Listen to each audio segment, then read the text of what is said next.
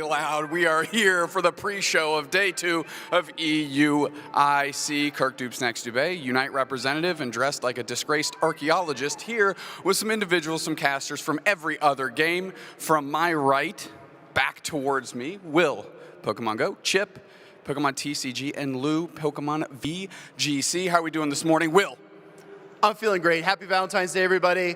Welcome in. It's Saturday here at EUIC. Day 1 was incredible. So many exciting battles, limited meta in Pokemon GO, and we're going to get into that plus much more. Chip? Yeah, it's a great day 1 yesterday. So much more Pokemon action still to come across all of our various titles. Very excited to see what our TCG players have in store. And of course, beautiful Lou. Well, I've got big hair for big games today because Pokemon video game really kicked it off in style yesterday. It's my favorite tournament of the entire season, so I'm looking forward to what day 2 is going to bring. Well, I know this doesn't apply to anybody watching right now because you've definitely tuned in yesterday, but we're going to go through a little bit of a recap action and some players or teams to watch to get you caught up if, again, for some reason you missed or you have amnesia like Slowbro and forgot. Will, walk me through, well, let's see where the card says, because I feel like I already messed that up. So let's go ahead, and we're actually, we're going to reverse the direction. We started with Will, back to me. Now we're going to go from Lou to Will, then back to me.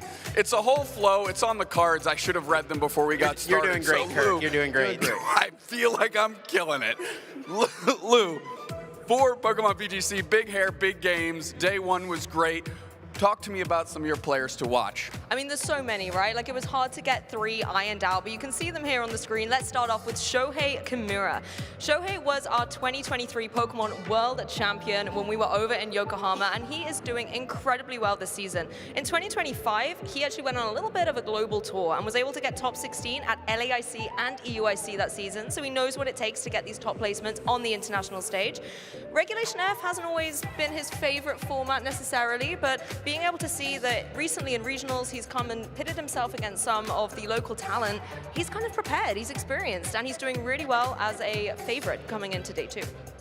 Great global representation here in London for VGC and our players to watch. Let me check the cards again so I don't bungle this up 2 consecutive times in a row. Chip. Pokemon TCG, a lot of great individuals, of course, competing today.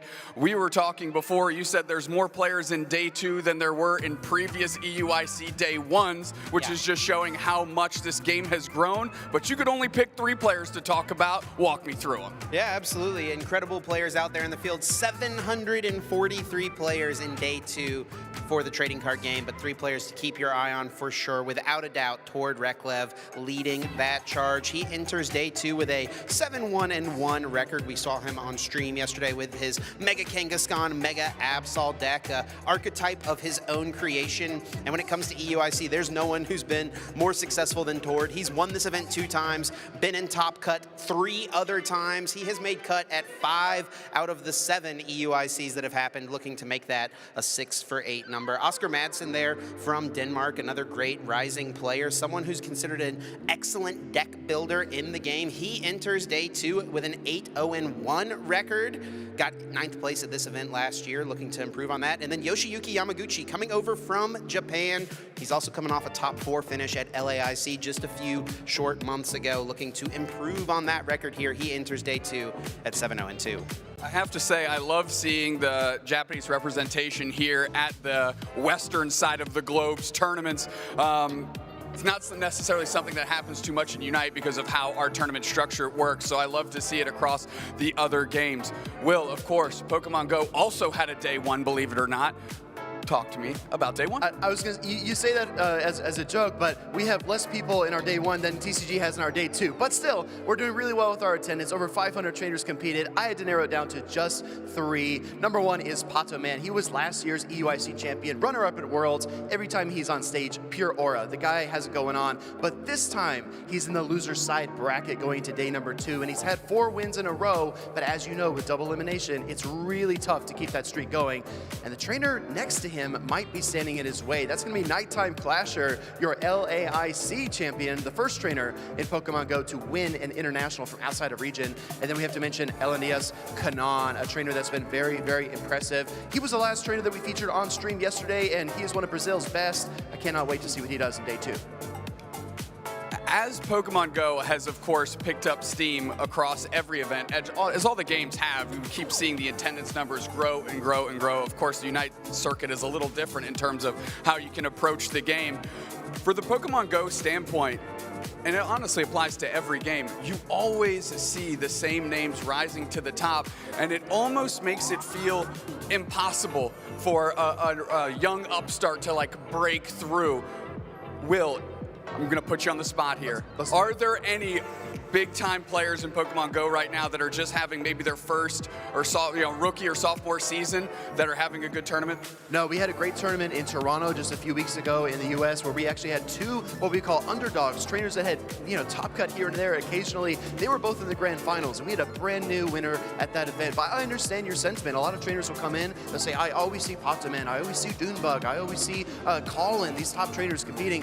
But there is a small skill gap that you can start to learn and improve and exploit, and I do think that the ceiling is not as high as you think. Pokemon Go is very accessible. You can download onto your phone for free, and I will say that today we have several trainers in EU that have top cut before, but are doing better than ever before, and they've been battling for years. So Amanda and I in particular are watching those trainers to see what they do. I think the sky is the limit. Love to hear that. And of course, I was just sandbagging everybody because now I get to talk about Unite, which means just me and you, camera. Let's lock it in here. We've got 3 teams to watch because in Unite, you get together with your friends and you unite to play our game. Throw them up on the screen so we can talk about them, of course. Left to right, we've got Evil Geniuses and Root Dignitas, 2 orgs that have stepped into our league regional formats here. And those 2 teams specifically in NA are both undefeated in our regional league so far across our first 2 weeks. They have also come here, of course, to EUIC to compete.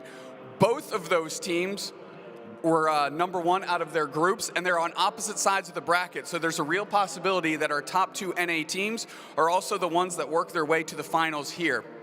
Evil Geniuses flamed out at LAIC and want to prove that they belong here in the final stages of an IC, whereas right next to them, Root Dig won LAIC to qualify for the Asia Champions League. And of course, you cannot talk about EUIC without talking about an EU representative. And right now, Komai sits on top of the pile of these EU teams, having a great run yesterday. This is a team that kind of had a rocky start to their regional league setup, finding themselves not in the top position, but they beat the brakes off of some of the best teams around to put themselves as the winner of their group as well. So we have a lot of great Pokemon Unite action that I'm excited to bring you. We have 10 matches today. Our aim is to show you all of them, and we close out our day in our semifinals with 2 best-of-5s to wrap this thing out. And of course, we have 3 maps now. I could talk about Unite forever. Kyogre, Groudon, Rayquaza, those best-of-5s. You're gonna see all 3. There is still, I can't read that clock from here, but it's like 9 more minutes. Thank you, production. Bang, right in my ear. They knew where I was going. I mean, so I got you if you need. I mean, we're going to throw it back around. We're going to go around the horn so many times, or at least one more time. Lou.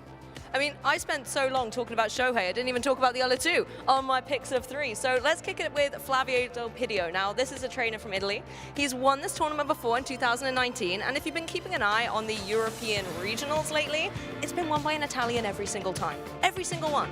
So I would definitely be picking an Italian to possibly go all the way at the end of Championship Sunday, and Flavio, considering he's undefeated in the tournament so far, would be one of my hot favorites to take it. Brian Collins as well from the US. This is a trainer who's really well known for running Hard Trick Room, an archetype that isn't necessarily doing so well in Regulation F. A lot of people are like, balance is best, that's the one we're picking up. But he's like, Hard Trick Room's where it's at, and he's doing incredibly well, currently 8-1 with a really interesting team. So I want to see what he's going to be doing in day 2. These would be my names to keep an eye on. There's plenty more out there, but I'm glad we got to showcase them a little bit more. All right, Lou, now I'm going to put you on the spot here we go. just like I did Will. First off, is the reason you didn't get to your other 2 players because I cut you off and kept throwing it around? It could be, but also I'm not going to lie, I'm a big Shohei fan. I could talk about him all day, like you could talk about Unite. Okay, fair enough. He's awesome. Fair enough. Chip, toward Reklev, EU end boss, EUIC end boss certainly, kind of IC end boss. Always showing up with their own creation.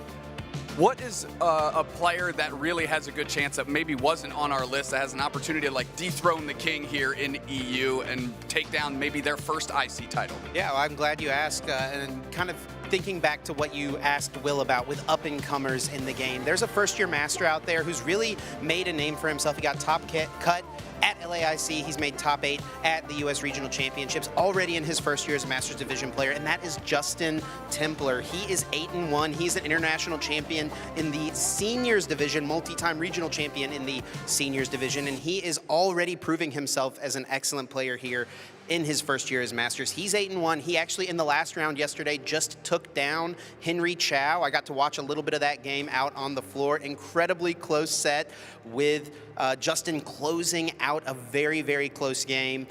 Really excited to see him moving forward, and not just at this event, but moving forward through the rest of his Pokemon career. But, I mean, 8-1's a good spot to be in with 5 rounds left to play. I feel like over the last couple years, the transition from seniors to masters and those seniors finding immediate success in the masters division is a gap that has shrunk every single year. Yeah, it turns out when you are a teenager and you have a lot of free time, you can commit a lot of that free time to playing with Pokemon cards, and that leads to a lot of success. Ain't that the life? I miss those days. Sure. Yes. All right. Will, Pokemon Go, say literally whatever you want. Yeah, absolutely. I'm glad you did that, because I had a topic in mind. No prompt at all. I pre-prompted on the last go, and That's now true. we're filling time expertly, I might add, Well, the thing crushing is, it. Say something. That works out, Kirk, because whatever you were going to say, I was going to totally hijack the topic, because I want to talk about the format for Pokemon Go. So typically you compete in the Open Great League if you're at a regional or even a local tournament, but at the internationals this year so far, we have had limited meta. So kind of like VGC, where you have Regulation F currently, we have kind of like a collection of typings that are allowed, typings that are not allowed, and then some specifically whitelisted Pokemon. So you might watch the regional championships and say, oh, I'm used to seeing Azumarill, or I'm used to seeing Umbreon, or things like that. But in this meta, we've got Grimmsnarl, Spidops, Dragalge, Pokemon that you would never see typically in Open Great League play. We had that at LAIC as well with Turtonator and Oranguru. I remember during the pre-show, I asked my co-host, I said, guess what the #1 Pokemon's going to be? Everyone was floored when I said Grimmsnarl, and that Pokemon has been insane in this tournament so far. So Pokemon Go is really exciting, and this gives trainers a really interesting chance to kind of display what they can do, not just in an Open Great League format where anything goes, but also in a limited format where your opponents have very similar tools to you, and you have to just play them the best. I feel like Grimmsnarl is also a Pokemon that needs to get in Unite. Is it relevant in VGC, real quick? Not at the moment, but it has got a very historic past. We've got a pretty good Grimmsnarl right now in the TCG, one of the top decks, Marnie's Grimmsnarl EX. Is it in Unite? No, that's kind of why I'm like, that's kind of a neat Pokemon. We need to throw that in there. It's always been one of my favorite practices, trying to figure out which Pokemon is most meta-relevant across all the 4 games. pillars, yeah. Well, while we're talking about things that are relevant, you got to get something for tuning in and hanging out with these chuckleheads over here, and of course, awesome me. So let's go through our drops, and whatever distro means, we're going to go into VGC. What is your distro?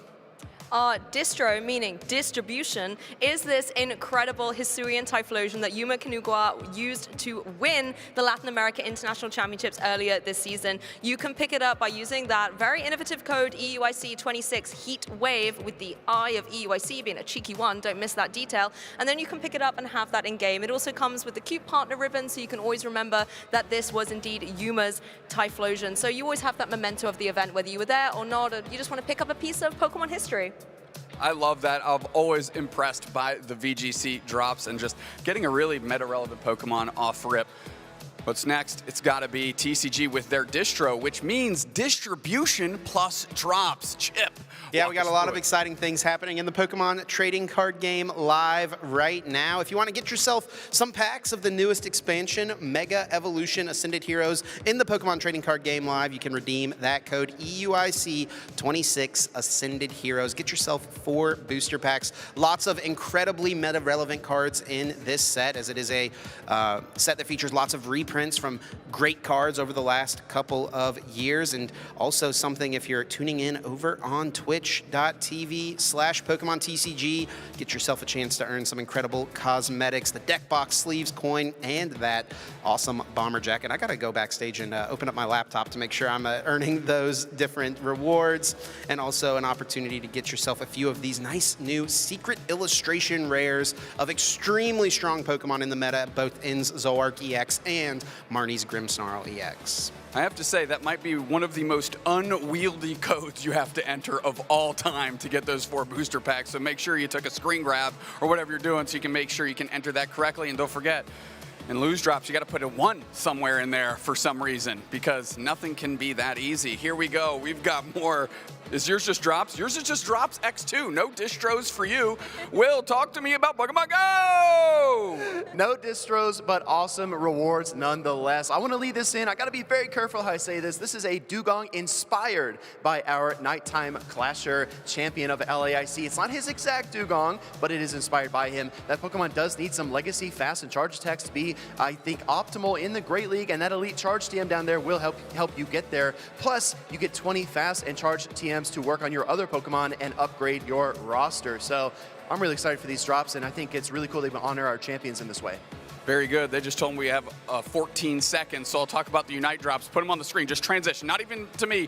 Production, back. Put them on the screen. Put our drops on the screen so we can talk about them. Pokemon Unite is bringing you a Charizard emblem and a sticker, which, of course, we know is just as good as all the other stuff that you're getting for watching the other games. It is awesome, and everybody knows it. So we have 11 seconds left. We had 11 seconds, 14 seconds go. We now have 53 seconds. Time is relative. Time is certainly a figment of my imagination at this point in time. I'm being led astray by production, and for those of you that tune into Unite, you know that is apology number 10 that we are owed based on production-related errors. That's a joke. They don't make mistakes. Me and the cowboy do. Spraggles, who led this show yesterday. Final thoughts. You've got like 4 words. Burn it. 30 seconds. Italy. Chip. Oh man, I'm just blown away. I gotta watch the Unite stream more. That's what my takeaway is from this. I agree completely. We all love the Unite guys. I'm going to say a brand new champion will win EUIC this year. Ooh. 15 seconds. Tell me when it's 10. Kirk, We're why don't you just count it down? EUIC Day 2 is underway, and what I hope is 4, 3, 2, 1. Let's get after it. Boom.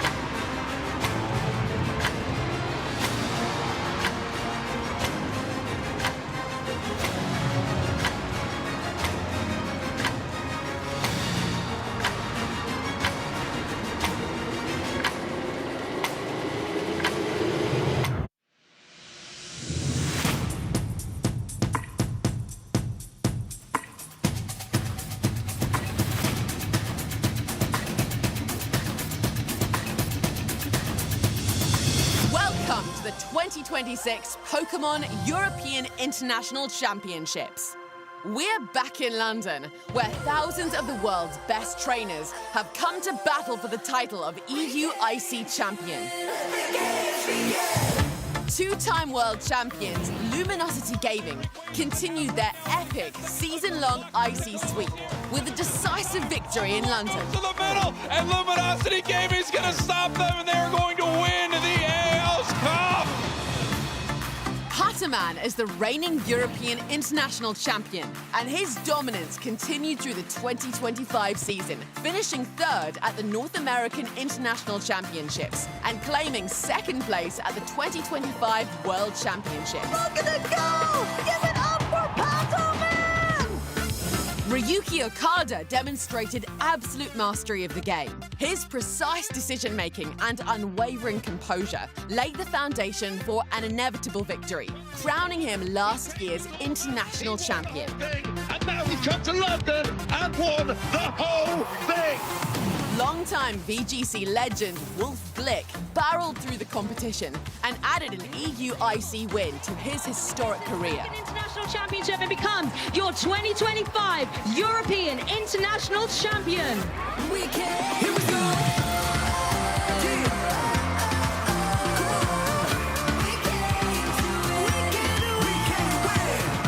Welcome to the 2026 Pokémon European International Championships. Let the games begin. Good morning, trainers, and welcome back to day 2 of the 2026 European International Championships. I do hope you're all nice and rested after yesterday's intense day of action, because we are not going to be stopping today until we've decided our finalists in every game. But the question is, who's going to make it to Championship Sunday? Well, in Pokemon Unite, Root Dignitas and Evil Geniuses are both undefeated in the season coming into this tournament, but Kamai Esports looks to be leading the way for the European region. In Pokemon GO, defending EUIC champion Pataman will be looking to hold on to his title, but our new LAIC champion, Nighttime Clasher, is in a great position to add another trophy to his collection. Over in the trading card game, we had 3 players finish phase 1 with a perfect 8-0 record, including 2 Japanese players with depth outside the established top 4, Kaido Mitsu with Raging Bolt EX, and Daichi Tamai with Mega Absol Box. And finally, in the Pokemon video game, Flavio Del Pidio and Paul Chua are both previous EUIC winners with a shot at another title this weekend, whilst Wolf Glick, reigning EUIC champion, is not out of it yet. But there's only one way to find out, and that is locking in for an entire day of exciting action and joining us as we find out who's going home with the points, Who's going home with the prizes, and who's locking in those direct invites to the Pokemon World Championships and Pokemon XP in San Francisco. So good luck, trainers! You still got everything to play for. Let's get day 2 underway.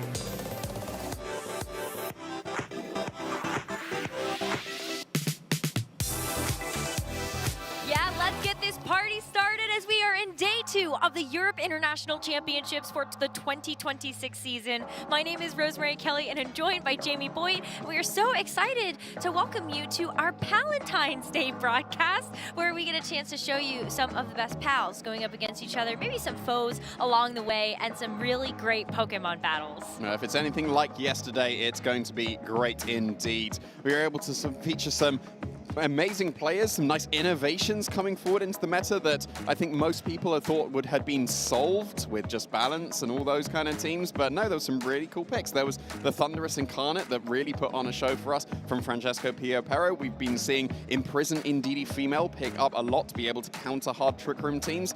So I'm very, very curious to see what has made it into the phase 2 and if those innovations are going to continue. Yeah, likewise. I think one of those standouts to me was also the Galarian Moltres that we saw from Joao. Yep. And so I think there are definitely plenty of surprises left in store for us as we look towards the remainder of our Phase 2 matches before we get into our single elimination top cut bracket later on today.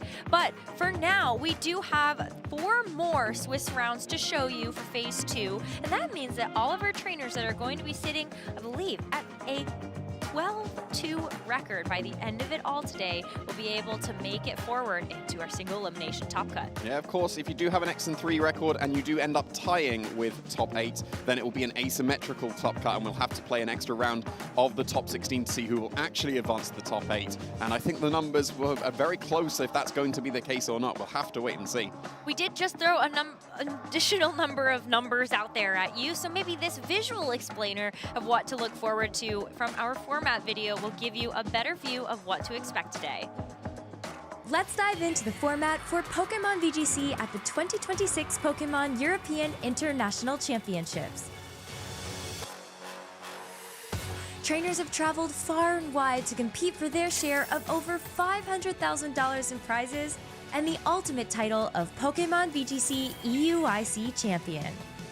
The competition takes place over 3 days, battling head-to-head in a best-of-3 Swiss round format with open team sheets. An open team sheet means critical details about each trainer's Pokemon are available to the opponent. Trainers advance to Swiss Phase 2 if they gain more match points than their division threshold. When Swiss completes, the top 8 trainers and up to 8 additional trainers tied with 8th place advance into an asymmetrical single elimination bracket until only 2 finalists remain. These final 2 trainers will compete on Championship Sunday. The trainers are bringing their all to the play tables this weekend, and we will soon see who will claim the trophy and title of EUIC champion. Let's get this tournament started. And of course, this has not been the first time it's been in that Regulation F format that we're playing in. We had it 2 years ago. We had Nils Dunlop taking it with the P2 Ursaluna that was very, very, kind of out there at the time, and we've been seeing it really pick up into this second round of Regulation F as we go forward, because we've been able to feature it on team already. I'm sure we're going to be featuring it even more as we go. Yeah, Ursaluna has definitely cropped up to be one of the most popular Pokemon in the format, but alongside of that, when you take a look at some of the heavy hitters, Regidrago has shown up too. And so when we take a look back at some of the events that happened yesterday, I think one of the highlights for me was certainly seeing how some of these Regidrago actually performed. I feel like it was popularized by the team that Justin Tang ended up using in our first return back to Regulation F. But as I think about the Dragon types, I'm also thinking about how Raging Bolt has also been able to do so much in terms of just like the Dragon typing that it has. I think I've just been incredibly impressed with Raging Bolt when it's had the booster energy as well, because the leftovers, it's nice for recovery, but getting that extra damage on the board, being able to pick up, for example, a one-hit knockout potentially on a Pokemon that has just switched in when the Urshifu could have been Thunderclap. Very, very nicely done here, as we're about to see from Giuseppe, covering the Urshifu, going on the offensive, and also catching that Raging Bolt very, very nicely and knocking it straight out of the game. Yeah, and that's a rough switch to have to take, and a knockout to also have to take in that game. Giuseppe Musicco is going to start today at a 9-0 record after going undefeated in Phase 1 of Swiss, and then, of course, winning out that final round of Swiss yesterday that started Phase 2 of our competition. But another highlight for me is you talk about all of these Dragon types. What about the Fairy types that we still have running around in the meta? And I believe that Fluttermane is still continued to be public enemy #1 alongside that Raging Bolt. Well, it seems like the trend going into this second round of Regulation F has been the more supportive Fluttermane, just spamming those Thunder Waves to get those full paralyses and the speed control.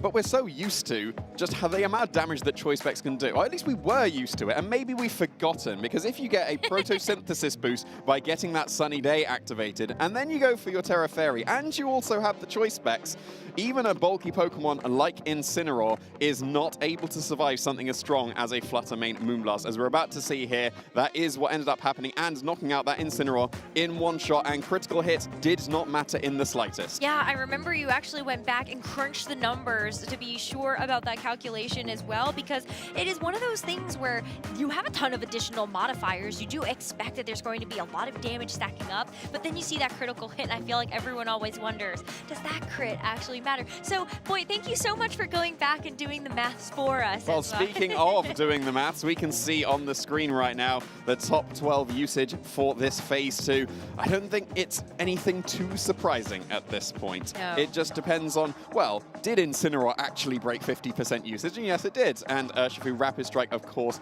being able to match with that. These 12 Pokemon, they've been tried and true throughout the entirety of both the first round of Regulation F and also going into the second round. I mean, this is going to look a little bit different in terms of what the whole of the competition brought to phase 1. And I actually remember seeing Incineroar had dropped down and Urshifu Rapid Strike was on top for the usage stats. But of course, they have started to kind of meet their match a little bit there. And these 12 Pokemon, I feel like any way you slice it, you could put a team of 6 together and be very successful in this format. Yeah, I think one nice thing that I can see there, if I am doing my maths right, is that Ogerpon Wellspring and Ogerpon Halflame combined is exactly 50%. Which is quite interesting. So, yeah. Well, we saw Cornerstone a little bit yesterday as well, so that could have potentially taken up a little bit of the extra usage. And sorry, Teal Mask, you're not the one this. Yeah, where's my Teal Mask? I believed in you 2 years ago, but no, not anymore. I thought maybe with Defiant there would have been something in there, but it really does feel like even if there is all this Intimidate running around, with Choice Band Landorus also being a little bit more popular, as we saw yesterday on our stream too, that maybe we would have a bit more of that anti-intimidate tech, but that is going to be what is the most popular heading into the remainder of our phase 2 today. We'll see how much has changed as we look towards that top cut as well. But while this is what has actually happened in the tournament, let's take a look at our caster predictions and what we thought would be good.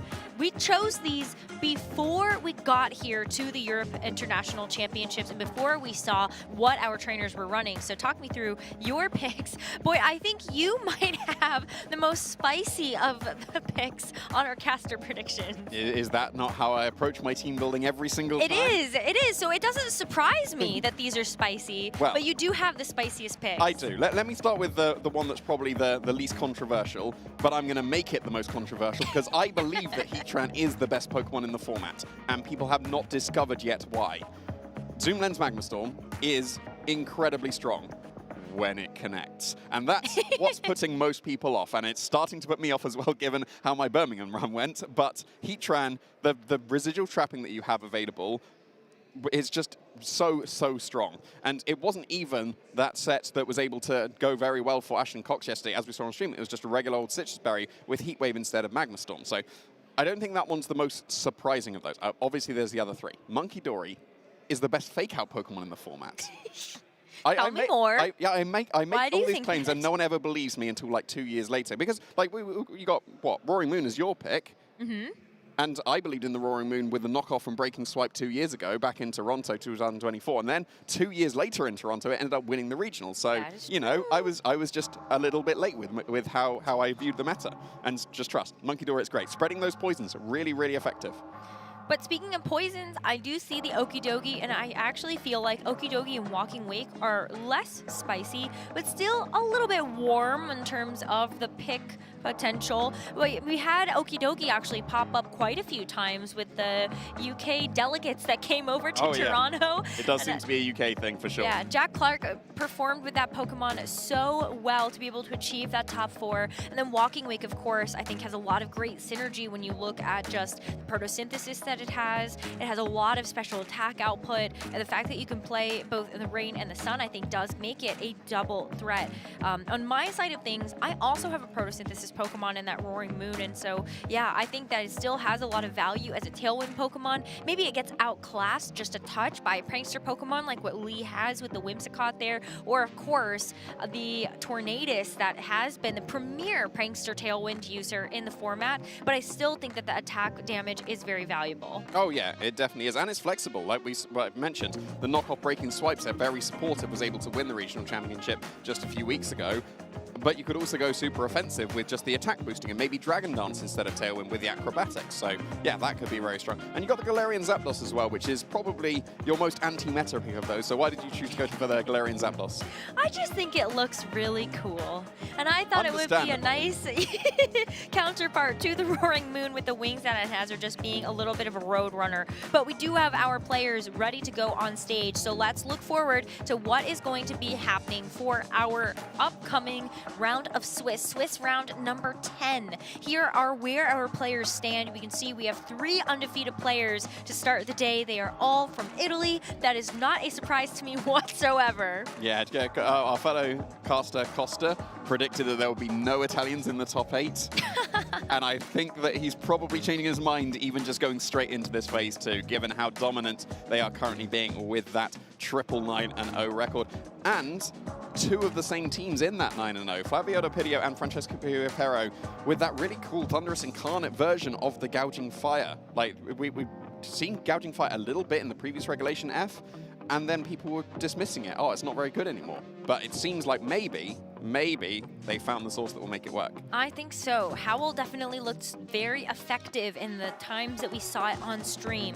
But as we look towards the matchups that we actually have, we are going to be featuring 2 world champions, Wolf Glick from 2016 and Giovanni Syski, our current reigning world champion from 2025. Yeah, I'm very excited to see Giovanni come on stream now. I believe this will be the first time we'll be featuring him since he has got that world championship title. So I'm very curious to see what he'll be running, because of course the team he ended up using to win the Regulation I World Championship back then, I think people were kind of dismissing it. It's like, we knew from the previous EUIC that Life Orb Koraidon was very strong. Right. And then, Koraidon, it's fine. But then ended up winning the World Championship. So as we can see what teams both of our trainers are running. We've already had the introduction. I don't think we need to mention any more. I believe that you do know who Wolf Glick and Giovanni Syski are. But the teams that they're going to be running, I think we've seen a couple of those innovations before. We have, and so I am very curious to see how they have actually ended up deciding to train these Pokemon. I feel like Wolf, especially when he had his amazing season just last year, he was using a lot of Pokemon that were just good.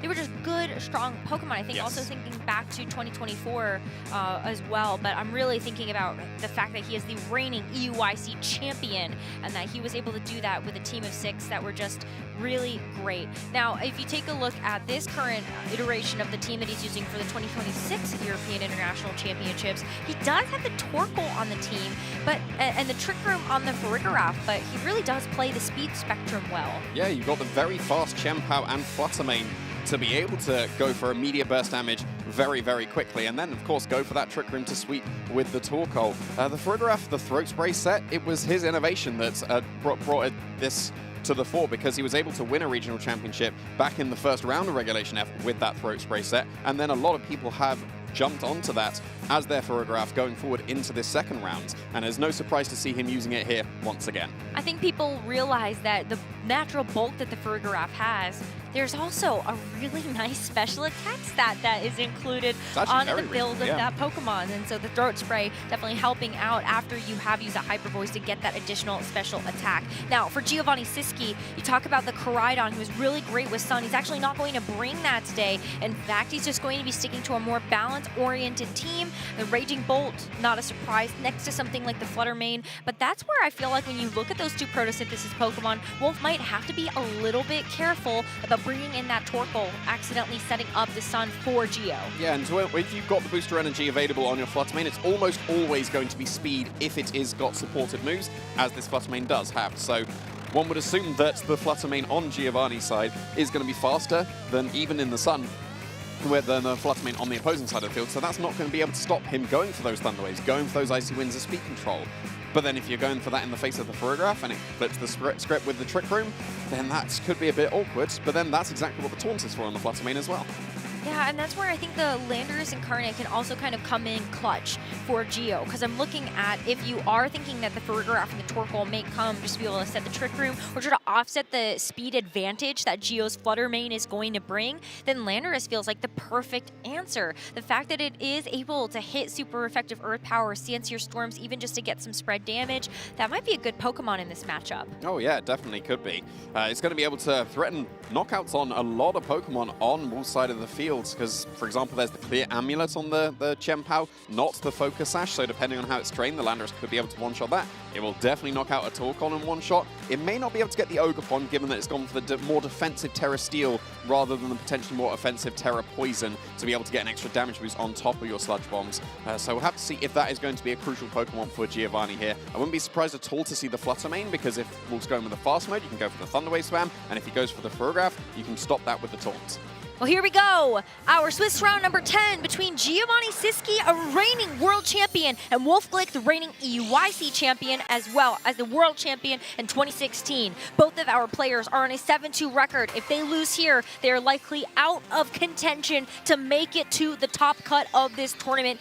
There are a lot of stakes on the line as we enter into this game one. Yeah, so of course the first turn is going to be crucial. We've got both Flutter Manes on the field immediately, but only the Flutter Mane on Giovanni's side of the field did get that speed boost from the booster energy, and that means that you can go for an Icy Wind and definitely put the Ogerpon slower than the Landorus, opening it up to a Sludge Bomb KO. You can go for a Thunder Wave instead if you're expecting this Ogerpon to go for a Spiky Shield potentially, or if the Ogerpon's going to be going for its Terrestrialization immediately, it would be able to survive this turn guaranteed, because it will be able to get rid of the weakness to the Sludge Bomb and just be able to go on the offensive with an Ivy Cudgel. And then, depending on how the Flutter Mane is trained, it might be able to be knocked out in one shot. However, we've been seeing the very supportive Flutter Manes being run incredibly defensive and can actually survive that attack.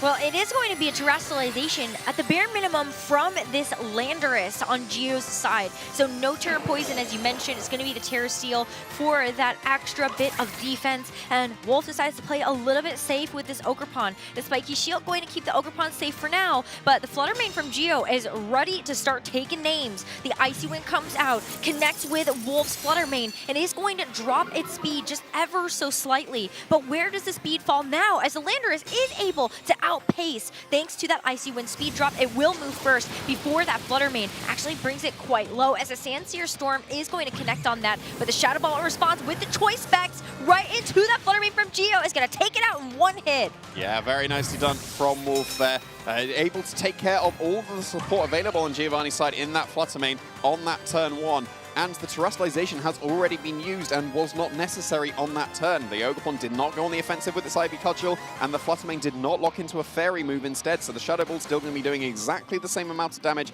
into that Landorus. You also didn't get the Icy Wind into the Ogerpon, so now it's going to come down to the training of both the Landorus and the Ogerpon of which one will move first. Ogerpon is naturally faster, but if you want to prioritize extra bulk for when you're going for those follow me's to get that survival, then you might be underspin the Landorus. So that's going to be very, very crucial here. Of course, whatever's going to be coming in on Giovanni's side of the field could help support with that, because the Flutter Mane did get Icy Winded. It will be slower than this Landorus, and could easily be slower, and it will definitely be slower than, I will now say, as we see the Ogerpon Wellspring joining the field for Giovanni, definitely slower than that as well. So the speed advantage here for Geo, as the Landorus and the Ogerpon still have full HP. But for Wolf, he is locked into this Shadow Ball from the Flutter Mane, and also still has a couple of Pokemon at his disposal in the back where he could shed that speed drop and bring that Flutter Mane back in to re-choose a move and also shed the speed drop. Yeah, but then you'd have to be opening yourself up to something like a Seer Storm on the way in. We saw that Giovanni did go for that on that first turn, respecting the option of the Follow Me. And if you go for Seer Storm again, that would ignore it. But of course, there is that shaky accuracy that you do need to contend with. So do you go for the consistency of the Sludge Bomb or the Earth Power? Or do you take that gamble again just to guarantee you bypass Follow Me if it does connect and go for the Seer Storm instead? Maybe the Incineroar switch is going to help out a little bit with the physical damage output of the opposing Ogerpon. We know that Ogerpons have Ivy Cudgel, that's going to be a water type attack, as well as some type of grass attack. For this particular Ogerpon on Geo's side, it is going to be Horn Leech. And so with this Intimidate drop, that is going to be a great way to be able to kind of deal with that. But the Water Absorb is going to actually remove the Ivy Cudgel's ability to get damage down. Sludge Bomb is barely clearly not a KO, and you can see why the Terra Poison is important for the Landers to actually secure that knockout. Yeah, but there are, of course, benefits to the Terra Steel defensively that it has over the Poison. But yeah, if it had Terra Poison instead, that would have been a KO'd Ogerpon. And very nicely done from Giovanni, again, respecting the Incineroar switching in. The Fluttermane did not go on the offensive and get some extra damage with the Shadow Ball. So now Giovanni's still got full HP on both of his Pokemon here. Yes, the Incineroar has joined the field to get some fake-out pressure exerted. You could easily just go for the Protect and Spiky Shield to be able to avoid that. And then on the next turn, be able to follow up with a KO into the opposing Ogerpon. Because at this point, it can be knocked out by either the Ogerpon or the Landorus very, very comfortably.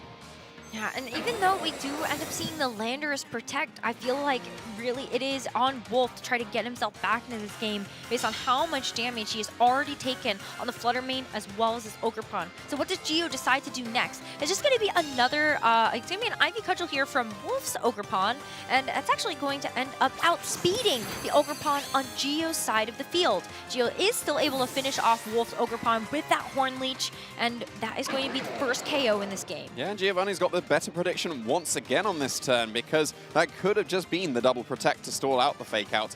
But protecting one Pokemon in the face of fake out is always incredibly brave, because if there is a double up into the Pokemon that got faked out and you didn't protect, then that goes horribly wrong. But if you double up into the Pokemon that did protect, that goes incredibly right for you, as we've just seen. The Ogerpon was felled completely to that Horn Leech, and the Ogerpon got away with it. It didn't take any damage for its troubles. Now the Fluttermane, as we mentioned, it got rid of the speed drop. It can come back in and threaten a lot of damage once again, while still, we would assume, outspeeding both of these Pokemon. But instead, we've got the Chien-Pao. Again, should outspeed both of these Pokemon here.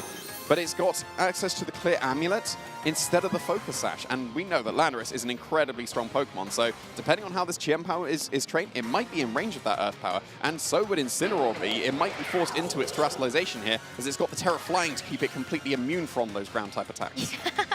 Terra Flying is a more unique Terra type that we have seen on Incineroar, but usually it is some sort of defensive Terra, whether it's Ghost to be able to help protect this Incineroar from being faked out, or maybe it's even Grass to help you get around those pesky Amoonguss. But I think Terra Flying in this particular situation would give you a double into that Landorus. You make sure that your Incineroar can stick around. Your Chien-Pao could even get like a Sacred Sword, but at the very minimum, you can get double damage down. Yeah, you would be able to. You'd have to double up with a Sludge Bomb and an Ivy Cudgel, because that Incineroar did commit its Terra Flying here. And I don't know if that's going to be enough to KO the Incineroar if that is the case, because you'd have the Sword of Ruin helping the Ivy Cudgel at least, so it'd be pretty close if it is actually able to pick up the KO, if that is what Giovanni went for. But Wolf right now is going to keep this Chien-Pao on the field, doesn't want to risk this when you know that the Follow Me from the Ogerpon is still around. Also with the Chien-Pao, with the moves that it has, Icicle Crash can miss, but this was a great call here from Wolf to get this prediction right and make sure that this Incineroar could actually go ahead and do some damage. That Follow Me perfect to be able to keep this Landorus from taking that super effective attack. Yeah, so a much better turn for Wolf coming out on this turn. No damage taken apart from your little bit of Flare Blitz recoil, and you put that Ogerpon into range of the Icicle Crash that the Chien-Pao can go for. So now you've got to be wary of the fact that you can get KO'd on the Ogerpon with the Icicle Crash, and then the Incineroar, now it's gone for its Terra Flying. Yes, Sludge Bomb would do some reasonable damage, but it wouldn't KO at all. And that means you're opening yourself up to a double KO here. It could be Icicle Crash KO the Ogerpon, take the Sludge Bomb, or maybe the Earth Power on the Chien-Pao, but then Flare Blitz would then KO the Landorus. But actually, that's not the option that Wolf is going for here. The Chien-Pao is not going on the offensive, it's switching into the Fluttermane instead. Yeah, I think it's just, you know that the Chien-Pao is going to be important later on in the game. Maybe it's not so bad to try to sacrifice the Fluttermane or see if you can actually get away with switching it back in. But it is going to have to take the Earth Power, so ends up being a sacrifice as Wolf is able to bring back in this Chien-Pao.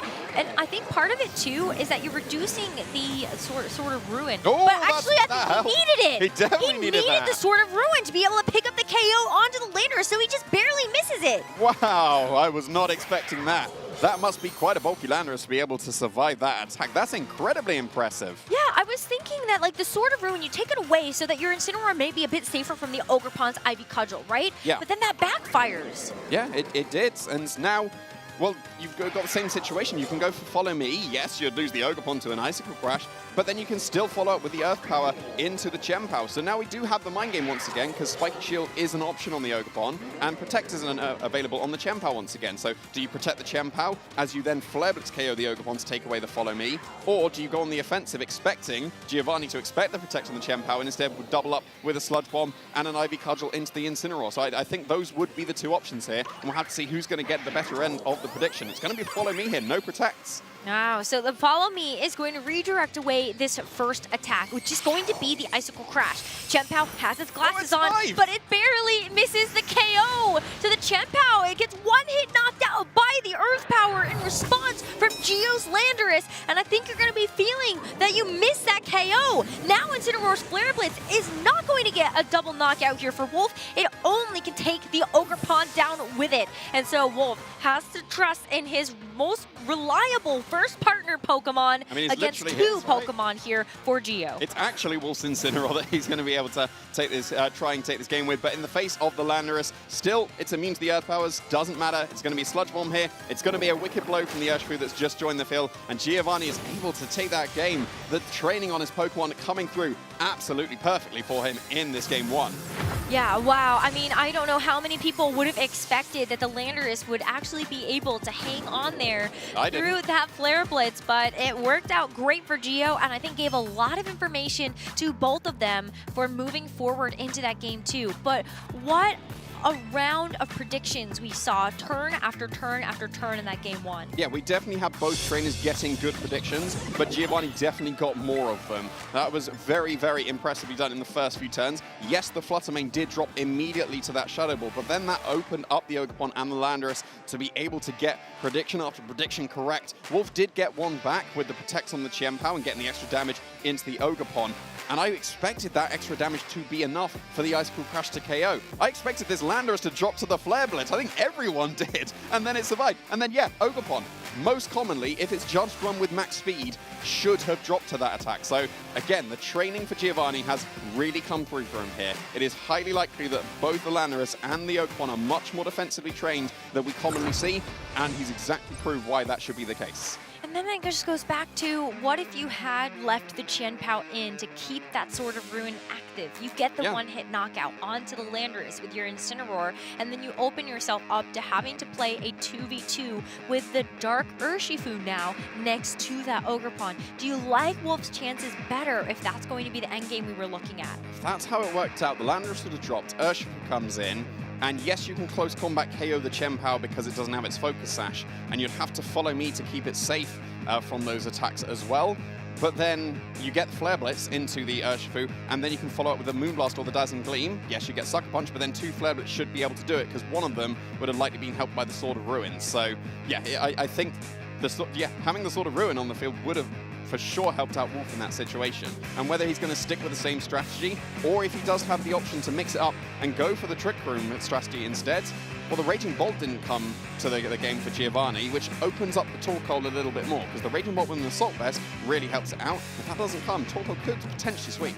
That could be an adjustment made into this next game, thinking about a difference in Pokemon that get brought to the match. But I'm glad to see that Giovanni Syski has not skipped a beat after getting top 16 at LAIC just a couple of months ago, when he said he was going to be taking it easy this season. He's been picking and choosing his battles wonderfully. And as we get into this game number 2 of this set, Giovanni is going to be leading with a 1-0 game advantage. Yeah, and so we've got pretty similar leads coming out here. The Flutter Manes either side. Are we going to see some support and then immediately drop to the Shadow Ball once again? Because in the first game, it was Spiky Shield on the Icy Wind, which did work out initially for Wolf in that first turn. And we did see the commit of the Terrestrialization into the Steel type immediately for Giovanni, and that could have come back to bite him, but then the Flare Blitz survival was absolutely clutch. So now we do have the Mind Games. We've seen what both trainers wanted to do on that first turn, but there are definitely multiple options that can happen here. You can go for the Thunder Wave into the Flutter Mane if you're expecting the Spiky Shield to really get that speed control going. You can go for a Sludge Bomb instead of the Sandsear Storm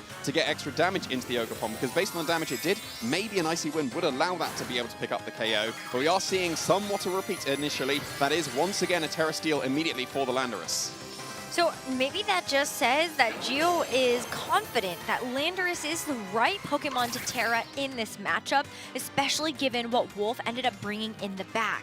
Even if it is going to be that Incineroar later to be able to deliver a Flare Blitz. Bit of an Icy Wind once again to drop that Flutter Mane speed, and that's going to allow the Landorus on Gio's side to actually get the outspeed. This time with the Sandsear Storm, can it connect again onto the Flutter Mane like it did in that game number 1? And it does. And it's going to do the same amount of damage. Now, this Flutter Mane, it is a perfect mirror of the turn we saw for the first turn of Game 1. Gio is okay giving up his Flutter Mane to that Shadow Ball if it means that he was able to drop the speed of this Flutter Mane and put Wolf into a position where he has to make a decision of either removing the Flutter Mane from play so that he can shed that speed drop or just play it out as the board is laid in front of him. Yeah, so are we going to see the Ogerpon join the field for Giovanni once again? Because it did work out for him, but he did have to get some reads correct in order to get into the good position. So are you opting into that once again? Are you able to outread a former world champion in consecutive games? We'll have to see. The Landorus now outspeeding the Flutter Mane and can threaten the knockout with the Sandsear Storm as we saw before. But of course it can be still the Sludge Bomb into the Ogerpon. Do you see the Terrestrialization on the Ogerpon to be able to stop that? Because in the face of the Ogerpon that joined the field last time and might join the field for Giovanni once again, he's definitely thinking about the potential mix-up, and it decides exactly the same thing. Here is the Ogerpon. So, last game, we saw Ivy Cudgel go into the Landorus, but it was just follow me and a switch out with the Flutter Mane, and Wolf didn't gain any ground on that turn. It could be an option to go on the offensive with the Flutter Mane, just stay in and try and get the Shadow Ball off, but that's incredibly risky if the Landorus does target the Flutter Mane, or just goes for Sandsear Storm to avoid any potential follow me that could still come out. It's exactly the same scenario as we had before, but this time we got the extra level of mind game of, well, this is what I did in the previous game, am I going to do the same thing, or am I going to go for the mix-up? Yeah, sometimes it is conditioning. If you expect to see the same turn play out, maybe that's where you can try to find the competitive edge by doing something unexpected. But as we enter into this turn, you can just see how much thought is going into making sure you are making the right choice. And it does look like it's going to pay off for Wolf, at least for the Ogerpon. But unfortunately, the Flutter Mane is still going to be able to get a chance to move. But with this trade of blows, Wolf has to lose his Ogerpon in the process to allow this Flutter Mane to actually get any damage down. So with a big Shadow Ball that it's going to be locked into, it targets down the Ogerpon on Gio's side, and in fact is able to get the knockout. A critical hit? We're going to have to go to the calculations for that one, but it is going to be a trade of Ogerpons across the board. I would suspect that did end up being necessary to pick up the K on the Ogerpon. Given it was able to survive the Icicle Crash and the Chien-Pao, that implies it is incredibly bulky. And Shadow Ball is definitely not as strong as Moonblast can be. We're probably used to the Moonblast count, and that should have picked up the knockout on the Ogerpon. But Shadow Ball, I think, would have probably fallen short, but there was the critical hit to be able to get that KO. At least you've got the Urshifu on the field, and both Pokemon are still outspeeding the Flutter Mane. But with the Incineroar helping support, you can go for a Fake Out into either Pokemon here. But I guess, well, you can't really go for a Fake Out, given that if you Fake Out one of them, the other one will respond with the KO into the Flutter Mane because it's got that speed drop. And that means it has to switch out to be able to mitigate that. Well, I do like the adjustment that we see here from Wolf in the back. When you think about the fact that this Urshifu, in one way it can get a speed advantage is by going for priority moves like the Sucker Punch. A way that you can negate that is with an Armor Tail from a Farigiraf, but that is not going to hit the field, and it is not going to see any switches because we do have a Terrestrialization on board first, and that's going to be the Terraflying again for the Incineroar. We believe in this Pokemon, and we know that Wolf does too.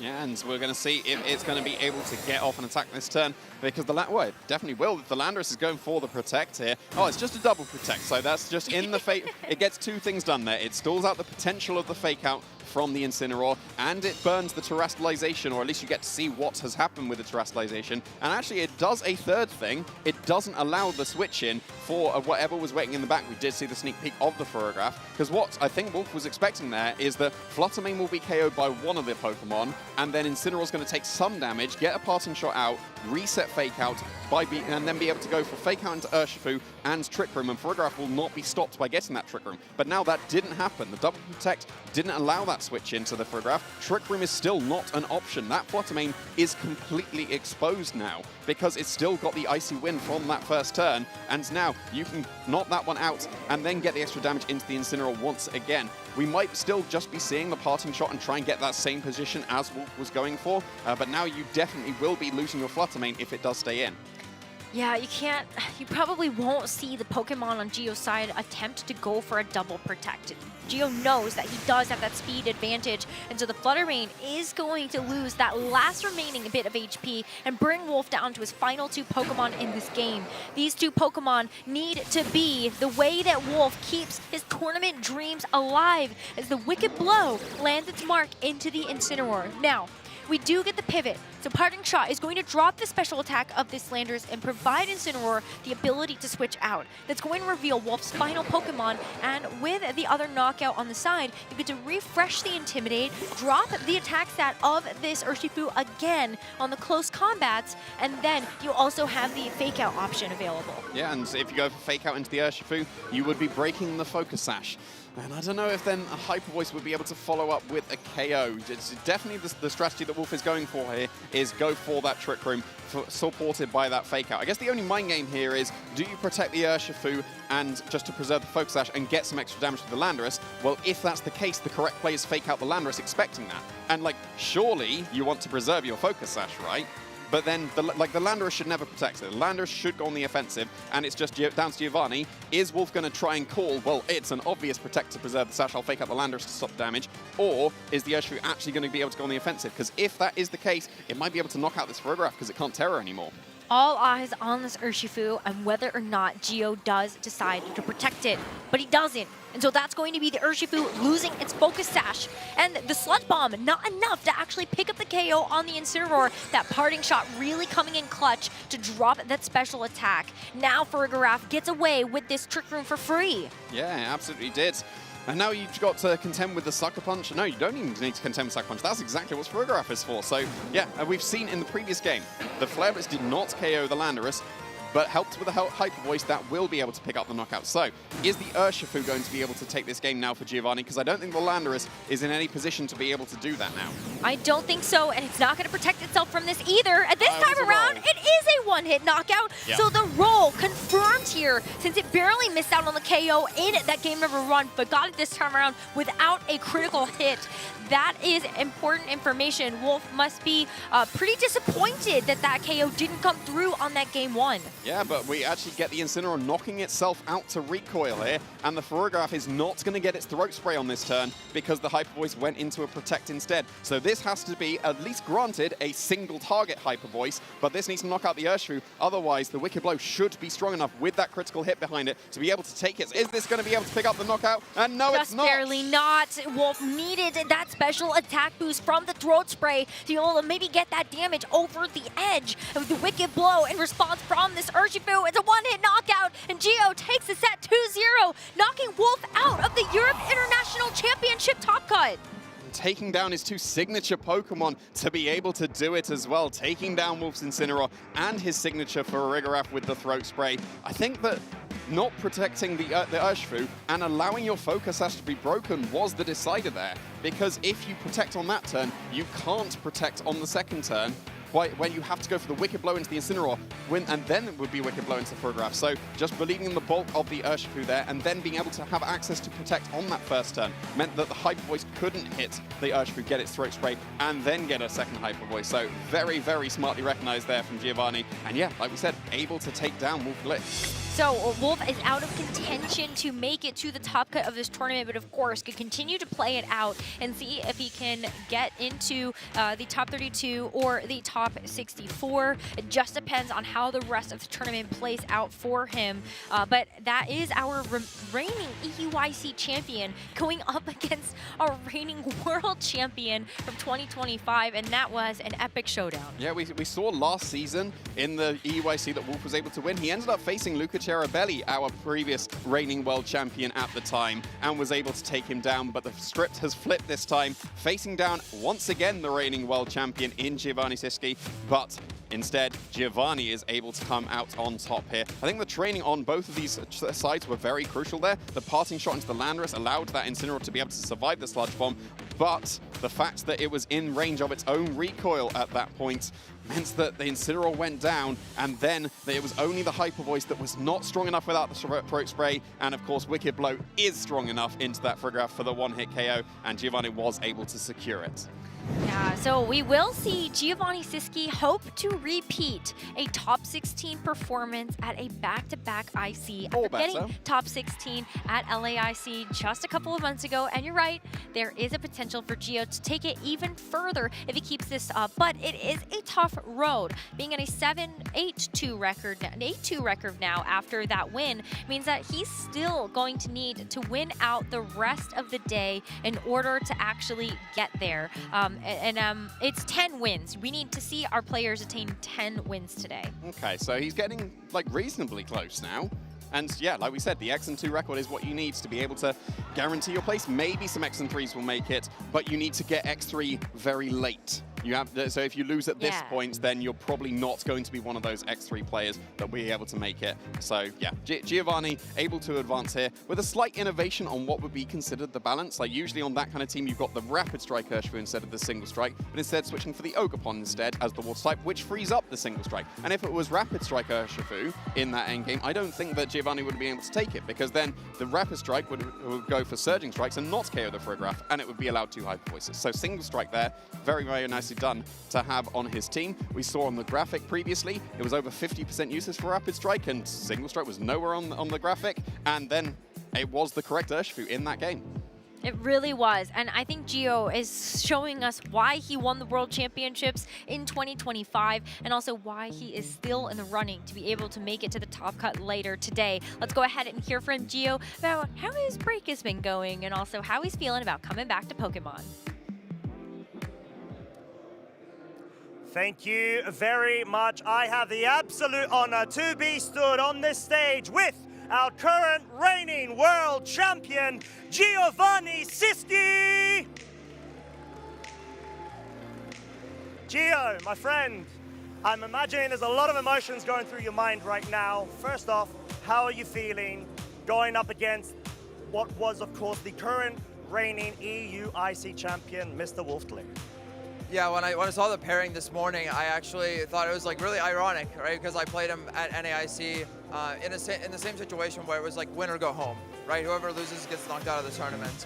And I was fortunate to barely get by there. And I kind of like saw his team, of course, yesterday because he played on a stream match. Or actually, no, he didn't play on a stream match, but people were talking about it. And so I had an idea of what he was playing, but I wasn't really sure entirely, and so I had a rough game plan, and I just tried to vibe it out because there's really not much else you can do besides that when you're playing a former world champion, current EUIC champion. You just kind of have to figure it out on the fly and go from there. And I mean, it makes sense, and I guess going into sort of the specifics of the games as a starter, we saw that not only yourself, but Wolf, you both led the same leads, going from game 1, game 2. It's actually a mirror situation of turn 1 as well. You committed with a Terra steal on the Landorus, and you were okay with your Flutter Mane dropping. So is that because you want to sort of establish speed control advantage for the subsequent turns? Exactly. I figured out that the only speed control prevention on Wolf's team was the Clear Amulet on the Qianpao, and if he wasn't leading it, well, even if he leads it, I still have Thunder Wave for that, right? And so I can still control the speed on the Qianpao individually, but I figured that as long as I'm getting Icy Wind speed control, I'm able to trade pretty well as long as I hit Icy Wind and Sandsear Storm. So 72% of the time, I get a decent position to play, right? But it's really the best I had to work with, and even if I miss a move there, then I still get a chance to double target the next turn. And of course, he's forced to switch out and then come back in later.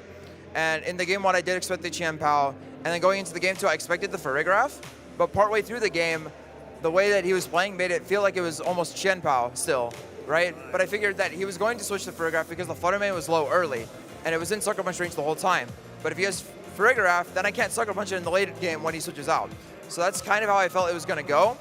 But when I saw the parting shot come out of the game too, I was like really surprised because I thought it was Qianpao the whole time. That's what you're sort of anticipating there, and not actually the commit of, let's say, the Terra flying as well with the Instant in that particular moment, rather than just for the hard switch. Yeah, exactly. I thought that it was arguable which terrestrialization was best between the Ogerpon and the Incineroar. Of course, if he terrestrializes the Ogerpon, then my Urshifu and my own Ogerpon in the back perform quite well into that because that special defense boost doesn't matter, and I'm hitting super effectively with the Horn Leech. and so I'm also able to Wicked Blow critical hit through the Intimidate drops on the Incineroar. And if it's Terraflying's there, then I'm able to Wicked Blow the entire team, right? And so at some times towards the end game, the biggest concern was ending up in a 1 versus 1 with the Qian Power and the Urshifu, and it's like, okay, you have to Icicle Crash to get the flinch because close combat would KO anyway, and so 27% of the time I would lose that, right? Because of the accuracy and the flinch chance. But overall, I felt like I just kind of had to play to my highest percentage because I didn't really have a better lead, and I figured as long as I play well enough and I land most of my moves, then I'll put myself in contention to win. And you sort of like have to hedge your bets as best as you can, especially when it comes to that certain matchup and so many probabilities that stack in the sort of pieces that need to be forwarding your own gameplay. And I guess going back to game one super quick, there was I would say, an impressive survival of your Landorus Steel, Terra, from the Flare Blitz of the Incineroar. And that was quite shocking because obviously in game two, we saw it was able to actually pick up the KO, so it seemed to be a roll. How impactful do you feel that would have been, not only within the game, but also from a psychological point of view when you observe that, let's say from Wolf's point of view? I'm glad you highlighted that turn because that was actually arguably the most influential turn of the entire match. Like both because it impacted the game one result and the following game two decision making on our turns, right? Of course, if the Flare Blitz does not KO the Landers there, then Throat Spray is activated, it gets the special attack boost, and then my Urshifu drops to the single target Hyper Voice, right? And so I kind of had to make the decision on guessing which slot that Wolf would target, and then on top of that, does the Flare Blitz KO? And he was very much heavily deceived by the Flare Blitz in game one, because it normally does much more damage, and it's usually much closer to a knockout, even if it misses the knockout. So I did have that knowledge, and he didn't, and he just kind of got tricked by the game, you know? I mean, it all comes down to the granular situations of, you know, those circumstances. Could it be a roll, could it not? But when it was sort of like such high-level play, that's sort of the point of why people say every single detail matters, especially with a game that we have, which is amazing. It's sort of like a 4D chess scenario in a way. So, but you have got the win right now. You've still got to go ahead and have a journey ahead of yourself, but you've done such an impressive job already. You started Phase 9 yesterday with a win going into today, and I believe I saw you also were able to defeat a previous international champion, James Bake, too. However, one of your losses were to Heatran. Do you feel like that's sort of the play in terms of maybe a meta rise against the common sort of cause? I do think Heatran's very strong right now, but also that team in particular had like 5 of the 6 Pokemon collectively as a problem for me. Like when they're all combined. Individually, like I can deal with them, but when they're all together, it was a mess. And then my other loss I actually had against the Porygon 2 Ursaluna team, and I thought I played almost lights out that entire set, but the game 3 came down to the Ursaluna getting a critical hit on my Incineroar switching in, and I had it pinned otherwise, which was tough. So it almost feels like I've only taken 1 loss, of course, respect to my opponents, but I do feel like I've played a relatively clean tournament so far, and I've been fighting pretty tough matchups for the majority of my run so far. I think I've only played like 3 matchups I would consider to be positive for me, not just like neutral and negative. So I'm very proud of how I've dealt with this so far. I did prepare very, very hard for this tournament, but I also wanted to come to Europe because I enjoy this community a lot. I love this community. It's really fun to be here. I missed last year. I didn't come last year. That was really shameful that I missed last year. But I figured I could make up for it a little bit by coming through this time around. 100%, and you sort of did make up in a way for getting the direct invite as well to Worlds for the next season. So I guess talking a bit about that, we did see you go ahead and actually get top 16 earlier this season at LAIC. At the moment, like we've said multiple times, direct invite. You don't need to compete to get that invite because you've got it. So what sort of gives you this motivation and sort of passion to be able to keep on going? Is it sort of to keep yourself up on form, or do you have your own additional personal goals and ambitions? Yeah, that's a good question. I think just to touch on like prefacing that, for the World Championships, I prepared extremely hard over the entire summer, and by the time that I was at Saturday at Worlds, like having made finals, I was almost completely wiped, like burnt out. And I was kind of dragged across the finish line by some friends helping me prepare for that finals match. Of course, I tried to give it my all. But after Worlds for months, I was kind of struggling to find this energy to compete again, right? Because I had felt like I had accomplished what I set out to do all these years. Still don't have a regional medal, so I think that's a lot of the motivation. Sort of like the competitive blue or the goals blues in a way where you've met the goal, you're like, oh, what do I do now? Exactly. I think a big question is people pose like, what's next for you? And I'm like, I don't know, I just want to enjoy this in the moment, right? And it's a lot to process. But I'm just really happy with how the journey has played out so far. And it's a bit weird having only attended 2 internationals and no regionals yet. But I have been playing some locals just for fun with my local scene. That's been fun. And I'm just really happy to be here in London to compete this weekend. Very happy to hear that as well, my friend. So I'm gonna leave you with very quick 2 topics. As I've just been told, pairings are up, so we want to make sure that you get all cracking onto the next match. So first off, who's your favorite Pokemon and why in tribute to the 30th anniversary? Cubchoo. It's a polar bear, that's why. Well played. All right, cool. And finally, any shout-outs that you would like to give to anybody in the audience, at home, just tuning into the broadcast? Thank you to my family, thank you to my friends, everyone who supported me along the way. Happy Valentine's Day, everyone. There you have it. You heard it from our current world champ, Gio Syski. Wish him good luck as we will be going straight into the next round. So get your refreshments. I'll be right back.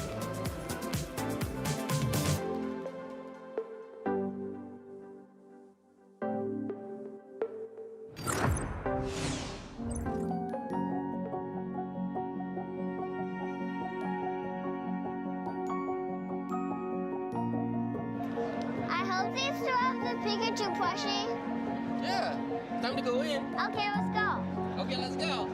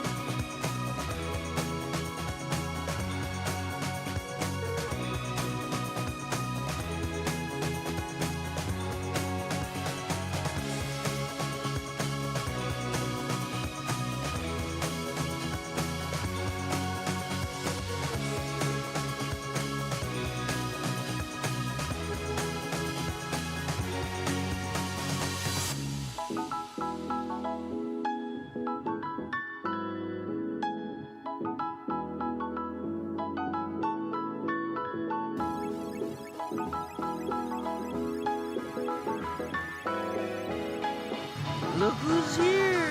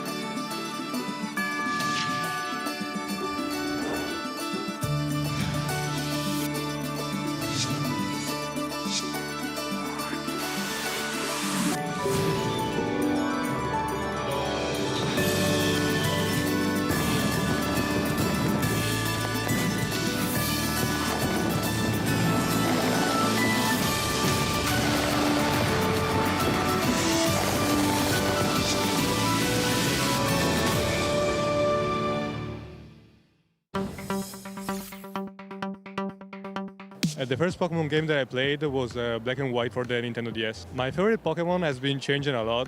I feel like it's probably Mimikyu, but I actually really been liking Serperior.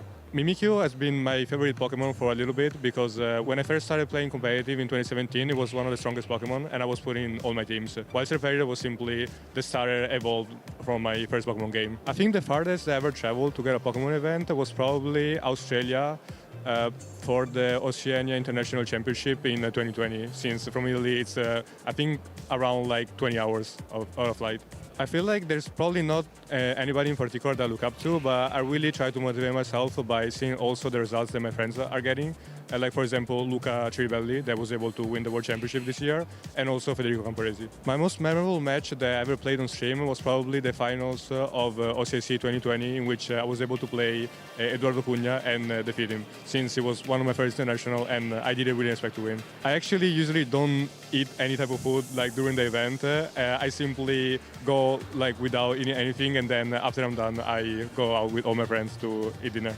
My go-to snack is probably a bag of chips, simply because I feel like candy are probably not too healthy, while fruit I just don't really like it unless it's something really specific. My favorite city that ever hosted a Pokemon event was probably, I think, Melbourne of OCIC, but I also really like Toronto. The genre that I usually listen the most is probably hip-hop, but lately I've been also listening a lot to J-pop, so Japanese songs.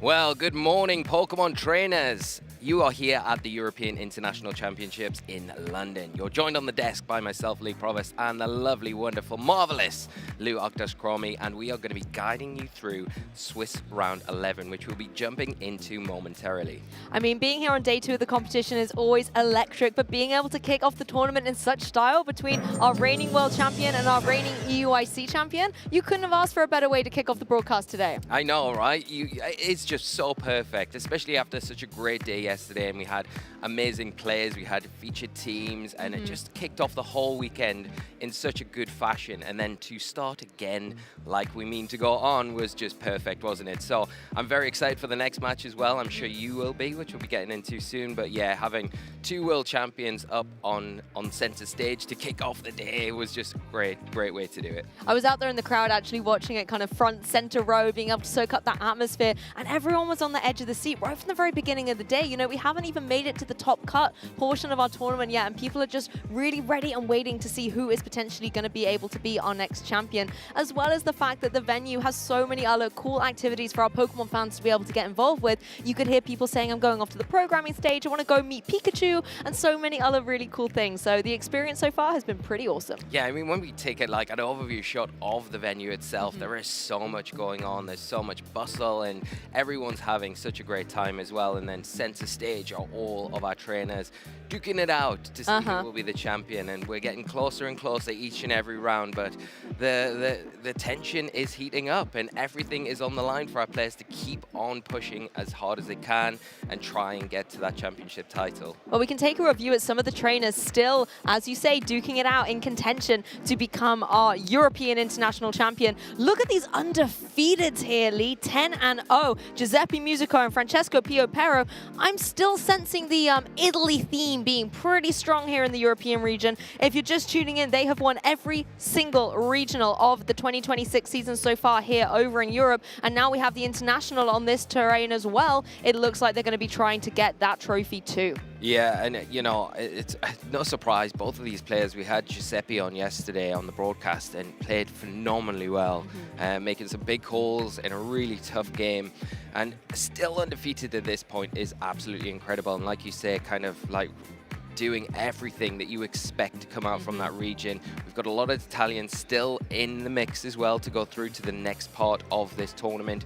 And yeah, I feel like Costa's prediction at the start of the weekend, and I'm going to keep bringing it up, where he did think no Italians in top 8. I don't think that is going to be the case, because they are just so strong and putting on such a show this weekend. Think might be too generous a word there to use for Costa's prediction, because as you can see as well, Flavio Del Pidio 9-1. He's won this tournament back in 2019. Roberto Parente, I believe we were able to showcase Roberto on the feature streams yesterday as well, also at 9-1, as well as Davide Fazio, again 9-1. There's so much consistency coming through from these players, as well as some of the other players that we've mentioned to keep an eye on. For example, Shohei Kimura, the 2023 Pokemon World Champion, has done consistently well at internationals in terms of the top placements last season.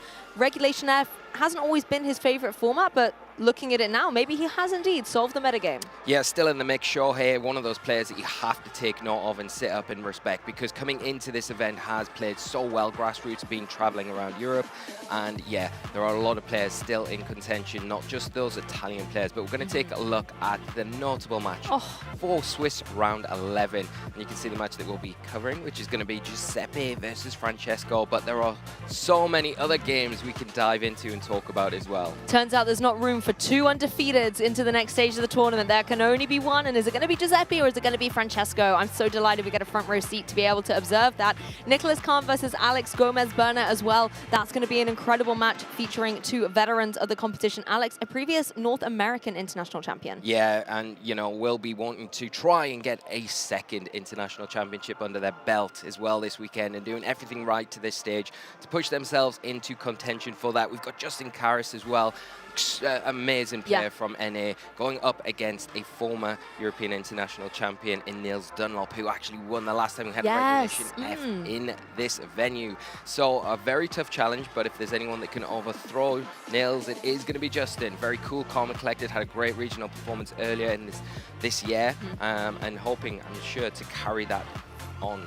Yeah, Justin's very methodical in the way that he approaches a matchup. He's always very well versed with his teams, and in the past has been known as kind of a connoisseur of Iron Crown. I wonder if indeed he's still sticking with the Iron Crown, or maybe has shaken things up, maybe been bought into the balance magic that we've seen running around as well. So many other names on there we didn't quite manage to get through, because all the competitors here are worthy of note. So if you're out in the venue, maybe you can check out our feature match on the stream, or you can have a little look around at some of the side streams as well. And for you viewers at home, I promise you, the one we've selected is going to be great. Yeah, especially after we saw Giuseppe yesterday, and I think we've all seen over the past season or two, Francesco as well put on a big show, especially at this sort of stage at these international championship events. Has had some very strong finishes, never quite got over the line. One of those players that has the potential to win one of these big events, but hasn't quite got there yet. And I would say the same with Giuseppe, always in contention, up and around those top tiers of these events, but not quite got over the line. And both of them are going to put on a phenomenal show for us. We had Giuseppe making huge plays in that match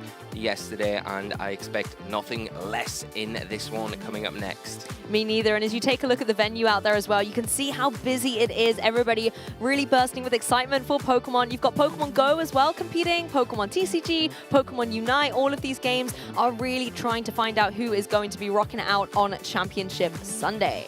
Yeah, and I mean, if we were looking back at Giuseppe yesterday, I feel it was later in the day, so they're obviously a bit more fresh in my memory, but it was definitely the match that stuck out to me performance-wise from our players. And I feel like Giuseppe is going to be one of the players that like everyone else is looking at to beat and say, well, that's the standard that I've got to get to and overcome if I want to take this tournament. And we've seen so much phenomenal play this weekend.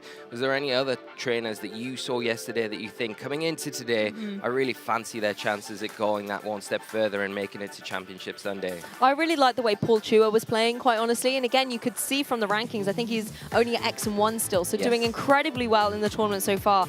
And he's just someone who knows what it takes to be able to go all the way. And taking a look at the team that we got to showcase yesterday, you know, there's a lot of these tried and tested combinations. We've got our Urshifus, our Rillabooms, our Incineroars, Pokemon like that. But the way that they're able to make these little tweaks, you know, Paul had the Rillaboom with the high horsepower, for example, and some trainers have opted to drop that. We've also seen him run that Incineroar that was not running Flare Blitz. And you can see how important it is to maybe have that fire type move on your team, considering there's a lot of grass types running around. There's a few Terra Steels. You know, Giovanni, for example, with the Terra Steel. Landorus was a little bit difficult for Wolf to maneuver around, so you needed that Flare Blitz. And Paul, for example, running one that's a lot more supportive with Knockoff and Taunt and things like that. So being able to see that Pokemon composition and how it's maybe a unique twist on a Pokemon we're seeing everywhere, I think was really inspiring. So I'm going to keep an eye on Paul Chua. Yeah, that's a really good shout. And I think another point that you made there, it's the micro decisions that players are making within their teams that are really having a huge impact outside in gameplay. Because yes, something like Taunt on Incineroar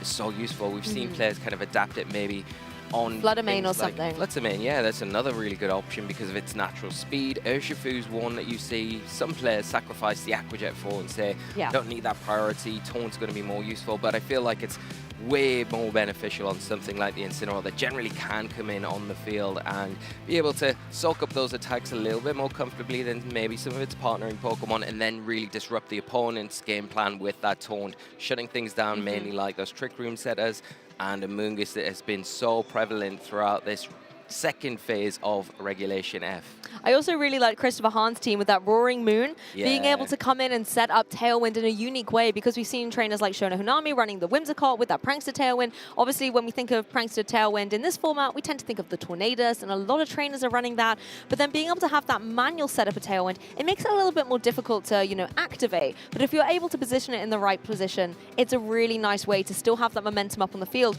as well as apply a lot of pressure with the acrobatics, because as we mentioned, there's a lot of grass types out there, and being able to have that super effective damage in the acrobatics. And a lot of these trainers will sometimes go for the Terra Flying on Roaring Moon as well, so then you get an additional bit of damage. Does give you fantastic coverage. Yeah, it really does. And I think having that, powerful knockoff as well can really come in handy in a lot of different situations where we're finding more Farigiraf coming to the field. We're having a lot of Porygon too, and even we can put Ursaluna into that pot where they rely heavily on their items, and you have not only the big damage from the Roaring Moon with that combination, but you remove that really key piece of that Pokemon's kind of ability to run and be effective how the trainers want them to. And yeah, I think Roaring Moon's a great Pokemon overall, and like you say, with that acrobatics, the booster energy, you're kind of utilizing that, getting this That's true, the synergy's good. And then doubling the power of that move, and then if you've got the flying terrestrialization on top of that, well, you're not only doing respectable damage, you're doing impactful damage, and you can start to move through your opponent's team. And it's not only an offensive outlet, it's a setup option as well. You support the rest of the team with that Tailwind, which is so crucial. And sometimes not having Prankster Tailwind is more beneficial in some scenarios where, your Tailwind you can get set up after your opponent, and then you have that additional turn at the end. If you can time getting rid of the Prankster Pokemon in a good manner, then you're at an advantage towards the end of the game, and that's where you always start that momentum swing, and then from there you can hopefully close things up. We definitely had to keep an eye on a lot of those Tailwind turns yesterday, as well as all the setup. We were seeing Swords Dance coming through from Pokemon like Ogerpon to counteract the Intimidate, so we had to make sure we were doing the maths on that. We saw Nasty Plots on Golden Goes, again, taking the drops from the Make It Rain, had to keep an eye on our calculations. But the big one for me was actually our very first game of the day, where we had Victor Medina go for +4 with the Carmine on his Raging Bolt, and his opponent went for +3. So the fact that these Raging Bolts were just let to completely run wild out there on center stage to kick off the tournament, keeping an eye on the boost and how this was going to factor into the damage calculations, was a really wild time to start the tournament. Yeah, it set the tone almost for the day, didn't it? And yeah, Victor staying tried and true and tested in that moment where saying, no, I'm not set up yet, I'm not ready. One more, two more. Yeah, and then it was Tim having to play the catch-up game the whole time, and you saw how beneficial it was and how important, we touched on it yesterday, how important it is for these trainers to get their leads right in this format, because we've seen time and time again, a matchup again, one of the players will have a really advantageous lead, and then their opponent is playing catch-up, and that catch-up is really costly because you lose resources, you're trying to maneuver your board, and the other player is just there, well, I'm just going to keep executing my game plan, and I'm going to keep collecting pieces and getting closer and closer to that finish line, getting over the line, and moving on to the next stage of this tournament, more successful than my opponent. It's a bit like they all have similar, puzzle pieces, and they're trying to build some kind of masterpiece, but sometimes the pieces don't quite fit, sometimes they click together, and it's almost like when you get the box the first time, you've got to make the corners. And I feel like a lot of the time, that's how these trainers are trying to get their ball position straight away. A lot of the times, the turn 0, where the fake-out's going or where the adaptation is going, can, in the end, determine the match. And you don't always know this right from the beginning, but being self-aware of, thinking where you want to be in 4 turns or 5 turns can really help determine a victory. Yeah, and it is all those we talk about micro decisions in the team making aspect, but it's not only that, it's in the actual gameplay itself. It comes layer upon layer, it goes deeper, but yeah, every move is important for our players from the very beginning right until the very end. And you can see our players are center stage getting ready to get into this Swiss round 11. We've got a quick overview of their teams as well.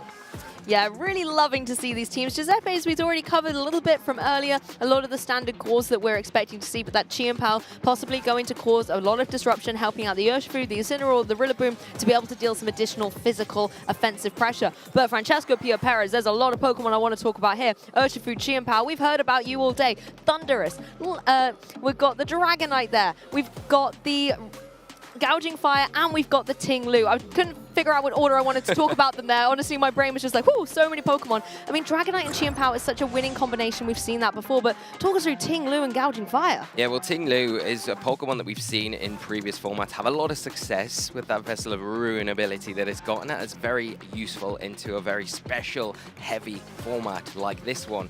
But we'll get into that in a moment because we can take an overview of Giuseppe's team. If you just tuned in, you didn't catch Giuseppe on stream yesterday, then you know he will be running the Landorus Incarnate, the Rillaboom, Raging Ball, Chien-Pao, Incineroar, and the Rapid Strike, Urshifu. And the big player of this team is going to be the centerpiece, that Raging Ball for a lot of time, where it gets that Calm Mind set up. It's got the 2 Fake Out supporting Pokemon in the Rillaboom and the Incineroar. You can cycle Intimidate with the Incineroar, drop attack on opposing threats, and also kind of stall your opponent out with those Fake Outs, allowing time to set that Calm Mind up. But don't ignore the Landorus either, Lou, that has the ability to set the substitute up.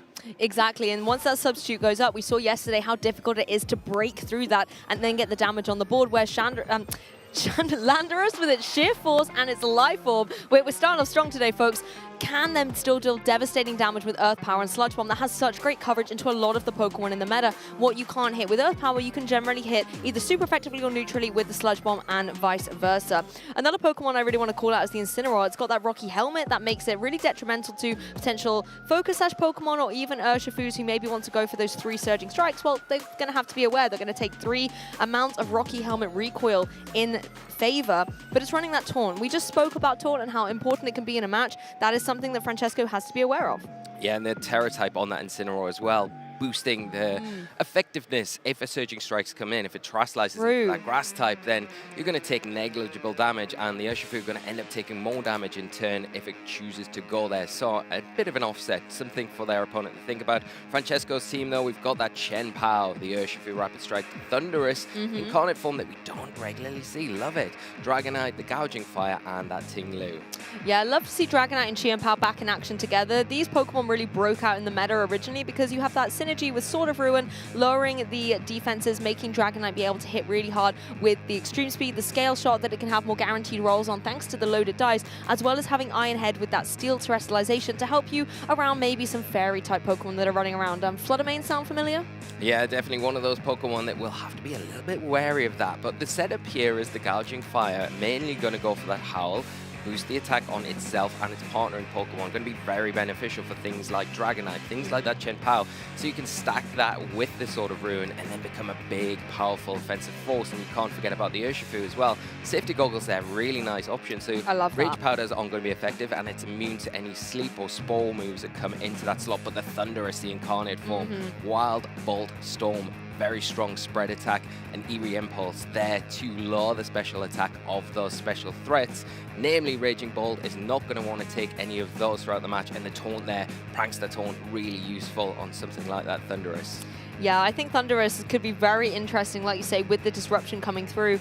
For me, the Gouging Fire, I want to see that get set up. I want to be able to see the Heat Crashes come through. Pokemon like the Chien-Pao and the Rillaboom, that's going to be a prime target to get that damage down. And having that Fairy Terrestrialization as well can give you a bit of defensive coverage. You have to watch out, obviously, for Landorus and those Sludge Bombs that could come through. But if you can get the Howl up, not only on yourself, but maybe on that Urshifu as well, or even the Dragonite, you can be dealing some formidable physical attacking damage. Yeah, well, we are going to get into this Swiss round 11 here. Francesco leading out with that Thunderous and the Urshifu, and Giuseppe leading with their tried and tested Raging Bolt and that Incineroar. Yep, Incineroar is here to play. It can go for that Fake Out. Raging Bolt is going to activate its photosynthesis thanks to its item here, so it's going to get that boost up, as now you have the option. Who do you go for the Fake Out into? Well, that's the thing. I think you want to protect your Raging Bolt more than anything. I think doing that, though, you go into the Thunderous, prevent an Eerie Impulse coming into your Raging Bolt. You kind of become susceptible to that Urshifu going for the Surging Strike kind of for free into the Incineroar. You do have the option, though, you could spend your Terastallization if you do suspect that and really kind of capitalize in this moment and get the Calm Mind off. But then, are you in a better position turn 2, because then that Eerie Impulse becomes active again, and then you can kind of just undo that if you're Francesco. So I don't know if the Raging Bolt here wants to go for setup, maybe a fake out, and then go for the Thunderclap maybe into that Urshifu. And because of that threat there, that's why we're maybe seeing Francesco just reposition their board into a slightly more favorable position. I like that you avoid a potential Thunderclap, like you say, and you can reset that Intimidate in case you wanted to use your close combat. The fake out going straight into the Dragonite, though, that is going to break the multi-scale, leaving it a lot more vulnerable as the Eerie Impulse comes through and connects into that Raging Bolt. A special attack will be lowered, so this Dragon Pulse will be dealing weaker damage into the Dragonite. Oh, I mean, the multi-scale was chipped. The Dragon Pulse coming through. That could have been big damage if Eerie Impulse hadn't come through. Yeah, so huge. What a turn there. And, you know, we saw Giuseppe really kind of catch switches yesterday with that Dragon Pulse, and effectively doing the same again there, but kind of having that cover of that Eerie Impulse, saying, okay, well, if you do go for it, I'm trying to mitigate this issue as best I can. Eerie Impulse -2 on that special attack. The Raging Bolt not quite hitting as hard as we're used to. And the Dragonite in now, probably not in the greatest position. It does have that scale shot. It is putting a lot of pressure on to the opposing Raging Bolt. So that is something that Giuseppe is going to have to react to now, maybe giving a little bit more room to the Dragonite and the Thunderous to go after the Incineroar if you expect that Raging Bolt to either protect or switch out. Yeah, it can protect, but it also has the potential Terastallization. Not going to be utilizing it this turn on that Raging Bolt, but it could turn into a Fairy type to avoid taking any Dragon type damage. I like how the Thunderous is like, I see you wanting a cheeky Calm Mind because I lowered your special attack. Well, you can't have one. And guess what? You can't have a Thunderclap either. That is going to fail. Depending on its target, either Pokemon was not valid for a Thunderclap to connect. Parting Shot, however, it will be, I think, a very happy Incineroar here to be able to get that down finally. You know, poor Raging Bolt was having a difficult time there, so Incineroar able to finally connect that and get off the field. Yeah, and you know, I don't think the Thunderous minds too much out of the two targets that are out on the field of getting that special attack lowered or its attack lowered, because it's primarily here to support the rest of the Pokemon on Francesco's side. You can see that Taunt really valuable into the Raging Bolt now, locking it into attacking options, not that Calm Mind or that Protect. So on top of that, the Eerie Impulse, if it comes out again into the Raging Bolt, is going to be even weaker than it was previously, but got a nice supporting option where Giuseppe's got that active fake out, again, can fake out the Thunderous or the Dragonite if they so choose to kind of stall out the turns and maybe reposition, get into a bit of a stronger spot, because this Raging Bolt isn't really got the offensive presence that it once had. Well, we're going to switch out one Dragon for another as the Gouging File joins the field. The Booster Energy is going to increase its speed, so that is going to be a very nimble Gouging Fire. It has to take a little bit of a fake out, but that's okay, because now Thunderous is free to move with another Eerie Impulse. Obviously, the Covert Cloak, meaning that there's no point going for the fake out into that Thunderous, so it's free to just go for all of these attacks. Unfortunately for the Gouging Fire, though, once again, that Raging Bolt finds its mark with the Dragon Pulse, but these Eerie Impulses paying off. Yeah, and so many Dragon types on Francesco's side of the field. It's making it almost easy for Giuseppe just to target that slot, even though you're kind of susceptible to those Eerie Impulse special attack drops. You're still getting respectable damage onto the field. You can see even the Dragonite coming in and taking over 2/3 of its health loss there, so really putting it a bit behind where Francesco probably wants it to be. Same with the Gouging Fire. It's not as healthy as it once was when it came in, so it does have to be a little bit careful. Another Dragon Pulse here will put it really close to in range of getting knocked out. And, you know, I think Giuseppe not panicking in this situation, staying tried, true, and tested. Nothing on his side of the field are immediately threatened to be knocked out, so he's not really having to react so much in this situation. Has a nice switch in to potentially Incineroar now to drop the attack on the Gouging Fire that's come onto the field, and the Thunderous not really that effective in this moment, so that's why we're seeing it switch out, and also Francesco kind of readjusting their board position. Yeah, I mean, Francesco so far hasn't taken a single point of damage off any of Giuseppe's Pokemon. Although Thunderous has been putting in a lot of work neutralizing the pressure that the Raging Bolt can do, it's still at least getting damage on the board, and that's something you have to calculate towards the end game. You said it, Lee, the Incineroar could join the party, and it's here, and it's going to be able to take this Heat Crash so much better than the Rillaboom that was there before. It's able to eat that up. Does take a little bit of recoil with the Rocky Helmet, but that's okay. The Raging Pulse is not coming in your direction, it's going towards the Urshifu instead. Yeah, I feel like there was an opportunity there for maybe a Howl switching in the Urshifu that would've been there, cool. and then you set up the attack, get around and mitigate that, intimidate the just drop, but it is risky as well at the same time. If that Rillaboom stays in and you don't check it with the Heat Crash there, then the Urshifu's way more susceptible, especially in front of a Grass type and an Electric type, how that turn started. So you can see why maybe the play didn't work out, and this is all down to Giuseppe tried and tested, staying strong and not really kind of folding or bending under these really kind of awkward positions that Francesco's putting them into. I think that's a good point, though. The Urshifu needed to get into a safer environment. Yes, you still have the pressure of something like the Thunderclap coming through, but at -2, depending on how this Urshifu has been trained, it might be able to navigate around that. Yeah, and now the Urshifu putting a lot of pressure onto this Incineroar, the Raging Bolt, -4 special attack, wants to get out of there. Giuseppe wants to reset those drops, so when it comes back onto the field, it's a lot stronger, and you bring in a really strong partnering Pokemon in the Rillaboom here. Take advantage of that active fake out and slow down some options on Francesco's side. Oh, here come those surging strikes. We did say Francesco needs to get damage on the board, and it looks like he's going to be able to get a KO as well. He needs to get one more of these surging strikes to land. The Rocky Helmet damage is chipping away, but I think the trade-off is worth it. You've got rid of one of these dynamic duos. Rillaboom's still in the game, but Incineroar is down and out. Yeah, it's a really good turn for Francesco to take away one of the options, the switching options for Giuseppe. Now they're only limited to 3 Pokemon rather than the 4, so those options become a little bit easier to kind of guess if they're moving in and out of the field and taking advantage of the fake out from that Rillaboom in particular. The one thing that Giuseppe's got the advantage of is now the Thunderous isn't on the field for Francesco, and come in, it's reset those drops that they took from the Eerie Impulse. It is now putting a lot of pressure onto both the Urshifu with a Thunderclap and also a Dragon Pulse into either target, super effective into the Gouging Fire, so you have to be a little bit careful there.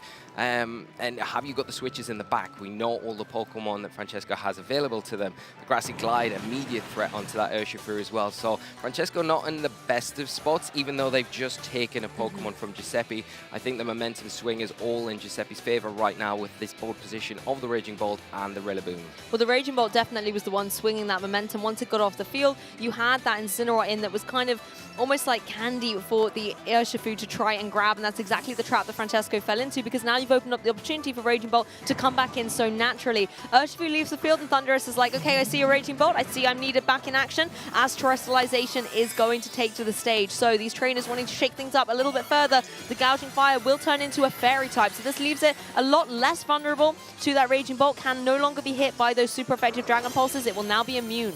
Yeah, it's a great terrestrialization to get around that threat of the Dragon Pulse. Faker coming into that slot, don't want to allow that Gouging Fire to even attack this turn, and there it is. There's a key moment Giuseppe's waited for, that Calm Mind, but quite rightly, in response to that, Francesco bringing the Thunderous back onto the field, you said, open the door, I need to come back, I've got a job to do, and this is exactly why the Thunderous is going to be here and causing a lot of disruption, because that Eerie Impulse can be fired off again, and although the Calm Mind has boosted that special attack 1 stage, the Eerie Impulse will be able to undo that and take it down to -1.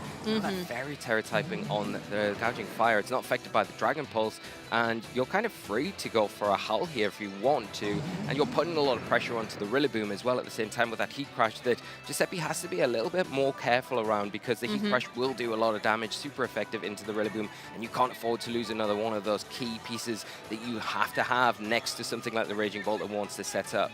Fantastic. And I mean, the Gouging Fire has a big old heart on its head for Valentine's Day as well. It got the memo for today, and it's going to be trying desperately to keep Francesco in at this game. One adjustment comes through on Giuseppe's side. We're going to see the Urshifu coming in from the back, as Thunderous does indeed land that Eerie Impulse once again. Like you said, it has to find a way to counteract the offensive pressure from these Calm Minds. Obviously, the special defense boost stays in play, but that's not really going to be valid into this Gouging Fire. There comes the Howl. Now, this is a nice way to start setting up. Gouging Fire is like, okay, Raging Bolt, you can no longer touch me for good damage. I need to now use this to my advantage. Yeah, and I think that's to the detriment of the Raging Bolt now. The Urshifu comes onto the field for Giuseppe. He's going to apply a little bit more pressure, but in front of an Electric-type Pokemon like Thunderous, isn't really sitting in the most comfortable of spots right now. Has to watch out for Thunder Wave as well. It's a speed control option that Francesco has access to. We didn't talk about in Team Preview, but if the Thunder Wave comes off onto the Urshifu, that's something that Giuseppe wants to try and avoid going forward in this match, and we are in response to this situation right now, seeing the terrestrialization, and it will be into that Urshifu, trying to mitigate that a weakness to electric types that are right front and center in front of it. I think this is nice, like you say, it's going to give it a little bit more flexibility on the field because it's not going to have to worry about the electric type damage. The Aqua Jet comes through to get a bit of an edge on priority as the Raging Ball follows up with a Thunderclap, and it does get the knockout. The speed is indeed what Giuseppe needed to get the KO on that Gouging Fire. Yeah, we talked about earlier in the match, every decision that these trainers make from start to finish is so important, and it comes in that Dragon Pulse catch earlier on in this match, doing that initial damage onto the Gouging Fire is so pivotal in allowing it to get knocked out. And like you've just pointed out, the paralysis effect here from the Wild Ball Storm is kicking in, and that Urshifu is now paralyzed. That's going to be beneficial for Francesco to try and catch up in this game because they've lost a real key part of their team just now. Well, you said that Thundurus would likely be wanting to go for the Thunder Wave to try and slow down that Urshifu, but hey, if you can get it from a secondary effect on the Wild Bolt Storm and get damage for your troubles, that's a really nice way to try and get revenge onto that Urshifu. Fantastic playthrough coming from Francesco, but Giuseppe having that priority to identify a key threat on the opposing side, really nice play. Particularly as you'd gone for the Terra Steel and the Urshifu, you would then be very vulnerable to a potential heat crash. You would indeed, and I think the thing now is Francesco's resources that they've got are solo health. It looks like the Dragonite might, even at -1 on the Raging Ball, is the Thunderclap going to be enough to pick up the knockout? There's that combination again of just get the chip that you need with the Aqua Jet and then follow up with the Thunderclap, and that's probably enough because of that initial Dragon Pulse damage that it got caught with earlier in this game, making things very difficult for Francesco because the Dragonite comes in here full health. You're saying, well, this is a different game completely, but Giuseppe laying the foundations early in this match and making it difficult for Francesco to get that momentum swing right now. But not over. The Dragonite comes in. It is putting a lot of pressure onto that Raging Bolt. If it can get a scale shot off into that Pokemon, then that is huge. Maybe you could try and protect it here. Go for a Thunder Wave into the Raging Bolt.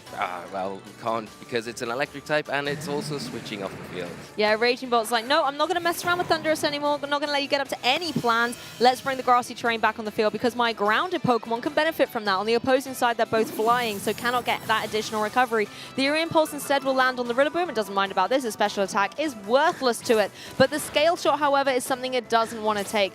Dragonite really trying to utilize these loaded dice to get as many rolls on the board. It's going to be guaranteed 4, but can it get 5 to push the Rillaboom over the edge? It looks like it's hitting 4 times here, still doing some very nice damage though, but that defense drop not really going to be that beneficial in front of the Urshifu. It is going to fire out a Surging Strikes, and even though it is resisted, it is going to be enough. That defense drop is the sacrifice of that Scale Shot, and what a nice switch there to preserve the Raging Bolt, bring in the Rillaboom, and it's a Pokemon that can come onto the field.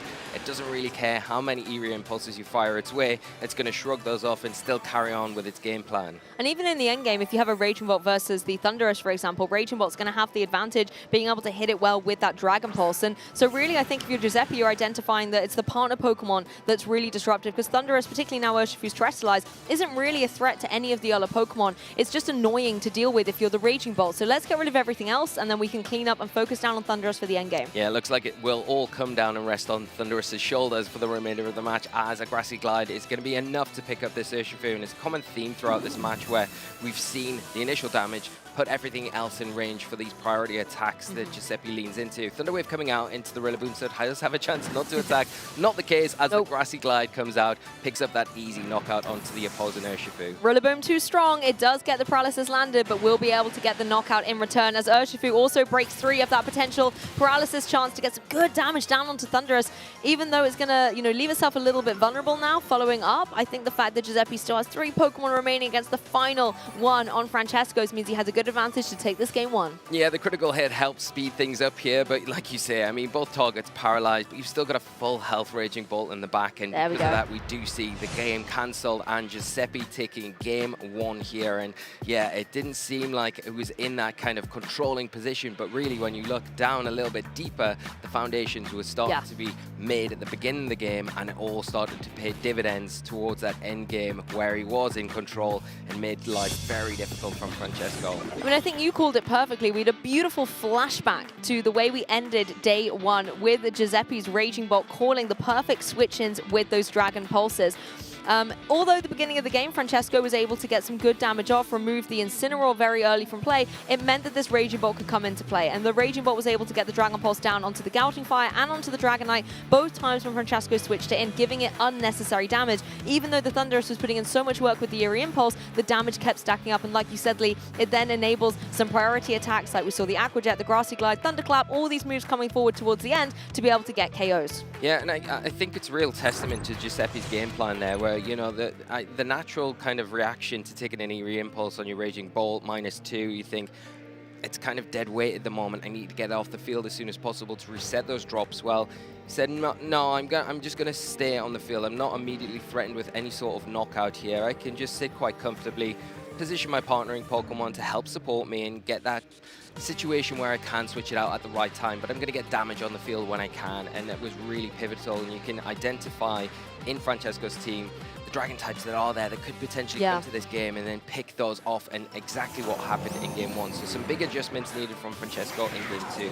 Well, adjustments on both sides of the field. Chien-Pao and Urshifu are coming out for Giuseppe, whereas on the opposing side, you still have that Thundurus hoping to catch a Raging Bolt. We've got Ting-Lu by its side. Well, we talk about how important leads were for our trainers. I mean, the perfect lead here for Giuseppe with that Chien-Pao adjustment here, putting pressure instantly onto the Thundurus here. There's a Dark type as well, so it's not going to have to worry about that Prankster Thunder Wave, and it puts on a lot of pressure on the opposing Ting-Lu alongside the Urshifu now that has that sort of Ruin boost. It can really cause a lot of problems for both of these Pokemon if they're left on the field and unsupported like they are right now.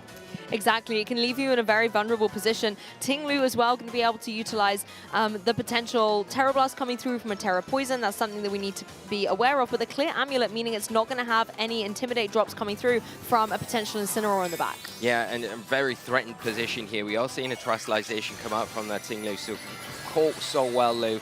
Just wants to get rid of that water and that ice weakness that they had. Just put a bit more stability on the field for Francesco going forward in this turn 1, and just wanted to play things out. I'll just see what you're going to do. Protect on that Urshifu. Well, Thundurus was going for the Thunder Wave down into the non-Dark type on the field, so it won't have its priority blocked. Could potentially have tried to slow that Urshifu down right away, but Chien-Pao is going to try and remove Thundurus from the game. Gets that Icicle Crash down. That's a solid one-hit KO. Removes already such a vital threat, and if there is a Raging Bolt in the back, I am sure it is celebrating right now. We talked about it yesterday, Lou. The false sense of security that Giuseppe leads their opponent into. Yes. The whole Game 1 said, I'm not really going to touch that Thundurus. It can stay there. It can do what it wants throughout the game. It switched in, switched out. It was not getting attacked this time around, though. Like, I'm going to take the opportunity when it's there. I'm going to go after it and remove it as quick as possible so it's not a threat going forward. Now taking away that paralysis chance. And now you've got the Gouging Fire coming onto the field. Yeah, it's in a not a bad position, but it still has to be wary about this Swords of Ruin boosted Surging Strikes that could come out from this Urshifu, and the Ting-Lu's still not in the most comfortable positions either, and not Vessel of Ruin isn't really paying any sort of benefit right now for Francesco. Exactly, we've got all physicals out there on the field at the moment. Hal, however, is going to come through and say, oh, you said physical attackers? How about we boost up our attack 1 apiece as well? That's going to obviously happen on the Gouging Fire and the Ting-Lu. So any physical attacks that wants to come through are going to be even more formidable. The Icicle Crash lands on the Ting-Lu, does about a quarter damage as the Surging Strikes follow up, and you may have turned yourself into a poison type, but with the Sword of Ruin on the field as well, this makes it so formidable. Look at Ting-Lu, so low in HP after this turn. Yeah, that is so much damage there. And the chance of a flinch from the Icicle Crash actually pays off. And there we go. That makes it so difficult for Francesco to get any sort of momentum here. You think, okay, well, you can take this double up one time only. That amount of damage is, and the flinch there just really slowing and putting a stop to any sort of plan that Francesco had. The Gouging Fire, though, still has that attack boost, so not all hope hasn't been lost for Francesco here. Does still have a chance. The Ting-Lu pretty much dead weight at the moment. If you can get an attack off with it, that's great, but is Giuseppe going to allow you to attack with it? I don't think so. Probably want to target into that slot just to cover it.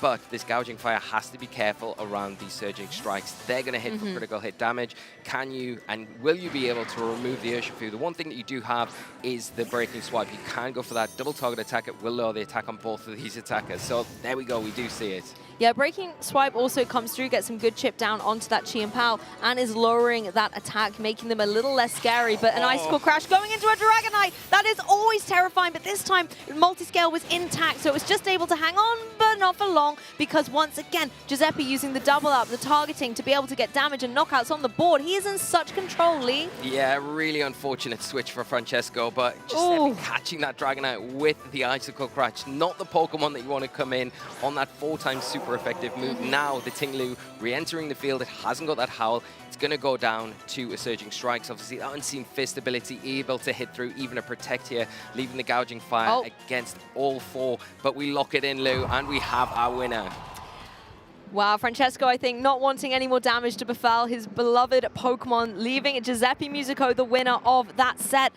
Game 1, there was a lot of back and forth, but Game 2, it was all about Giuseppe, it was all about Chi and Pao, it was all about the Urshifu. Yeah, and what an adjustment. You've got to really give Giuseppe so much credit for that adjustment in Game 2. Bringing that Chen Pao was so impactful, and yes, got a little bit lucky with that secondary effect flinch with the Icicle Crash, but that's part and parcel of it, why Chen Pao is such a formidable threat. It has the chance to be able to do that, and you've got to target into the right Pokemon as well, which is exactly what Giuseppe did, identifying the Tinglu as a primary target there. I'm going to get rid of that and put pressure on that so it cannot function, because that's where the terrestrialization went. That's where Francesco was putting all of their eggs in one basket. Yes. He kind of cut that out.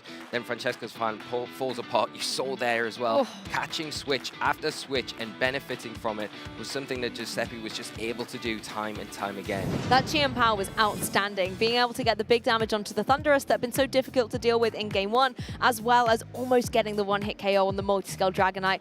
We understand it wasn't meant to be, but the fact that you then had that synergy with the Urshifu to be able to get the knockout was phenomenal. Yeah, it was. And I mean, Giuseppe is just playing so well at this event.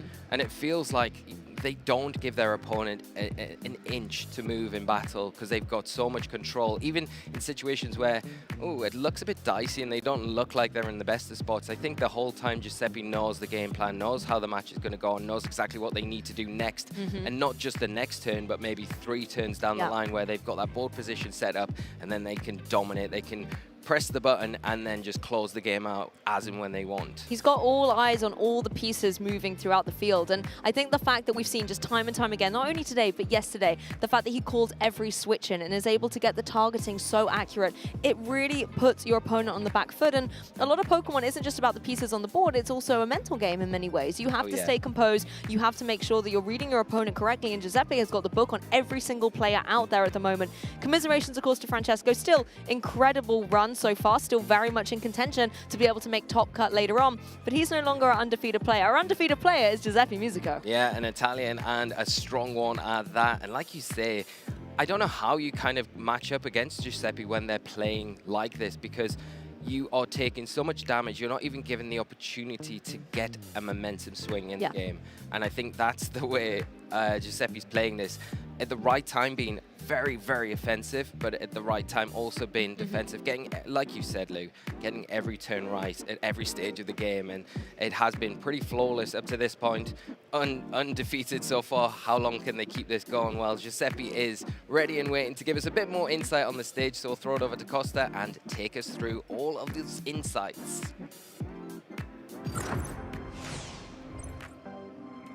Thank you very much, Lee and Lou. We have got our only undefeated trainer and our first one to be able to make it through to top cut, Giuseppe Musicco.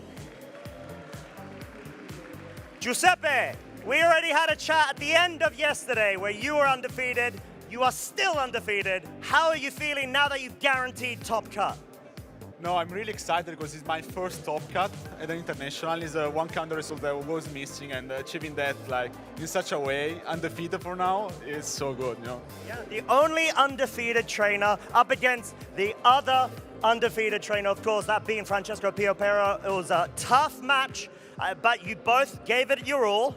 Let's go into the details of it, because when it comes to Francesco's team, he's got a very sustained kind of team where, you know, like he tries to drag matches out. He's got disruption with that Thunderous being such a key piece. So what we saw your game one approach was to kind of ignore it. Was that just part of your strategy and focus elsewhere? Yeah, like not really part of my strategy. I was forced to do that to the position, like because yeah, I can really impulse, like reduce my damage on Bolt, but at that point my goal was to weaken all his mons. And yeah, when he actually switched Dragonite turn 1 on the fake out and Dragon Pulse, even if he didn't KO, it is such a good damage that I would have done after the impulse. So there was like the key turn there, the turn 1, then I had to play a bit to win. It was not easy because still Thundurus is dangerous, and there's also Thunderwave which can win games as well. Wins both Storm, Paree, yeah. My plan there, like first of all, I knew that Francesco likes to play this kind of spicy team that have at least a good matchup against the most common teams, like mine. So I expected him to be 100% prepared for it, know exactly what to do. And I want to take him a bit off guard, so I knew that this Inchibald read was really weak to Tinglu, but I was saying, okay, like, he will expect Pow in lead, like, which is the usual stuff, the obvious stuff that Balan players will do, but yeah, then managed to put myself in a good position with Bolt, still was not that good, but yeah, once I won the game, I was completely sure it was gonna lead, like, Tinglu Thunderous game too. Because I think I played him like online and I think it was him, so that's what he did. Like he lost to Inchivolt and then game 2 like he lead Tinglu Thunderous. So that's what I expected, and the power shift into that is so good because you basically are forcing one of the 2 Terras, and at that point it's forced to Terra Tinglu because no point to do that on Thunderous. Yeah, I didn't want to do that, but in the end I said, okay, he's not gonna Terra Tinglu, but just Icicle Crash the Thunderous, get the KO, and then play from there. And it was really good, my position after that. Yeah, I took a flinch on the Tinglu, but I think I won. I mean, probably won, like not guaranteed, but yeah. And yeah, at the point, I didn't want to risk like him switching Dragonite, so I kept attacking with Icicle Crash the slot, so he needs to KO my Chien-Pao if he wants to switch. And he cannot click Call, which was danger to me, so I kept attacking the slot even if Pao was gonna die, and yeah, that's how I locked the game there. Yeah, you sort of need to be able to force his hand, right? In terms of the fact that the Thunderous doesn't have Protect, right? It's got Covert Cloak, you've got the Taunt, the Disruption, so you can always guarantee damage into that slot, unless of course there's gonna be a defensive terrestrialization or something like that. But it was really cool to see the end of game 1 where you were able to focus down onto the Gouging Fire, the Aqua Jet, Thunderclap to try to guarantee it because it had already got the little heart going with the Terra Fairy because of Valentine's Day, obviously. But the fact that, like you said, you already had some pre-existing knowledge because you, like you mentioned, faced each other before. You're able to sort of make a couple of educated reads based off of his playstyle. But there we have it. I mean, Francesco, one of the best players at this tournament as well. So consistent, but you are undefeated. So, I mean, the team clearly is working for you. We spoke a bit about it. Is this just something, like you've mentioned, that so perfectly fits your play style on your side? Yeah, it's just comfort pick for me, and it's a strong team as well because it won the last major in Europe. So, yeah, definitely works for me, and the team is perfect for now. For now, let's see. So far, it is literally perfect. You have not dropped the set. But with that being said, what I do want to sort of ask you as well is, in terms of consistency, you know, like keeping your head in the game, you've had a 9-0, amazing day 1, phase 1 and phase 2, now starting here. Was there any prep that you did during the night or during this morning, whether actually checking data or maybe your own, I don't know, habits or mental prep that you've got personally?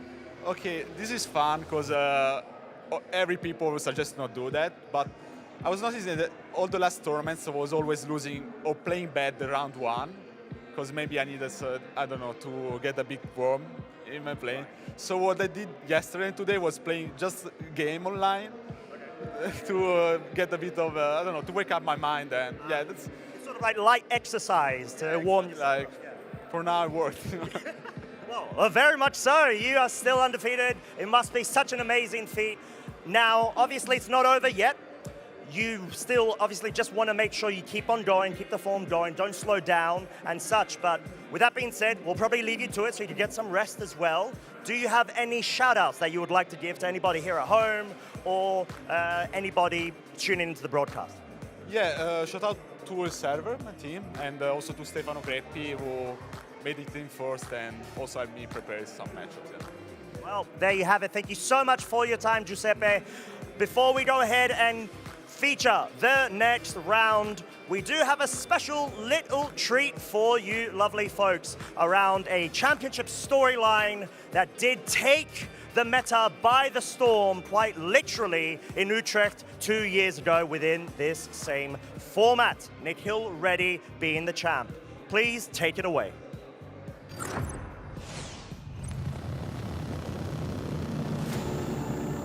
What makes a Pokemon viable in VGC? There are many factors to consider. Fluttermane has strong offensive pressure.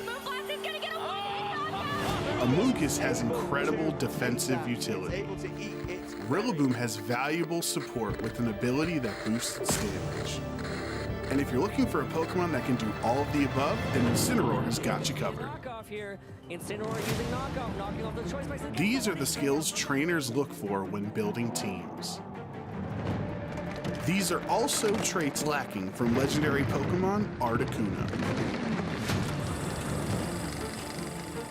Hey Pokemon trainers, welcome to Pokemon Championships History, a series where we showcase important matches throughout the history of competitive Pokemon.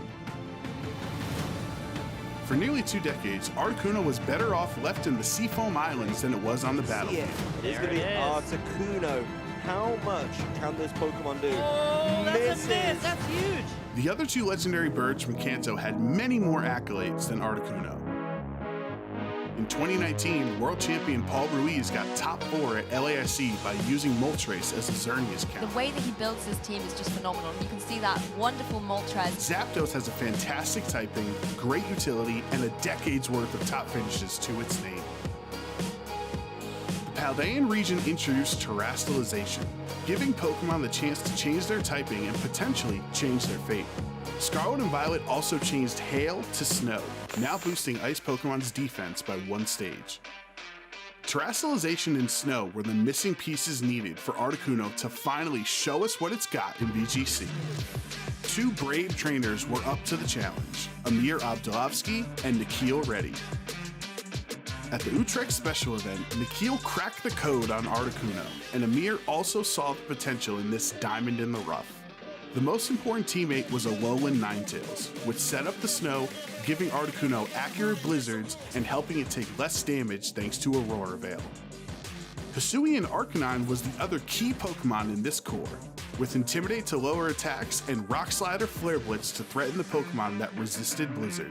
Rock Slide there, launched out from the Arcanine. Nikhil and Amir took Utrecht by storm with one of the coolest strategies we've seen in VGC.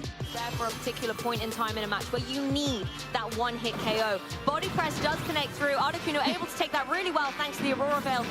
Sheer Cold though does connect. It's connecting onto the Registeel, and the Registeel is down and out. 1-hit KO. Choice Spec Sheer Cold sent a shiver down the spine of Articuno's opponents. Wrap up trainers, it's getting cold in here. Sheer Cold! It connects! He's going! Not every day you see an Articuno taking down an Incineroar, but the king of Pokemon video game has been felt. Exactly, Articuno gets it! The Sheer Cold comes through. All of Registeel's efforts are null and void. Thanks to this high-risk, high-reward team, Articuno finally had a chance to climb the mountain in VGC. Amir Abdulovsky is here providing sheer entertainment on stream. Destiny would pit Amir and Nikhil against each other in top 8. These 2 trainers were completely in sync during this chilling battle, choosing the same Pokemon, clicking the same attacks, and understanding this team like no one else could. We had never seen an Articuno exceed expectations like this, let alone 2 of them. That's going to wrap up the game for Amir. Look how much help that hand is doing to the damage count against that opposing Articuno. Critical hit, single target attack. Often the winner in a mirror match is the one who can use their common information against their opponent and do something unexpected. After losing game 1, on the brink of elimination, Nikhil would leave Articuno on the sidelines to even up the set. There's the Moonblast guaranteeing that if the Rock Slide connects, it will get the knockout. It does find its smart. And it is a double knockout for Nikhil, getting Ninetales and Articuno off the board. This showdown in the snow was starting to heat up, now tied 1 game apiece. It looked like Emir was on the front foot for the early stages of that game. I love a game 3. Nikhil continued to rely on Arcanine in game 3. Knockout after knockout, Arcanine snowballed momentum for Nikhil, closing out the set and securing the title of Utrecht's strongest Articuno. Let's be honest, the star of the show there, doesn't matter whose team it was on, it was the Hisuian Arcanine. Articuno's cold front would continue in the finals. Nikhil already proved that all it takes is the right time and place to capitalize on your potential by taking one of the least viable legendary Pokemon in VGC history and turning it into a champion. And that is going to be Nikhil Reddy, your champion of the Utrecht special event. Thank you for watching, and let us know some of your favorite competitive Pokemon moments by using the hashtag #PlayPokemon.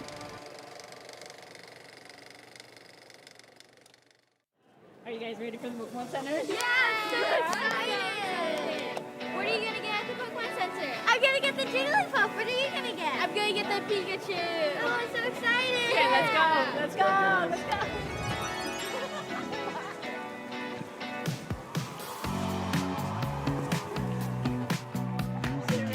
Yeah, let's go. Yes, we need to get these. Oh, this one. Oh, Psyduck. Tatsugiri. Oh!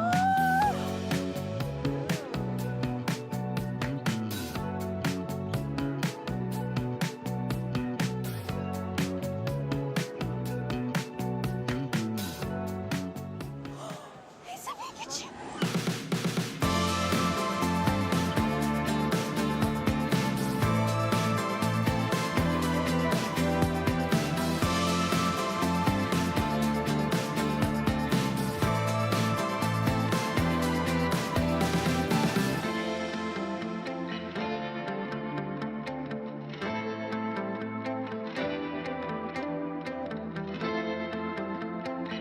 Tough choice.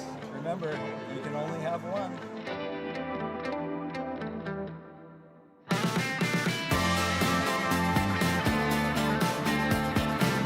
What did you get from the Pokemon Center? I actually got something for you. Thank you. That's so cool. I actually also got something for you. I got a Pikachu. Thank you. Oh, let's head to the arena, okay? Okay.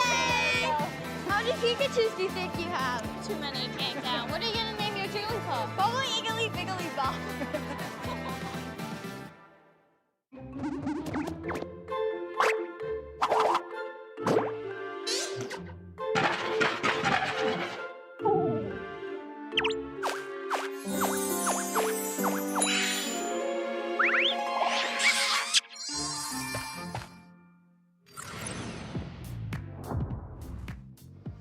And we're back here at the Pokemon 2026 European International Championships here on this wonderful Valentine's Day. I hope that you all got your roses and chocolates.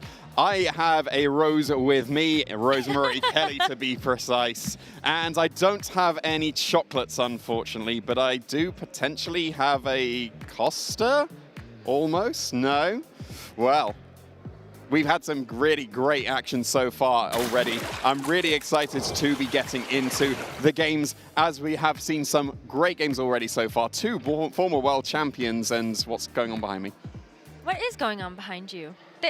A wild Costa has appeared. Ah, so we do indeed have a Costa. Hello. Hello. I believe you know what my appearance and presence mean. No, Oh, I've forgotten everything that happened yesterday. Please Let me remind me. remind you. So, welcome to my segment, because I can't have you guys have all the action on Valentine's Day. I think we want to get another Costa's Cinnabar challenge going.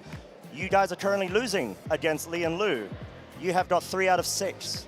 Is Four what I out would of say. 6. 4 out of 6, thank you. I wanted to be okay. Well, 4 out of wait, no, you're twisting it. You're losing. You're not winning. Yes, they are at what, 6? 3 out of 5. We're at 3 out of 6. Oh, we are at 3 out of 6. Thank you. No, because remember we stole one of their points. Ignore him. So, point is, you need to be able to answer me a couple of riddles in a fun game called Poke Riddle Me This. Are you guys ready? I'm ready. No. Cool. Were you ready for me not being ready? No. Okay. So, right. The whole point is I'm going to be saying 4 lines, and then you're going to allow me to say a certain catchphrase that I am very, very happy about. And then you're going to try to guess which Pokemon I am referring to. This could be both in a casual manner. This could be VGC related. You're going to have to figure it out, okay? Okay. All right, here we go. Riddle number 1. I drop from sky with rocky might. Earthquakes follow in my flight. For years I shaped the battlefield. My scarfed revenge cannot be healed. Who am I? Landorus. It's Landorus. Landorus Therian. If it's Scarf, then it's got to be Therian, right? Yeah. Because you always see the Life Orb on the Landorus Incarnate. Lock. Are you sure? Yeah. Yeah, she's sure. 100% sure. All right. Choice Scarf Rock Slides, Choice Scarf Earthquakes. Okay. What else is there? Is there something that you may be missing? No. No. Oh, wow, you're that confident. No. Cool. Oh, okay, cool. It has to be Landorus. Obviously, feel free to join in as well on the action. Yes. Okay. Final answer. Landorus. Therian. Wait for it. It is a genie, however. Okay, fine. It's Landorus Therian. Yes, correct. I decided to give you a freebie, okay? I was, Valentine's Day, Boyd's speech about the roses. I was like, okay, it welled me up. Empathy came through. Of course. That's not going to happen with my next one, though. So, are you ready? Okay. All right, cool. So you're at 4 out of 7 now. Yeah. All right. Riddle number 2. I carry weather on my back. The sunlight fuels my strong attack. Ancient past now fights today. Torkoal. My boosted strikes will clear the way. Torkoal. Does Torkoal strike? I wouldn't call Torkoal striking. Torkoal. I mean, I was thinking of something like Solar Beam. But I carry weather on my back. Yeah. So, Torkoal's back is a shell. That's the drought. Ancient paths now, clear as day is well, then that Torkoal might be, setting up but then that may be like Groudon then. Because if it's more ancient. Here we go. Oh, strikes. Precipice Blades do strike. Yeah. Kind of. If we are sticking with the same rules as yesterday, we get a repeat of the riddle. We do get a repeat. I will allow it. I carry weather on my back. The sunlight fuels my strong attack. Ancient past now fights today. My boosted strikes will clear the way. Okay, so it's either, I think it's actually Koraidon or Photosynthesis Pokemon. Ooh. I think Koraidon works, because Collision Course. Yeah. Flare Blitz. But then does it have the weather on its back? Well, I think so, because it said sunlight. Yeah, yeah. I really still think it's Torkoal. I'm inclined to Photosynthesis / Koraidon now. So then, no, I think you're right. I think it's Koraidon. Lock it. Koraidon. Yeah, let's go with Koraidon. Final answer. Final answer. I'm hoping you have also locked in too, because I can confirm the answer to this Poke Riddle is Torkoal! I was right the first time! Oh man, because the back! Can't believe this. No, I'm sick of this. I'm not having this. I'm not having this. I'm using Switcheroo. I'm taking over, Costa. This is my... Wait! Why'd the graphic change? This is my Cinnabar challenge! This is now my Cinnabar challenge, Costa. Not gonna lie. And I'm flipping the script. This was unexpected. We are no longer doing riddles. That is too basic. Instead, I'm going to ask you some questions that have been hiding in plain sight and you have seen thousands and thousands of times. Ooh. Interessante. Please, do tell. I will not riddle you this. Okay. I will just pose a simple question. How many claps happen during the move Helping Hand? 5. I agree. Is that an immediate lock-in? Yeah. I concur. I'm afraid you are incorrect.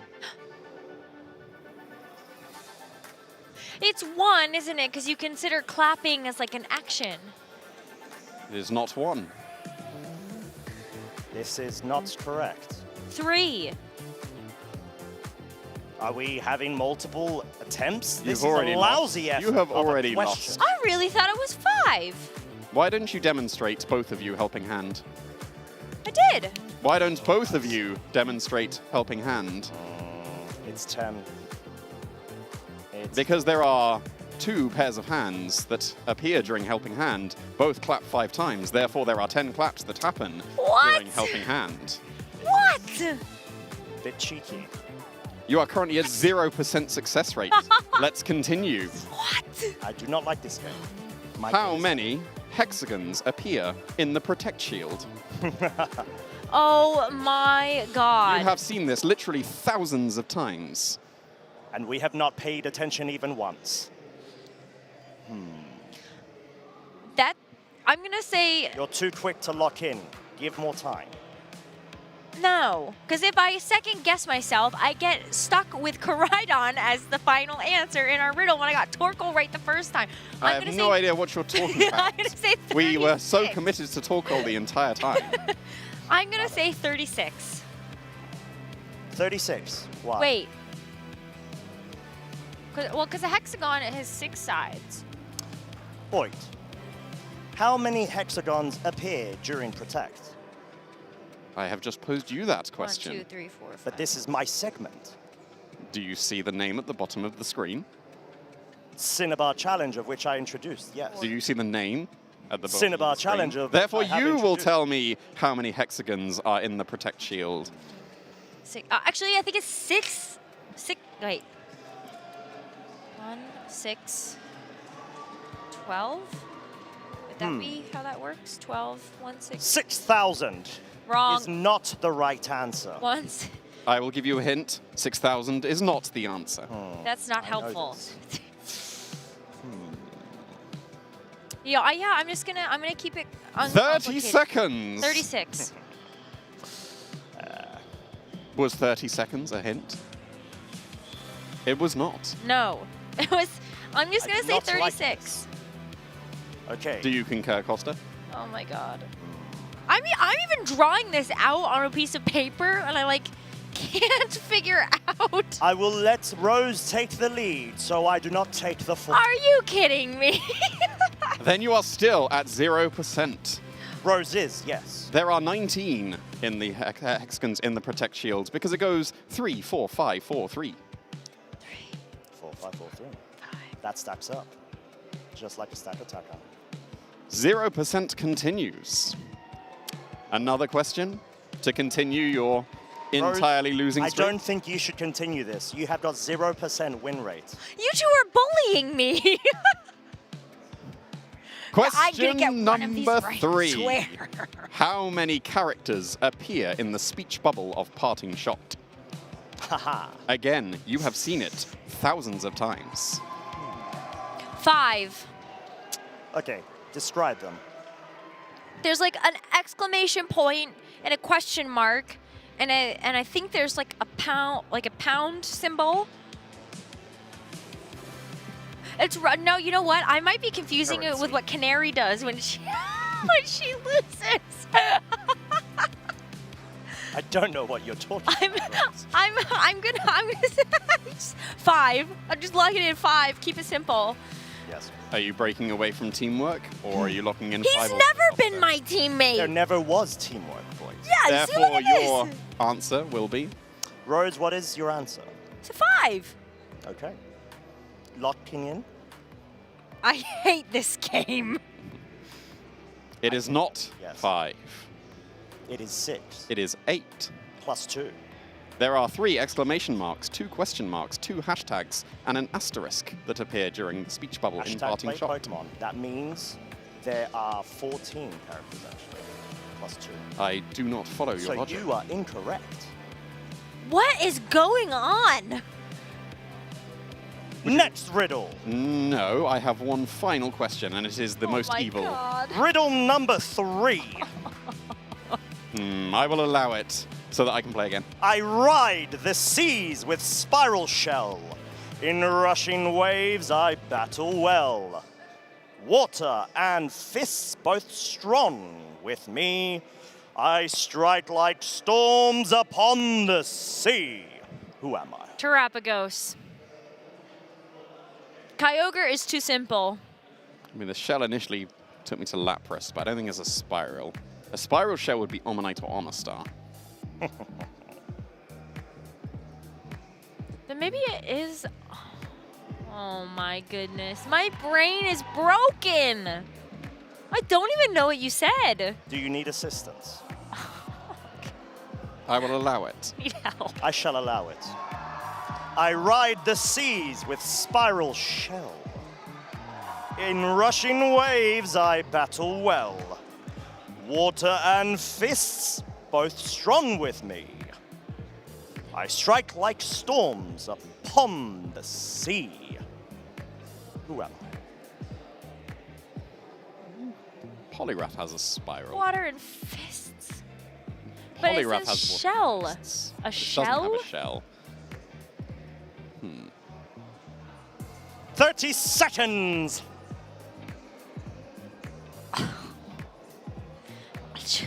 Apart from the shell, I would have gone Poliwrath. Because that would have... 20 seconds. Spiral shell. Hmm. Oh my god, I give up. You may be hyperfixating. 13 seconds. Isn't that the entire point of this? To throw us off with our hyperfixations. 10 seconds. I'm locking in Omastar, even though I know I am incorrect. You do not know that you are incorrect. 5 seconds. I've already locked in, thank you very much. 3, 2, 1. I give up. Nothing. You give up? Not even one guess? I shall allow it. But it needs to be within 5 seconds. Too late. I give up. She guesses Urshifu Rapid Strike. Very well. If you do get this incorrect, Oh my god. it is 2 points you shall lose. 2 points? Because Boit made 2 guesses. I can confirm. I said she guessed. The correct Oh my god. answer is Poliwrath. I'm not going to dignify with that one answer. I was on the right lines, and I regret my decision entirely. That is what I thought you would say. Mm-hmm. Where's its shell? It doesn't have a shell. I feel like you lied. Is it a lie when referencing to certain patterns that could symbolize certain objects? Yes. Kinda. I don't believe that that's the case. Yes. I think you both have horrible games. I'm leaving and going on to the standings of our tournament now and bringing us back to focus for the Europe International Championships, because I do know at least one thing, if I can't get those questions right, is that we have some incredible players that are left here. Giuseppe Musicco is going to be our only undefeated player as we head into our next round of Swiss. It's going to be Swiss round number 12. And so this is where we're going to see our 10-1s try to earn their ticket into the top cut. Costa, thank you for nothing. You're welcome. Really disliked this. I am going to remember this forever and hold it against you. But we will probably see you later. Anyway, thanks. Bye. Oh, now he's gone. I can go back to normal. Great. I can't believe this. I can absolutely believe it. You know what you're letting yourself into when you came over to London. Come on. That is actually really true. I did know this was going to happen. but I still didn't like it. But what we will like to see is the matches that we are going to have for these last couple of rounds to determine who's going to be able to make it into the top cut. And we do have yet another world champion to be able to feature. Once again, Shohei Kimura is going to be joining us at a 10-1 record, facing down a previous EUIC champion back in 2019 with Flavio Del Pidio. And the rest of the matchups you can see here, anyone at 10-1 is hoping that this is going to be their win and into the top cut. We have a couple of international affairs that are going to follow this up. Paul Chua, also a previous EUIC champion from 23, is going to be going up against Francesco Pierro, and that is another one of those Italian legends. And of course, we've already seen what that team looks like. But for the rest of it, we've got Giovanni Syski, still continuing to win throughout phase number 2 and is going to be going up against Spain's Eric Rios. That is one for the ages, especially as Eric Rios is also an EUIC champion. We've got a lot of those in the mix here, so all of these matches are so exciting. Yeah, we've had plenty of previous champions still proving why they became champions in the first place, whether that was regional, international, or world champion. They're still being able to put on a fantastic performance for us here. And like we've already mentioned, it's going to be world champion versus international champion, and actually regional champion as well in his own right on top of that for Flavio. So yeah, couldn't be more excited to see this match. And I remember, and correct me if I'm wrong, Flavio Del Pidio ran Fazendipity. Yeah, 2 years ago, he did. Yeah, at the last EUIC and in Phase Regulation 2. F, and was the only one player to make Fazendipity, to bring Fazendipity to a phase 2. So that's super, super stellar. And I think it doesn't surprise me at all that Flavio Del Pidio is also running the same Thunderous Incarnate Tinglu team with the Gouging Fire. We've already featured a couple of times on stream as they have worked together. But yeah, it's like it's also out there like the Fazendipity was. Yeah, it definitely is.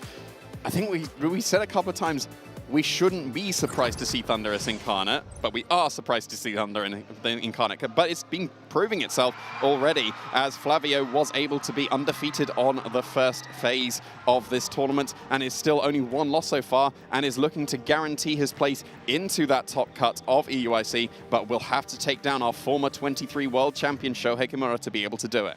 And Shohei has been on an international tour, came off the back of a top 16 at the Birmingham Regional Championships just a couple of weeks ago, and in 2025 got top 16 at both LAIC and EUIC, and also a top 32 at NAIC. So he has proven that it's not just the World Championships that he can take on, he can also keep top cutting at the International Championships. A win here would secure another top cut for him. Now, we take a look at this team once again, as Flavio Del Pidio is going to be bringing his own spin on this team in terms of how he's going to run it. I'm hoping this is going to be a bit of a different affair, as Flavio Del Pidio is going to be facing up against this balanced team from Shohei. We did see Francesco Pierro actually lose the balanced matchup in that last round, so hopefully Flavio Del Pidio has a different way around it. Yeah, and I think it might actually be the case that Shohei is running the same 6 as Giuseppe was running in that previous round.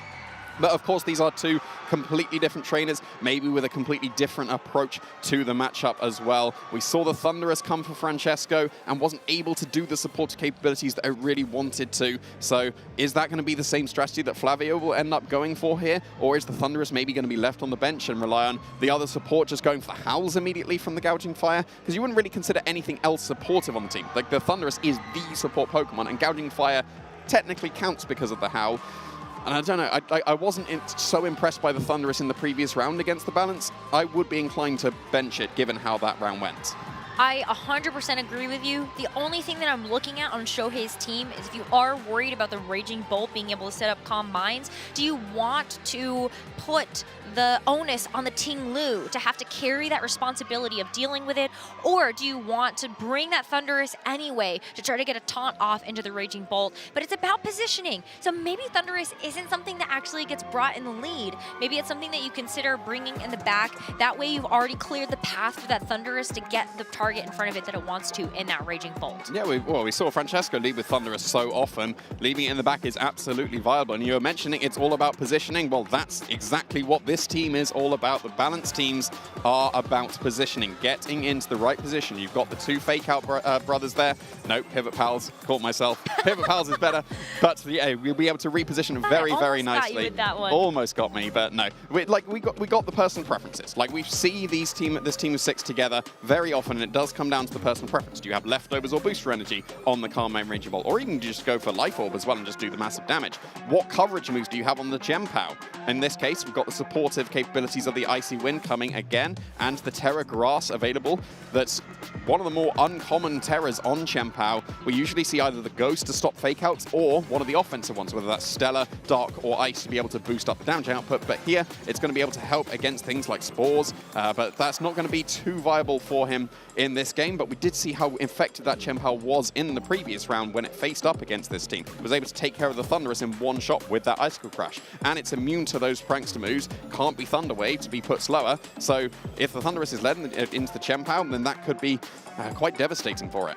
Right, and as we saw yesterday with Shohei Kimura making his on-stream appearance, that Icy Wind on the Chien-Pao also came in super clutch. There aren't other options here on this team to be able to get that speed control. No Prankster Tailwind, so you really are relying on the natural speed of that Chien-Pao to help make the speed on your team just a little bit more favorable. Now, when you actually take a look at how these teams are going to function, let's see them in action. Shohei Kimura, 23 world champion, is going to be leading with the Raging Bolt next to that Incineroar, and Fazio is content to follow in his teammates' footsteps to lead that Thunderous Incarnate in the front. Yeah, I think this might have actually been the leads for both trainers in the previous round when we had this matchup. So both sticking to what they... Well, I assume that you've got some kind of game plan against balance, and therefore we're leaning with the Thunderous and the Urshifu here. You can go for the Eerie Impulses pretty safely into that Raging Bolt to be able to put a stop to the damage, but we know how much damage the booster energy allows the Raging Bolt to do, so even at -2, it would be doing some very impressive damage. Yes, you can go for the Thunderclap into the Urshifu on this turn to try and do some really good damage, but if the Eerie Impulse would out-prioritize that, and then the Thunderclap would not be able to pick up the knockout on the Urshifu. That might be why we got the Incineroar here with the Raging Bolt to provide that fake-out pressure. Be able to fake out the Urshifu, obviously not the Covert Cloak on the Thunderous, but yeah, like we're going to be seeing that straight up. The fake-out, stop that Urshifu. And we will see the Thunderous get what it wants. It's going to be in front of the Raging Bolt. I think this is where we saw Francesco have a little bit less utility with this Thunderous, is the fact that it didn't get a chance to Eerie Impulse drop with the Raging Bolt, doesn't get a chance to taunt it to shut off something like that Calm Mind. But I think this is a position that Fazio is okay with. You got a -2 drop on this Raging Bolt. Look how comfortably that Thunderous actually took the Dragon Pulse. Yeah, very, very comfortable there, and you can just spam Eerie Impulse. That's one of the nice things about it. You could potentially put this Raging Bolt down to -4, and then it really won't be able to do the damage. Of course, the Incineroar was threatened by the Urshifu now that it no longer has access to its fake out, so Surging Strikes could have easily gone into that slot, and that's probably why Shohei has switched in his own Urshifu.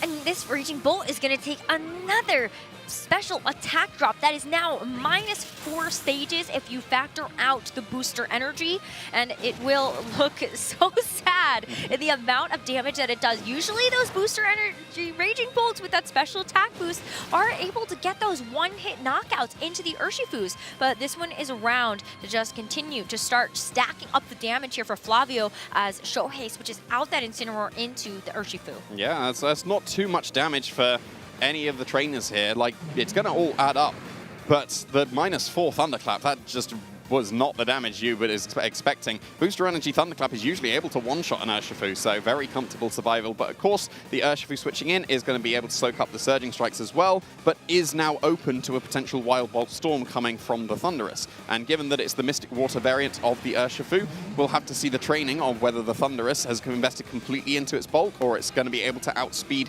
the opposing Urshifu, because if it does, then it's threatened by that Wild Bolt Storm straight up. Look at this. I mean, Thunderous takes another. Oh, yeah, I mean, the Wild Bolt Storm actually does just outspeed. And so that is a knockout onto the Urshifu from Shohei. This is already off to a much better start here for Flavio. I mean, yeah, that Thunderclap was pretty pitiful into the Thunderous. And the fact that it was able to survive, you're going to be able to get a lot. I mean, speaking of pitiful, Raging Bull is still very good at taking damage. Yeah, it's one of the best counters we have to Urshifu. It didn't look like it based on the damage of the Thunderclap, but you can see there it is soaking up those Surging Strikes pretty comfortably. But then this is one of the downsides of having that booster energy instead of leftovers, because the Raging Bolt's been sat on the field since turn 1, and it would start to be able to recover off all that damage if it had leftovers, and because of all the area impulses, that's kind of negated the booster energy. You can switch out the Raging Bolt to reset those drops, but of course the booster energy boost will go with it. Chienpao is a good Pokemon to switch in here against the Thunderous though, because you do threaten the KO onto that Thunderous with the Icicle Crash, but you're not really threatening the opposing Urshifu too much. Just based on the damage that Thunderclap did, it would be quite close if a Sucker Punch and Thunderclap was able to pick up the knockout there. And I don't like the opportunity, like the potential that Shohei can take out the Raging Bolt to shed those drops, but then Incineroar has to come in, and that's something that I think you can read if you're Flavio. Very safe to just keep going for Surging Strikes into that slot. But there's not going to be a switch that's here. Going to be close it if is it's just Thunderclap. going to be a Sucker Punch and the Thunderclap to follow it up. The Urshifu has a 1 HP survival, and that is going to keep it around to go for additional damage on this turn as the Wild Bolt Storm connects onto both. It's the close combat, and I think this Urshifu has done more than enough. It deserves a very big sandwich after this. Oh, absolutely. I said it was going to be close. I didn't realize it would be as close as it could possibly have been. Wow, what a well-trained Urshifu coming out from Flavio here.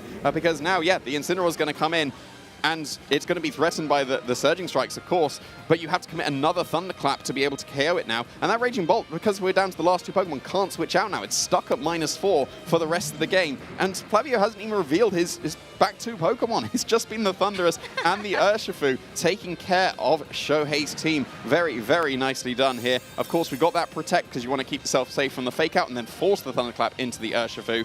So that's exactly what we're going to be seeing here. Yeah, the Thunderclap will happen on the next turn because you want to deny the Urshifu from being able to get a chance to move. But Flavio knows with this Raging Bolt stuck at that -4, the only way that Shohei can get around those special attack drops is by going for Calm Mind. So the taunt is there to shut it off, and this Dragon Pulse is going to be a 4-hit knockout with how much damage it just took there. Yeah, that's not much damage at all. Yeah, we got through the Fake Out turn. Of course, the Urshifu is going to be felled to a Thunderclap if the Raging Bolt does go for that. But then you've still got some pretty good damage coming out from Wild Bolt Storm, and you do have access to whatever's in the back. Aqua Jet is going to be able to bypass that Thunderclap very nicely, though. Yeah, and so that is, if Thunderclap was picked, which it will not be able to actually connect on its mark. So Wild Bolt Storm is going to be the next follow. A little bit of a critical hit there, but it doesn't matter at the end of the day because both these Pokemon are going to be pretty bulky. Thunderous, you also deserve a well-earned rest after all of the support you were able to provide to Flavio's game in this game number 1. And you can see a preview of what we have in the back. I think either of these options will get Flavio the win. Yeah, it definitely should. I don't think it really matters at this point which Pokemon Flavio decides to go into, as we can see either the Gouging Fire or the Dragonite.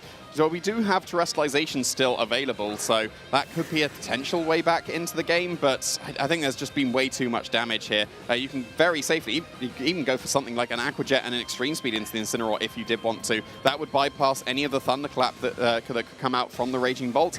And I think that the Dragonite just itself is in a very comfortable position. Yes, Dragon Pulse is super effective, but that doesn't particularly matter when you're -4, and the Incineroar won't be able to do too much damage to that Dragonite either. So it seems like a pretty comfortable position for Flavio. Just playing it safe, though, on this turn. Just protecting the Dragonite. Yeah, I think you want to keep that Dragonite with the multi-scale available. You are going to lose your Urshifu at this point in time because the Thunderclap is finally able to knock it out.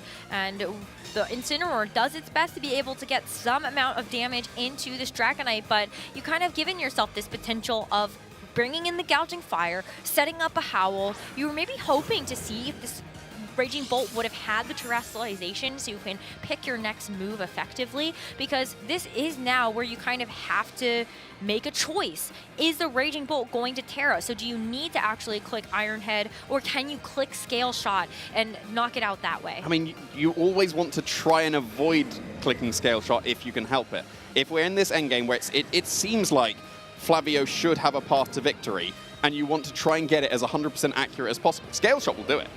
If a Scale Shot connects, that's gonna be the game. But you have to risk that shaky accuracy. Is there a way that Flavio can find that potentially doesn't rely on that shaky accuracy? You do have access to Extreme Speed and Iron Heads that are 100% accurate. You do have access to the Breaking Swipes that can still do some reasonable damage. Heat Crash will not be the one that the Gouging Fire needs to go for. It could just even be content to maybe just howl up the Dragonite, because the Dragonite could be doing some really good damage here as well. Well, at bare minimum, Flavio knows that going for the Terra Fairy on this Gouging Fire is going to make it invulnerable to the Dragon Pulses from the Raging Bolt. One way that the Raging Bolt can get around its lack of damage is just by being able to get a critical hit. But now I think that even that potential is completely off the board here. Raging Bolt is going to be on its final drudges of HP with the Dragon Pulse into the Dragonite with that multi-scale intact. That is exactly why we saw that protect earlier on. It's just going to be a double damage here into the Raging Bolt to pick up the final KO. Yeah, this will be just Extreme Speed and a Heat Crash potentially, or even a Breaking Swipe if you're concerned about the Terra, but you shouldn't be at this point. The Raging Bolt is pretty dealt with. It's not doing the damage. Like, that was supposed to be super effective into the Dragonite, right? And it did very, very little. So we were saying before, the Thunderous didn't seem to do much in the previous round against the similar team, but it did a lot of work in this one, because that -4 on the Raging Bolt, it just sat on the field the entire time and didn't really do too much. So yeah, that's going to be the first game win for Flavio. One more game win, Flavio Del Pidio gets a chance to move on to the top cut at the Europe International Championships, but Shohei, with a loss here, would still get another opportunity in our remaining rounds of Swiss. It does just get harder when those losses start to stack up, because you can only afford 2 in this phase of the tournament. So let's take a look back on some of the highlights, and I think right away we just saw the power of that Thunderous. We love talking about roll compression with a lot of these Pokemon, and the fact that you can help with the damage, mitigate the damage output of the Raging Bolt, while also being able to lay down damage over time with those Wild Bolt Storms. Yeah, this Thunderous looked very impressive in this game. I think the fact that it outsped the Urshifu was quite crucial as well. You tend to run the Thunderous very bulky if you're going for the supportive set, and then it's not guaranteed that you'll outspeed an Urshifu. Yeah, you're way naturally faster than an Urshifu, but then the training is quite important. Outspeeding there was crucial, and I think the biggest thing was the 1 HP survival on the Urshifu as well. I was expecting it to be pretty close with the Sucker Punch and Thunderclap. I don't have my -4 Thunderclap damage calcs in mind, but yeah, that 1 HP survival, that's always what you want to see as a trainer, because then that proves that you did actually train your Pokemon perfectly. And you knew that you have the high friendship with them too. So very trusty partners to be able to rely upon. But yeah, in this game number 2, I kind of wonder if Shohei can play around that a little bit differently. You know, I look at this team and I think, obviously having a Raging Bolt, but not really having the best defensive switch to be able to shed those special attack drops, meant that Shohei was in a really difficult position right from the get-go. So as we enter into this game 2 and we see run back of the leads here for both of our trainers for the second game, this first turn does have to go differently. Yeah, well, you can't fake out the Thunderous once again. It can still be an Eerie Impulse into that Raging Bolt. And even if you do go for the Thunderclap into the Urshifu, it didn't protect in the first game, then the Eerie Impulse still out-prioritizes that Thunderclap because Thunderous is just naturally faster, so its Prankster will go slightly before the priority of the Thunderclap, and then you still won't be able to pick up the knockout. We saw the -4 was doing about a third, so that means -2 would not be able to pick up the KO on this Urshifu. I still wouldn't be surprised if we see the fake out into that Urshifu, because if you don't go for that, and you get the Eerie Impulse into the Raging Bolt, then you get a guaranteed Surging Strikes into the Incineroar, and that's going to be doing some very, very good damage. Maybe not a KO because of the Safety Goals item choice on the Urshifu rather than the boosting item of Mystic Water, but yeah, it's still, I think, still quite an awkward position for Shohei, and that might be why he is repositioning that Incineroar. Yeah, instead of leaving it on the field, it is just going to be a Rillaboom. So nice adjustment here to be able to bring that in. You do have the Assault Vest. It's going to help out versus that Thunderous' special attack, but you also just have great natural typing that will help to deal with the Urshifu and this Thunderous. Now, the Eerie Impulse is going to drop the special attack of this Raging Bolt again, and it is just so abnormal to see this Raging Bolt do as little as it is. I mean, in phase 1, we were seeing it pick up 1-hit KOs. Yeah. Yeah, this is just not doing the damage. But what was really nice there for Shohei, pivoting in that Rillaboom in for the Incineroar, means that Fake Out is once again active if he does want to go for that. And you're also threatening the Urshifu with those Grass-type attacks. Granted, a Grassy Glide is not usually enough to get home the Urshifu, but I reckon that with the -4 Thunderclap, that should be able to get it as well. I think with the double up, that would be a KO onto the Urshifu. I agree with you, but there was a way that this Urshifu could maybe get around that, and that is going to be with a Terra. It was the Terra Fairy for the Gouging Fire in that first game, but now Fazio is committed to keeping this Urshifu up so that he can actually get something going. Whether it is going to just be like a close combat, he has a lot of different options at his disposal. Surging Strikes will cover beautifully for any sort of switch-ins as well. Another Eerie Impulse drops this Raging Bolt to -4 without that booster energy. And it's actually just going to be a target into the Thunderous. And so with the Wood Hammer, you do get a chance to deal with that HP just a little bit, but I don't think the damage is going to be able to be followed up here by that Raging Bolt. Even a Dragon Pulse, you gotta hope for a crit here to be able to knock it out, and that is just not going to come through and not going to cut it. Yeah, -4 once again on the Raging Bolt, showing why Flavio is going for that strategy. That's just not the damage that we want to be seeing from a booster energy Raging Bolt. Granted, the Thunderous is probably in range of Grassy Glide, but again, Thunderous is way naturally faster than Rillaboom. If it wants to do one more prankster shenanigan on the way out, it will be able to do that before that Grassy Glide could hit it and knock out, pick up the knockout there. Urshifu is still reasonably in a good position here, but you got to contend with the fact that it's just dropped its defenses from the close combat. So you can do extra damage, but at least with the Steel typing, you're in a pretty comfortable position against this Raging Bolt and Rillaboom. Flavio knows that Thunderous is Shohei's #1 priority to try to get rid of, since it has already been such a nuisance to this Raging Bolt. Flavio is going to preserve it for later. But with the Gouging Fire now being the switch-in, it is going to be the one that tanks that the U-turn. And with the U-turn, you get a chance to pivot back out into something else, but it's risky, because if it's not Incineroar, you could just get knocked out, but it's the Urshifu. No, it's the Urshifu instead, and the Rillaboom moved before the Urshifu as well. That's quite uncommon for that to be able to happen. Again, we're seeing why Raging Bolt is a very good counter to the opposing Urshifu. But yeah, the Rillaboom U-turn before the Surging Strikes there.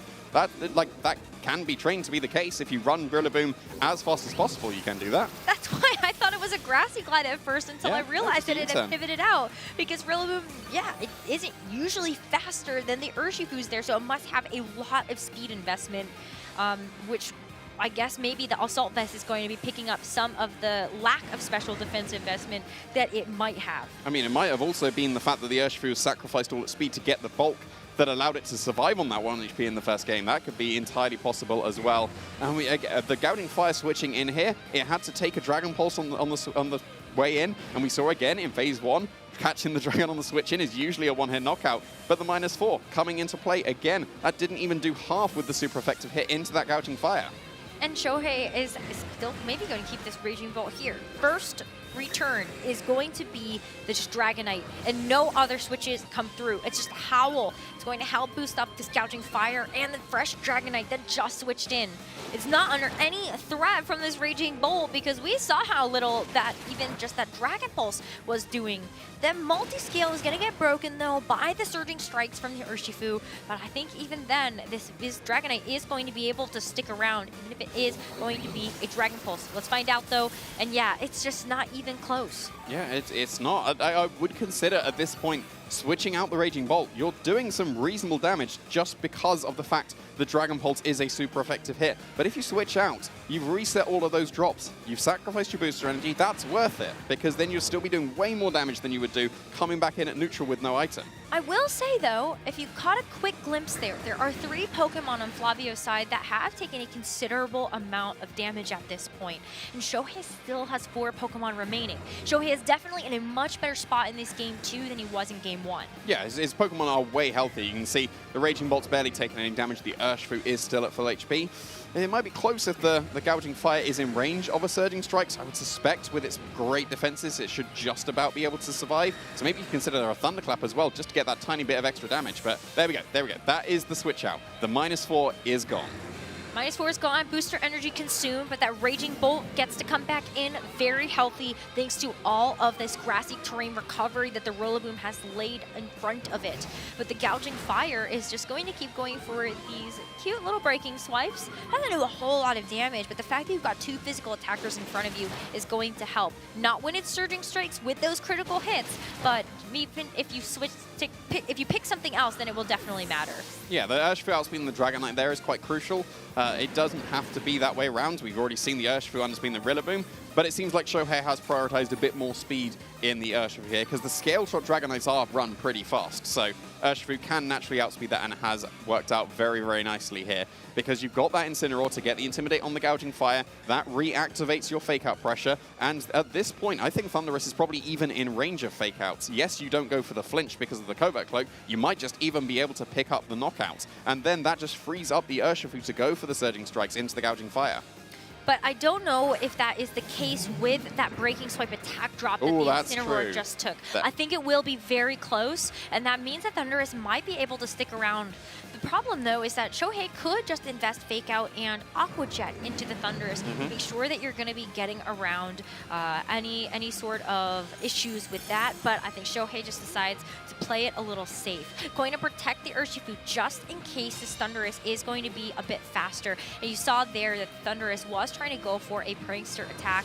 Another Breaking Swipe, though, and or just a Howl, sorry, from this Gouging Fire is going to boost up its own attack stat here, as the Incineroar plays no games, doesn't want to take any risks with the Fake Out not hitting the KO. It is just going to be the Flare Blitz to finish the job. Yeah, that was much safer for Shohei coming out there. Because the Incineroar was so healthy, it was not at risk at being knocked out, even if it had been something like a Breaking Swipe and Wild Bolt Storm. So that was basically guaranteed to get rid of the Thundurus and therefore keep the Urshifu safe from any of the Prankster shenanigans that could have come out, and also from the Wild Bolt Storm that would have done some very good damage. Now you can still go for the Surging Strikes pretty comfortably. Nothing's really threatening this Urshifu anymore. Like, you got the close combat, I guess, from the opposing Urshifu, but given that the Rillaboom outsped, I would assume that the Urshifu on Shohei's side of the field is surely going to be faster, and even if you can get a Breaking Swipe in close combat to potentially KO, which it probably doesn't given its safety goggles, you'd still be able to do some great damage, but not on this turn though. The Urshifu switching out instead.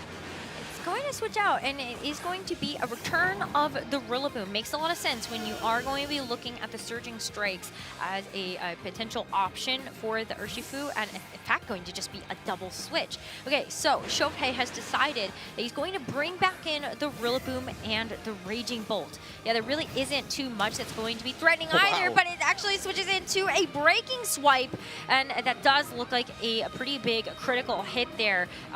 Definitely matters to see if it's going to actually shore this up. Rillaboom takes the close combat, does drop its defenses here, and that might end up being crucial for the Pokemon that are going to be left, but I think Shohei actually makes a pretty big misstep here with that Raging Bolt taking so much damage on the return. Yeah, there's been a couple of howls on the Gouging Fire, so even though Breaking Swipe is usually there for the supportive capabilities of dropping the attack, Gouging Fire still got some pretty good offense behind it. You can see there it was at +1 after the Intimidate howling twice. So yeah, really good damage into the Raging Bolt, and it's going to be in range of another one thanks to the critical hits. So you got to be a little bit wary now on Shohei's side of the field. I still think that the Urshifu on his side is in a very, very comfortable position, especially so now that we did see the close combat come out from Urshifu on Flavio's side of the field, dropping its defenses. So now the Surging Strikes will do even more damage, and because it's turned into that Steel typing, then you can safely go for, or even just something like a close combat should be able to pick up the knockout, and you can't protect from that. Yes, you could Breaking Swipe and potentially reduce that, so it just depends. Do you want to go for a -1 close combat, or do you want to get the critical hit on the Surging Strikes while sacrificing the super effective hits? Well, the Raging Bolt is going to once again return to its Pokeball, retreat in the face of danger. This Gouging Fire still has that booster energy speed, so there isn't really another way for this Raging Bolt to get around that outside of going for Thunderclap, which isn't going to threaten a KO onto either Pokemon. Incineroar switches in, gets a nice Intimidate drop onto both the Urshifu and the Gouging Fire, but the close combat is plenty. You are right, that Urshifu is faster on Shohei's side. Getting the outspeed means the one-hit knockout onto this Terra Steel Urshifu, and Flavio just has that Gouging Fire left. So maybe the health on that Raging Bolt, a worthwhile sacrifice for the greater good of this second game for Shohei. It did end up being for sure. You can very safely now go for fake outs and surging strikes, and of course we know what Urshifu can do. It can break through a protect, so you can't even stall out that extra turn. And even if you could, the breaking swipes were really good damage into the Raging Bolt, but they just won't be into the Urshifu or the Incineroar, thanks to the Intimidate, putting it back down to neutral. So very, very nicely done from Shohei there. Just allowing the Raging Bolt once again go down to -4, but then it was allowed to go for those super effective Dragon Pulses. And I think that was probably what allowed the momentum to build up on Shohei's side of the field, because it seemed like Flavio was in control most of that first game, but the fact that the Dragon Pulse hit for reasonable damage, we were like scoffing at it because we're so used to one-hit knockouts, but the fact that it was a third damage, oh, and then another one, and then another one, then it started to really build up. It did, for sure. And I think that was where, you know, we got a glimpse at Flavio's Pokemon's HP, and we said, yeah, actually, these Pokemon are quite low. Yep. They don't really have a lot of staying power left in this game, so if Shohei can just hang on, actually utilize that HP as an additional resource, like he did in that game number 2 with the Raging Bolt, sacrificing that with that breaking swipe, then it will be able to get him the victory. So we are tied 1-1 in this best of 3, and it's going to come down to a third game to decide who will make it into the top cut of the Europe International Championships. Well, both will be absolutely deserving based on how they played. The adjustment from Shohei ended up working out very nicely, but the game plan coming up from Flavio was very effective in that game 1. So are we going to see any of the adjustments coming out from either of these trainers? I think that the adjustment is more likely to come from Shohei's side, given the fact that, well, Flavio, you'd probably consider it maybe an anti-meta kind of team, so surely you know your matchup into the balance. So we'll have to see if there's going to be those adjustments. I do think Flavio did use terrestrialization maybe a bit too early in that second game. Yeah, I think so. Kind of saw how the Terra Steel came back to bite him in the end with that close combat being a one-hit knockout from Shohei. And I wonder if you had the Gouging Fire with the ability to go for something like the Terra Fairy just in the face of that Raging Bolt, or just even saving it for like the Dragonite, for example, just to be able to get Terra Steel there, maybe that would have been a bit different. Yeah, I think that Terra ended up being completely wasted. It made sense in front of the Raging Bolt, but then, as we saw, it was just close combat and a KO. And that wouldn't have been the case if, for example, you hadn't dropped your own defenses to close combat, because the breaking swipe should have saved you. So yeah, just holding on to the Terra might be more effective for Flavio here. Depends, we're going to see if the Urshifu is going to lead into a Raging Bolt once again as we get into this all-important game 3. And there is an adjustment from both of these trainers. Yeah, Qianpao here for Shohei next to the Urshifu. It's going to be Tinglu now making an appearance for Flavio in the third and final game. Yeah, and this has surely got to be advantage to Shohei, because as we've established, the Qianpao is immune to the prankster moves that can come out from Thundurus, and it's able to pick up a one-hit knockout onto that Thundurus with the Icicle Crash. And you've also got the Urshifu threatening that Tinglu. Granted, you need to probably protect on this turn just to keep yourself safe from any of the prankster moves or the Wild Bot Storm that could come out from the Thundurus, but then after that, if you've got the Icicle Crash KO into the Thundurus, then you'd be able to follow up with massive damage with Surging Strikes. You might need to consider a Terrestrialization on the Thundurus here. That's the only way to keep it safe on this turn. Of course, you could switch out, but then you're taking an Icicle Crash on the way in, because I would be very surprised if Icicle Crash doesn't go into that slot. I would be as well. I think this Qianpao is threatening a lot for both of these Pokemon. So Terrestrialization, a necessary resource to expend on this first turn for either Pokemon. It is used on the Thundurus to be able to give it that Terra Water, which gives it a better matchup into both the Qianpao and the Urshifu. But this Icicle Crash still has a secondary effect, and that is a potential to cause a flinch. Doesn't. Thundurus breaks through. Gets a Wild Bolt Storm onto both Pokemon. But the Urshifu can come back with these Surging Strikes. 3 hits for Surging Strikes. It might just be I a think it one-move knockout. One more, and the King Yeah. Lu goes down. Flavio does not get a chance to get any damage off with his Pokemon, and it was just a bait. Yeah, that's really nicely done from Shohei. Like we just said, the Protect could have happened to keep the Urshifu safe as you attempted to KO the Thunderous, but Shohei reading through that absolutely perfectly, and I think that was like a perfectly trained Urshifu to be able to pick up the knockout on that Ting Lu, because that was incredibly close if the 3 would have done it, but it has done it, and that's the crucial part. And actually, the Wild Bolt Storm did way less damage than I was expecting it to do as well. So that's probably a reasonable amount of bulk into the Urshifu, which is still impressive given it's able to outspeed some Pokemon on Flavio's side of the field as well. I do think this is a very critical turn. You know, you do have both of the Pokemon on Shohei's side very low. The Wild Bolt Storm would be a knockout onto the Urshifu, but you would barely miss it on the Chien-Pao. The Gouging Fire is very fast though, so I think it can help to kind of pick up the pieces there. Yeah, the Breaking Swipe can come through first, and of course now that there's a Water type on the Thunderous, it's not weak to any of the Icicle Crashes. You could potentially follow up with the Wild Bolt Storm. Breaking Swipe and Wild Bolt Storm would be a double knockout here. So maybe you do need to be repositioning with on Shohei's side of the field. You could maybe switch in one of the Pivot Pals and protect either the Urshifu or the Chien-Pao. There wouldn't be too much that could punish that. Rillaboom's a perfectly reasonable switch into a Wild Bolt Storm and a Breaking Swipe. So would Incineroar be. So I wouldn't be surprised if that is one of those Pivot Pals. I mean, you saw that there was the consideration of just going for a Heat Crash into the Urshifu just to kind of cover for if that Rillaboom had made an appearance. But it's just going to be the Incineroar Sucker Punch to ensure some damage, and the Heat Crash into the Incineroar is definitely not the target that you would have wanted to see. And I think Flavio is going to be a little bit upset that the Wild Bolt Storm did not actually pick up the KO onto that Chien-Pao. Yeah, it also didn't get a paralysis. That could have come through and would have put Shohei in a very uncomfortable position. But now it's a little bit more reasonable. You've got Fake Out Pressure into that Gouging Fire, which you probably do need to go for to be able to keep your Chien-Pao safe, to be able to go on the offense. Granted, it could just go for the Sucker Punch into the Thunderous to try and pick up the knockout, but then that's incredibly risky given that it can just go for a Prankster move to try and bypass it, or it can switch out instead. And that's probably the preference given you've got 2 Dark types on the opposing side of the field, so the Prankster would just be to avoid the Sucker Punch. So, yeah, I think that Chien-Pao surviving, we did see that it was probably going to survive the Wild Bolt Storm based on the first amount of damage, but that is going to allow another nice chunk of damage into this Thunderous. Well, maybe not the Thunderous, but whatever's switching in. Let's see. It is going doesn't want to to switch in on Icicle Crash. Dragonite, and yet it certainly does not want to see that.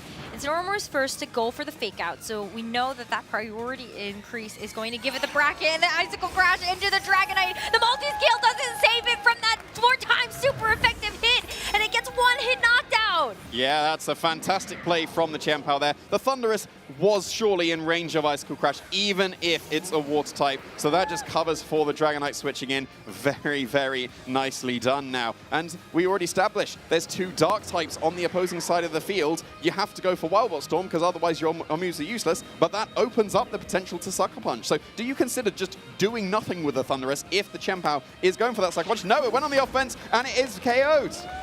2 KOs for this Chien-Pao back-to-back as the Thunderous also goes down. And it's just the Gouging Fire left for Flavio Del Pidio, but the writing is on the wall. The Breaking Swipe does get the KO onto the Chien-Pao, but Shohei still has 3 more Pokemon in the back that can stand next to this, just to be able to deal with this game. It's going to be a taunt as well into the Gouging Fire, so no more utility moves. It cannot go for Protect, it cannot go for Howl, and the Raging Bull is ready to feast. Yeah, it absolutely is. Like, even if there wasn't terrestrialization preserved, I think that this would still be curtains for Flavio, and he has realized it. He has thrown in the towel, and Shohei Kimura is going to advance to the top of EUIC. Congratulations to Shohei, 2023 World Champion and International Superstar, top 16 at all of the ICs last year, except for any IC, which was still a top 32, an incredible result. So Shohei gets to add another top 16 to the collection with this win. Yeah, and that's another Japanese player in the top cut of an international championship. We've said maybe this is their year. Could they do a clean sweep? Because they got LAIC. With Yuma, yeah. And now Shohei has the potential to be able to take EUIC as well. And I wouldn't be surprised if he does. he's one of the favorites going into this tournament for a very, very good reason. He's been proving that. He's now 11-1, and it's absolutely deserved based on how he played that game. Yeah, and it all goes back to just kind of how he was able to play out these first couple of turns. Guaranteeing the knockout onto the Ting-Lu with that surging strikes just meant that you had one of those big right bosses out of the way, and then this was just disastrous. Yeah. Having that Dragonite switch into the Icicle Crash, nothing was going to save it from being knocked out by that Chien-Pao, especially with that Sword of Ruin activated. And Chien-Pao, it was able to pick up with such a sliver of HP. Yeah, and then the Gouding Fight, of course, was not able to do it. I think Ting-Lu dropping immediately was probably what gave so much momentum to Shohei on that first turn. Yes, that was a good Terra. It was a good use of the Terra to be able to survive the Icicle Crash, but then Sucker Punch put it in range of Icicle Crash, allowing that coverage of the Dragonite switch in, and then, of course, picking up that one-hit knockout. So, yeah, congratulations once again to Shohei, moving on to the top cup. And can we marvel for a second that Shohei managed to win that match without using Terra a single time in any of those 3 games? Yeah. When terrestrialization has been the key mechanic in Scarlet and Violet, and you can see how it can swing matchups or maybe even be a detriment if you use it at the wrong time. Shohei just said, I don't need it. I can win without it because I know how this matchup is going to play out. Yeah, well, you say that, but I think the team that Flavio brought, you probably didn't prepare for too much. So most of the game plans would have had to come at the time. Maybe making a note of what happened maybe making a note of the previous rounds when we had Giuseppe versus Francesco, where it was a very similar matchup. So yeah, just really, really nicely worked out what pieces need to come. Like the fact, I didn't think that the Raging Bolt allowing itself to beat Eerie Impulse so much was going to be very effective. But then it obviously didn't work out in the game 1, but in game 2, it just really started adding up. And in the third game, didn't even need it. It was just waiting in the back just to land on the field and say, yes, we've won this game. Yeah, absolutely. It was there to be the biggest cheerleader at the end, but it is just so incredible. And that's one of the reasons why we look at Shohei as a favorite. To be able to make those in-the-moment decisions against a team that... Who would have had that, I think, coming into this event? Thunderous and Ting-Lu next to each other. Yeah, well, again, shouldn't be too surprised, but we are. Like, we just haven't really seen Thunderous and Kanan. Ting-Lu a little bit, but that's been, like, on the fringes. So, yeah, that was a really nice team coming into this. But, of course, the balanced team was also something that was going to be on our radars. And, as we said, Shohei Kimura was absolutely on our radar and proved why. Let's throw it to Costa to see how he's feeling getting into the top cut of EUIC. Thank you very much, Jamie and Rose. We have got a world champ amongst us, Shohei Kimura, locking himself through into the top cut. Shohei, my friend, it must feel so good. Tell us, how are you feeling at this moment? トップカットに進みましたね。で、今の気持ちを教えてください。あと2勝でワールズなので頑張ります。2 more wins, 2 worlds, so he's going to continue doing his best.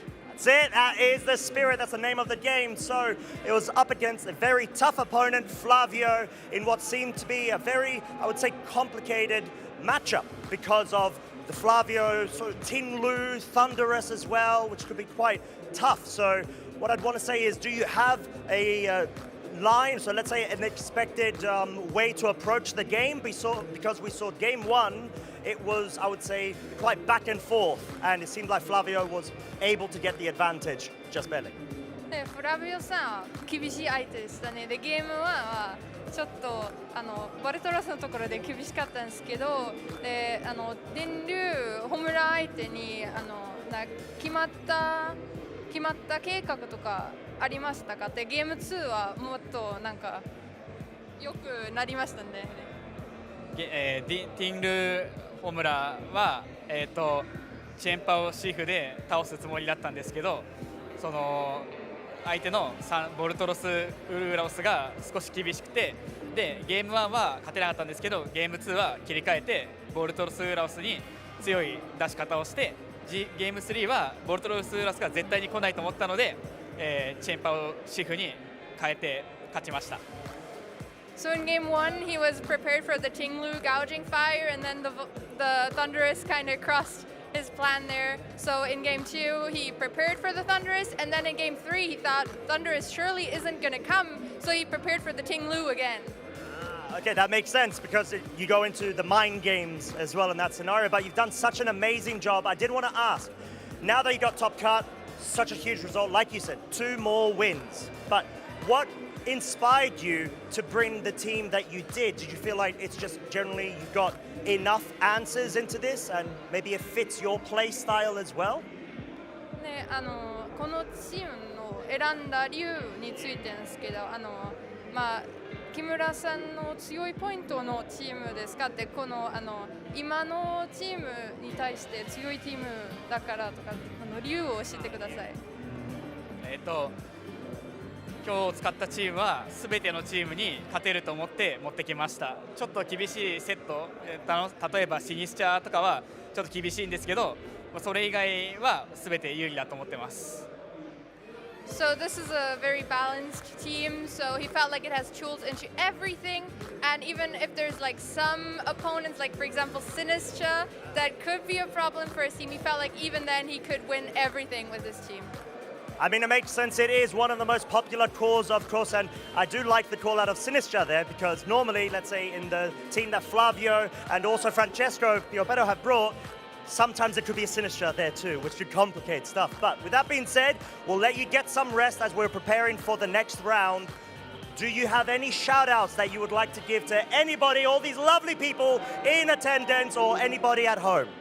ここにいる人、配信見る人、何か感謝の気持ちを伝えたい、挨拶したい人いますか？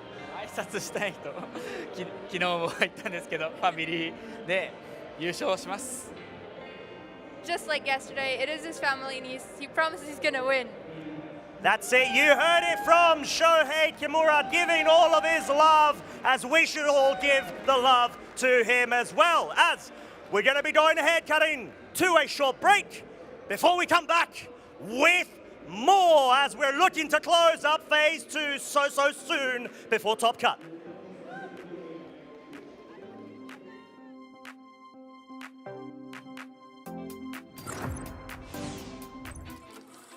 Hey trainers, welcome to Pokémon Championship History, the series where we take a look at some of the most epic and memorable matches in the history of competitive Pokémon.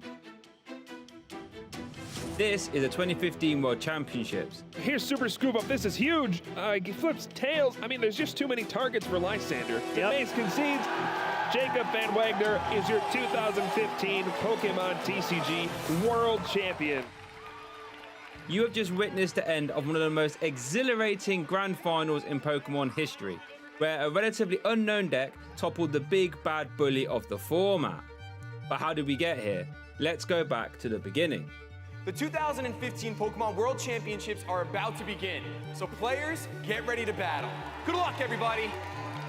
Greetings, Pokemon fans. I'm Josh J. Woods Wittenkeller. I'm here with Kyle Pukasukovich, and we are finally ready to start getting on with some Pokemon TCG action. The metagame is always changing, the cards you use are always changing, so a lot of these players came up with something new, brought it to this tournament. It's a big risk to show up with something that's a little untested or very matchup dependent. Seismitoad has the attack Quaking Punch, which would deal 30 damage and stop your opponent from playing any item cards next turn. This was completely devastating since the format ran on powerful item cards.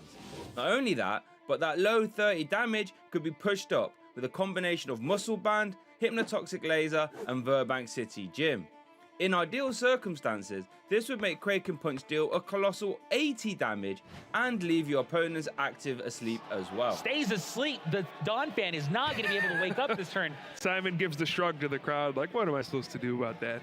This meant Seismitoad had a ton of partners, all with unique offerings, like Manectric EX, Garbodor, and the Crobat line, which would chip in extra damage via Sneaky Bite and Surprise Bite ability. Put the Zubat down, put a Crobat down, and oh man. Surprise. That Shaman just went from 0 to knocked out, basically through Golbat and Crobat damage. How could anyone avoid Quaking Punch from grinding them down and running them over, especially with Crobat's extra pressure?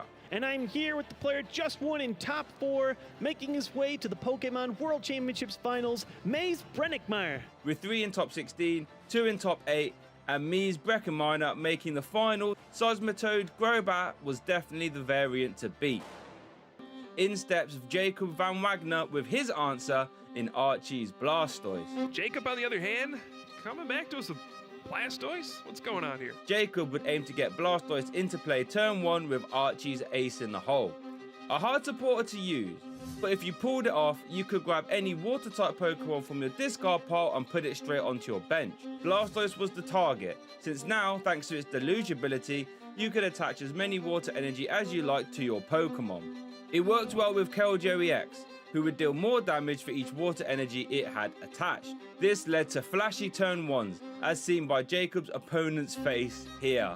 4 energy, 5 energy, deluging them all. So many You cards don't even lined need up. that many. Joltik only has 30 HP. And there we go. Have some mercy, Jacob. Lysander for the game. Shaman EX comes out in Secret Sword.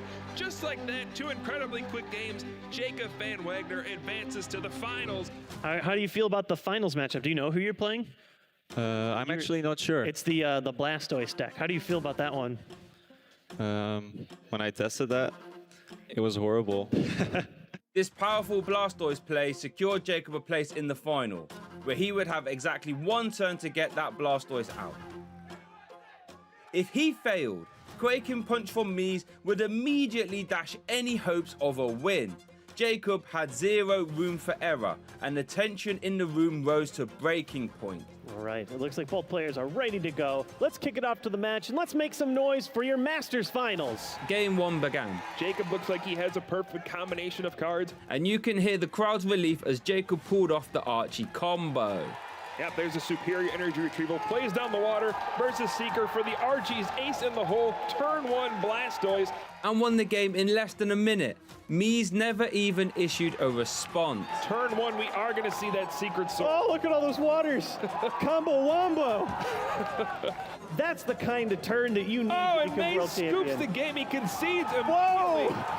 Just like that. Game 2 wouldn't be as straightforward, since Jacob was on the ropes.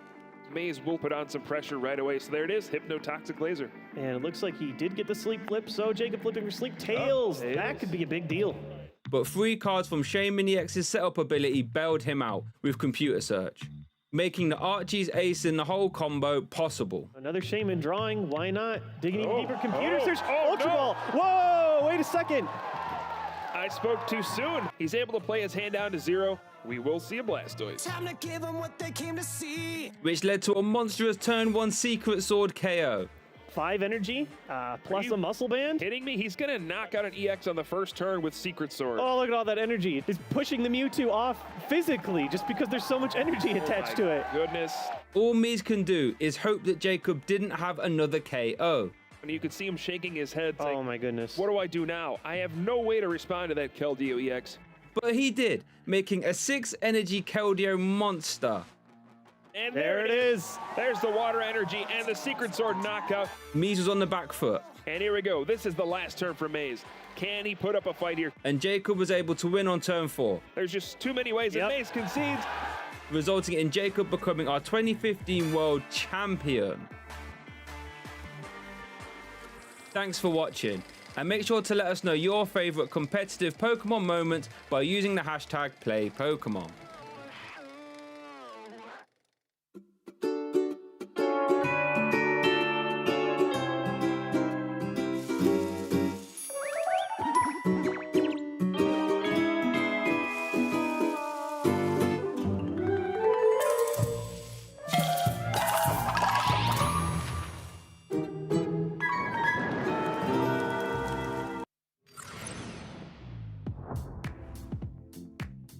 Back, Pokemon trainers, to the European International Championships here in London. You are behind the desk with myself, Lee Provost, and again joined by the lovely, wonderful Lou Actor-Scrummy.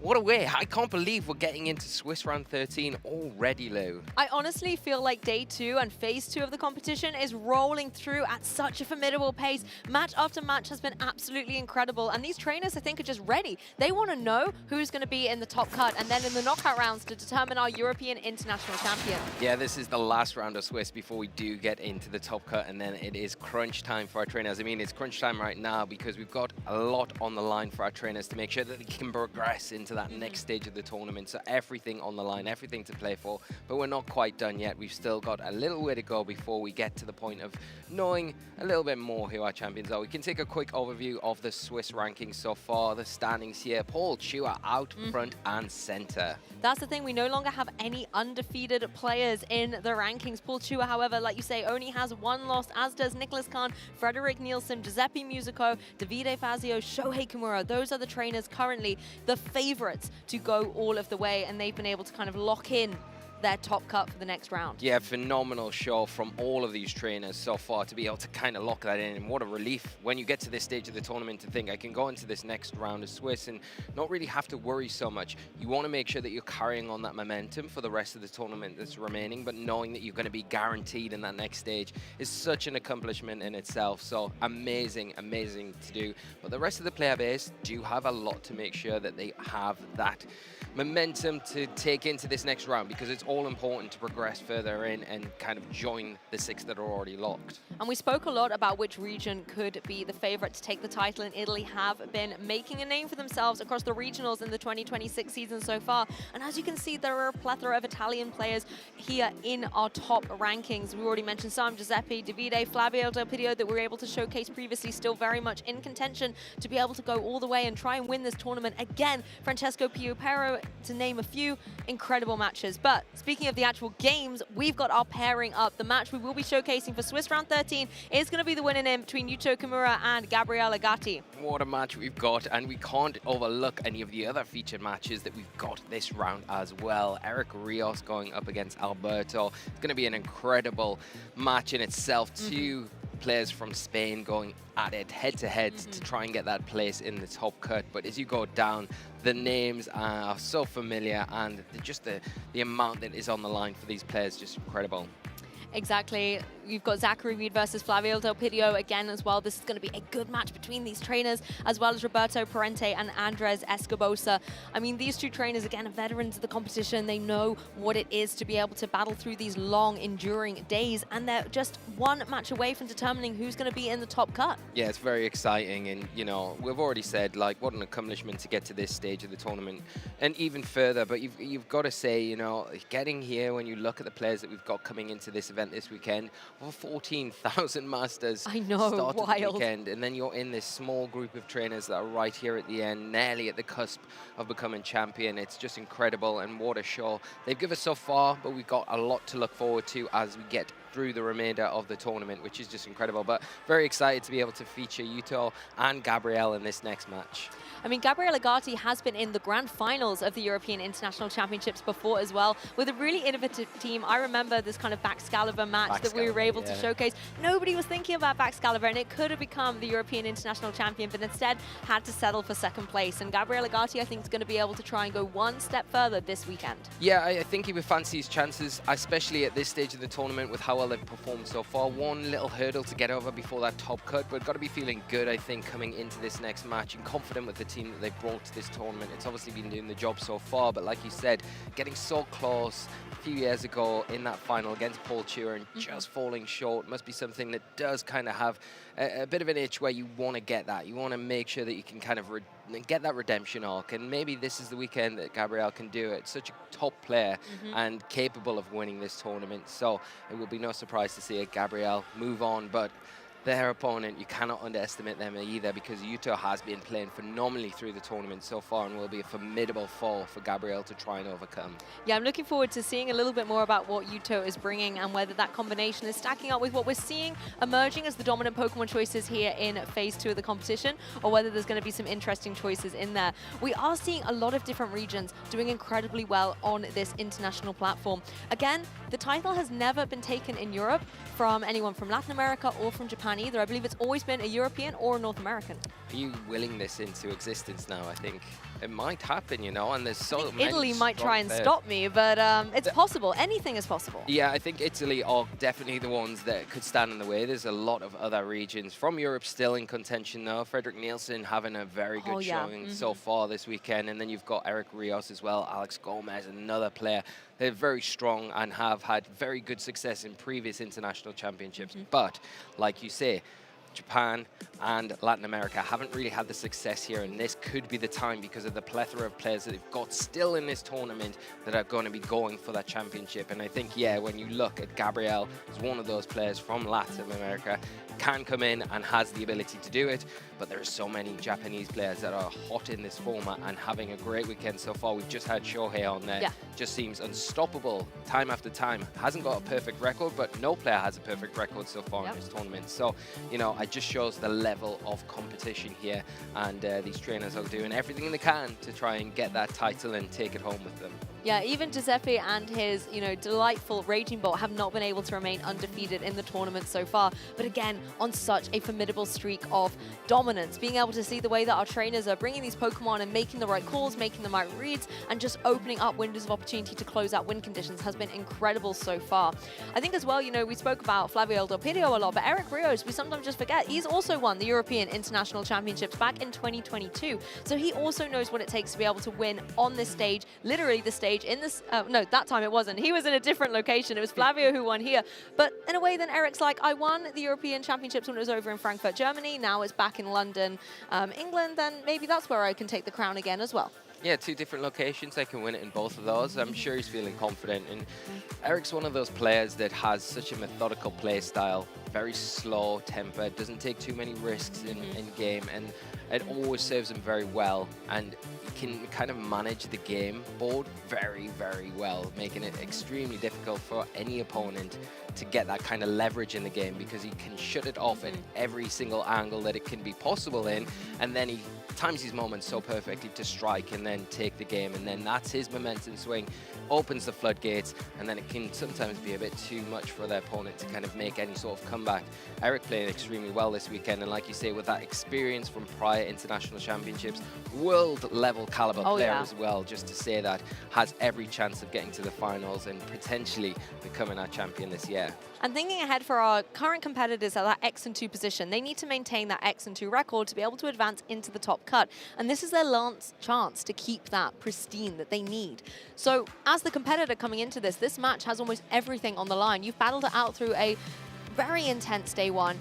Phase 1 of the competition. We're now here in the phase 2 part of day 2, and it's just at the stage where all of that effort, you're in touching distance of being in the knockouts to say, I top cut an international championship, but there's one game standing in your way, and not every trainer is able to cross that line. Yeah, that's the unfortunate thing. You want to kind of celebrate all of these trainers at this stage of the tournament, but unfortunately, half the field are going to be kind of leaving the tournament soon. But that's just the nature of these tournaments. You know, not everyone can make it further and deeper into the tournament, and that's why we have to kind of celebrate each player as we get to these stages of the tournament and congratulate them for getting here, because maybe they don't progress to that next stage, but it's all part of their, their journey in competitive Pokemon, and that's the beauty about this game. This tournament isn't a standalone. We have a full season. This is just one picture that paints the rest of the season, and this sets up the experience for our players. It grows them. It gives them that experience to go on and potentially reach the height that they're trying to aim for. And we've seen that a little bit throughout the 2026 season, where regional championships have happened in this Regulation F format, and trainers have maybe brought teams there as testing grounds to scout out what they maybe want to bring, what they're confident with, or maybe what they're not confident with ahead of the international championships. And seeing the adaptations from some trainers from maybe Birmingham regionals or Toronto regionals, all these little changes that they've made, being like, I've refined my team, or maybe this archetype is rising up in popularity, I need to adjust accordingly, has been very interesting that they've been able to use that experience, as you said, Lee, and bring it to a meta-worthy team. Yeah, and it will be that trainer that kind of makes those really brave calls, those decisions in-game and in team building that comes out on top at the end of the weekend. But it always comes back as well, I think. It's good to point out that, you might have these household names that we know that perform consistently well time and time again, but, everyone does have a bad day. It doesn't make them have a bad season, though, So sometimes you can come to a tournament and probably not perform as well as you would like. It does happen. It is part and parcel of playing competitive Pokemon, You have to take the rolls with the punches, and And it's the players that get up after those kind of setbacks that are the ones that kind of keep coming back and keep trying, keep progressing, keep wanting to better themselves. Yeah, every single time. Achieve those great things in this format, and it's really great to see those stories when they do end up unfolding. I mean, that's Pokemon at the end of the day, right? There are some things that are completely not within your control with, you know, some of those secondary effects and things like that. Critical hits, we all know, can sometimes absolutely change the forecast of a game. But at the end of the day, you can only work with what you can control and learn from those errors. I do have to always wonder, though, when I see a trainer who's brought a team to maybe a regional just before and then completely throws it out the window, picks up something different for the next tournament, I always want to ask, you know, what happened? Yeah. Well, you know, did something go wrong, or did you see a team and were like, nope, that's the call, that's the ticket, that's the one I want? So it's always interesting seeing how they change things up. And then again, if it's a new team, how have they been able to refine their experience with it if they haven't had as much time invested? Yeah, because it's not only the story that we can paint on the broadcast, there is a whole narrative that's painted behind the scenes, these players preparing for the events and coming in, you know. You don't Sometimes know in what, their groups as well, yeah, right? the decision making there is, we don't really get to see that so much. So it's great when we do have the opportunity to have them on stage, we can kind of delve a little bit deeper into those decisions. What happened in your preparation coming into this event, and why is it paying dividends when you're here at the event itself? Yeah, so there's a lot kind of goes into a success story, and like you quite rightly mentioned, Lou, I think it's not about the individuals always. About the team. It's about the team, the friendships you make along the way, the groups that you have, the people that support you here at the venue when you're playing, and the people behind the scenes that help you with that team building, the most crucial parts of getting ready for these big tournaments and events. Well, we've seen that, for example, with Fazio and the other trainer, Francesco Pierro. I remember the surname, but not the first name there, that had, you know, the Ting Lu. I wonder what inspiration encourage them to pick up that Pokemon. But let's focus in on the stage. The trainers are ready for Swiss round 13. They've built up our anticipation and we are raring to go. Gabrielle Gati running a really interesting team here. We've got the Ogerpon, the Rillaboom, Incineroar, Urshifu, the Fluttermane, and the Farigiraf. That's a Pokemon that we've seen a lot in previous formats, but I haven't seen too much of here at the European International Championships, along with an adorable little Squirtle. Love to see that first partner Pokemon on the stage with Gabrielle. Yeah, not only a top competitive Pokemon player, but also a fantastic artist as well. Thank you, Gabrielle, for checking that out. But yeah, interesting teams coming into this last round of Swiss here. Gabrielle got some odd choices that you would kind of not expect to see together. The Farigiraf there you would normally see paired alongside a really big, powerful Trick Room abuser, maybe. Yeah. And that's kind of the thing that we've seen a lot frequently in Regulation F, but we don't have that here. Maybe the Farigiraf there used as a tool to control the dimensions as and when it suits Gabrielle, acting on the fly, and that's really a good tool if you can play that way. To maybe say, okay, I've got a way to reverse a Trick Room if it's set up in a non-preferable situation right now, or if the Tailwind goes up on my opponent's side, if that's an option for them, then I can flip the dimensions, turn that speedy situation into my favor. But got some big hitters here, and that's the most important thing. I think you look at the Choice Scarf, Urshifu, so... With a wild set, no less. Absolute wild set. So the Ice Spin is really interesting. We've talked about being able to remove terrains, how important that is, especially with Size Spam and how big and popular that is. Getting rid of that early on is a crucial part of being able to kind of function against those teams. Not only that, grassy terrain, if you don't want it on the field at a certain time, you can remove it from your opponent as well. But preferably, and Gabrielle probably wants that grassy terrain set up as much as possible when you look at the grassy glide on that Ogerpon and that Woodhammer.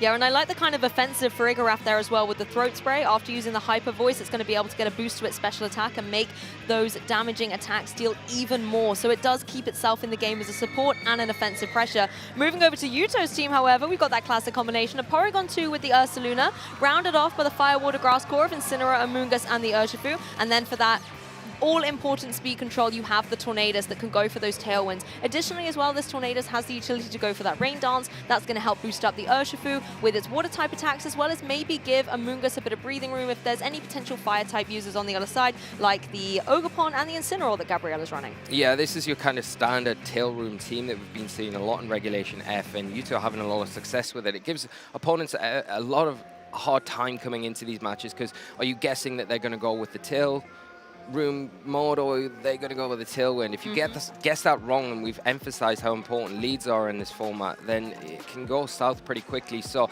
you two got that flexibility there, but the big powerhouse on the team is obviously that Ursaluna. You want to get it into that environment where it's preferable. You've got to get that environment perfect, though. You've got the Trick Room there with the Amoonguss to really kind of put that offensive pressure on with the Spores, the Rage Powder to support something like the Ursaluna, but you've also got the Tailwind with the Tornadus, and that mode there where you can set the Tailwind, you can probably get the Ursaluna into some nice situations against odd opponents, but also supporting that Urshifu there with that Surging Strikes and the Life Orb. I like that call out though about the hybrid energy that this team is bringing. You have that slow Trick Room mode, but you can also completely flip the script and go for the speedier offensive variant. And sometimes the call of that turn 0, you know, which one is Yuta going to commit to? If Gabriel can get that right, he can adjust accordingly, but otherwise it could be devastating. We've got a little bit of a contrast out there on the field with the Amoonguss and the Tornadus. You know, one's fast, one's slow, but then for Gabriel Gati, it is the Urshifu and the Incineroar. Yeah, the Incineroar is nice here. It can provide a little bit of fake-out support here against specifically the threat of Spore from the Amoonguss that can threaten sleep onto either the Incineroar or the Urshifu this first turn,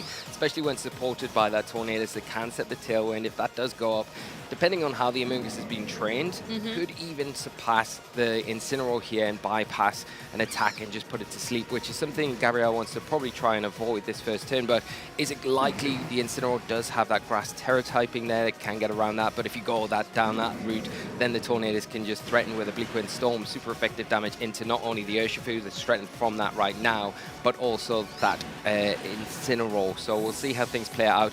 Not preferable to keep that on the field here, Lou, just switching out from Yuto. Yeah, Tornadus not wanting to make that call. It is running the Sharp Beak, not the Covert Cloak, so it would have been vulnerable to the potential fake out. So an adjustment here on Yuto's side, and actually an adjustment apiece. Amoonguss is going to get out of there as well. Yuto wanting to completely shake things up, bringing his own Incineroar into the fray. This Intimidate is going to be really nice down onto both these physical attackers, and then he has that fake out advantage going into the next turn. Yeah, and that's it. I think Yuto not feeling super comfortable with what they brought out onto the field and going to the match exactly what Gabriel's got. And Gabriel, we've said it before, when an opponent tries to play that catch-up game, they can be maybe sometimes on the back foot. We'll have to see what decisions Gabriel's went with and see if it actually is something they can capitalize with. Fake out into that Incineroar there, followed up by a Terrestrialization into Urshifu, boosting their Surging Strikes, but a good catch by Yuto. Nice switch in, probably the best potential switch in that they've got, considering the Amoonguss was out on the field at the time. Yeah, the Urshifu really embracing its water-type potential, going for the Terrestrialization here to make these Surging Strikes hit as hard as possible, but a fantastic adjustment on Yuto's side. I'm sure Gabriel would have much rather liked to have seen that go into the Incineroar. Yeah, definitely into that Incineroar slot. Now Yuto has the access to that fake out, so can slow things down on Gabriel's side of the field and prevent the Incineroar from taking too much damage. And the nice thing that Yuto's got as well is that switch into the Amoonguss in the back that can come in, soak up the Surging Strikes. But also Yuto has the ability to put a lot of pressure onto Gabriel's Incineroar, maybe force a switch out there, because Surging Strikes into that slot is going to do a lot of damage.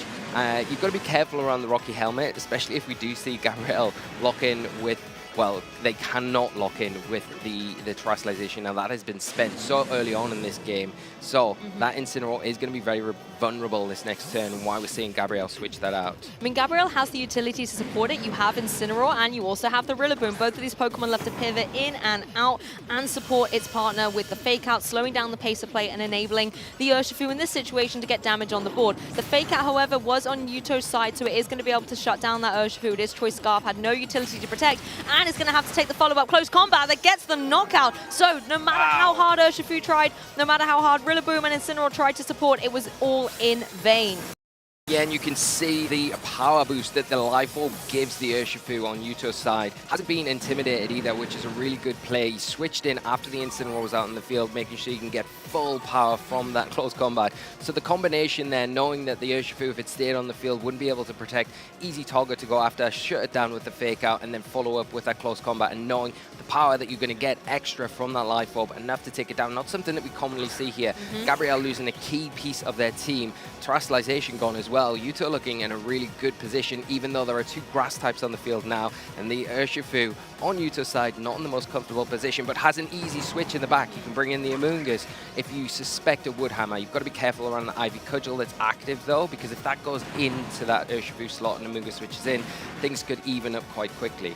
But also now that you've got rid of the Urshifu, I feel like Yuto with the Tornadus in the back can quite freely almost click a Rain Dance here. The Rain Dance is going to stop the offensive pressure that Ogerpon can deal with the Fire-type Ivy Cudgel, for example, or that Incineroar with a Flare Blitz, as well as boosting up the accuracy of its very own Bleak Wind Storm. And as you said, there's two grass types out there. It's going to be able to hit well with that flying type attack. So if Yuto can maybe pivot that in, it could be an opportunity to open up an end game. Fake Out, however, just comes straight down onto the Incineroar, and it's going to have to take the double up of the Ivy Cudgel. Not a huge amount of damage, maybe thinking thinking a switch was coming through, but the damage comes through from that Urshifu once again. That is a solid one-hit KO, Lee. Wow. That is huge here, and you can see what Gabriel was trying to do, maybe fish for that switch on Yuto's end because maybe you want to get that Tornadus onto the field, but not falling for it, staying tried, tested, and true. Yuto saying, I'm just going to keep my Urshifu on the field and take advantage of maybe a position because I'm so threatened. It's so obvious I have to switch it out. I'll protect it in this scenario that you're probably not going to attack into it and waste a turn. Let's focus all the energy onto the Incineroar, and that's exactly what played out, taking that close combat when it was presented and knocking out another key pivotal Pokemon from Gabriel's side of the field.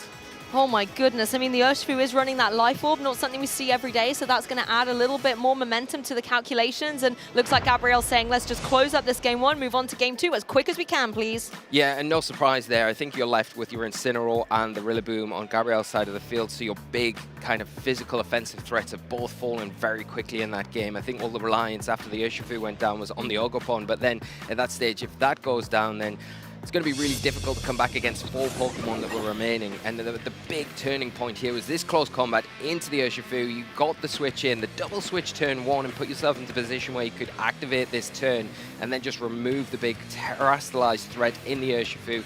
Made it just so, and then being so bold in front of 2 grass types here, you know, saying, nah, I don't think you're going to attack into this, and if you don't, I'm going to punish it, and it's exactly what happened. Yuto being so brave in their decision there and making life very difficult for Gabriel. Got some big adjustments coming into this game too. And that water terrestrialization as well, as you say, it was committed very early on by Gabriel, and I don't think he was able to get the payoff needed. You went for the surging strikes, but it went down into the opposing Urshifu that was just able to eat them up, so you were not able to get the extra damage that the terrestrialization gives you and have it give you momentum. Yeah, and the thing I'll roll back to as well, we were talking about how the importance of leads, right? And if you're playing catch-up then, it looked at the start of that turn, before things played out, that Yuto was playing catch-up, but it was all part of the plan. Getting the Urshifu onto the field, knowing that the Intimidate had already been active, so you can get the Urshifu in, take full advantage of the Life Orb, was perfect, alongside that fake-out partnering Pokemon as well, and really catching Gabriel out with a play that probably wasn't expected right then and there.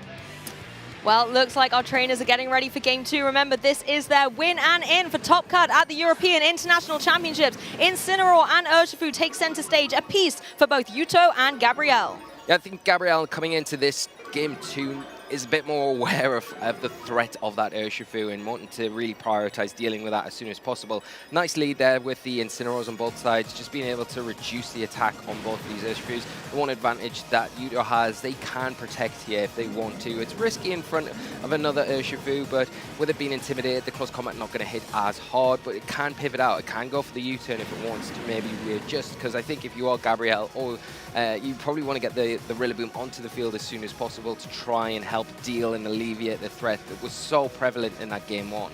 We'll have to see where the fake out lands as well from both these Incineroars. First move is going to be Yuto's going down into that opposing Urshifu, and it's a cross again from the Incineroar into the opposing Urshifu. So just a little bit of chip here, no focus sashes to have to contend with, but Urshifu on Gabriel's side running that choice scarf is now free to be fast. Yeah, stalemate here from both players with the same play, just wants to shut down the big threat that's in front of them. But the option that Gabriel has here as well, that we talked about in game 1, if now the terrestrialization is available, you could terrestrialize your Incineroar if you want to keep it on the field. It's that grass type. So if the Surging Strike comes into that, then Rocky Helmet's going to play a pivotal role in being able to get extra damage onto the opposing Urshifu, which is an option. But you also need to try and get that Rillaboom onto the field as soon as possible before the Tornadus or the Amoonguss come out, so you can function as well as you want in front of this big threat. Well, both the Incineroars leave, but only one has an Amoonguss. Both grass types, however, seem to be the trend. Gabriel bringing in the Rillaboom to face down against the Mushroom that Yuto has brought in as the supportive pivot. Urshifu does go for the Surging Strikes, finds it onto the Amoonguss. There is no Rocky Helmet to have to contend with. It is running that Citrus Berry, but still not the target you want to find. This damage is so minimally. Yeah, it is really, and it'll be interesting to see where Yuto goes with their Urshifu attack choice. Is it going to be a close combat again? No, it is a Surging Strike, and into the Urshifu this time. Maybe expecting a switch there, maybe a U-turn pivot out is what Yuto's playing for. So staying on the field, but now both players have their grass type of choice on the field. It's going to be a bit awkward for both of these Urshifus now. Namely, the Amoonguss can go for a Rage Powder if it wants to pull in those attacks, knowing that Gabriel is locked in to the Surging Strikes. So it kind of forces a situation where Gabriel probably wants to switch it out. But it's a great opportunity to do that because you do have active fake out. You're not threatened by a Spore on the Rillaboom that has to stay on the field and kind of support at this turn. So Gabriel in a situation where they can adjust a little bit easier than maybe Yuto wants to do this turn. But Yuto has access to protect, not being locked in with that choice item. And now the Rillaboom actually in an interesting situation. It has that potential priority Glassy Glide that can go down into the opposing Urshifu. The Rage Powder, obviously, Amoonguss not going to be able to utilize that strongly in this position unless against the Urshifu. Yes, you can draw in the Surging Strikes, but at the end of the day, you need to make sure that your partner Pokemon can get damage on the board too. Yeah, and that's the big thing. I think the damage has been kind of like, it's been mitigated a lot better by both trainers here. We are seeing the turn play out with a Rage Powder from that Amoonguss, so we'll draw in this Surging Strikes, but not the Grassy Glide. It will do some big impactful damage, not quite enough to pick up the knockout onto the opposing Urshifu, so that is going to be there left alone. And it can lock in with the close combat here, knowing that there is no Rage Powder on Gabriel's side. If it goes for that, it's going to be able to pick up the knockout on this opposing Urshifu and remove a big key part of Gabriel's plan. This is the thing, we're not seeing KOs until this particular moment, but a lot of incremental damage is being stacked up. Those Surging Strikes into the Amoonguss could be very devastating in the end game, but of course Amoonguss has the trick up its sleeve where if Yuto wants to switch it out, it can use that Regenerator ability to get a lot of that HP back. Yeah, and now Yuto doing so well here because now the Urshifu on Gabriel's side of the field is fallen. It makes life so much easier for that Incineroar to pivot back onto the field and not have to worry about a potential knockout from the Surging Strikes. So it can come in, it can drop an all-important Intimidate onto two physical attackers that are now on the field. The one thing that you would say that Gabriel still has a bit of an advantage with is the fact that the Ogerpon can Terastallize, get that attack boost if it needs to, and it is threatening the Amoonguss on the opposite side. The Amoonguss going for a Fairy Terastallization isn't going to be able to have any sort of defensive capabilities against being able to resist that attack either. So it's an easy slot for Gabriel to go into because that Grassy Glide is still active, still going to put a lot of pressure onto the knockout onto the Urshifu. It's a likely slot that will switch maybe this turn, but we said that game one. Is Yuto going to switch, or are they going to just say, I'm happy just leaving it on the field to get an attack off? Ogerpon says a cheeky hello and a quick goodbye, leaves the field in favor of this Incineroar. Now, neither of these Pokemon necessarily wanted to take a Surging Strike. At least you get the Intimidate coming down if it's a close combat, but we know Surging Strikes has that guaranteed critical hit chance. Oh, okay. Incineroar surely relieved to see this Pokemon leave the field. It's able to be an adjustment on Yuto's side, revealing the Incineroar once again to throw an Intimidate down against both these physical attackers. I think both trainers are very cognizant of where their Incineroars are and where they want them in play. Yeah, and Amoonguss not wanting to contend with any potential Fire-type attacks that were coming out from towards the Ogerpon.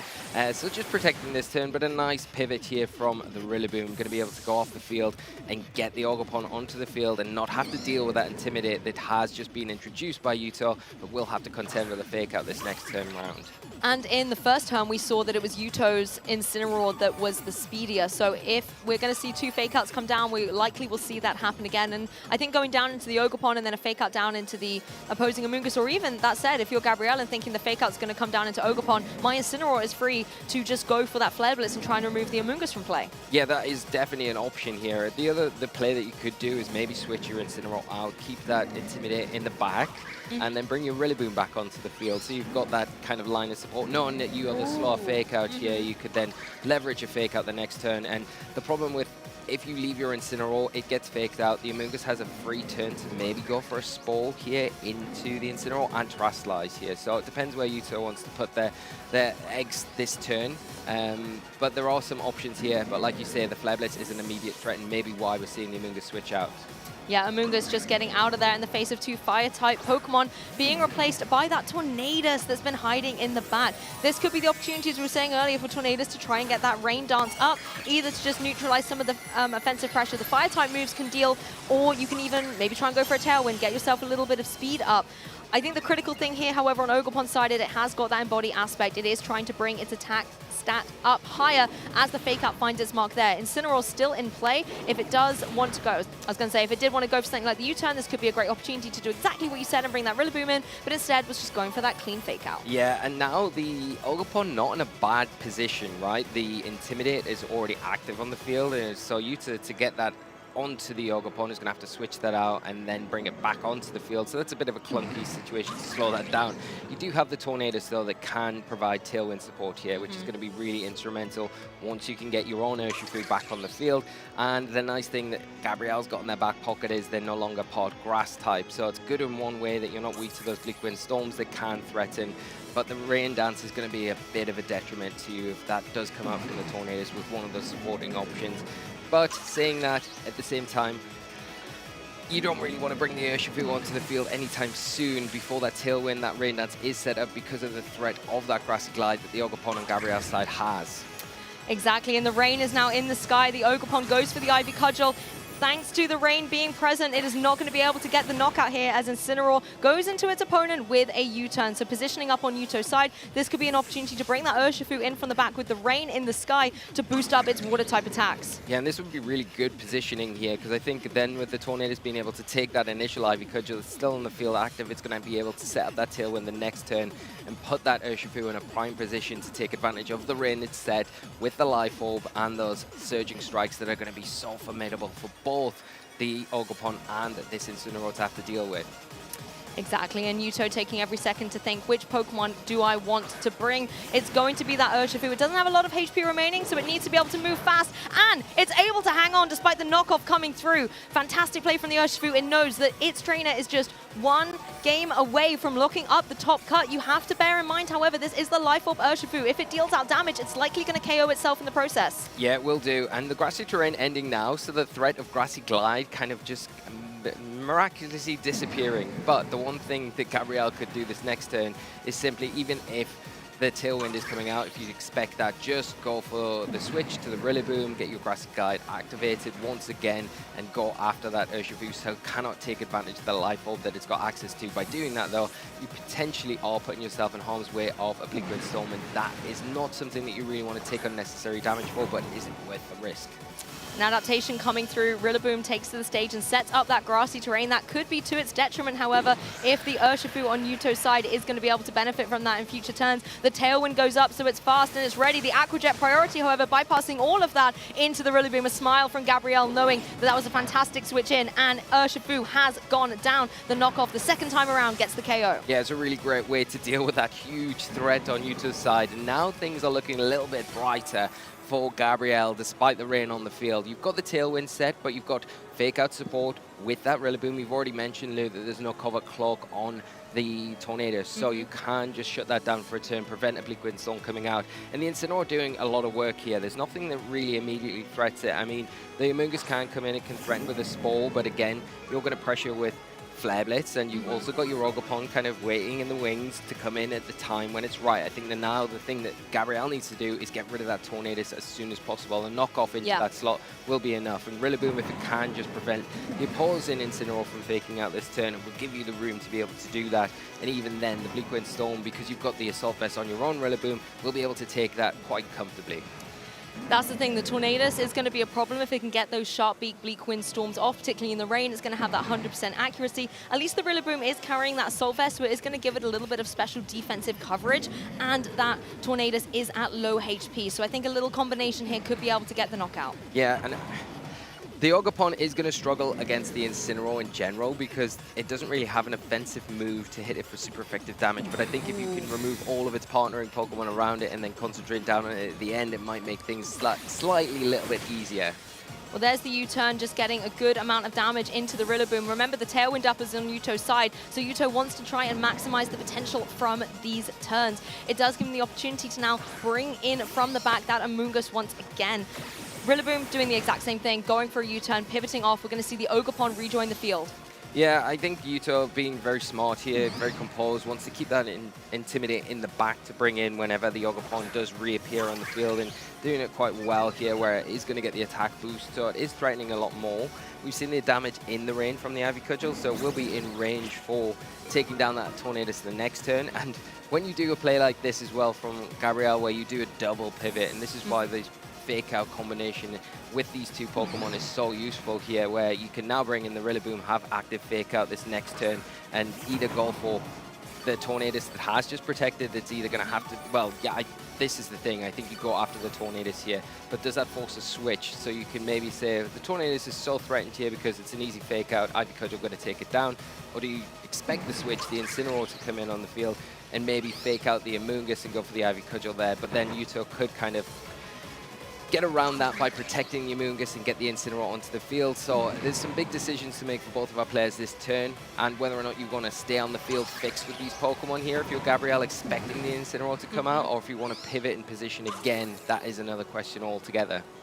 I think as well you've got the Incineroar and the Ogerpon refusing to fall to the fate of Ophelia here in the Storm, constantly switching out, maybe allowing the Rillaboom to try and deal with that Tornadus before the Rain Dance can get set up again. We know that the Ivy Cudgels on the Ogerpon want to come through, want to connect onto that Amoonguss. Rillaboom goes for the Grassy Glide, but it's not enough. The priority trying to get around the Tailwind does not fell it. The Bleakwind Storm comes through, again, doesn't get the KOs here. They are resilient. They are here to try and get Gabrielle through. Ivy Cudgel will come through. It will connect down onto this Amoonguss, and it gets the KO! Gabrielle looks up to the skies. He knows that was what he needed to stay in this game. Yeah, that's a huge critical hit. Enough in the rain to take down the Amoonguss there. And the Grassy Glide just missing. You thought if that picks up the knockout onto the Tornadus, it's easy street from here on out. But the Bleakwind Storm, the Rillaboom managing to just barely hang on, and things looking a little bit better for Gabrielle going into this next turn.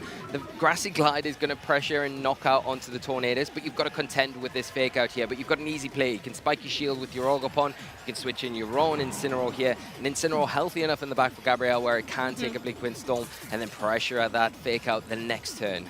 This is exactly what we were talking about. Ogerpon not wanting to play by the rules that Tornadus has set, going for that Ivy Cudgel in the rain and getting that really critical knockout. Now both trainers in a position where Yuto is down to his last two remaining Pokemon. You do at least have the Incineroar, like you say, you have the potential to have that fake out, but is it going to be enough? The Tornadus is really on its last little clouds. Yeah, it is, yeah, and we're going to have a big Bleakwind Storm coming out. Is the fake out going to be into the Ogerpon? If you don't go for that slot and then Gabrielle hasn't protected it, could be over a lot quicker than what we think here, but we're going to see Terrestrialization finally locked in from Yuto. Which target will be into? It is going to be into that Tornadus, and it will be into the Steel Terra typing.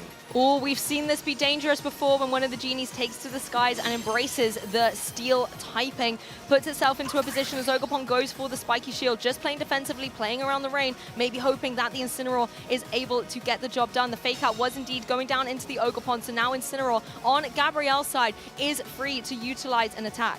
Yeah, and we're going to take a Bleakwind Storm for its troubles, 100% accurate in the rain. It'll be interesting to see how much damage this does to the Incineroar. Will it be able to take two of these? Yeah, more comfortable enough, even though that Sharp Beak is on that, boosting the move, but the rain has stopped. And this Terrestrialization not looking as strong in this situation against two fire types that are going to be hitting it for super effective damage. But the one thing that that steel typing does do is probably give you enough legs to take a Grassy Glide that's going to be active here. You would imagine a Grassy Glide from the Ogerpon. Oh, it's going to be close. It's going to be close, but there is the possibility of it taking it down. If it hangs on, it's going to be able to get another Bleakwind Storm off. Or what do you prioritize here? Do you prioritize maybe another Rain Dance here to support your own Incineroar? Things aren't looking great for Yuto, but Gabrielle's still got quite a bit to do here. The main priority now is getting rid of that Tornadus so it can stop supporting, stop being a threat with those Bleakwind Storms that are on spread type attack on their side of the field at the moment. This is what I meant earlier. The Incineroar now free to go for an attack. We saw how little the Bleakwind Storm did. There's not a lot I think a double up could do to fell it. Had the utility to go on the offensive. That is enough. It does manage to get the KO with the Grassy Glide. A sigh of relief with that critical hit. Honestly, this Ogerpon is unstoppable as the Incineroar was able to utilize the fake out in that turn to make sure that the Ogerpon had room to shine. Yeah, there we go. A critical hit. It would have been interesting to see the damage without. I think it would have been close either way. It would have been a fraction of a hang-on, but it might have just been enough to get Yuta into a position where they were able to go a little bit further forward. Now, the Incineroar versus the world, it's got the Assault Vest as well, so it's going to be an easy target for just doubling up into it with the remaining Pokemon Gabrielle has left on the field, and should be tying this up and taking us to a game 3 for deciding which player is going to progress in this tournament. This is what we absolutely love to see, a game 3 here at the highest stakes we have at the European International Championships. Gabrielle really playing marvelously in that second game to be able to even out the score. Yeah, and a lot to do for both of our trainers here. You can see there wasn't really too much of a change-up with Pokemon selections from our trainers in that last game, from game 1 to game 2. But I wonder if we'll see slightly different change-ups going into Game 3. Yuto does have the ability to maybe go for a different mode in the Trick Room mode, thinking, well, Gabrielle's not bringing the Ferograph here. I've got a pretty easy way to set my Trick Room up. I can maybe take advantage of the Amoonguss under the Twisted Dimension, start putting things to sleep that are going to be vulnerable to that, and then utilize maybe my Saluna that can put on that really offensive, powerful damage against these fire types that have been so bothersome to me in Game 2. And, you know, the Scarf Urshifu is not going to enjoy a Trick Room environment. That's one thing that you would say. So maybe you could look down that avenue and go that route, which could throw Gabrielle off. But Gabrielle, a very smart player, probably aware that that is an option as well and will adjust accordingly. It's not going to be easy coming into Game 3, however. I mean, Yuto still played that Game 2 incredibly well. The Urshifu, I felt, was constantly in a strong position. It was still applying a lot of pressure with those close combats. It was able to get in when the rain was set up by its partner, Tornadus. The issue, however, I think, was Gabrielle's Ogerpon was just so relentless, as well as the Rillaboom with the Grassy Glide constantly stacking up that damage and working around the Tailwind that Yuto had sacrificed a turn to set up. It almost made it a little bit null and void, and possibly if, in hindsight, Tornadus had gone on the offensive in that turn, the little bit of incremental damage would have stacked up in the end. We saw how many clutch hang-ons there were in a lot of these turns. Yeah, it's a really good catch there, Lou. And I think the other thing that Gabrielle needs to really hone down on going into this Game 3 is removing that Urshifu a lot quicker, a lot better than they have done in these first two games, because anytime that does attack with that Life Orb, it gets onto the field and the Intimidate's not a thing, then it is doing and removing pieces of Gabrielle's puzzle, and he doesn't want that to happen. I wonder if we're going to see a shake of momentum. Wondering if maybe Porygon 2 or Ursaluna could join in, but Yuto is sticking with the Urshifu and Incineroar, and it's exactly what Gabrielle is doing as well. This is a run back of Game 2. This is the last game, determining the winning in for Top Cut. Yeah, it is, and here we go. One of these trainers will be moving on. One will have their end of the tournament right here. It all comes down to this match. What will our players do? Are we going to see a repeat of Game 2? Fake out a piece, just stopping those Urshifus in their tracks, making some adjustments.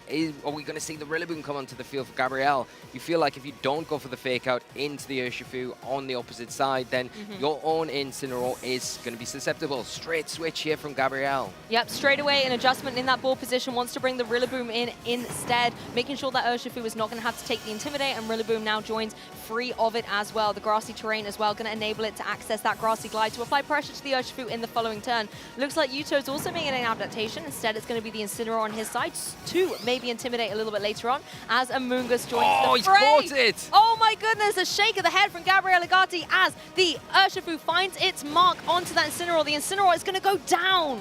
Yeah, that was a risky play from Gabrielle, going for the parting shot there, saying, okay, well, you might expect the fake out. Unfortunately, leaving the Incineroar in harm's way, and Yuto capitalizing on that from the get-go here. Now you've got your Rillaboom on the field. It is going to put a lot of pressure onto that the Urshifu here with the Grassy Glide that's active. You can get your Urshifu out as well, and that can kind of pivot out if it wants. It's got the Ice Spinner as well, but do you really want to get rid of the Grassy Terrain when you know there's an Ogerpon in the back that's going to really benefit from that? So the big thing and the hard thing now is going to be getting the Ogerpon onto the field in a position where it can function like it did in that Game 2. Right now, you don't really want to switch it in the face of an Urshifu with that Life Orb that can really start throwing out those Surging Strikes that are so threatening. But the Rillaboom is in a position where, like we've said, it is going to threaten, but it's an easy switch right now to maybe the Incineroar to get that Intimidate onto the field, and you've got the support of that Amoonguss to Rage Powder or any of those threatening water type attacks to get that seamless switch in. We have to assume as well it is that Tornadus in the back for Yuto, and that could always come in, get that Rain Dance set up and help the Urshifu on the other side a little bit more. But it looks like Gabrielle is going to start already trying to apply some pressure into this game. The Terrestrialization is coming through on the Urshifu, so it is once again embracing its water typing, going to be adding an extra bit of punch behind the potential Surging Strikes as the fake out goes through into the Amoonguss. You don't have to worry about being put to sleep as Urshifu tries its best to get damage out on the board. It goes down into its counterpart, but it is not going to be even nearly enough. No, nowhere near enough. Unfortunately, just predicting a switch out there, not getting any joy. Once again, Yuto saying, I'm keeping this on the field. I feel comfortable where it is. I'm going to take advantage of this Life Orb when I've got the opportunity to. Close combat into the opposing Urshifu. Some valuable damage there, putting it in a position where it is not going to be getting as much value for Gabrielle going forward. Yeah, that was a little bit of a parting blow from the Intimidate that Incineroar set right at the beginning of the game, making sure that Urshifu was kept in the game. But of course, if the Urshifu on Yuto's side switches out, that Intimidate cannot be reset up because the Incineroar is gone. Yeah, expecting probably the switch to the Incineroar there, so you can see exactly what Gabriel was trying to do, tie up this game. Unfortunately, Yuta saying, no, I'm not giving my Incineroar up as easy not as doing that. what you did. No, we are staying tried, true, and tested, and I'm going to go for this close combat like we did in game 1 and getting some real value out of that. Now it is pressure. They can go for a protect here, of course, and then let the Amoonguss disrupt with the sludge bombs or a spore, more importantly, into the opposing Urshifu. So there could be an opening here where the pressure on the opposing Urshifu gives Gabriel the opportunity to maybe get their own Ogerpon onto the field, and then that allows you a bit more offensive pressure against the Ogerpon and that Grassy Glide threat into the opposing Urshifu if it sticks around. Yeah, I like this switch out here. You are Choice Scarf locked into that, and we know that the Amoonguss can just go for the Rage Powder and redirect it, opening up the opportunity. Yes, in a way you could go for the Grassy Glide, but Yuto could easily try and protect around that. It is, not protecting, however. Instead, it's just going to go straight down and connect. The Urshifu will fall down to the Rillaboom, but Yuto now can bring in a Pokemon from the back, possibly even that Incineroar, and throw an Intimidate down against these special attackers. Amoonguss, huge damage. Where did that come from off left field? The Amoonguss showing that it's not just a supportive little Pokemon, it's able to deal with the big Pokemon too. Yeah, Amoonguss showing why it's here and showing that it wants to take and carry Yuto into this next stage of the tournament. The problem now with spending that Terrestrialization on the Urshifu from Gabriel, though, as well, is that you don't have the ability to remove that flying type weakness that the Ogerpon carries alongside that Rillaboom. So quite rightly, like you've mentioned, if the Tornadus is lurking in the back for Yuto, can quite easily come in. It threatens not only the Ogerpon, the Rillaboom, but that Urshifu as well that's in the back. And with that instant automatic ability to set the Tailwind up, you surpass the Choice Scarf. So all to do for Gabriel here, and time is running out, ticking down every turn. Has to get everything right from here, everything on the line to take him through to this next stage, and Yuto is playing marvelously.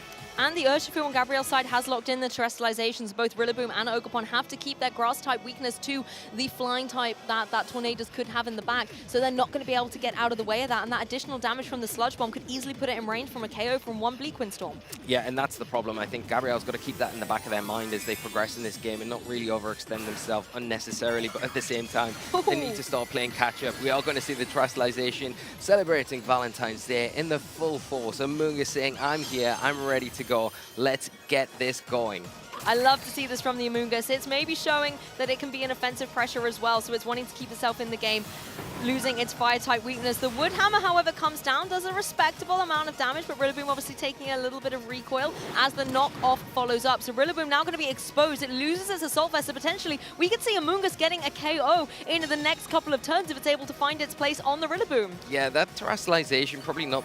it takes away the fire threat from the Ogerpon, which is great, but you open yourself up to taking just neutral damage from these grass-type attacks, especially with this grassy terrain on the field. So really valuable, the Incineroar can come in now. It can support with Fake Out, but more importantly, it can drop that Intimidate that makes these physical attacks not hit as hard. The Amoonguss as well, I think, doesn't really have the benefit now of being able to sit as comfortably in front of the Urshifu. Gabriel can position that, so there is a world where we could see the Urshifu come in and be a bit more impactful. It is all key for Yuto, if that Tornadus is in the back, to try and get that in safely. I think you've got a really good way with the U-turn on the Incineroar right now to be able to get that slow pivot off, avoid any damage, get the Tornadus onto the field, and then get that Tailwind, that Blink Windstorm, that maybe even Rain Dance setup. Oh, that's not what Gabriel wanted to see. The Amoonguss going for the Protect, maybe trying to draw in these attacks. Ogerpon was going for the Wood Hammer down into that slot, and if Gabriel has doubled up into it, then he has left his Pokemon vulnerable to have damage taken from this Incineroar. It is the double. Both Wood Hammers coming through, trying to utilize that grassy terrain to get the KO, but instead are not getting any damage on the board. The knockoff comes through. Ogerpon at least does manage to hang on because you cannot knock that mask off. Yeah, that is a huge survival here, so you can kind of have a repeat of that last turn here onto the Amoonguss, and double Wood Hammer supported by the grassy terrain that has just left. Unfortunately, the wrong time for that to fade. Still, Wood Hammer gonna be a big threat because it's a powerful move even without the terrain boost. Still gonna threaten that Amoonguss now that it is a fairy type, so something that Yuto has to contend with, although it won't be hitting as hard and not as threatening. But all the time you put all your concentration onto the Amoonguss, it's leaving that Incineroar just open to allow it to do what it wants. It can just fire off these knockoffs. It can go for a U-turn if it wants to, and now a U-turn into the Ogerpon looks quite desirable, right? It's going to pick up the knockout. It's going to allow you a free switch into something else, like that Tornadus that could come in, and really put the pressure even more on Gabriel from where it is right now. The thing is, you really need to deal with that Amoonguss because Urshifu can easily clean up against the Incineroar on the opposing side, but while you've got the potential Rage Powder, it's impossible. Ivy Cudgel may be trying desperately to get a critical hit, but instead it's actually going to give Amoonguss more recovery, giving it the opportunity to eat up its Citrus Berry. The Wood Hammer will come through from Rillaboom, but without the terrain in play, it's not going to be as powerful damage as Gabriel was hoping in that previous turn. And the U-turn, as you mentioned, Lee can come through. It's not able to get the KO because it's gone into the Rillaboom and not the Ogerpon, but critically it gives Yuto the opportunity to switch up the ball position, and you can guarantee when that Incineroar is back, the Intimidate's going to pay off, and the Fake Out is going to potentially spell disaster for Gabriel. Yeah, and here we go. There is that Tornadus. It finally makes its way onto the field, followed up with a Sludge Bomb now from the Amoonguss, saying, okay, well, I'm going to take care of this Rillaboom. I'm going to take away that option for you to get the Grassy Terrain back in effect. I don't want that to contend with anymore. Now, you've got a situation where the Tornadus is going to be able to set up that Tailwind, put itself ahead of the Urshifu. The Rain Dance is a bit of a double-edged sword, right? Because the Terastallization on the Urshifu is going to boost those Water-type attacks even further. Now, you've got a turn where you can utilize this Amoonguss to give you that free turn on your Tornadus, so it doesn't take any damage. Tailwind's probably the most preferable thing to do here, and then just hope that your Bleak Wind Storms hit without the rain being active. If they do, they're going to be able to hit the Ogerpon for super effective damage. With the Water Terastallization, it's taken away that flying weakness, but the Urshifu pretty low health as it is. Well, Amoonguss is angry. It's going for the Rage Powder as the Urshifu locks in with those Surging Strikes. It is going to come down onto the Amoonguss. It will be enough to get the knockout, particularly after this second hit. Doesn't even need the third one. But as you said, Lee, it opens up this Tornadus to attack. And considering we did not see a priority Tailwind come through or a Rain Dance, we can assume it is going for that Bleak Wind Storm. If it's able to find its mark, this could be it. Yeah, it could be. It all comes down to what speed this Tornadus is. Is it going to take an Ivy Cudgel first? It will do. There's a chance of a critical hit not landing here, and that Bleak Wind Storm chosen, but it has missed a target. Which one is it going to be? It's the Urshifu, so it's going to stick around, but that Ogerpon is going down. That's the thing, Ogerpon goes down. You're now remaining with your Urshifu, but you got rid of the Amoonguss, meaning that Incineroar can come straight back. Your Choice Scarf, you're going to have to take a Fake Out. And if you're Yuto in this situation, you could always try and go for something like the Fake Out, maybe even the Rain Dance to increase your chance of getting the guaranteed hit, but you've got to contend with the Choice Scarf, so it's going to be dangerous. Maybe just go for the Bleak Wind Storm. Yeah, you Fake Out here. You can Bleak Wind Storm or you can Tailwind to guarantee a turn next time round, but no. This is Rain Dance risky. coming out here. But the thing is, the Urshifu can only target one of these Pokemon. It's probably more likely to go after the Tornadus, and that's where the threat is. Okay, now you set the Rain Dance up for me. I can Surgeon Strikes into that. Has Incineroar got anything that it'll be able to take this Urshifu down with, though? That's the thing. Knockoff, maybe? What it was relying on the knockoff. Is it going to be enough, though? It's going to be a neutral hit. With the item there, you probably say the knockoff is going to be just enough, but taking it right down to the wire here on the decisions these trainers make this next turn. I think things looking more likely in Yuto's favor just because the knockoff is neutral and like it would be into a normal Urshifu before it terastallizes. It's not like you can even protect either. The Unseen Fist is going to be able to break through this. Urshifu has found its target. It's embracing all the power it has to keep Gabriel in this tournament. It's targeting down into this Tornadus, but now the question is key. Is knockoff, U-turn, or Flare Blitz going to be enough to get this Urshifu down? If not, Gabriel is in a position to take it. Yeah, we'll have to see. It's all going to come down to this knockoff. I think if this knockoff is enough, Lou, it will be the end of the game. There we go. The KO is down. Yuto Kimura is able to take down Gabriel Gati and will be locking in his top cut at the European International Championships. Wow, what a way to end that game. What a way to end Swiss there in such style. Congratulations to both our trainers, but a massive congratulations to Yuto, who will be moving on in this tournament, continuing their road, hoping to be crowned the champion at the end of this event. I'm a little out of breath there, Lee. I'm not going to lie. There was a lot of back and forth throughout that set.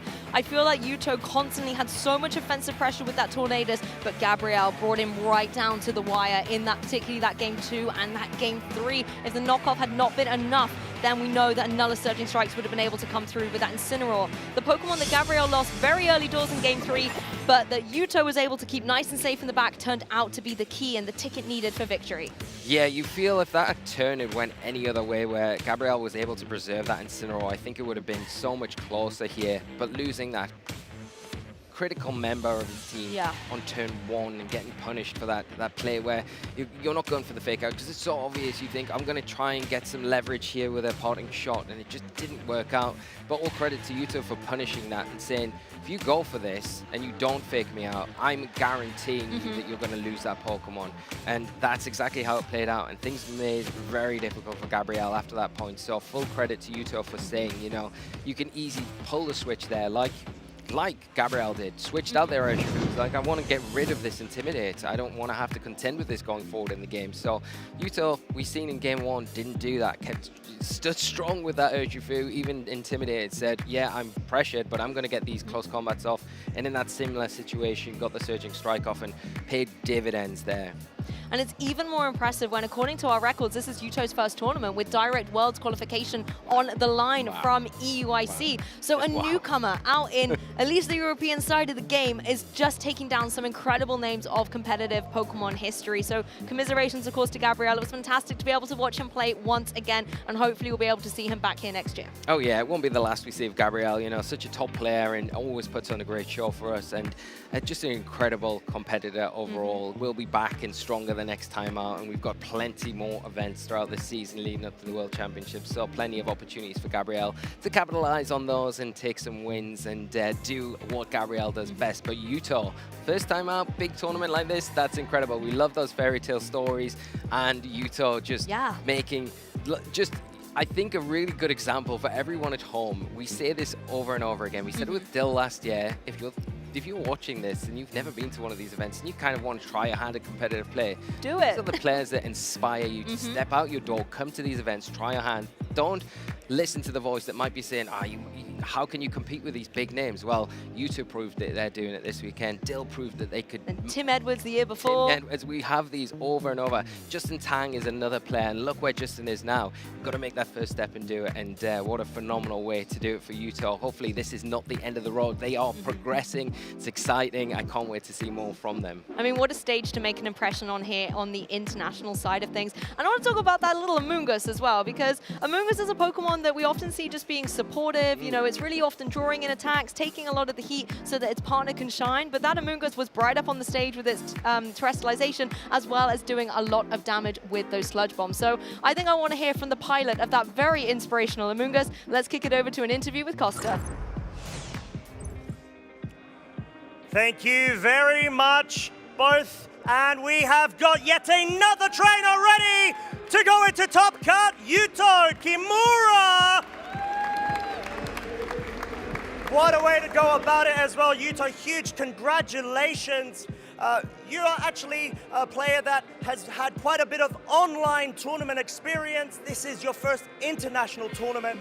How are you feeling? You are so close going into a direct invitation. まずは勝利おめでとうございます。普段オンラインの中で初めての IC だと思いますが、率直に今のお気持ちいかがですか？そうですね。本当に嬉しいです。まさかここまで来れるとは思っていなかったので、もう嬉しい気持ちでいっぱいです。I'm very happy because I can't believe it. I can come here, he said. And you've done such an amazing job as well. There were so many back and forths. There was Gabriel Agachi as well, such a well-known player. But you seem to have such a good way to sort of handle him with your team and strategies like Life Orb, Urshifu and such. But I wanted to ask you, how much practice have you put in with this team? Is this something that you've been playing for a long time, or is it new for this tournament in particular? 相手のガブリエル選手は有名な選手でずっとプレーしてきた選手だと思うんですけど、今回の使ったチームっていうのはずっと長く使われてきたパーティーを使ったのか、今回のために初めて使ったのか、いかがですか？この大会に参加するって決まってからもう2ヶ月ほど同じ構築使ってて、そうですね、すごい練習してきました。When he decided I joined EUIC, he practiced a lot for 2 months. So that で最後なんておっしゃいました？ずっと練習してきました。He had practiced very hard. It definitely shows you were so comfortable with it, and there are so many back and forths, especially in the game 2. We saw Gabriel go for the critical hit, force the game 3, but you did such a good job to be able to bring it back the way that you did. So I then just wanted to ask you, You're so many steps closer now. 2 more wins in order to get the direct invitation, but we want to make sure you get some rest as well. So just 2 questions left. One being, do you have any shout outs that you would like to give to anybody in the crowd, at home, family, anybody that's supporting you? あと2勝で世界って言ったところだと思うんですけれど、ここで今感謝を述べたい人は家族だったり友人だったりいますか？何かあればお願いします。やはり仲間のみんなにはすごい練習一緒にしてもらったこともありますし、やっぱりここまで来れたのは仲間のおかげもあると思うので、感謝しています。He appreciates his teammate, so his teammate practiced hard with him, so he appreciates his teammate too. His teammate. Amazing, amazing stuff. And one final question, of course. It's the 30th Pokemon anniversary coming up. What is your favorite Pokemon and why? ポケモンが30周年を迎えるんですけど、一番好きなポケモンとその理由を教えてください。そうですね、ポリゴン2です。理由としては、ソードシールドの頃から結構ずっと使っていたこともあるので。So his favorite Pokemon is Porygon 2 because he used Porygon 2 from Sword and Shield. He used it for a long time. I mean, it's one of the best Pokemons and for good reason as well. So, with that being said, thank you so much for your time, Yuto. Huge congratulations. And what we're going to be doing is cutting to a short break before we progress the rest of this tournament here in London. So, get your refreshments as we'll be right back for the continuation of EUIC 2026. You won't want to miss it. Hello, Pokemon trainers. Welcome to Pokemon Championships History, a series where we showcase important matches throughout the history of competitive Pokemon. I'm Will Dunphy, and let's take a trip back to the first Pokemon GO World Championships in London, England in the summer of 2022. Dancing Rob from Germany and Godon Hada from South Korea took their seats at center stage for the Masters Division Grand Finals. What happened next was more exciting than anyone could have ever predicted. This was Pokemon GO's inaugural season in the Pokemon GO Championship Series, and only one of these trainers could become the first world champion. Pokemon GO's 2022 competitive season was characterized by the nearly unbreakable core of Walrein and Trevenant. This pair's synergy made them almost irreplaceable on a team of 6. But as Pokemon GO established its own unique identity within the championship circuit, so did its trainers. Unique Pokemon like Air/Mandibuzz, Ember, Shadow, Kanto, Ninetales, and Obstagoon claimed regional and international titles around the world. Dancing Rob competed earlier in the year at Pokemon GO's first ever live-streamed event, the 2022 Europe International Championships. Dancing Rob made a powerful run through the losers bracket in Day 2, before being defeated by the eventual runner-up, Freaka. With that, Dancing Rob had qualified for the World Championships in London.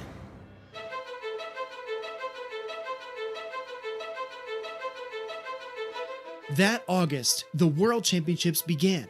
After a promising 2-0 start, Dancing Rob was defeated by Lurgan Rocket, Pokemon GO's first ever regional champion, in just the 3rd round. This loss set Dancing Rob down into the losers bracket. What happened next is something that may never happen again in competitive Pokemon GO. Dancing Rob would go on to win the next 7 rounds, including a rematch against the Liverpool regional champion as he completely swept the losers bracket. With a combined record of 9-1 and everything on the line, Dancing Rob took the stage, head-to-head against Godon Hada for the Grand Finals.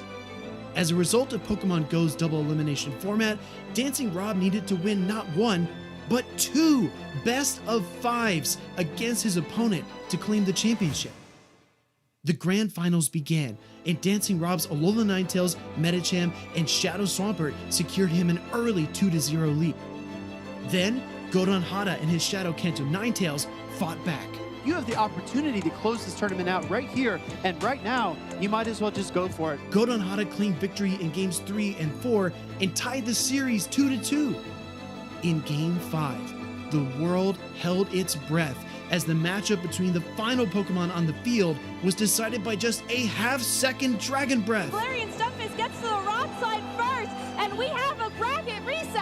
Dancing Rob's Galarian Stunfisk reached the rock slide, and Dancing Rob had successfully forced the Grand Finals reset. In Game 1 of the Grand Finals reset, Godon Hada's Shadow Kanto Ninetales met Dancing Rob's Alola Ninetales in the lead. Game 1 belonged to Godon Hada, but Dancing Rob struck back in Games 2 and 3. Godon Hada would even the series yet again with a Game 4 victory. Now, tied 2-2, both trainers were just one game away from becoming the first Pokemon GO World Champion. Years of hard work, dedication, and practice boiled down to one final matchup. This is my moment. This is my opportunity. I'm going to seize this championship, this victory, this glory. This is it. This is my time to become the first champion, and we are queued up here for a decisive game number 5. Dancing Rob and Godon Hada's decisive battle began, and Dragon, Steel, Fire, and Ice attacks erupted from the field. Dancing Rob positioned his Alola Ninetales to overcome Godon Hada's Shadow Kanto Ninetales, and the crowd roared as Dancing Rob finally defeated Godon Hada. History was made. Dancing Rob had just become the first ever Pokemon GO World Champion. Dancing Rob is proof that you need hard work, determination, and belief in yourself to become the best. Thank you so much for watching, and let us know some of your favorite moments in Pokemon GO history by using the hashtag #PlayPokemon.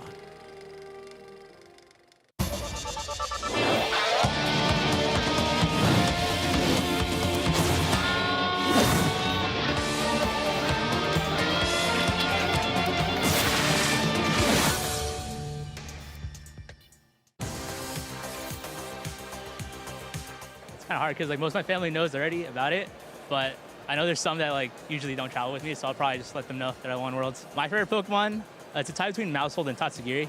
I just think they're cute. The farthest is probably just Japan for the World Championships in 2023.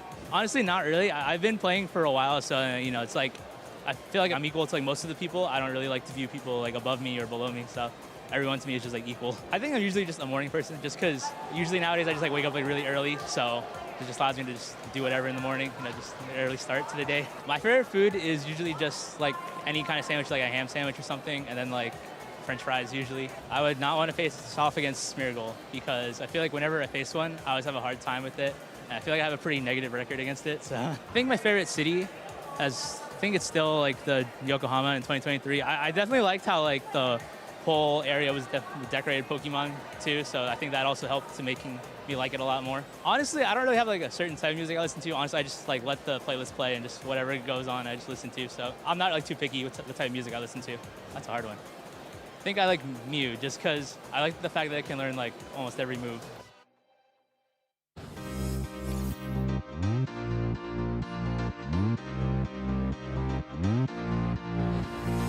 You don't want to be unprepared.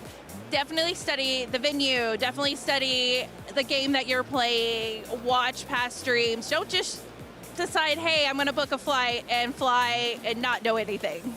God, one thing not to do before a tournament is second guessing yourself and changing your team at the last minute. You gotta trust your instinct and hope that the practice pulls you through. The big advice that I got whenever preparing for this event is to not change your deck last minute. You want to go with something that you're comfortable with, that you know the matchups with. You've been practicing with it for a while, so if you're going to switch your deck, then it's going to be probably last minute, and you're not going to know your matchups really well, because at the end of the day, TCG, this is a card game, and we're all here to have fun. So go with the deck that you're most comfortable with, and the one that you're going to have the most fun with. Two things not to do before a tournament. First, don't leave packing your bag or packing everything up to the morning of. You're going to forget something, you're going to be rushing, you don't want to do that going in. And the other piece is don't go in without any prep. You got to make sure you're prepping, you're taking your time, trust your gut. Also, last minute changes don't always work. I would say just don't stress yourself out, don't psych yourself out, do your prep, but don't be too nervous. Always show up to have fun, have a good time, just go out there, do your best, and yeah, just don't be too stressed. Something not to do before a tournament is not check your deck size. Make sure you have 60 cards, make sure all your sleeves are fresh. I've heard so many horror stories about people forgetting cards before their round, getting deck checked, and getting penalties from not having correct sleeves. So just be really careful. I don't want it to happen to me. I don't want it to happen to any other players as well.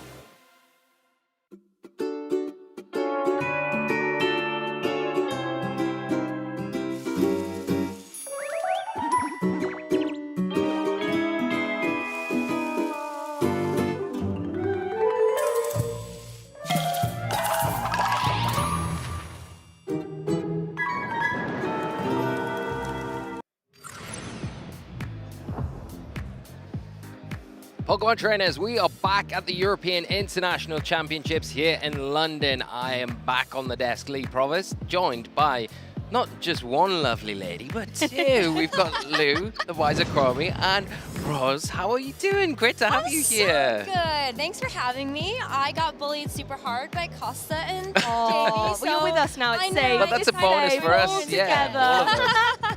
No, I'm so excited to be here, especially because we have approached the portion of the tournament where the stakes could not be higher. Our top cut is just about to be here, and yeah, it's gonna be an electric one. Yeah, that's the thing. Top cut is that part of the competition where it becomes knockout rounds, and all of our trainers have been battling out over the course of yesterday and of course of today to be able to try and get into those very coveted spots. Yeah, this is the crunch time of the tournament, isn't it? This is where it all matters. Everything that has mattered beforehand, they've done the work to get to this stage. So this is where we really get closer and closer to crowning our champion and celebrating our players even further as we get deeper into the tournament. Very exciting as we approach the end goal. Yeah, and this is going to be the first type of top cut of its type because we are at the Europe International Championships breaking records in terms of player attendance in the Masters division. And for the first time in this season, we have reached a player threshold where we are playing an additional round of Swiss in Phase 2. So that actually comes with some very unprecedented territory based on how our standings have shaken out. We currently have 17 trainers that do have an X2 record or better, but our top cut only allows for 16. So we will have to wait to see who those trainers are that will make it forward. But yeah, some exciting times upon us where we do have a lot of trainers competing at the international championships. It's a bit of swings and roundabouts, right? Because in one way, that makes the anticipation even more exciting, and our 16 players are obviously going to be very excited to lock in those spots, but for one player, it may not always be the fairy tale that they wanted. But breaking records, making history, that's what the European Championships seem to always be about. Yeah, I mean, over 14,000 players started the weekend in the Masters division alone. It's incredible to think that we've had that many players turn up to this event, and then we're down to the few remaining now. But like you say, 16 will be progressing through. It will be heartache for maybe one. We haven't got the definitive answer yet, so it might not happen, but there is the possibility, just because of those numbers, that extra round of Swiss, that could end up being how things play out. But overall, we've had a great event so far, and I'm sure we've still got a lot of great action still to come. Well, let's go ahead and talk about some of the players then that we know for sure have made it through, because they had phenomenal records at the top of the day. And I think that turns our attention to one of the players that we know got and started today with an undefeated record, right? Yeah, Giuseppe. Yeah, oh my gosh. Giuseppe has absolutely crushed it and knocked it out of the park, and I feel like for amazing reasons. I mean, you two have been following Giuseppe Musicco the entirety of this season, so kind of what makes this trainer so special? I think it's the Raging Bolt. The Raging Bolt is absolutely incredible, and particularly the way that Giuseppe is able to, I think, almost share a brain cell with that Pokemon, because every single decision that he's making is so in tune with what it is targeting. It's been able to catch Dragonite, it's been able to catch Gouging Fires, it's been able to catch other Raging Bolts with so much damage, and I think the way that Giuseppe is so in tune with the fluidity of his Pokemon, the flexibility of his team, honestly, I know I'm saying Team Italy are going to take it all the way, but I think it's going to be Giuseppe raising that trophy at the end of Championship Sunday. Yeah, Giuseppe does feel like the player in form at this event this weekend, and you would say if anyone's likely to take it on form so far, Giuseppe's definitely that player. And I think the aggressive nature that Giuseppe's been approaching games has really paid off here, where he's able to identify opportunities really well, better than their opponent, to capitalize in situations where switches are potentially going to happen, and then catching their opponent and making sure that they get the damage at the right time, which really adds up at the end of the game for them to close it out pretty seamlessly, and it's happened in both of the broadcast games that we've been able to feature Giuseppe. It doesn't feel like there's a player out there that's able to stop them, even though there is no undefeated record in the tournament so far. Giuseppe's only taken one loss to Christopher Khan, and you know, one loss at this stage in this field of players is nothing to be ashamed of, especially because of the way that you're playing. You're going to probably have a bit of a hiccup along the way, but if that's the only hiccup, then Giuseppe looking in fine form to take this whole tournament. Well, speaking of Nicholas Khan is also going to be entering into our Top Cup bracket at a 12-1 record. Wow. And Nicholas Khan is one of our world champions in the juniors division from 2017. And it has been so inspiring to watch Nicholas Khan go through the age divisions, now in the Masters division, finding himself in a top cut at the Europe International Championships at the largest tournament ever. I think this is the thing, though. It's not easy to level up through the divisions. A lot of the time, our trainers have success in juniors or seniors, but then when they level up to Masters, it's a different playing field, often a different meta game sometimes, and it can be really difficult to keep your skills at that level. But Nicholas Khan has surpassed everybody's expectations time and time again, also being a regional champion in Brisbane back in 2024, so he knows what it takes to be a champion on so many different levels. And with this team as well, I've really enjoyed seeing the power of Landorus across this whole weekend. There's one of those Pokemon that if you haven't prepared for, it can absolutely steamroll through your team. So hopefully, Nicholas is going to be able to utilize it successfully in Top Cup.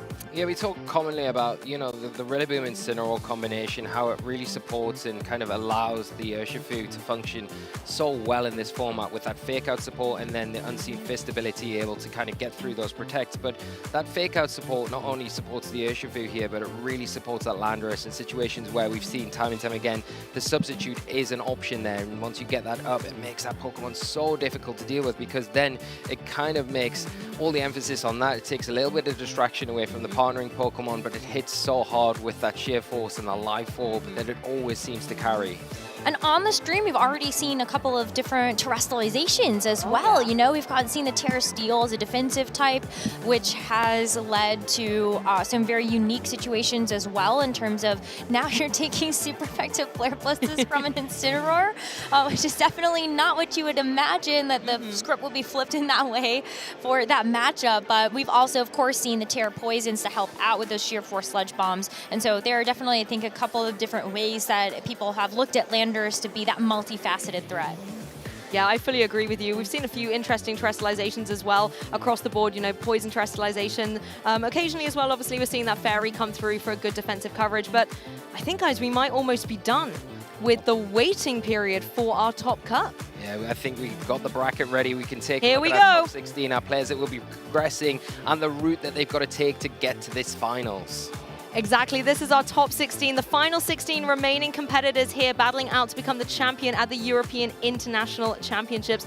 Unfortunately for Yuto, it looks like they were the player in 17th place and will not be advancing into the next stages of the competition. Commiserations, Yuto, but I can definitely confirm that he gave us a fantastic show in our match we featured moments ago. If you missed it, if you're just tuning in, do make sure to go back and give Yuto the recognition he deserves. Yeah, it won't be the last time we see Yuto. I think this season showed this weekend alone why they're up there and can mix amongst the best, and I'm sure they will be back stronger, better than ever in the next time out, and looking forward to seeing more of them this season.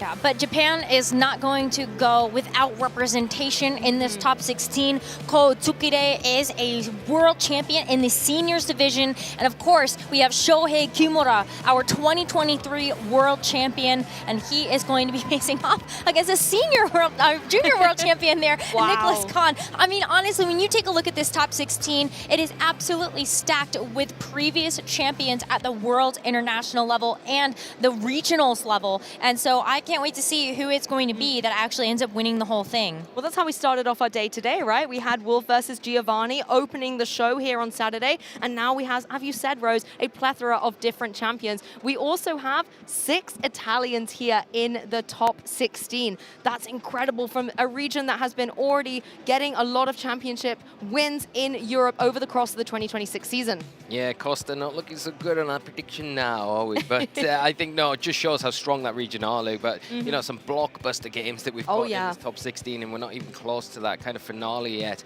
that we're getting closer to. But, yeah, massive congratulations to all of our players here. There's an array of different teams as well, which is quite interesting. But you can see the champions that are amongst the mix to progress in this tournament, just phenomenal. Just shows the sheer caliber of players that we've had at this tournament over the weekend. Talking about previous EUIC champions. Oh yeah, we have several. We've got Paul Chua. We also have Eric Rios. I mean, this is just so cool to be able to see the two of them in this top cut bracket. Could you imagine a world where they join the elite few? Wolf Glick, Ashton Cox, Marco Hamanta Caladur Silva as a multi-time international champion. And I mean, Alex Gomez also comes in as an NAIC champion. So he could also actually add an additional IC title to the trophies. Yeah, and what makes this really exciting is the fact that Eric and Paul are on opposite sides of the bracket. So there is the possibility of them meeting in finals, which would be incredible. So this is why you need to stay tuned, keep up with the action as it goes, and see which players are progressing, because we could have some repeat champions, like Rose has said. But the fact that we've got players here that have won this tournament before, got that experience, can carry that into these next few games, knowing what to expect, is going to be so beneficial for them. Honestly, I'm running out of fingers to count like how many accolades all of these top 16 trainers have between them. I might need to utilize some of yours as well, because every single one of these trainers has accomplished so much on their Pokemon journey, but there's still so much more that they have yet to potentially achieve. Battling it out now in the top 16 as well. You know, we're out of our Swiss rounds. It's going to be the make or break for every single best of 3 set they play. The winner will advance to the next stage. The loser will be knocked out of the competition. But we only get to our top 4s today. We get through those, and then we've got Championship Sunday. So that's all we have ahead, is going to be the first part of this bracket, and we leave the best for last on Sunday, where we get to crown all of our international champions at the Europe International Championship. So it's going to be a good time. And it's not just the Masters on Championship Sunday as well. We get to see the future of competitive Pokemon with our juniors and seniors division, who will be showcasing their grand finals as well. And I always like seeing, you know, how they've interpreted Regulation F, and particularly on the international stage, because sometimes you see teams that are kind of similar, sometimes you see some that were not on your bingo card. I mean, there's great examples. Kevin Hahn, that last season was just incredible to watch. I mean, the past 2 seasons have been incredible to watch. So you get those stories, and that's what makes those divisions, and being able to kind of broadcast them as well for everyone at home, just such a joy to do. So something else to look forward to on top of our Masters final tomorrow. I know, the juniors are so cute. They are, and so inspirational, and they're so tough. Being so young, you know, being up on a stage in front of a lot of people, in front of the world, watching the broadcast, that's an intimidating thing, and they're just so strong and resilient. But I wonder, actually, if you're not used to it before, maybe you actually don't feel the nerves the same way as having the wisdom of being a little bit older in the seniors or the Masters division and knowing the stakes. So who knows? I feel like sometimes you see some of those juniors, they don't show much emotion at all, but sometimes they are just like, oh, this is fun. You know, I'm having a good time. Yeah, sometimes it's the other way though, and you see all the emotion in such an endearing way, and you can see what it means to them, so young, to have such an incredible accomplishment, and the families and friends that have helped them along the way. It's just always a beautiful part of competitive Pokemon, and it's one of the best reasons to play this game. It is, yes, and then you can follow their journey on and upwards as they graduate into seniors and masters and on from there, and see where their journey takes them. That's it. Rose, we've got you on the desk with us, so I do want to ask you, you've not had really the chance this weekend. Is there a player in this top 16 that you've been able to maybe feature when you've been on with Jamie that's really stood out to you? Who's caught your eye? That's caught your eye, because Giuseppe's the one that we probably are going to lean to a little bit, yeah? Yeah. we have to choose the same. Lee and I aren't allowed to pick different Pokemon or players, apparently. Well, Boy isn't here then. I do get to pick someone different, right? Well, I actually think that maybe I'd like to give a little bit of a shout out to Zachary Weed. He's actually one of my locals. He is also a recent age up from the seniors division as of 2 years ago, and I feel like there's something about the seniors from that particular class. They have come into the Masters division, completely just focused and ready to play the game. And I think we've seen this already with other players that have aged up, like Aurelian Sula, Teotim, Masao, right? They are coming in as just hungry and passionate for these wins. Zachary Wee got so close to getting a regional championship win in the Masters Division in Vegas just a couple of months ago. And now that we've entered into a new format, he has now cut the largest international championship ever. And so I think that's the player that I'm looking at. Maybe he can get some redemption after, you know, that loss in Vegas, and you know he wants that title. Definitely one to keep an eye on. Lou, anyone else other than Giuseppe that you think has caught your eye this weekend? I mean, Shohei Kimura always is one of the trainers that I'm rooting for. I think being able to see a previous world champion keep that consistency up, you know, a couple of years later, just showing that, you know, not only was their win such a prestigious one, but as a trainer, their caliber hasn't faltered, it hasn't dropped. And to be able to see Shohei recently throughout 2026 competing at some of the European regionals as well, I almost feel like that was kind of an insider scoop, you know, testing out how the Europeans are feeling, anticipating being on the European stage, and maybe trying to get a feel for that metagame. And I think that hard work has paid off, and I'm looking forward to seeing how he's going to fare throughout our Top Cup. Yeah, I really like that. Oh yeah, what about you, Lee? Sorry, forgot about you there. I'll stick with Giuseppe. Oh, okay. Now. I do. I love the picks from both of you, though. I think like they're nice ones for also to keep an eye out for. Going back to Shohei, though, I think it's nice to see Shohei won the World Championships when it was in Japan. Has had good success since, but never really reached those heights again. But I love the fact that he's come into this season really showing that hunger and wanting to make the commitment to travel outside of their region, come to Europe, come to the US, and then kind of come into this event feeling really ready. Almost it felt like they were the hot trainer coming into this. From even the grassroots tournaments that have happened leading up to this event and that performance that they've had, back-to-back wins in those, you really feel like Shohei is on top form and is ready to kind of maybe get that big title once again. It would definitely put him into the conversation of one of the best players of all time if he isn't there already. But there's only one way to find out who really will be the best at the Europe International Championships, and that is going to be to get through our Top Cup bracket when we come back from this break.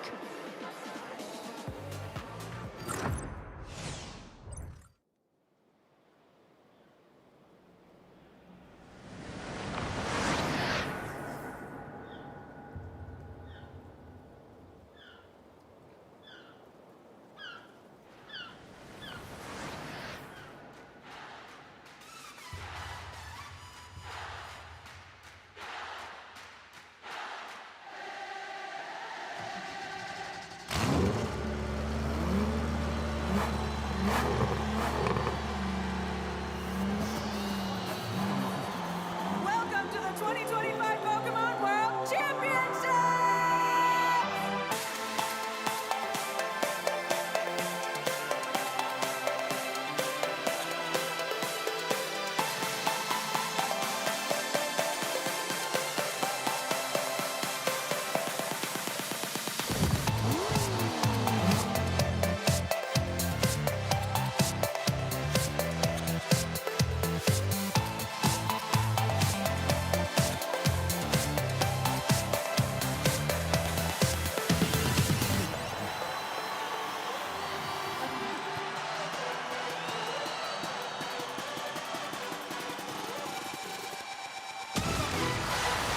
This is what Pokemon dreams are made of.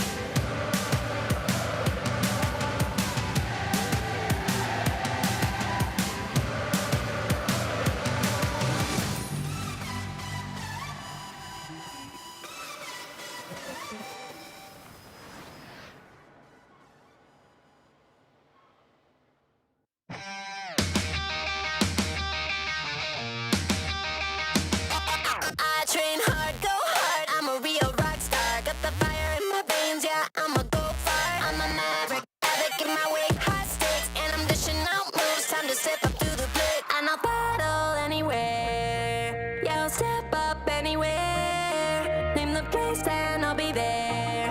Anytime, anywhere.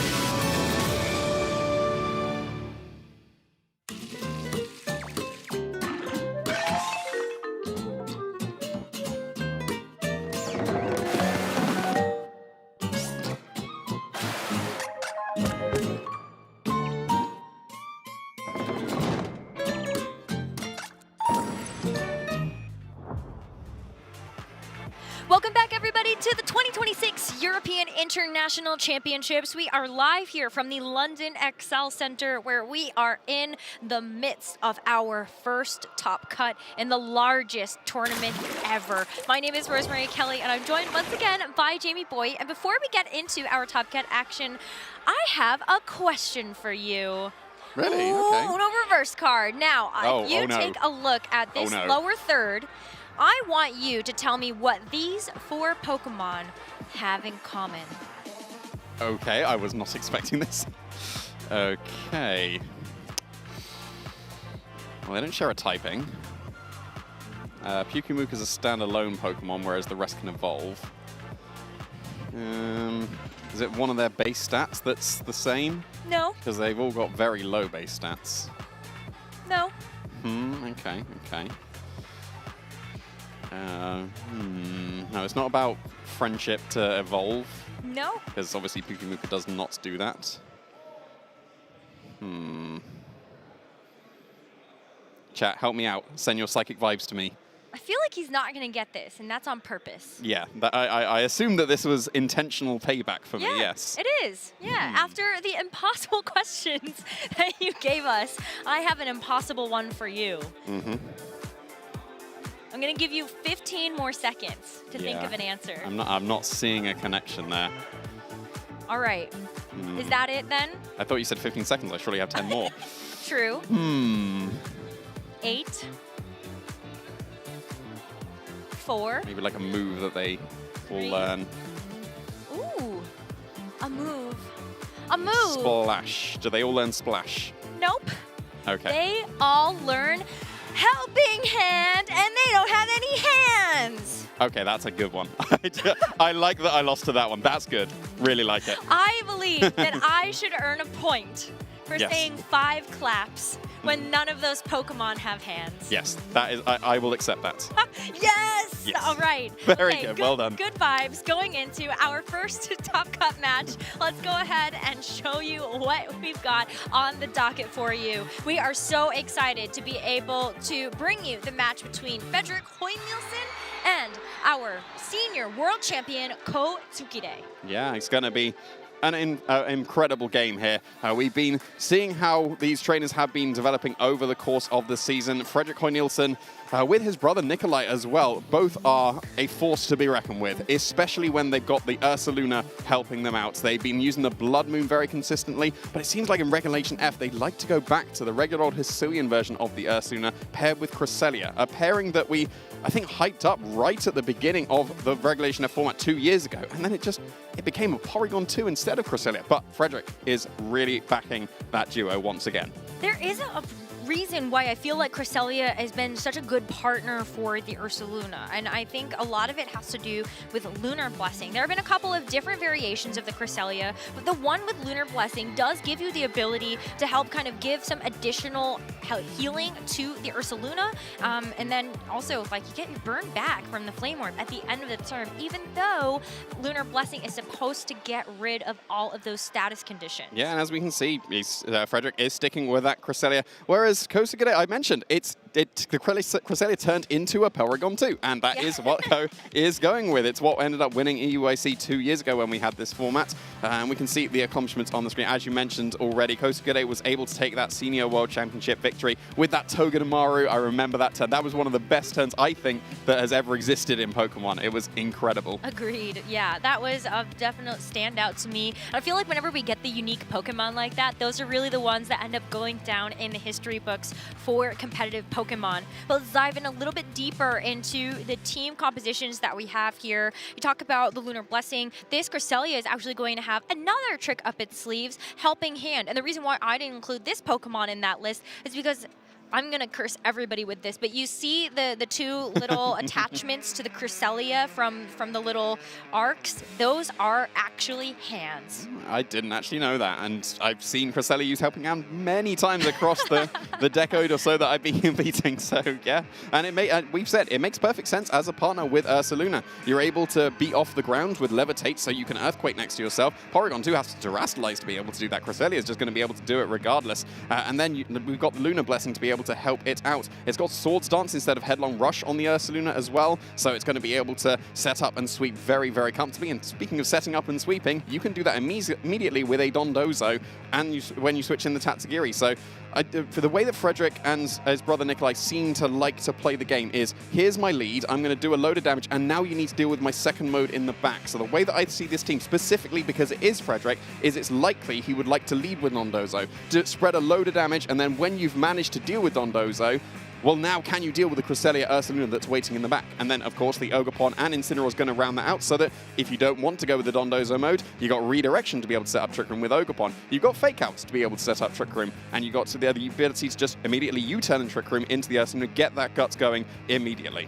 And I'm looking at Frederick's team, and I see the Amoonguss on the side of Ko, and I feel like Frederick actually has a couple of different options to be able to deal with that. There is the Grass-type Ogerpon, there is a Grass Terra on the Incineroar, and when you take a look at just being able to have the Flame Orb activate on the Ursaluna as well, you aren't going to be able to spore any of those Pokemon. And so Ko, I think, does have the option to use the Amoonguss in the Trick Room environment, but there's an additional way that Ko can actually play this outside of that Trick Room mode with the Porygon 2 and the Ursaluna, and that's with looking at the Tornadus and Urshifu Rapid Strike. Yeah, because there's the dual mode of going for Trick Room and Tailwind on Ko's side of the field, you've got to assume that the Ursaluna on Ko's team is going to be the faster of the two variants. There's no speed control outside of Trick Room available on Frederick's side, whereas Ursaluna, it wants to be able to benefit from Tailwind if it can help it. It wants to benefit from the Icy Wind support as well from the Tornadus. So I think that if we get into Trick Room, if the Amoonguss is in Trick Room, that's going to be a good time for Ko. But if Amoonguss is out of position in Trick Room, then potentially the advantage could go to Frederick instead. Yeah, I think it does come down to kind of what type of style do we end up seeing Ko go for in this game. And it is going to be a best of 3. So that's, I think, another level of difficulty that comes into play in terms of, well, you will have an idea for game number 1, but if you choose incorrectly, do you try to stick to that game plan for the second game, or do you think ahead and go, well, maybe, actually, I want to try to go to my third game plan for game 1? Yeah, well, but both teams seem like they have the flexibility to be able to completely adapt their game plans. You've got the Dondozo Tatsugiri, that is one of the twos of a potentially 2-2-2. Cresselia and Ursaluna, I would consider also a pretty prominent duo that would allow basically Dondozo Tatsugiri with Cresselia Ursaluna in the back, or Incineroar / Ogerpon with Cresselia and then Ursaluna in the back. We'll have to see if that is going to be what has been chosen for both of these trainers, and I was completely wrong. It's Ogerpon paired up with Ursaluna instead for Frederick, which is going to be intimidated by the Incineroar immediately that's been led with the Urshifu. So there are, I think, is still an option actually for the Ogerpon to just kind of go for something like the Follow Me, use the Water Absorb to actually redirect away a Surging Strikes, which will otherwise be super effective into the Ursaluna, and you don't even need to set up the Trick Room for the Ursaluna to go wild. Yeah, but a Life Orb Close Combat's still going to do a lot of damage to the opposing Ogerpon if you do go for that redirection. We do have the access to the Terra Ghost on the Ursaluna that would make it immune to the Fake Out. but it doesn't have its guts activated just yet, so it's not going to be able to do too much damage. And looks like what Frederick is committing to immediately. Try and get that Swords Dance so that you can do the absolutely massive damage that Ursaluna can do. And I guess the other added benefit of having that Ghost Terra is you can also deny a close combat from that Urshifu. So a couple of different ways that this terrestrialization can really play a role. But Ursaluna is not the target of that fake out. It's going to be the Ogerpon with the Surging Strikes connecting into the Ursaluna. But take a look how well it takes that because of the natural bulk that this Pokemon has. Yeah, and I think the Terra Ghost there had two benefits. It made it immune to fake out if the Incineroar did go for it, but of course it got rid of that weakness to the water type attacks and is able to survive and get this Swords Dance set up. But now this is actually, I feel like, a pretty good position. You got a Swords Dance boost, you get the Flame Orb to activate the Guts, and your Ogerpon is still really healthy. Yeah, it seems like the advantage did swing in Ko's favor just because of all the damage on the Ursaluna, but now you still have the Ogerpon that can keep that Ursaluna very, very safe indeed. You can't safely go for a Surging Strikes on this turn. It has to be close combat into the Ogerpon if there was a Follow Me, but at the same time, of course, there is that mind game. Do you go for no Follow Me? Because, of course, they can't go for a Surging Strikes because you can't close combat the Ursaluna. So that's a really nice combination of typing that Frederick has already got on his side of the field that's put that Urshifu, the Pokemon that needs to be doing the massive damage with its Life Orb, in a really, really awkward position here. Ogerpon's actually just going to retreat into its Pokeball from now, making that pivot. And so you'll see maybe Incineroar and Urshifu a little bit happier about that, but who knows, as on this following turn, we are going to see this Intimidate drop take effect. Close combat into the Incineroar is still going to be a one-hit knockout despite the Intimidate attack drop. Yeah, the Life Orb pushing that KO over the edge there. Incineroar's usually able to survive that attack when you Intimidate an Urshifu, but no, that's not going to be the case here. Really nice item choice for the Urshifu, and it was not a knockoff into this Ursaluna, which it could have been. Instead, it's going to be the U-turn into the Ursaluna, so pivoting something out, but that means the Ursaluna has survived this turn. Sun's going to have to take a huge hit. Yeah, and there's not many things that can actually survive a Facade from +1. +1. It's usually neutral. +1 Guts boosted Ursaluna. I don't know if I can name any Pokemon in the format right now that really are able to take that. But it is going to be an Ursaluna on the other side, and so hopefully this is going to be able to stand tall. Facade ends up angling into the Urshifu for a knockout. But Ko actually, with this Ursaluna now coming in, you do get the Flame Orb to activate on this turn. Yeah, so this is actually a reasonable enough position for Ko, even though they did end up losing the Urshifu. Because, well, we have to find out in the game, but there's a reasonable assumption that the Ursaluna on Ko's side of the field is going to be speedier because it wants to make use of Tailwinds that may not have been brought to this game, but still probably has been trained faster. They've got the Incineroar waiting in the back, and be able to get that fake out pressure into whatever switches back in, whether that's the Ogerpon or we would assume the Cresselia at this point. It'd be very, very strange to be able to bring either just the solo Tatsugiri or the solo Dondozo to this match. So got to assume there is that Cresselia waiting in the back as well. Very possible, and so Ko is going to have to think about, do you actually try to go for something like the Headlong Rush, because that was the one difference between these Ursalunas for both Ko as well as Frederick. And it's going to be the Porygon 2, so there will at least be one Trick Room user on the field right now as that Ogerpon comes in. Yeah, now we have to see the speeds between both Ursalunas and also the Porygon 2. If the Ursaluna on Frederick's side is trained as slow as possible, it will for sure underspeed the Porygon 2, and we'll have to wait and see for the Ursaluna on Ko's side of the field for confirmation. But you can keep it safe with the Ogerpon now. You've got the redirection once again. It didn't end up taking a Life Orb close combat, so it's still incredibly healthy. It's only taken the chip from the fake outs, so it should be able to survive anything that the Porygon 2 would want to throw out. It probably can't survive the Facade, although I've been very surprised of some Ogerpons that have been trained very physically bulky. But yeah, the Ogerpon here is going to be able to keep that Ursaluna pretty safe if it does so choose to.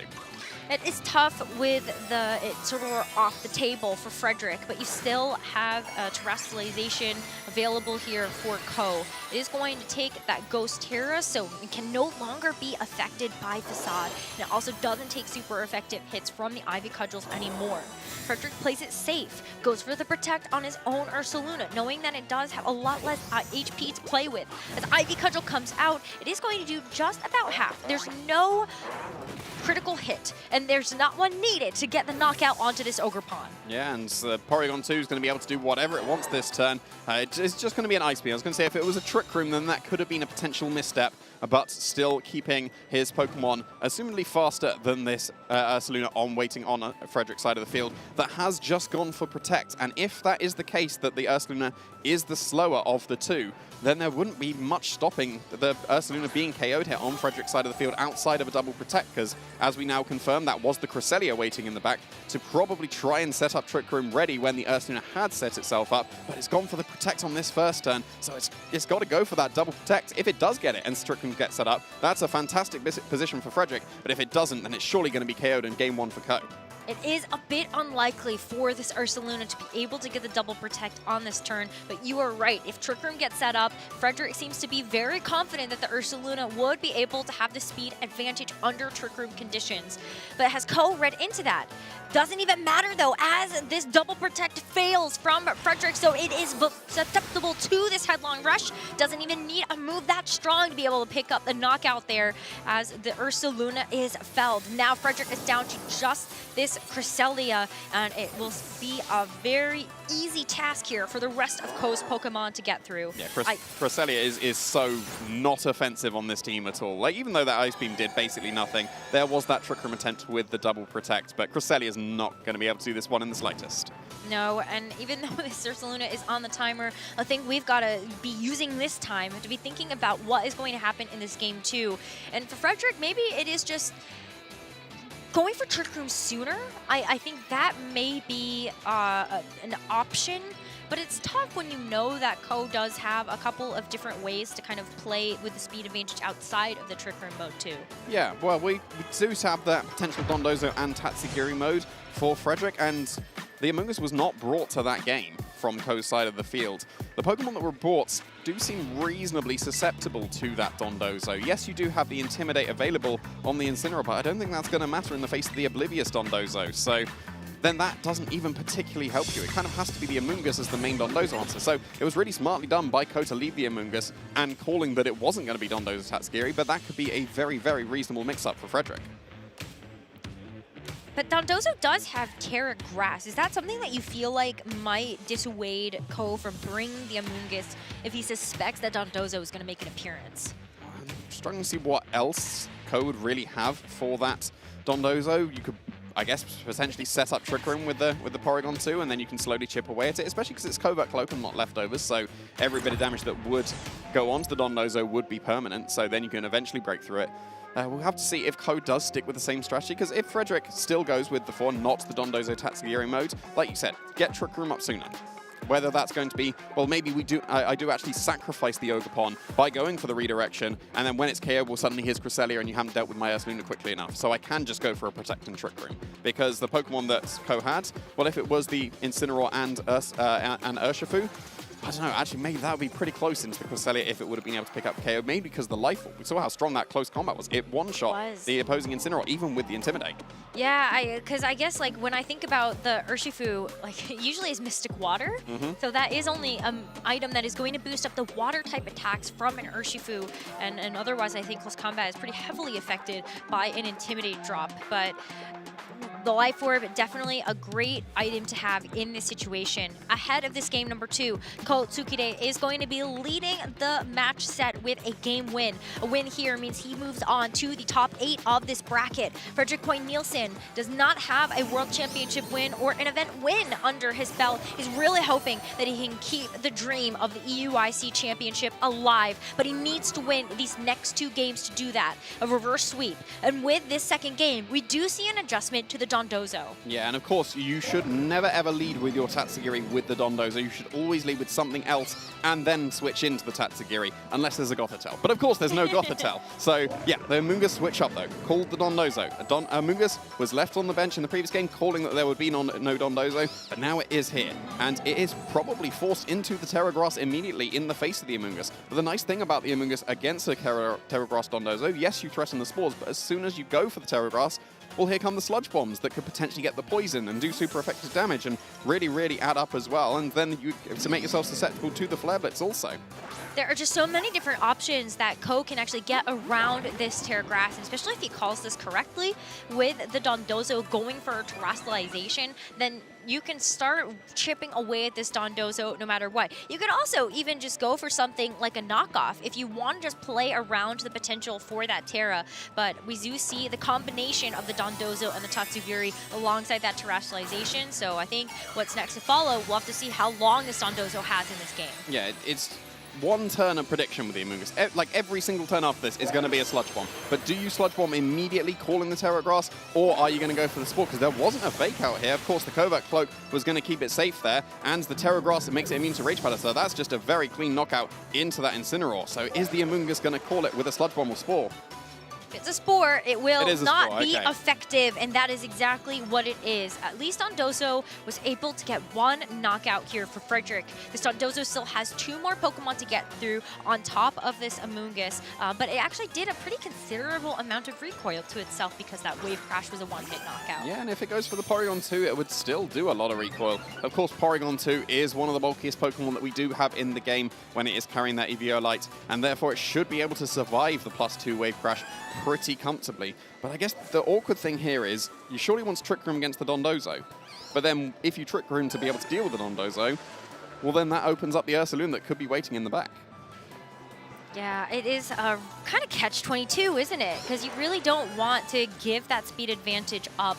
But at least you know that the Ursaluna can't come out for a couple of turns until the Dondozo has been knocked out. So maybe you just have to think about this a couple of turns in advance. Order Up is going to do a little bit of damage here to this Porygon 2 and also give this Dondozo a nice, tasty attack boost. So that's going to be +3 with the Commander boost on top of it. Ko does opt to set up the Trick Room here, and with the Sludge Bomb and also being able to pack something like the Ice Beam or even a Terra Flying Terra Blast, there are ways that Ko can try to manage expectations and manage the timing of which this Dondozo gets knocked out.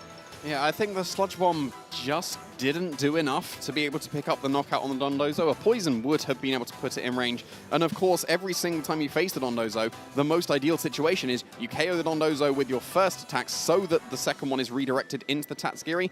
I'm not sure, unless the Sludge Bomb is able to pick up the knockout, I'm not sure that's going to be able to happen, because yeah, the Dondozo did survive. So close, but the Terra Blast is definitely going to get there. And so now that the Dondozo is knocked out, Frederick has also lost access to terrestrialization for the rest of this game. Tatsugiri pops out a little bit more on the speedy side of things, so it is going to be an easier target for the Amoonguss and the Porygon 2 to get through, but that's also if they can attack it. Ursaluna switches in and doesn't have that Guts activated just yet.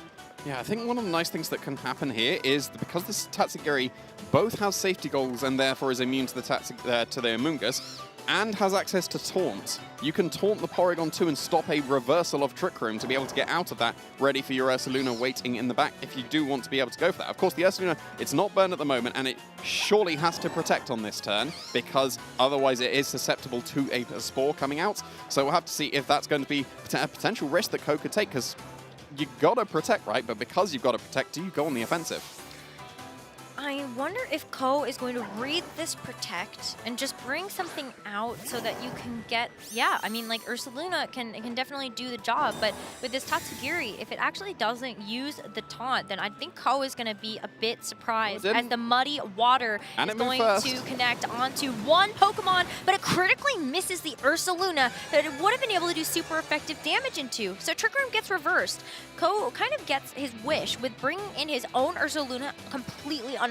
Yeah, that's a pretty impactful lodge there, because, well, Terrestrialization is still available on Ko side of the fields. This is a prime opportunity to be able to go for the Terra Ghost, to be able to make yourself immune to the facades, and because Swords Dance is the move of choice instead of Headlong Rush, you're forced to Earthquake yourself. So that means you kind of have to switch out into the Cresselia, which means that the Tatsugiri is not going to be able to do anything. And therefore the Ursaluna and Porygon 2 on Ko side of the field can just go full offense here. Yeah, I think you still might want to consider attacking with the Tatsugiri if you are Frederick. Maybe what you're playing for now, since you don't have the speed advantage, with the Ursalunas is that you can use that natural speed of the Tatsugiri, see if you can get some damage down, or maybe even just get an accuracy drop. That's where Muddy Water can kind of come in and play a couple of games. Yeah, that is something that it can absolutely do, and it's not the Tatsugiri switching out here. It's instead going to be Ursaluna switching for the Cresselia, and so of course we're going to get that Terrestrialization. There was no reason not to go for that Terra Ghost on the Ursaluna, because then it would have forced the Ursaluna on Frederick's side of the field into the Earthquake, but of course it's not on the field this turn. No, and so that's where I feel like with this Muddy Water, you kind of have to hope for the best if you're Frederick. This is not going to be a knockout onto either, but you don't get the accuracy drop either. So a Facade into the Cresselia that just switched in is going to have to take that, plus the Ice Beam. It is a KO onto the Cresselia, and so speed advantage is going to stay in Ko's favor. Yeah, I think that the fact that there was a download boost on special attack there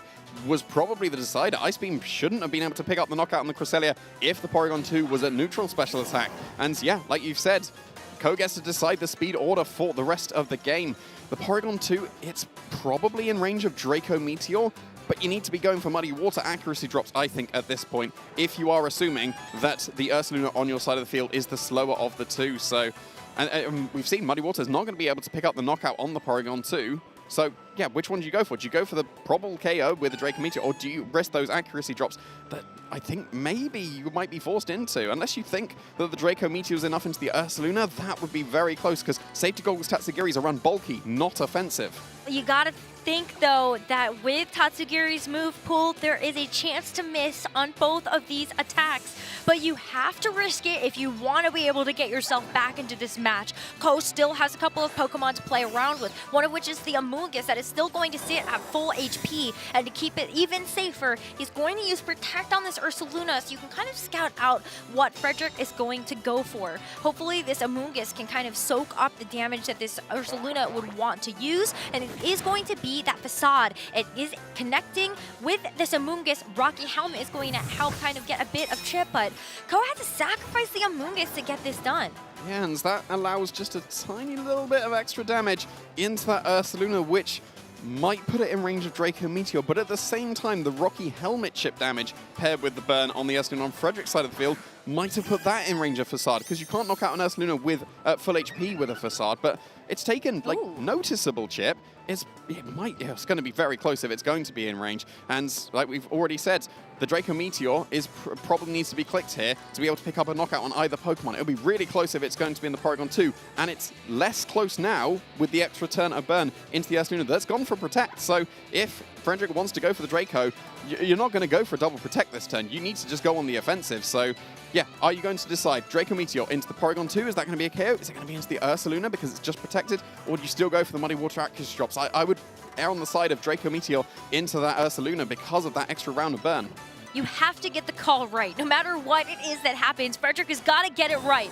First thing is going to be the Protect on his own Ursaluna. He can smell the disaster of an Ice Beam from the Porygon 2. The Draco Meteor connects, and it isn't enough to actually get the knockout. So this Tatsugiri is susceptible. Ursaluna, though, doesn't get the choice of its target, so it's going to get knocked out to the burn at the end of this turn. But Porygon 2 has given himself a little bit more HP in this game with the recover that it locked into. It feels like such a missed opportunity there for Ko to have gone after this Tatsugiri, but it is that 50-50 of like which Pokemon is going to protect. Yeah, well, Tatsugiri is now -2 for the rest of the game. It will always lose the 1v1 to Porygon 2 at this point. Even if it gets accuracy drops, it won't be able to break through quickly enough.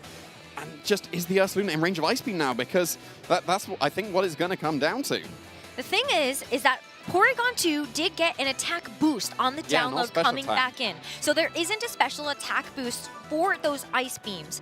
What I am a little bit concerned about is just how much defense does this Porygon 2 actually have? Because this is still an Ursaluna without an Intimidate drop. It doesn't have a Sword Stance boost, but it's still an Ursaluna with Guts. Draco Meteor misses though, so this does make this a bit more comfortable for this Porygon 2 to be able to go for the Ice Beam. It actually gets the outspeed on the Ursaluna, and it doesn't do enough chip to actually take it out. So the special attack drop is going to matter. But that is just a clean KO though into the Porygon 2, and so Frederick Nielsen is back in this with the game win. win. We are tied 1 apiece. And we're going into that all-important Game 3. I would have given the advantage to Ko for those last few turns every single day, but yeah, Frederick found the way to break through. Even with like a Draco Meteor miss into the Porygon 2, it didn't matter. The Facade was easily strong enough to be able to KO one of the bulkiest Pokemon that we have in the format. Wow, fantastically done from Frederick there. And especially after this game started with the Dondozo, it was easily pinned down by the Pokemon that Ko had brought to the match. But maybe with the loss of that Incineroar, you might be thinking, I wish I would have had that to make that survival of the Facade later on. If you had Intimidate drop on that Ursaluna, maybe it is going to be just a bit better. But yeah, I mean, just barely being able to miss out, I think, on that survival. And then you saw the Facade here was a clean KO. Yeah, I think that was a potential missed opportunity for Ko there, because got nothing achieved, just lost the Amoonguss and used the Protect on the Ursaluna that allowed this Draco. If that would have been a Facade into the Ursaluna on that turn, I don't see a way that Frederick can take it back, because even if it doesn't KO, then you'd just be able to go for the Ice Beam afterwards, and then, as we've established, Porygon 2 will beat this Tatsugiri. Yeah, it's tough too, because I also kind of see this turn as, what if Ursaluna had also gone for a KO onto the Tatsugiri? Like, yeah, you're kind of hedging your bets. You would like to be able to play versus a Pokemon that does have its stats lowered, but at the same time, you know, you just kind of take a look at that and go, but what if it was a 3v1? What if we are living in a world where the Amoonguss doesn't get knocked out to the Facade? You don't have the Porygon 2 that's going to be in threat either, because maybe that Incineroar is up. There are a lot of variables, I think, that did kind of start to get out of control on Ko's game plan. So I think Frederick maybe looking at that Dondozo and saying, yeah, I got away with a really great KO on that first turn. Yeah, and we'll have to see if that's going to be the strategy. It looks like it is going to be the case. It's the same Pokemon for both trainers here, forming the lead in that game too. So even though losing the Incineroar turn 1 happened for Ko, it seems like he's still content to go for that. Of course, you still can't fake out this Dondozo. That's why you got the Oblivious and the Covert Cloak to really counter opposing Incineroars and make it so they can't really do anything. And again, do we go for the Terra Grass in the face of the Spore? Because there could be an extra turn. If, for example, it was Sludge Bomb in the first turn of Game 1, that would have been an extra round of Sludge Bomb. You'd have allowed the Sludge Bomb to KO later on, and then Terra Blast goes into it. So we still got the same mind game. But the nice thing about this, for the Amoonguss at least, is even if you get this first turn wrong, like what happened in that Game 2, you'll be able to go for the Sludge Bombs in the future. But does Ko call it this time? It's just tough when you know that Incineroar isn't going to be able to keep itself safe because of the Terra Grass. Amoonguss also doesn't have the ability to redirect away and attack into the Incineroar with Rage Powder. So unfortunately for this Incineroar, it's either you got to take it or you have to switch out and bring in something else. And I don't know if Ko wants to kind of give up that valuable HP resource on any of the other Pokemon that he has brought to this game, as we don't see any switches here. It is the Terra Grass. So did Ko call it this time? Or was there some conditioning from the way that that Game 2 originally played out? Well, we are seeing the difference here. Yeah, it seems like Ko does not want to immediately lose his Incineroar to that Wave Crash. Matching Terra Grass for Terra Grass, that will way easily be able to take the Wave Crash. A comfortable survival coming up here. It is going to be an order up instead, but the crit, oof. I mean, it still looks like it could be a 2-hit KO with the order up, so, you know, maybe that is still not like the best maybe like the critical hit doesn't matter as much, but you at least get the super effective damage with the U-turn. You get a chance to pivot around. Maybe you get to bring the Porygon 2 back out here, and that is what we are going to see. And the Amoonguss still gets to do something. But is it the Spore or is it the Sludge Bomb? It was the Spore. Okay, just so still playing it safe, but like we've already mentioned, that's the only time that Dondozo can get away with it. It's going to be Sludge Bomb every single time for the rest of the time that Dondozo is on the field. But now it is at +3. And of course, it is Oblivious, so Incineroar can't switch in to get a -1 onto that. And now with +3, it's going to be able to do absolutely massive damage to even a Porygon 2 if it does go for that Wave Crash, which it is doing so. Oh, Wave Crash is really here to start to steamroll through this game. Porygon 2 just barely hangs on, but it's going to take another Sludge Bomb here to be able to knock it out. With Trick Room set up, that should not be a problem here for the Amoonguss to be able to do, but then it's about kind of dealing with what happens next with this Trick Room active. Yeah, and based on that damage that the Sludge Bomb did, that should just about be able to KO from this range, and that's the preference that you want to go for, right? KO the Dondozo so that you can do something to Tatsugiri. Or, in this case, it might be free up the Porygon 2 to go for a recover this turn. Because if it's not strong enough with the Sludge Bomb and you don't recover, then you'll probably lose your Porygon 2 and you lose your way to reverse the Trick Room as well. Oh, it's not a Sludge Bomb, though. Wow. It's just going to be a retreat of the Amoonguss to keep it for later on in this game, to see if it can help seal the deal for Ko. And yeah, I mean, oh my goodness, I guess you're putting all of your eggs into the Porygon basket. Okay. The Ice Beam does get the KO, so it will be an easy switch in here for the Ursaluna.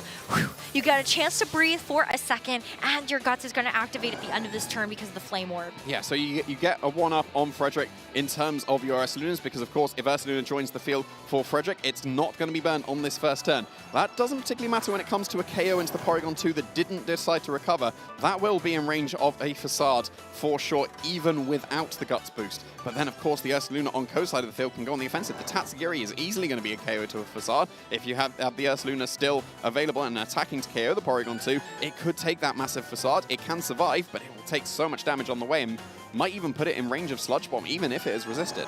Now, I look at this and I go, well, what would stop Ko from being able to go for an Ice Beam into the Porygon 2 and just a headlong rush into this Ursaluna on Frederick's side? Because the headlong rush would cover for a terrestrial, well, it would cover for terrestrialization, but it's already being used on the Dondozo. So you don't even need to worry about that. You could just go for the Facade here. You just got to worry about those protects. Yeah, Facade is for sure the move of choice for this Ursaluna to do the most amount of damage it can do. And speaking of doing as much damage you can do, you can't do that when Incineroar switches in to get that Intimidate once again onto the Ursaluna. So without its Guts active, it's really not going to be doing the damage, especially if it's protecting. That is going to be a nice little drop there, and also just a nice target to ignore. The Facade, though, from Ko was going to try to take that Ursaluna out of commission on this turn and will not be able to do so. Now, Incineroar is going to get that one Intimidate as a last parting gift to this match and will be knocked out for its troubles. But Porygon 2 gets to come back in, or even the Amoonguss, and have the speed advantage since Trick Room is still active. Yeah, so now we got the burn active on both of these Ursalunas. So the Ursaluna on Frederick's side of the field will be at full power. I think you probably need to go into the Amoonguss this turn and maybe rely on Sludge Bomb in combination with the Facade to be able to pick up the knockout on the Ursaluna, but it's going to be very close if that's going to be the case, because if you go into the Porygon 2, then it's going to almost certainly be outspeeding the Ursaluna and just be KO to the Facade, so it did have to be the Amoonguss here. I think the Amoonguss might survive this time around, though, right? Intimidate drop onto the Intimidate Ursaluna. will help. When it was a one-hit knockout in that second game, you can just go for the Rage Powder here. It won't redirect away the Tatsugiri, but it will ensure at least that Ko's Ursaluna is not going to have to take a Facade this turn. Yeah, because of course we still only got Earthquake available on the Ursaluna. Do you consider Earthquaking your Tatsugiri if it's going to be Rage Powder? Because the Tatsugiri's not really doing too much now. It is -2 after going for that Draco Meteor. I think you still need to go for the Facade to do as much damage as possible. With Spore trying to catch the Cresselia on the switch-in. Ooh, and it's not going to work, as the Ursaluna from Frederick is able to go for a Facade. Look at how comfortably it is able to take that. The Facade in response is even stronger. Oh, and a dodge. And yeah, there is going to be a Muddy Water dodge onto the Ursaluna. So we get to play this again. And I feel like it works even better because you could just go for Protect now for Ko. Let the Ursaluna on Frederick's side just knock it out. Yeah, you absolutely could. I guess if you switch in the Cresselia on that turn, then that opens up the possibility of Lunar Blessings in the future. So, yeah, this has got to be a huge advantage for Ko. Like we saw the Amoonguss under speed, actually, so you can even just go for Sludge Bomb and Facade and then pick up the double knockout here. So, this is a fantastic position for Ko. Double Protect would work. Sludge Bomb would probably work as well. And Sludge Bomb would cover for the Cresselia switch in just by getting an extra little bit of chip damage and also getting the poison potentially. But the chip damage might just put it in range of Facade, which might be what pushes Ko over the edge here to take this game. This Tatsugiri still has Protect available, so it can use the Protect to stall out this final turn of Trick Room. And with the Ursaluna retreating for now, it is going to allow the Cresselia to take its place and hopefully take these attacks. But remember, Ko's own Ursaluna is not intimidated. This Cresselia took an enormous amount of damage from an attack just this last game, and the Sludge Bomb is really going to help to push it over the edge. But Ko has instead decided to use the Ursaluna to target into this Tatsugiri, and now the Trick Room has expired. Yeah, and now, if it's -2, do you go for the Terra Ghost with the Rage Powder to be able to survive the Muddy Water? I would assume that you would, but you surely want to be able to get the Spore onto the Cresselia as well, which you might not be able to do because Taunt is available on the Tatsugiri, but at the same time you're forced into Muddy Water. Helping Hand. Even if you Terra, you might not survive the Muddy Water. That's true, yeah. And, well, I guess if that's going to be the case, then maybe you need to sacrifice the Porygon 2 to that as you Spore the Cresselia so that Ursaluna would be able to survive. Yeah, like this...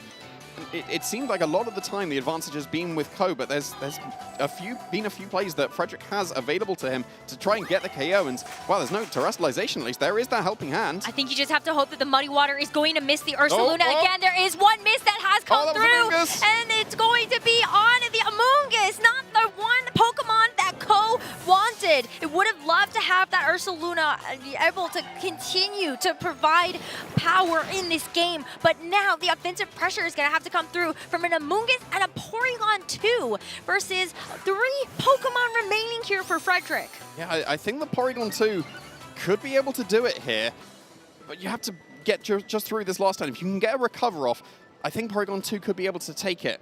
Draco Meteor is probably going to be a KO even at -2, which is forcing the Amoonguss into the Rage Powder, stopping the Spore into the Cresselia on this turn. But if you call that and go for the Muddy Water instead, I don't think that's enough. Not a -2. Porygon 2, it's one of the bulkiest Pokemon that we have in the game. I think it should be able to survive that. So maybe you need the Helping Hand Muddy Water to be able to push it over the edge here. Well, there's a Helping Hand something. It's a Helping Hand, and it's a Draco Meteor. Frederick is not going to take any chances, bar a miss. And the Draco Meteor connects to knock out the Porygon 2. There will be no recover. There will be no Trick Room left in this game. As Ko has been brought down to his Amoonguss, I struggle to find a way through the rest of this game for Ko. He is going to be able to put this Cresselia to sleep. Is the only Pokemon available for the Spore because that Tatsugiri is holding the safety goggles. Tatsugiri has taken a couple of special attack drops at this point, but Amoonguss's special attack output is not super impressive. No, not at all. I think that needed to be the Rage Powder there. Rage Powder wouldn't have made a difference. It's safety goggles. Yeah. That was the perfect item choice on the Tatsugiri here. I think Frederick has had this. Yeah, it does seem like it. Yeah, of course, the Cresselia is not going to be able to do anything this turn. Doesn't particularly matter. This Draco Meteor is a -4 and is doing nothing. But I think we're just waiting for that Ursaluna to reappear. You'll have to go for the Lunar Blessing to be able to allow the Ursaluna to survive, but that'll be absolutely fine because then that opens up the facade. So I think we just need to get the Ursaluna on the field for free, because if it lands on the field and takes that turn of burn without any recovery, this Amoonguss might be able to do it. It's tough though, because I look at this Cresselia needing to take maximum turns of sleep, and it's not going to. Cresselia is going to wake up, use the Lunar Blessing, and I think that is almost certainly going to seal the deal here for Frederick in this match, because it's going to go back up to basically full HP, and Ko definitely sees the writing here. Even though Draco Meteor is getting weaker and weaker, there are still opportunities here for this Cresselia to do a bit of damage. Moonblast is also going to start stacking up. There is a poison here from the Tatsugiri, but you know how little these Sludge Bombs are going to do. You need a crit, and even then, I think it's going to be too tough to get through. Lunar Blessing is going to shed that poison as well at the end of this. And Ko has thrown in the towel. Frederick Coyne-Nielsen moves on to the top 8 of the Europe International Championships. And absolutely deserved. He's been chasing a championship title for a long, long time and is able to make his way into that top 8 of an international championship. Fantastically done there from Frederick, with a team that I don't think people were prepared for going into this tournament, or at least it wasn't on my radar, and I don't think it would have been on anyone else's. Well, I know that Ursaluna and Cresselia have started to pick up in popularity, but I do think it is the combination of that plus the Dondozo and the Tatsugiri that do make this team feel so unique. But Frederick and his brother Nikolai have used very unconventional Pokemon. I even think back to kind of last season when, you know, we were in the kind of non-Sneasler era, yet the Nielsen brothers were still making Sneasler happen. Yeah. And so I think that is just a testament to their strength, not just as team builders, but also as practice partners. And of course, being brothers, it is just very cool to be able to see them work together. And for Frederick, I mean, this is going to be one of the best results he has ever had, making top 8 at an international championships. And is still behind his favorite in the Ursaluna, regardless of the form. It doesn't matter if it's Ursaluna Blood Moon or if it's Hisuian Ursaluna. It seems like the Hisuian Ursaluna is what is going to be helping him get that, well, absolutely fantastic accolade so far. Top 8 at least in this European International. And especially so, the adaptation of Swords Dance over Headlong Rush. Like, it's always been Facade, Earthquake, and Headlong Rush as the coverage for Ursaluna. And yeah, I think paired with the Cresselia, the Swords Dance makes perfect sense because you get multiple opportunities to be able to recover with the Lunar Blessing while increasing your damage output. And you saw how that Sword Dance was able to help shed one of those Intimidate drops and even give Ursaluna a 1-stage attack boost.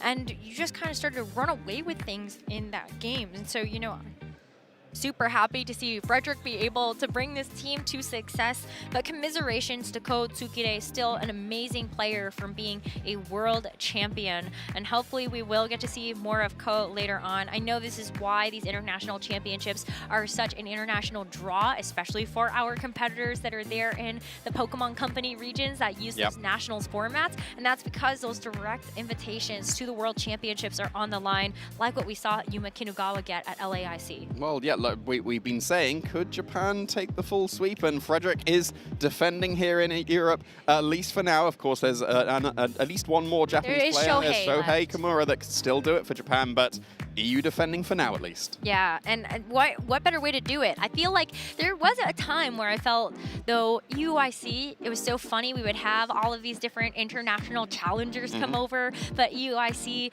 was not to be won by a European. Yeah. Yeah. I mean, well, at least we had 2 years ago in the regulation format where we had Nils Dunlop. Of course. Yeah, so we could still defend. Frederick could do it because he has advanced into the top 8, and we're ready to hear from him. So let's throw it over to the stage with Costa. Thank you very much, Jamie and Rosemary. We have got our first quarter-finalist, Frederick Hoy Nielsen. What a way to go about it, my friend. That was such a tantalizing set against Ko. How are you feeling? That must have been so exhausting back and forth. Yeah, I'm extremely happy right now. I didn't think I would beat him, so I'm so happy right now. I mean, as well you should be, my friend. Like we said, both of you put on such a great show, so many back and forths, but just generally speaking, let's talk a bit about the game itself, your approach to it. We see the Dondozo adaptation, right, was a really cool thing, but then sometimes you didn't even bring it right next to the Tatsugiri, because that was clearly something you identified as certain pieces for this matchup. Yeah, I was actually hoping he would open Incineroar and Mungus in the first game. That's why I opened Ogerpon and Ursaluna, because then I would try to get a Sword Stance up and then sweep him. But he opened Urshifu instead, and then he won the first game from that. So he did some really good leads. Yeah, 100%. And then we saw the development of Game 2, how that went, and finally Game 3, where it was very, very borderline in terms of your Ursaluna just being so close to getting KO'd, but of course you were able to deal enough damage onto Ko's Ursaluna to then chip away with the Flame Orb after, so you must have been very happy with that. Do you think that was a roll, a calc? Did you feel confident about that play? I know his Ursaluna has way more speed than mine, so it isn't as bulky as mine. I knew I would survive a Facade, that's why I made the plays that I did. And it worked out, my friend. And of course, you are now our first quarterfinalist. I do want to touch very quickly on your team. Notably, there's no Ursaluna Blood Moon. There's a Hisui, which yourself and your brother are well known for, and your team building group. So is this something that you've been practicing for quite some time in previous events as well, to the build-up of EUIC? Yeah, we played a very similar team in Birmingham. We played Flutter and Arcanine instead of the Dondozo. But then Dondozo is really strong against balance and put a lot of pressure on, so that's why we swapped. Yeah, and with the Covert Cloak as well, right? It's a great way to be able to... And stuff like that, and fake out. Yeah, I mean, it's such an amazing tech, and clearly it's just going all the way through. Who would have thought Dondozo, top 8, maybe, which is amazing, especially with Ursaluna. So we're going to let you go ahead and get some rest, but 2 very quick questions. First, do you have any shout-outs that you would like to give to anybody in the venue or watching at home or wherever they are with the broadcast? I want to give a big shout-out to my twin brother for always supporting me and pushing me to practice harder. And then I want to give a shout-out to the Danish community and my family. Beautiful, beautiful stuff. And last but not least, 30th anniversary coming up. Who is your favorite Pokemon and why? Luna Blood Moon is my favorite, and I hope it will get a Mega Evolve someday. Oh, okay, so you want it to be absolutely busted. Exactly. All right, well, you have it there, folks. Frederick is in. First quarterfinalist. We got 3 more coming up, so don't go anywhere. We'll be right back.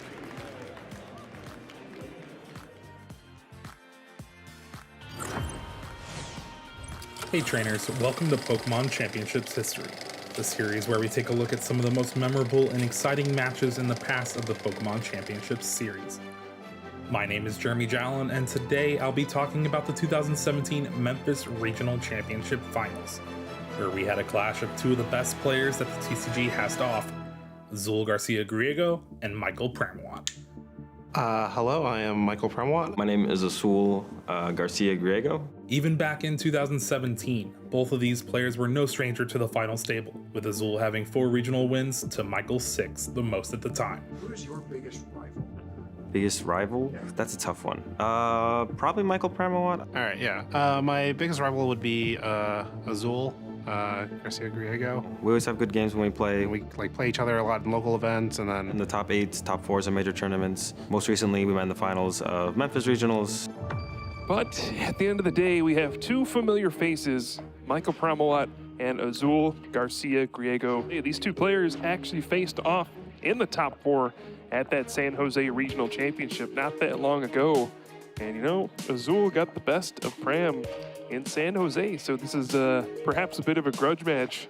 Azul was using a deck based around the powerful attacks of Golisopod GX paired with the obnoxious Garbodor with its Garbotoxin ability to disrupt the ability-ridden field of the tournament. Pramawat, meanwhile, was using a deck centered around 3 Pokemon GX and their powerful abilities.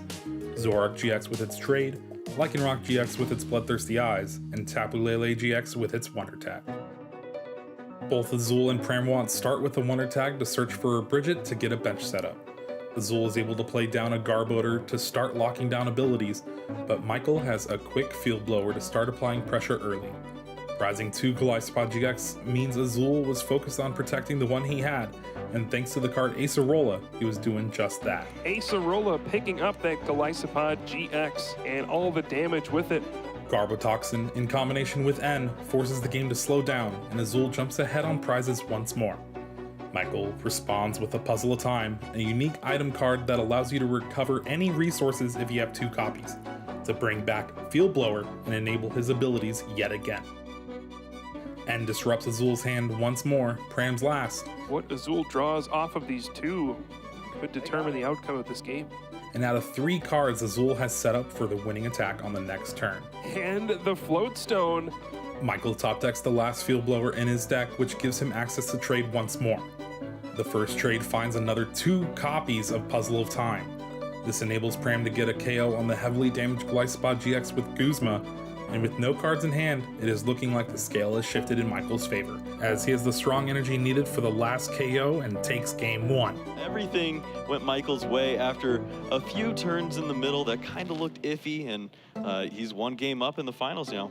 Game 2 starts off much better for Azul, having Wonder Tag for Bridget and the Golisopod GX and Garbodor with Floatstone to go along with it on the following turn. Pramawat finds himself with not much going on and struggles to get much of a bench going until a late Bridget finally gives Michael a full bench. Typically you want that Bridget on the first turn of the game, not the third, but he'll take it either way. Michael draws N to keep his hope of a comeback alive. A Field Blower allows Zoroark GX's trade to be used once again, but the draws don't find an energy for him to attack. Azul responds with another KO and sees himself 1 prize card away from tying it up. Pramawat is forced to pass the turn to an empty-handed Azul, who top decks a Guzma to clean up game 2, and they are off to their final game of the set. Your boy comes in the clutch and cleans up game number 2. In game 3, we see Pramawat to be the one starting off strong with a Bridget, as Azul just passes with a couple of Wimpod in play. Azul finally draws a Guzma and takes a KO with Golisopod GX, but he struggles to do much else. After managing a 1-hit KO with Dangerous Rogue GX, Michael is able to set up a 2-hit KO with Field Blower, and is now in the lead 2 to 5 prizes. Azul finally plays the end that he has been holding on to and finds a tool for the Garbotoxin once more. Michael attacks back, forcing Azul to get the Golisopod GX out of the active spot with Crossing Cut GX. Crucially, Azul's last Guzma is in the prizes. Pramawat misses Guzma, while Azul picks up the heavily damaged Glycepod GX and continues the pressure with First Impression. The last two puzzle at a time allow Pramawat to switch up gears and go for 2 Guzma with the hopes of trapping the Garbodor in the active spot and deck Azul out. Azul looks at his hand and concedes, knowing the last card in his deck is of no help. Michael Pramawat nabs his 7th regional championship win and cements himself as one of the best to ever do it. 6 years later, both of these players found themselves placing 3rd and 4th at the Yokohama World Championships, with plenty of energy left in the tank for that inevitable finals rematch. Thanks for watching, and make sure to let us know your favorite competitive Pokemon TCG moments using the hashtag #PlayPokemon.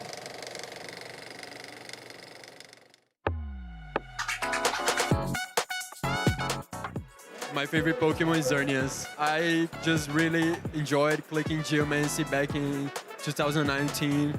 I really like its design, and being a setup Pokemon with so much power and pressure, I just really enjoyed using it. My favorite generation of Pokemon, I think it's both Gen 4 and 5. I started playing Gen 4. I love the Sinnoh region, I love the Pokemon of Sinnoh, and Unova also have great games with Pokemon Black and White and Black and White 2. I learned VGC pretty much by watching better players than me on YouTube. Back in the day, we didn't have official tournaments in Brazil, so my role models were pretty much players playing Worlds. There are a lot of people that I look up to in the competitive scene of Pokemon. I think mostly it has to be Wolf and Edu. They are 2 of the best players, and I really like their approach of the game. And also, there's a lot of videos of them playing on the internet, so when I was younger, I was able to watch a lot of their play style and their team building, and yeah, they're just so good. My favorite city was definitely Yokohama. I had a great time in Japan. Food is great there, people are nice, and the country is just really beautiful. I think the favorite thing I did in Japan was going to Nara when I saw all the deers, and it was really, really cool. They were so cute, and yeah, of course, playing Worlds there was also amazing.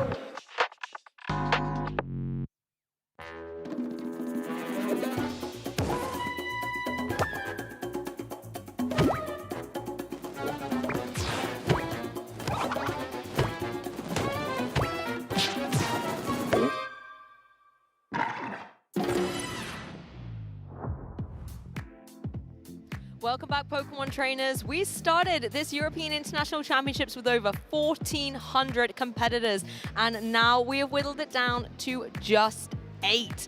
Honestly, the matches the whole weekend long have been incredible, inspirational, and just some for the history books. But our champion is still yet to be determined. I am Lou at Josh Cromie, and I'm joined behind the desk once again by the ever fabulous, the esteemed, the handsome Lee Provost. Handsome as well. Thank you, Lou. That's very kind of you. Well, you've been so kind to me on every single segue, so I had to return it. Stating facts. That's all we're doing here. What can I say? It's a beautiful combination, and the combination of players that we have out ahead on the battlefield are incredible too. Yes, 8 is great, and that's what we've got coming up next, our first feature match from the top 8, our remaining trainers. It's mad to say that, you know, when you're leading us in there, over 1,400 players, just down to these top 8. I mean, accomplishment in its own right is amazing for the players that have progressed to this stage of the tournament. Incredible, especially when you look at the amount of talent that we've had on Showcase this weekend. For these top 8 players to all be still within a chance to take that trophy at the end of the weekend, incredible. And I'm so excited to get into these real top-end matches that we're about to. I think as well, the fact that we're in a tournament with so many veterans of the competition. We've had world champions, we've had international champions, we've had a plethora of regional and special championship champions as well. Now that we're in a stage where it's like, how has all this wisdom and experience paid off to help them in this particular tournament? Particularly as it is a regulation we've seen before. Regulation F was here 2 years ago at this very international. And so trainers have maybe been able to look back through the history books at what tournament runs were there, what teams were prevalent, and whether they want to pick them up or bring on a whole new spin on the meta. And we've seen a little bit of both. Yeah, definitely. I think there's been definite inspiration from the first time Regulation F came around, and I think there's always that scared thought about, is it going to be too stale? Have we kind of seen it out? Have we done everything with this regulation that first time out? What's it going to be like when it does return? There's always that like little seeded out, but I think it's been completely opposite. I think it shows the talents of our trainers as well that have been able to delve even deeper. Like you said, take inspiration from that first time round and make those iterations and drive it on to where we are today. And I don't think we're done yet. We've still got a lot to showcase, but yeah, it's a great format. It's exciting still, and the games have so much to offer. Exactly, and a lot of the trainers are going for those tried and tested combinations. We talk a lot about the Fire Water Grass core. So essentially you've got your Incineroar, your Urshifu, and it then is rounded out either by Rillaboom or maybe an Ogerpon or the Amoonguss. And we've even seen Amoonguss really popping off on the stream as well, going and getting those Sludge Bomb knockouts, going for terrestrialization. It's proving that it's a Pokemon that's a lot more versatile than first meets the eye. Yeah, we've seen like iterations of it as well. Some of them have that Rocky Helmet that can take advantage of the physical attacks that are kind of prevalently around on the field. Yes, they're about into it, so getting a little bit of chip back with that respect. But then there's the Citrus Berry as well that really comes into play, where it can take multiple attacks, and that extra additional health that it recovers puts it in a really strong position to take advantage of not only those supporting options but the disruptive moves like Spore. But like you say, it's not only a supporting Pokemon, it's got the offensive capabilities, especially with how many grass types are so valid in this format. There was like 4 in the top 12 consistently. You can hit them for super effective damage. We saw in that last match, terrestrialization on the Dondozo from Frederick was the grass type, so that's taking super effective damage. But as well as that, we had success with Juan Solano back in the Santiago regionals. They won where they didn't play Protect and went for the Pollen Puff and the Sludge Bomb. So you've got that 2 offensive options. One of them helps out your partnering Pokemon, and one does destructive damage. Well, in case you're just tuning in and you want to know how the tournament is shaping out, we've got a bracket for you. Taking a look at how top 16 shaped out, we are down to these 8 remaining trainers. Whew. Okay, let's go through them. We've got Nicholas Khan facing off against Francesco Pio Paree and that really inspirational team with the Gouging Fire and the Tinglu. Then we've had Frederick Nielsen, like you just said, in top 16. We got to see his victory over Ko, and is now going to have to face down against previous EUIC champion Paul Chua. Yeah, what an amazing... Rose outlined it earlier, we've still got 2 previous EUIC champions in the bracket. We do. Paul Chua and Eric Rios apiece, both progressing through into the top 8. Eric going up against Roberto Parente next, and that is going to be an incredible game there. You know, Italian versus Spanish player have faced at regionals in the past, going up again this time around in top 8 of the EUIC championships. And then Davide Fazio going up against Zachary Reed. Zachary, one of those players that Rose was really talking about. Zachary aging up quite recently, but what an accomplishment, getting to top 8 after falling just a little bit short at the Las Vegas Regional Championships. Coming in strong here, taking that experience on the chin, rolling with it, and coming in and showing why they have to be considered one of the top players in this format. I'm going to have to switch my allegiance as well. I was really thinking Giuseppe Musicco was going to take this tournament, but his fellow Italian Roberto Parente has taken the victory off him in top 16. So I'm still rooting for the Italy victory there. So Roberto, I'm going to be focusing on you to try and take this all the way. But these trainers in top 8, they are now 1 victory away from locking in semifinals, getting a trophy, getting the Worlds qualification all aligned. It looks to be a fantastic opportunity for all of these trainers, and it's up to them whether they can cross that finish line. Yeah, it's incredible, really. But Nicholas Khan, you know, taking down Shohei. I mean, that's incredible. Wow. Nicholas was the only player to defeat Giuseppe in the Swiss rounds as well. So overthrowing Giuseppe's undefeated record, and then going into that top 16 against Shohei, another incredibly tough opponent, and then coming out victorious, and now into top 8. Can they go that 1 step further into top 4? And then from there, you know, only 1 step away from finals, and then all to play for. Essentially all the trainers that I'm saying could win this tournament. I was talking about Shohei earlier, I was talking about Giuseppe. These are the trainers that Nicholas Khan is taking down. Maybe I need to reassess my thoughts there. Maybe, yes. And, you know, wouldn't put it past Nicholas to actually come in and win this event. I think he's went a little bit under the radar here coming into this top 8, but I think the opponents that they've taken down have been opponents in form coming into this tournament. So it really shows how strong they are here, and they're going to have a tough run to the finals, but they're obviously feeling confident and playing extremely well to get through the opponents that they have done so far. So it's going to be, you know, nice to see if they can go that 1 step further and maybe... And also utilizing that balance core, like you said, you know. making sure that the balance core that everyone was like thinking coming into this tournament was the meta-solved equation. I think Nicholas may be showing that it can be, but with a few little twists in there. Yeah, definitely, and I think those little tweaks and the micro changes here and there have probably made a big difference to how some players have maybe approached this match, but it's credit to Nicholas being able to identify there are still areas of improvement in this team that everyone thought, well, it's the finished article. Well, that's not always the case. The format, the metagame are always developing, always changing, and to kind of evaluate how the team's performing right then and there in the moment and for the tournament that's ahead of you is a real clever thing to be able to do and take in and put into principle. As well, we're going to be bringing you every single top 8 match. From here on out, you're going to get a front row seat to the Masters division, being able to showcase as much Pokemon action as we can. The beautiful thing to note as well is our juniors and seniors division also battling out in their tournament to find out who is going to be in Grand Finals for Championship Sunday. They're out in the arena, I believe, on some of our feature match stations and things like that as well, so maybe you can catch some of their inspirational action too. It's always great to see the juniors and seniors divisions as well and see what is kind of trending there team-wise, because it's not always the same as what we see in the Masters division, and you know, sometimes that can create and spark some sort of inspiration in the top tiers of the Masters division with what the juniors are bringing and having success with, because not everything is always uncovered and discovered in a format, but there are always going to be Pokemon that do have a specific niche that can work and cause a lot of issues for people to deal with, and maybe that is something we see tomorrow. Hopefully it is. Well, that's the thing. There's a lot of balance cores out there that we're talking about, but then this team that Francesco Pierro and Fabio Del Pidio were piloting earlier today, that one definitely threw a few Pokemon out with the rulebook.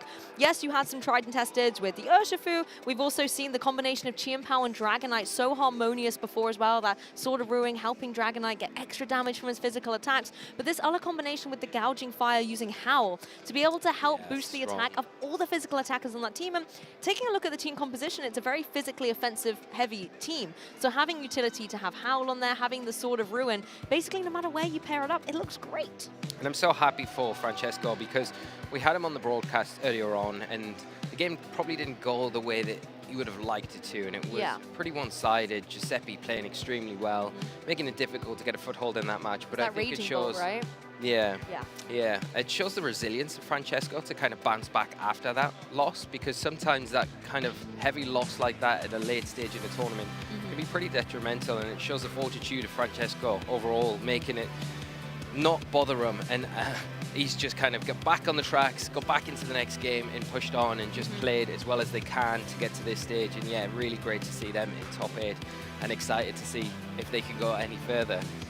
I mean, Francesco we've seen as well do incredibly well at the North American Inter Championships before into the 2025 season, and then here on the international stage already making waves to try and get even further in the competition. I've said it so many times on the broadcast already, but Italy have won every single European event in the 2026 season completely, every single time. And now, yes, it's the international championships, but it's on the same kind of terrain. So we want to see Italy do their best to get to that spot as well. Well, Costa's call at the start of the weekend. Oh, yes. Let's bring he thought that up. we'd forget. So I hope you're watching, Costa. You should be. But Costa called out a bold prediction. No Italians in top 8 at this event this year. And how many are there, Lee? We're definitively locked in top 8 now. So he was trying to argue this before with me, saying, no, the top 8 has not been decided yet.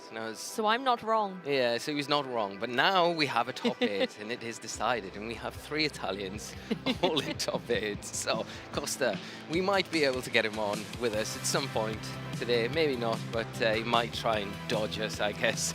He can't be wise all the time. I mean, one thing, a big shout out to Costa. He's been providing a lot of entertainment on the broadcast. We hope you've been enjoying it at home with all the riddles and his Cinnabar challenge. And it's definitely thoroughly kept us entertained and on our toes. And hopefully you guys at home have enjoyed following along with his antics. Yes, the only reason I'm bringing this up is because all of the years that we've had Costa, and he takes every single little advantage he gets to give me a jive in a bit. You know? So I think, yeah, we'll give him a little bit of limelight in return. But yes, he's done an amazing job this weekend. And yeah, the Blaines, well, it's not the Blaines, it's Costa's Cinnabar challenge. It's been very fun to get involved with and do. But you can see our top 8 players we'll be featuring next are getting set up ready on the stage. And it will be Francesco Pierro versus Nicholas Khan. What a match for us to start this top 8 with. so excited to be able to see how this match is going to unfold. Nicholas Khan, as you were just saying, has taken down some incredible veterans of the competition so far. But in case you are new to the broadcast and new to these players, let's recap some of their achievements. First of all, Nicholas has been a world champion previously when he was in the junior division in 2017, as well as more recently being able to take home a Brisbane regional champion title in 2024, getting some other plethoras of top cut finishes and top placements at international tournaments does just show what an esteemed caliber of trainer he is. Yeah, amazing player, Nicholas, and great to see them back amongst the mix of these top players here this weekend. Francesco, on the other side, has got some great accomplishments to their name, namely that regional finalist place at Stuttgart Regional in the 25 season. Top 8 in New Orleans as well at NAIC last season. An incredible finish. So not unfamiliar with this sort of territory here, and having a good, strong finish in Honolulu at the World Championships in 2024 with a top 64 finish there amongst the best in the world. And you can have a little look at the teams up on the stage as well. Big shout outs to all of production in this beautiful arena they have concocted up for the weekend. Nicholas Khan's team on a deeper dive, however, we've got the Urshifu, Raging Bolt, Chien-Pao, Landorus, Rillaboom, and Incineroar. We talked a lot about Chien-Pao having great synergy with Pokemon like the Dragonite that we know Francesco is running, but Nicholas has opted to run it with some other form physical attackers. Iconically, that Fire, Water, Grass core, Urshifu, Rillaboom, and Incineroar can all benefit from it. Yeah, definitely, and we've talked about it quite regularly through the broadcast this weekend. That combination of having double fake out really supports a lot of these members very well. You know, if you can get it alongside the Raging Bolt, it gives you room to set that calm mind up, and that could be a way for you to get through the obstacles on your opponent's team. If you can get it next to the Urshifu, the Unseen Fist doesn't worry about protect, so you can really pin your opponent in and capitalize in those situations. And also the Landorus as well, one of those Pokemon that hits so hard with that sheer force ability, with the Life Orb stack on top of that, and then the ability to substitute when you've got room to get it up, making it very difficult for your opponent to remove it from the field quickly. So lots of things for Francesco to take into consideration. I'm sure they've come up against a similar 6 to this over the weekend, but not one when Nicholas has been piloting it. And it doesn't look like it's going to be just a battle of the Chien-Paos. It's going to be a battle of the genies here. Like you said, Landorus on Nicholas's side, but Thunderous on Francesco Pio Perez's side. Now, this is a Pokemon we saw him utilize against Flavio Del Pidio. It did a fantastic amount of effort with that Eerie Impulses going down into Pokemon like the Raging Bolt, a Pokemon that Nicholas is indeed running. But otherwise, it was slightly underwhelming. I wonder if Francesco can pivot it into a position where it's going to have more success. Yeah, it is going to be very useful in slowing down the Raging Bolt if that is something that Nicholas leans into in this match. The -2 special attack really slows down the ability to stack those Calm Minds and prevents it from becoming a big force. You've also got the Taunt as well there to stop it Calm Minding, but not only that, kind of leave it a bit more vulnerable because it can't really use that Protect anymore. It stops the substitute being set up on that Landorus as well, so another reason why to bring it. And then the Thunder Wave, the speed control there is going to be key in this match, slowing down those faster threats. In particular, things like that Chien-Pao can be useful, but you've got to wait until it does Terrasilize. Of course, that Dark typing gives it a bit of an advantage against the Thunderous, and something that might put off Francesco bringing it. We saw him bring it against Giuseppe earlier on, and it really didn't pay off dividends. So got to utilize some of those setup options. You've outlined it. The Gouging Fire has that Howl, can be really beneficial if you put it next to something like the Dragonite or the Urshifu. They can hit extremely hard and break through the walls on the opposite side of the field. But it looks like it's time to get into it, trainers. Masters Top 8 is kicking off here at the Pokemon European International Championships.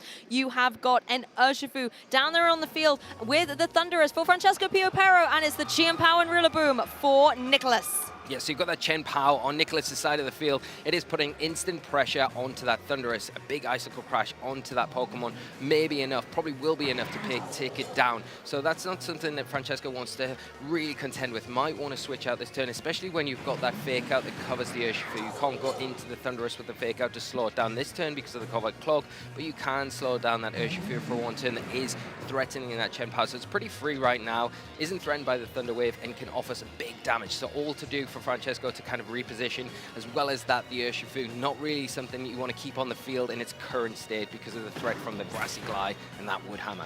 Well, Rillaboom having no choice but to lock the Fake Out into that Urshifu. As for its troubles, it is going to have to take that Thunder Wave coming through from the Thunderous, so it's going to have its speed lowered and the potential to get paralyzed in the following turn. Chien-Pao, however, free to go straight away for this Icicle Crash, and that is a solid one-hit KO. Thunderous is down and out early doors in this top 8.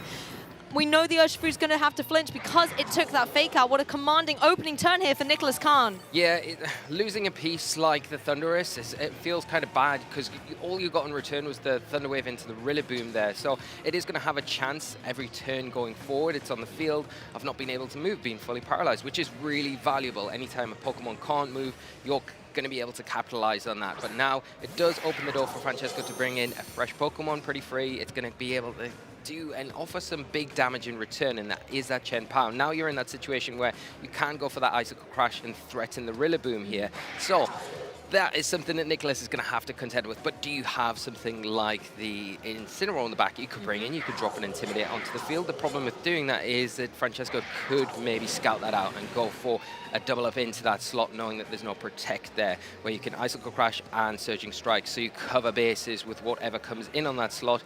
Even if the Rillaboom stays in, you're going to remove it, and then the Surging Strikes will revert into the Chen Pao. Well, Chen Pao on Nicholas' side wants to get out of there, doesn't want to face down against his counterpart across from the field. Instead, it's going to be the Urshifu joining the fray, so both of these Pokemon can now intimidate down against each other.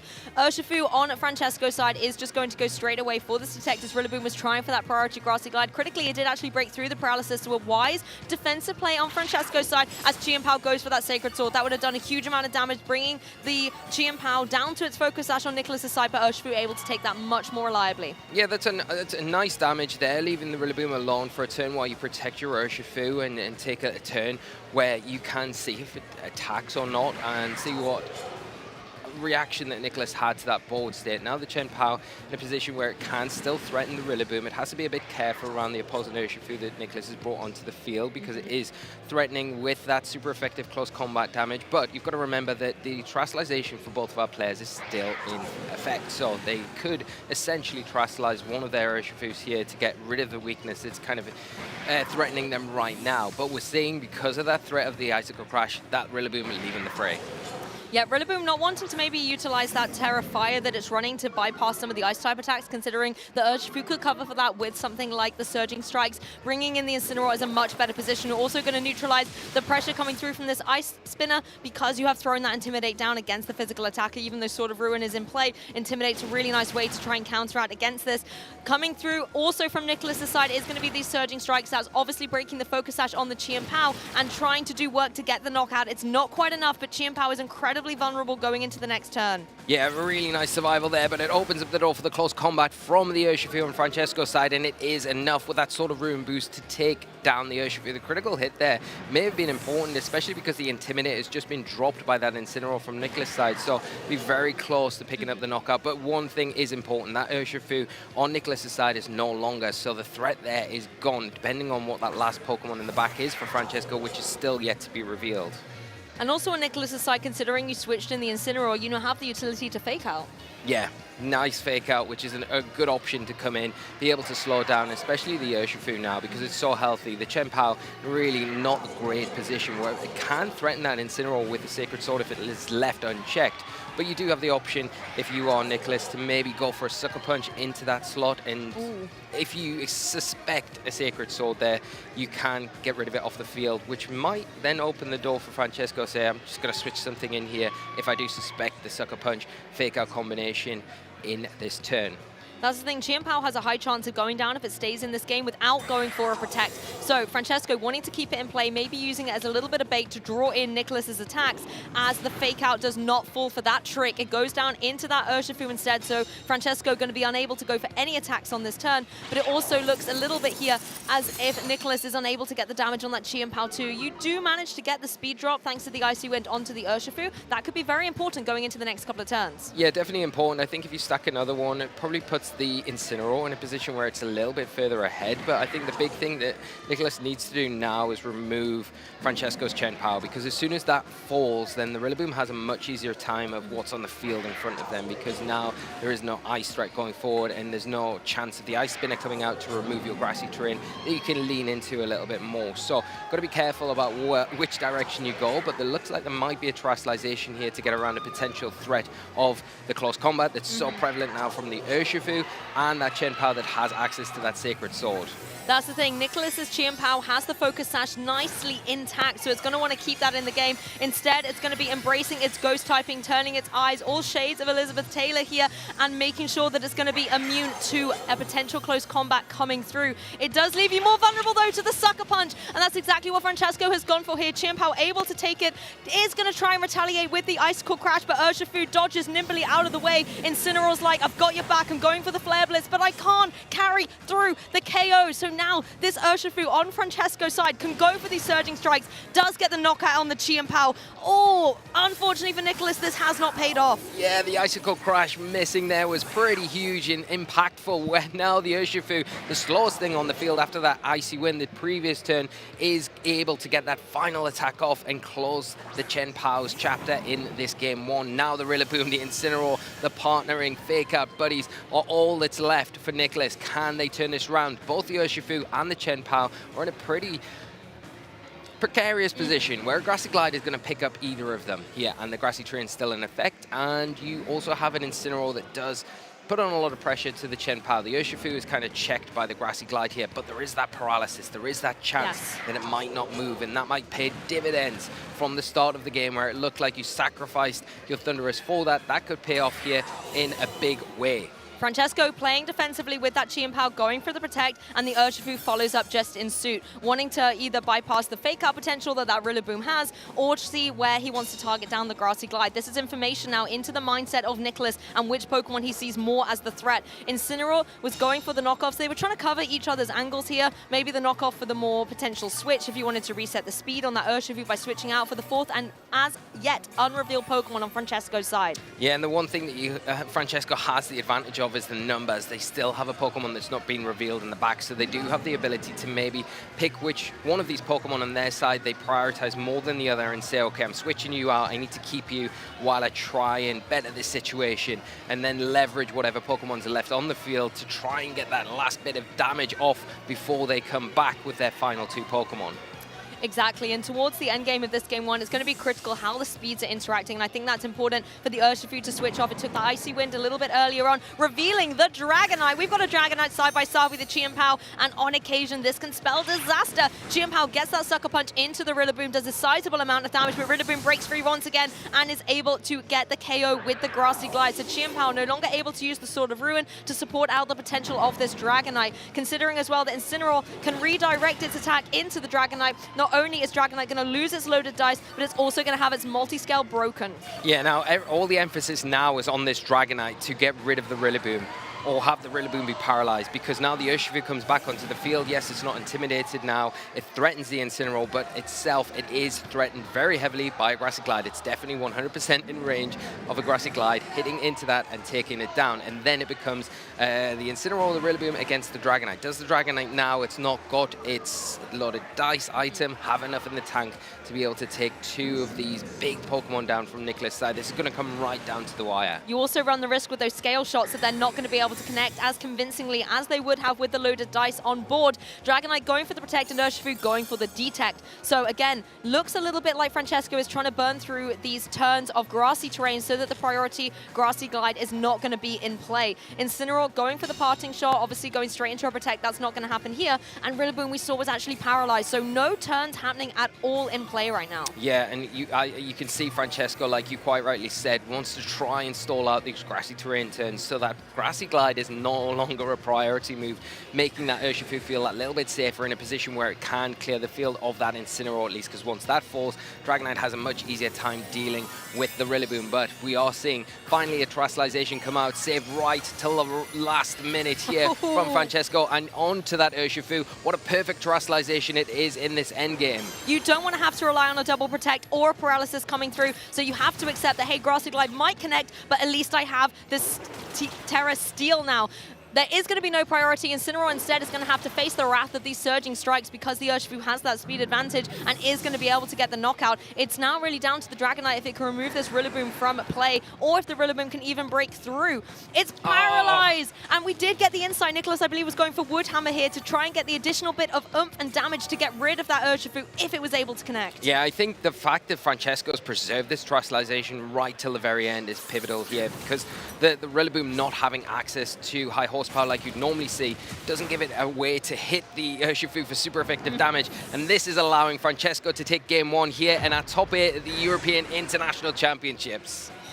One game closer to potentially locking in top 4. I mean, that Dragonite was beautiful in at the end, being able to apply that pressure with something like the Iron Head, but to be honest, Urshifu was the hero for me in that set.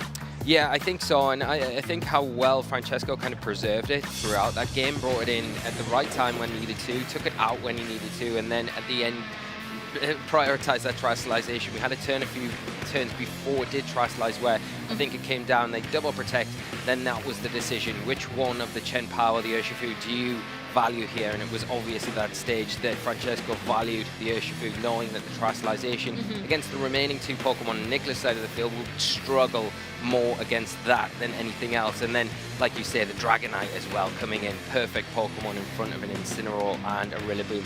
Great Pokemon to help support and close the game out, making things very difficult for Nicholas. You've got to remember though as well, that key Icicle Crash miss, if that had hit earlier in the game, the Urshifu would have been felled, and I think the game would have turned out a little bit different, but that's just the decision you make. Sometimes choosing those low accuracy moves can be costly, and in that scenario, it really was. There were a few little pieces of evidence in there, actually, that did amount to the victory in the end. We did see Nicholas take a very commanding opening first turn, getting that one-hit KO onto the Thundurus, but Thundurus, using its prankster ability, was able to paralyze that Rillaboom, and then we saw a couple of turns where Rillaboom was paralyzed, unable to move. So even though Thundurus didn't have a huge amount of screen time in this match, it was able to still have quite a monumental effect on the outcome. Yeah, when you look at the trade-off there, you thought at the time, oh, it doesn't feel like it's a very good trade-off, but actually, towards the end game, it was a pivotal one and really came in handy for Francesco to be able to close things up. Hey, I always say Gouging Fire looks ready to party and possibly ready to celebrate. Francesco can win this game and get into top 4, but first of all, it paired up with this Urshifu have to get through the formidable duo on Nicholas's side.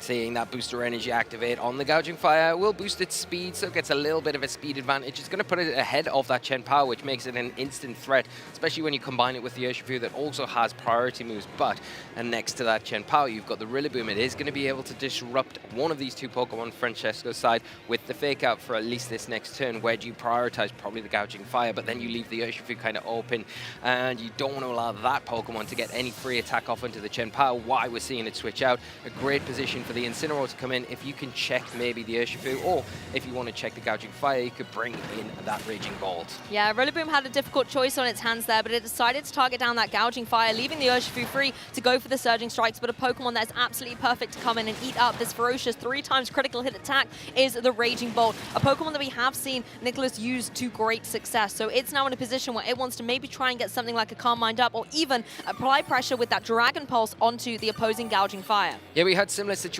earlier when we were able to showcase Francesco, where against the Raging Bolt, they had a lot of difficulty against that the Raging Bolt because of that Dragon Pulse and not having the preferable switches in the back, because if Dragonite's in the back, well, you can't bring that in for the Gouging Fire. Also switching Gouging Fire out here, you kind of lose that booster energy, so you preferably not want to do that, especially when there is a Rillaboom on the field. It is threatening your Urshifu right now. The Raging Bolt's threatening your Urshifu right now. You might want to preserve your Terastallization, switch that out, and take advantage of the Gouging Fire, and maybe use Terastallization on that, which could then put on some pressure to the Rillaboom, remove that from the field, or even go for a Breaking Swipe, which gives you that super effective damage into the Raging Bolt, although it's not threatening a knockout. Well, once again, we're going to get all beautiful and bejeweled up there on the stage here at the International Championships. Urshifu is going to be embracing its inner Steel type, terrestrializing into that form. Rillaboom going for the Grassy Glide, once again not finding its super effective mark because of that defensive terror, as the Gouging Fire adds insult to injury by going for the Howl. This is not only going to boost up its own attack stat, but also is going to help out that Urshifu on the other side. Wow, a big close combat, +1 into the Raging Bolt. Not quite enough. The Raging Bolt showing why it's good, so good defensively, able to shrug that off, but with minimal health left. Raging Bolt is able to retaliate with some really good damage onto that opposing Gouging Fire, but no KOs to be seen here. I feel like on Nicholas's side, if you have that Incineroar in the back, maybe to get an Intimidate down, this could be the time to bring it out. Yeah, it's a good time to bring it in because then it applies a little bit more of a threat to that Urshifu, even though it's a really difficult Pokemon to sit in front of because you are going to be constantly threatened with those Surging Strikes. And as long as this Gouging Fire is on the field, it's going to be able to go for those Howls. It can get another one off here, put that Urshifu to +2. You need to try and keep it in check, and one way to do that is Incineroar. You could maybe swap the Rillaboom out now and bring the Incineroar in that slot because it's unlikely you see a Surging Strikes there, but there is a chance that Close Combat could go into that slot. So you've got to be very careful. Francesco can capitalize from the angle and the board position that they've got right now, but don't put it past Nicholas to have something in their back pocket where they can pull and turn things around. Every single second counting down here. Nicholas wants to make sure that he does not make a single mistake with the top 4 on the line. Rillaboom able to go through with that Grassy Glide, but not doing too much damage as the Thunderclap follows up to try and get the knockout, but both priority moves are not able to get the job done as Heat Crash is free to come through and connect into the Rillaboom. Gets a solid one-hit KO. The Assault Vest not going to be able to help it in the face of a physical attacker. Yeah, huge attack and play from Francesco to get that Heat Crash, and now we get the Surging Strikes. Not very effective, but it is boosted. It is going to be hitting for a lot harder, and it might be enough to take down this Raging Bolt, and a clean sweep of Nicholas's 2 Pokemon lead in this game. Ding, ding, ding. That's a double knockout coming through on Francesco's side, being able to get a 4-2 Pokemon advantage over Nicholas in this game too.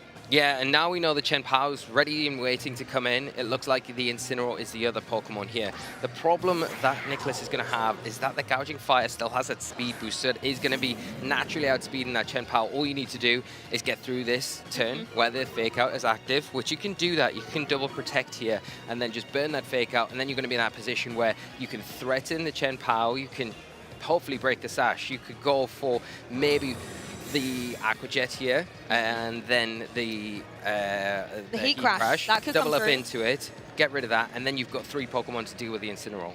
I mean, you're right. It's very easy to go for that double protect on Francesco's side. That's exactly what he's done because you cannot switch out that intimidating Incineroar anymore on Nicholas's side. So you know that that Fake Out is no more in this game. Now with that speed advantage, you know, unless Nicholas wants to really try for a double protect on the Chien-Pao and allow Incineroar to try and clean up against the Gouging Fire, it's going to be very difficult for him to navigate past Gouging Fire itself. Yeah, that is one option. That's a route that you could go. Maybe Sucker Punch is enough to take down the Gouging Fire as well from the Chien-Pao. So that is another angle where you could prevent the Heat Crash and preserve your Chien-Pao for at least one more turn. But we have still got Terastallization in the bag, and we are going to see at this last-ditch attempt for Nicholas to turn this match around. It is going to be the Ghost Terastallization on that Chien-Pao to avoid any potential Ghost types, take away that Fire weakness as well that the Gouging Fire is pressuring. Yeah, Chien-Pao does go for the Sucker Punch, but not into the Gouging Fire. Instead, looking down at the opposing Terastallization Pokemon, and that Urshifu goes right back into its Pokeball. A first KO on the board on Francesco's side. But the Gouging Fire able to go for that Heat Crash. It will find its mark down on the Chien-Pao, not going to be able to take it into that yellow zone, so we know it's going to be able to hang on to another one of these, even though Incineroar is trying its best to remove it from play. Looks like Gouging Fire is here to stay. Yeah, it is sticking around for at least one more turn. Now, that extra damage that you're seeing from the knockoff, it will probably put it in range now for a Sucker Punch to guarantee a knockout if that is chosen into that slot. But you've got to remember there are going to be 2 other Pokemon in the back for Francesco to bring in to kind of support that Gouging Fire a little bit longer and maybe disrupt what Nicholas is trying to do, trying to get this game back, but doing a really good job of it right now. The Terastallization on Francesco's side has been burnt, that Urshifu has been removed. So all comes down to what 2 Pokemon they brought to this Game 3. Looks like it's going to be the Dragonite first revealed on Francesco's side. And again, for once, Dragonite's been able to come in with its multi-scale intact. So it's going to be very difficult to get through already, considering there's only 2 Pokemon remaining. At least you have the Chien-Pao with a very powerful Icicle Crash. You do, and that is an option to try and remove it, but through the multi-scale, it's not going to be enough to remove it straight away. It's going to be able to take at least one of these. You do have the chance to flinch, though, so that is an option. If you want to prioritize the Dragonite here, you go for it, hope that you get the flinch, and then maybe that allows you the room then to follow up with another one the next turn to remove it. But all the time you're doing that, you aren't paying any attention to this Gouging Fire, and I think you really need to prioritize that Pokemon, leaving that alone. does put you susceptible for another Howl to come out. Extreme Speed comes through, going to do a sizable amount to the Incineroar as Breaking Swipe comes across the battlefield, chipping away at both Pokemon and critically lowering their attacks. Their offensive pressure, if they're able to connect these attacks, are not going to be able to be as monumental. I like, however, what Nicholas is doing here, identifying, as you said, that Dragonite is not going to go down to one Icicle Crash, so you might as well find a way to chip any multi-scale here with that Icy Wind, as well as lowering the speed. That's going to neutralize the Gouging Fire back down to normal and just weaken that Dragonite up a little bit, but it has priority. Yeah, that Icy Wind actually really pivotal here. It doesn't rely on the fact of the attack stat on the Chien-Pao at all, and it can reset the speed boost that that Gouging Fire's got. Now, an Extreme Speed comes out, it is going to be enough to pick up the Incineroar, so the Chien-Pao all on its lonesome against the remaining Pokemon on Francesco's side. Let's have a little look at how much this Icy Wind does. However, you just need a little bit of chip for the Gouging Fire, and Dragonite 4 times super effective. Oh my goodness, underestimating the power of Icy Wind. Chien-Pao, you get to roar in success, you're back in the game. But what is the last Pokemon on Francesco's side? Yeah, it all comes down to what this is. Is it the Rillaboom? Could it be that Rillaboom? It's Chien-Pao. Oh, it's Chien-Pao versus Chien-Pao. So here we go, full health Chien-Pao. The problem is that Francesco's has got its Focus Sash. There is going to be Sucker Punch as well that it can take advantage of. And now you're a Ghost Terror type, then it is going to be susceptible to super effective damage. It's looking difficult, but there is an opportunity here. You're going for the Protect as the opposing Chien-Pao goes for the Ice Spinner. And this is the thing, though, Ice Spinner doesn't have the same shaky accuracy Icicle Crash does. No, it doesn't, and that's the one thing you would say. It's taken enough damage so far for that Ice Spinner to do enough. And here we go. There's a Sucker Punch into Francesco's Chien-Pao, and the Sucker Punch coming out in return, but failing because it was superseded by Nicholas's. So outspeeding it, meaning that the Sucker Punch on Francesco's side did fail. How much longer can we go for this? Because I feel like the Ice Spinner just is going to be enough. We haven't got that resistance. It is a Ghost type, so it takes neutral damage. Probably enough, but can Nicholas find a way to win this match? Well, the Sucker Punch comes through, but you can see it's doing minimal damage. All it's going to take is this Ice Spinner coming down into the now Ghost Chien-Pao to get the KO, meaning Francesco Pierro is advancing into top 4 here at EUIC. Absolutely incredible. What a way to progress in this tournament, even deeper from top 8 now into top 4. Francesco Pierro preserving the Chien-Pao till the very end, doing it masterfully, and will be still in contention for taking the title at this tournament. And doing it with such an innovative team. A lot of trainers said coming into this, we're just going to see balance and more balance. And what I love about Francesco's composition is you've got some familiar faces, but that Gouging Fire, the Ting-Lu, and as well the Dragonite Chien-Pao combination just absolutely doing incredibly here at the international stage.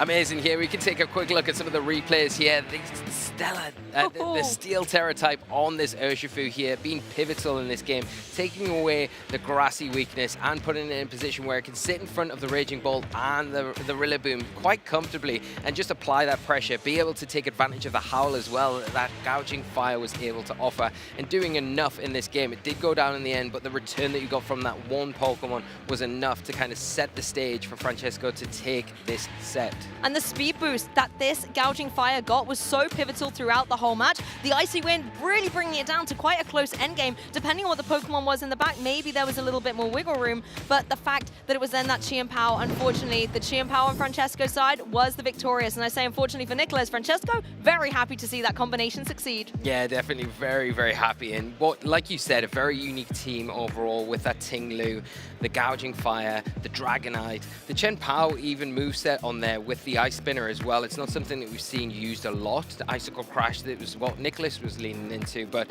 Ice Spinner is so useful in a lot of situations to take away those terrains as well as just offer that consistent damage throughout the game. It's really, really valuable in a lot of different situations.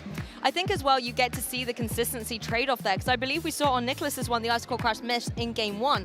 So seeing Francesco going for that Ice Spinner, like you say, not only it has a little bit more accuracy and things, but with a lot of the terrain that we've seen out there, yesterday the story was a lot more about Iron Crown and the Indeedee, but obviously we see how much Rillaboom is out there. Taking a look at Francesco's team, there's no Rillaboom there to set up its own terrain, so it kind of doesn't want to see that priority Grassy Glide in play. So having a way to get rid of it is a fantastic utility. Yeah, that's one thing that I would say. I've got Rillaboom on the brain this weekend, I think, and Rillaboom has just been everywhere, but Francesco taking a really brave decision not to bring it, to this tournament and really rely on that Pokemon as one of those supporting cast members, because I think a lot of the field are so familiar with dealing with that Pokemon in particular and having answers to it across your team and from multiple different angles, and saying, I can operate without this Pokemon, and then make it more difficult for my opponent because they're not so familiar with these Pokemon in a combination together, and that's maybe the edge that's going to get me over the line time and time again, and it has done that so far in this tournament,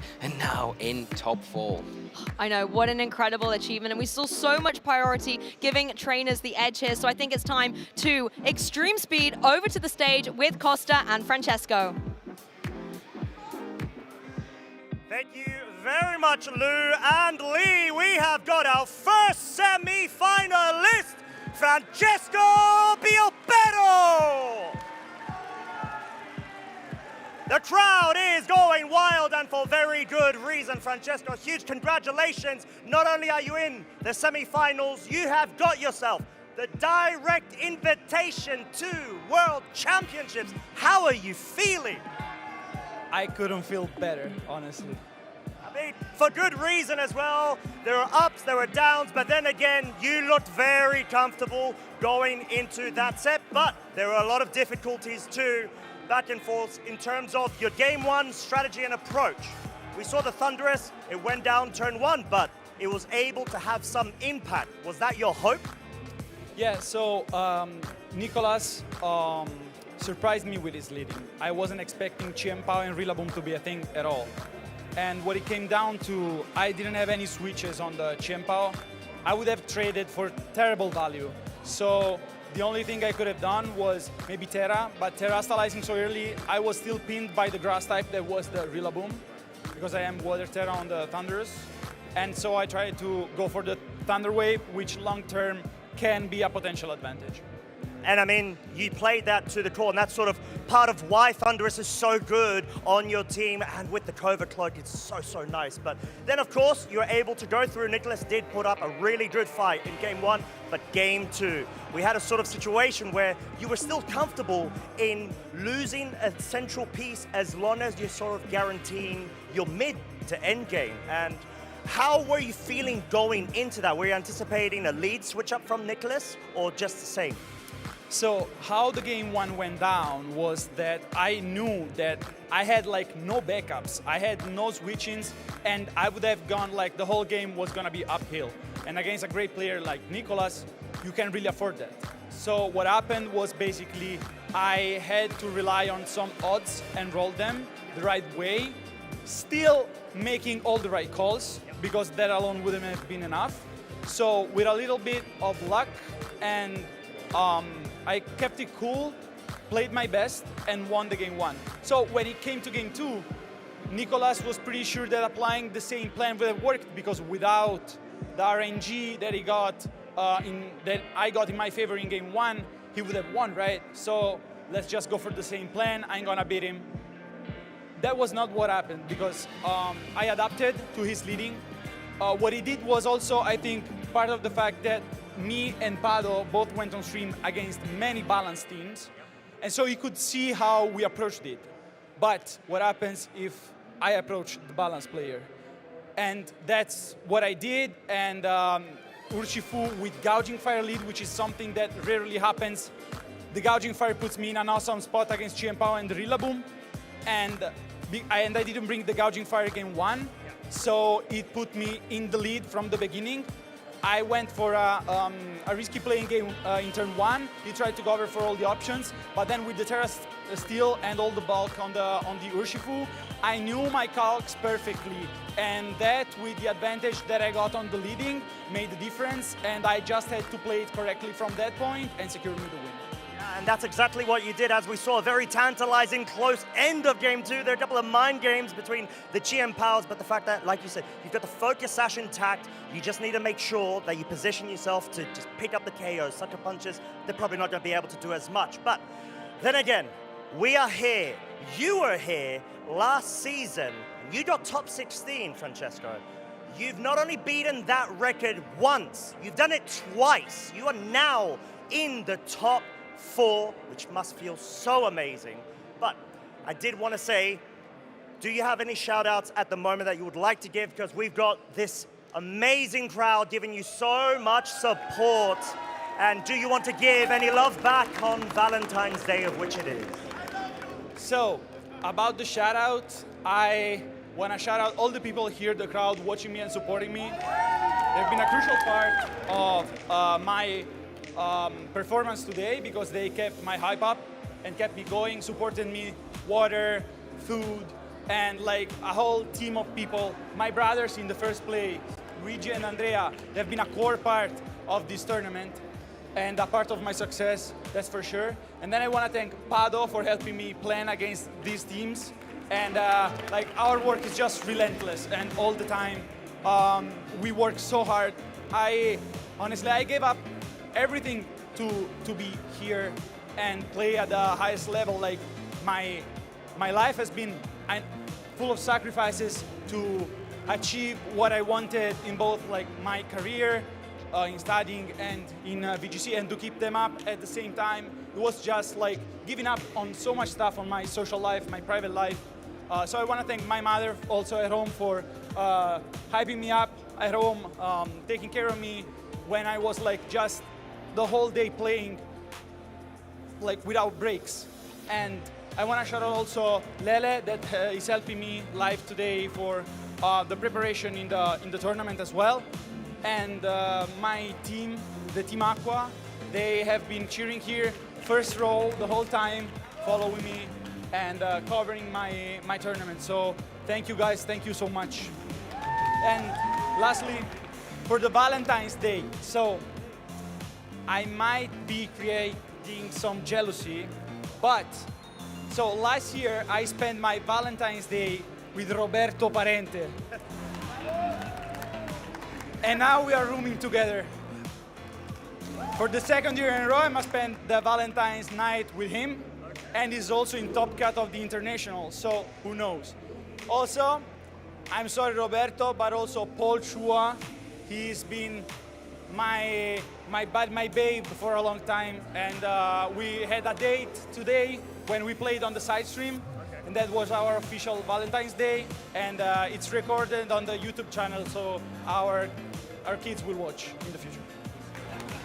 You heard it here, folks. Breaking news, apparently, but there's a lot of Pokémon love in the air. So with that being said, we've got 3 more semi-finalists we're going to be able to reveal shortly. Thank you so much, Francesco. Oh, one last shout out. Here we go. One last shout out to a very special person. He's right here in the crowd, Theo Timmaso over there. I want to thank you for making me a better player. There you have it. It takes a team to move a mountain. So, with that being said, thank you so much, everybody. Thank you, Francesco, for joining. And we'll be back with another quarter finalist.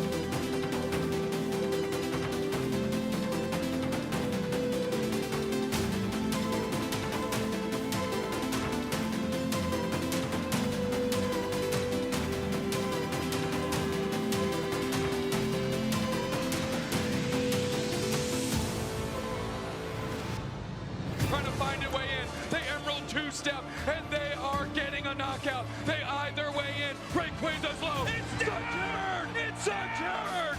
Peru Unite looks into the eyes of Zeta Division and says, we are the beginning and the end. We are Peru Unite! The time ticks down. 5 more seconds. 2, 1. Peru Unite are your world champions!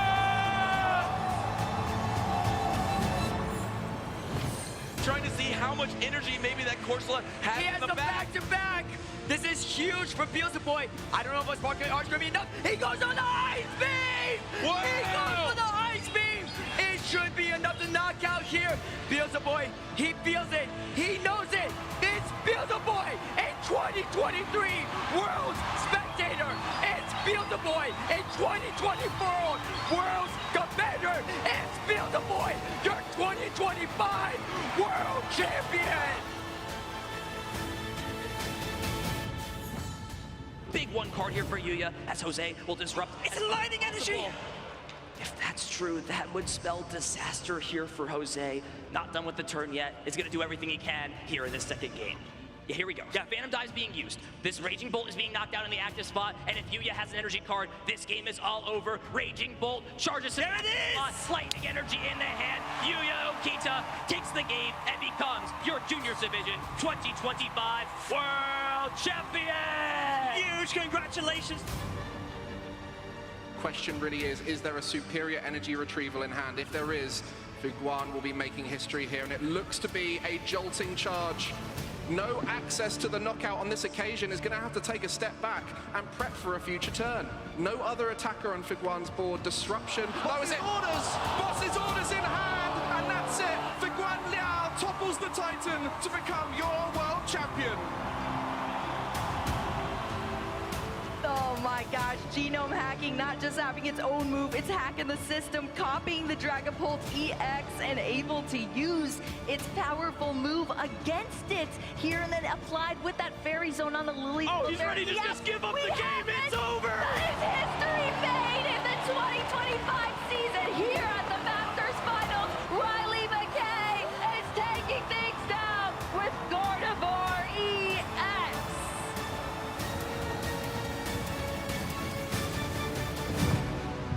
He's played this so well. Twisted Dimensions return to normal. We got a twist up Pokemon.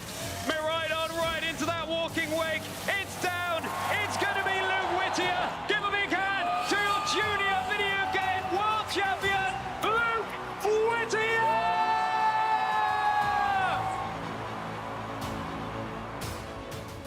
Rillaboom, Woodhammer, Stills, pick up the KO. Now the Calyrex Ice Rider has this opportunity to move, and that is the Glacial Lance. Double, Morgan down, double, KO. Give it up, everyone, for your 2025 Pokemon World Champion, Kanan! Sputtermane is going to go right in that Koraidon that protected on that last turn. This is a huge source of Jason's damage. And the Chiyu goes for the Heat Wave to try to finish it off. A double KO! And Chiyu is one Pokemon away from becoming the world champion. And it's going to be the Chiyu looking at this final HP to deliver the finishing blow. And just like that, Giovanni Syski is your 2025 Pokemon World Champion!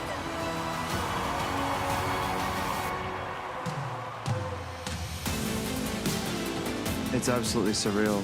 It's gonna take a while to settle in, of course. Me siento muy emocionado y alegre. The feeling is yet to sink in. I'm still a bit in shock. Feels so surreal to me. It's my first year seniors, and I won the World Championships undefeated. I feel very excited. Feeling amazing. I'm feeling on top of the world. Absolutely unreal.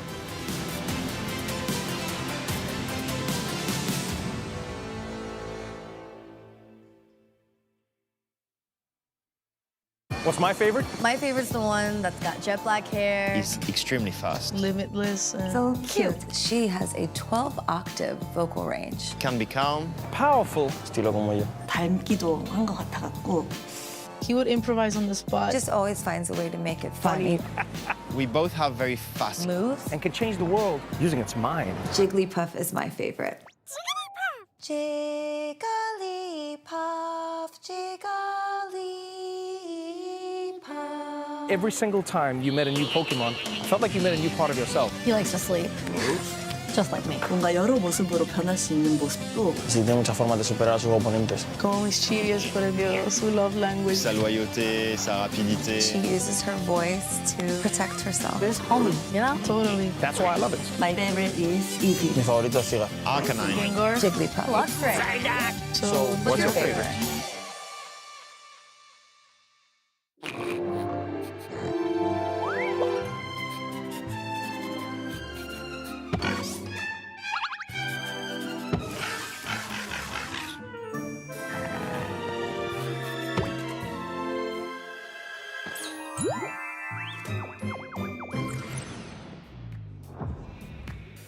Welcome back, everybody, to the Europe International Championships for 2026. We are through with our Swiss rounds, and we are into our top cut as we get closer to seeing who will be our finalists competing on Championship Sunday for the video game. My name is Rosemary Kelly, and I'm joined by Jamie Boyd, and you saw what a lovely commercial there for our Pokemon 30 that is going on right now. Download the Pokemon GO app and also check out what the camera app has to put together your own little snapshots. It was really fun. And Boyd, I gotta know, what is your favorite? Oh, thank you for asking a question you already know the answer to. I do. Of course. However, I am kind of actually looking for a new favorite because Superior has classically been my favorite, but it's been letting me down way too much with the amount of Leaf Storms that it misses.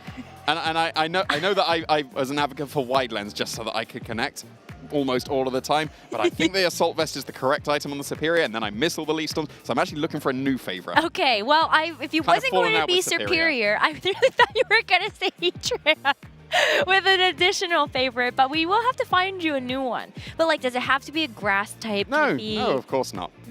Okay, so we'll think on this one, and then I'm going to ask you again later. Okay. And see if you've come up with a better one for yourself. But let's go ahead and take a look back at the bracket that we have here for our top cut. We just showed Francesco Piopero beating world champion Nicholas Kahn 2-0 to move on to the semifinals. And up next, we will be featuring Frederick Hoyne Nielsen versus Palchua. Now, we got a chance to see Frederick in the top 16. And what was it that impressed you about that match versus Ko Tsukide? I think being able to identify what needs to happen with this mode and then the second, because that, like, it seems to be how the Nielsen brothers end up playing. Of course, Frederick over Nikolai here is going to be able to make it into the top 8, but they tend to go with a strategy, at least from what I've seen in previous iterations of teams, is, well, here's my first mode, can you deal with it? And when you have, you've lost all the resources to deal with my second. And they've gone with the Dondozo Tatsugiri paired with Cresselia and Ursaluna as one of their main 2-2 strategies. And we've never seen that pairing, I don't think, ever. And it's really successful here for Frederick, as he's already found himself into that top 8 with a very unique team.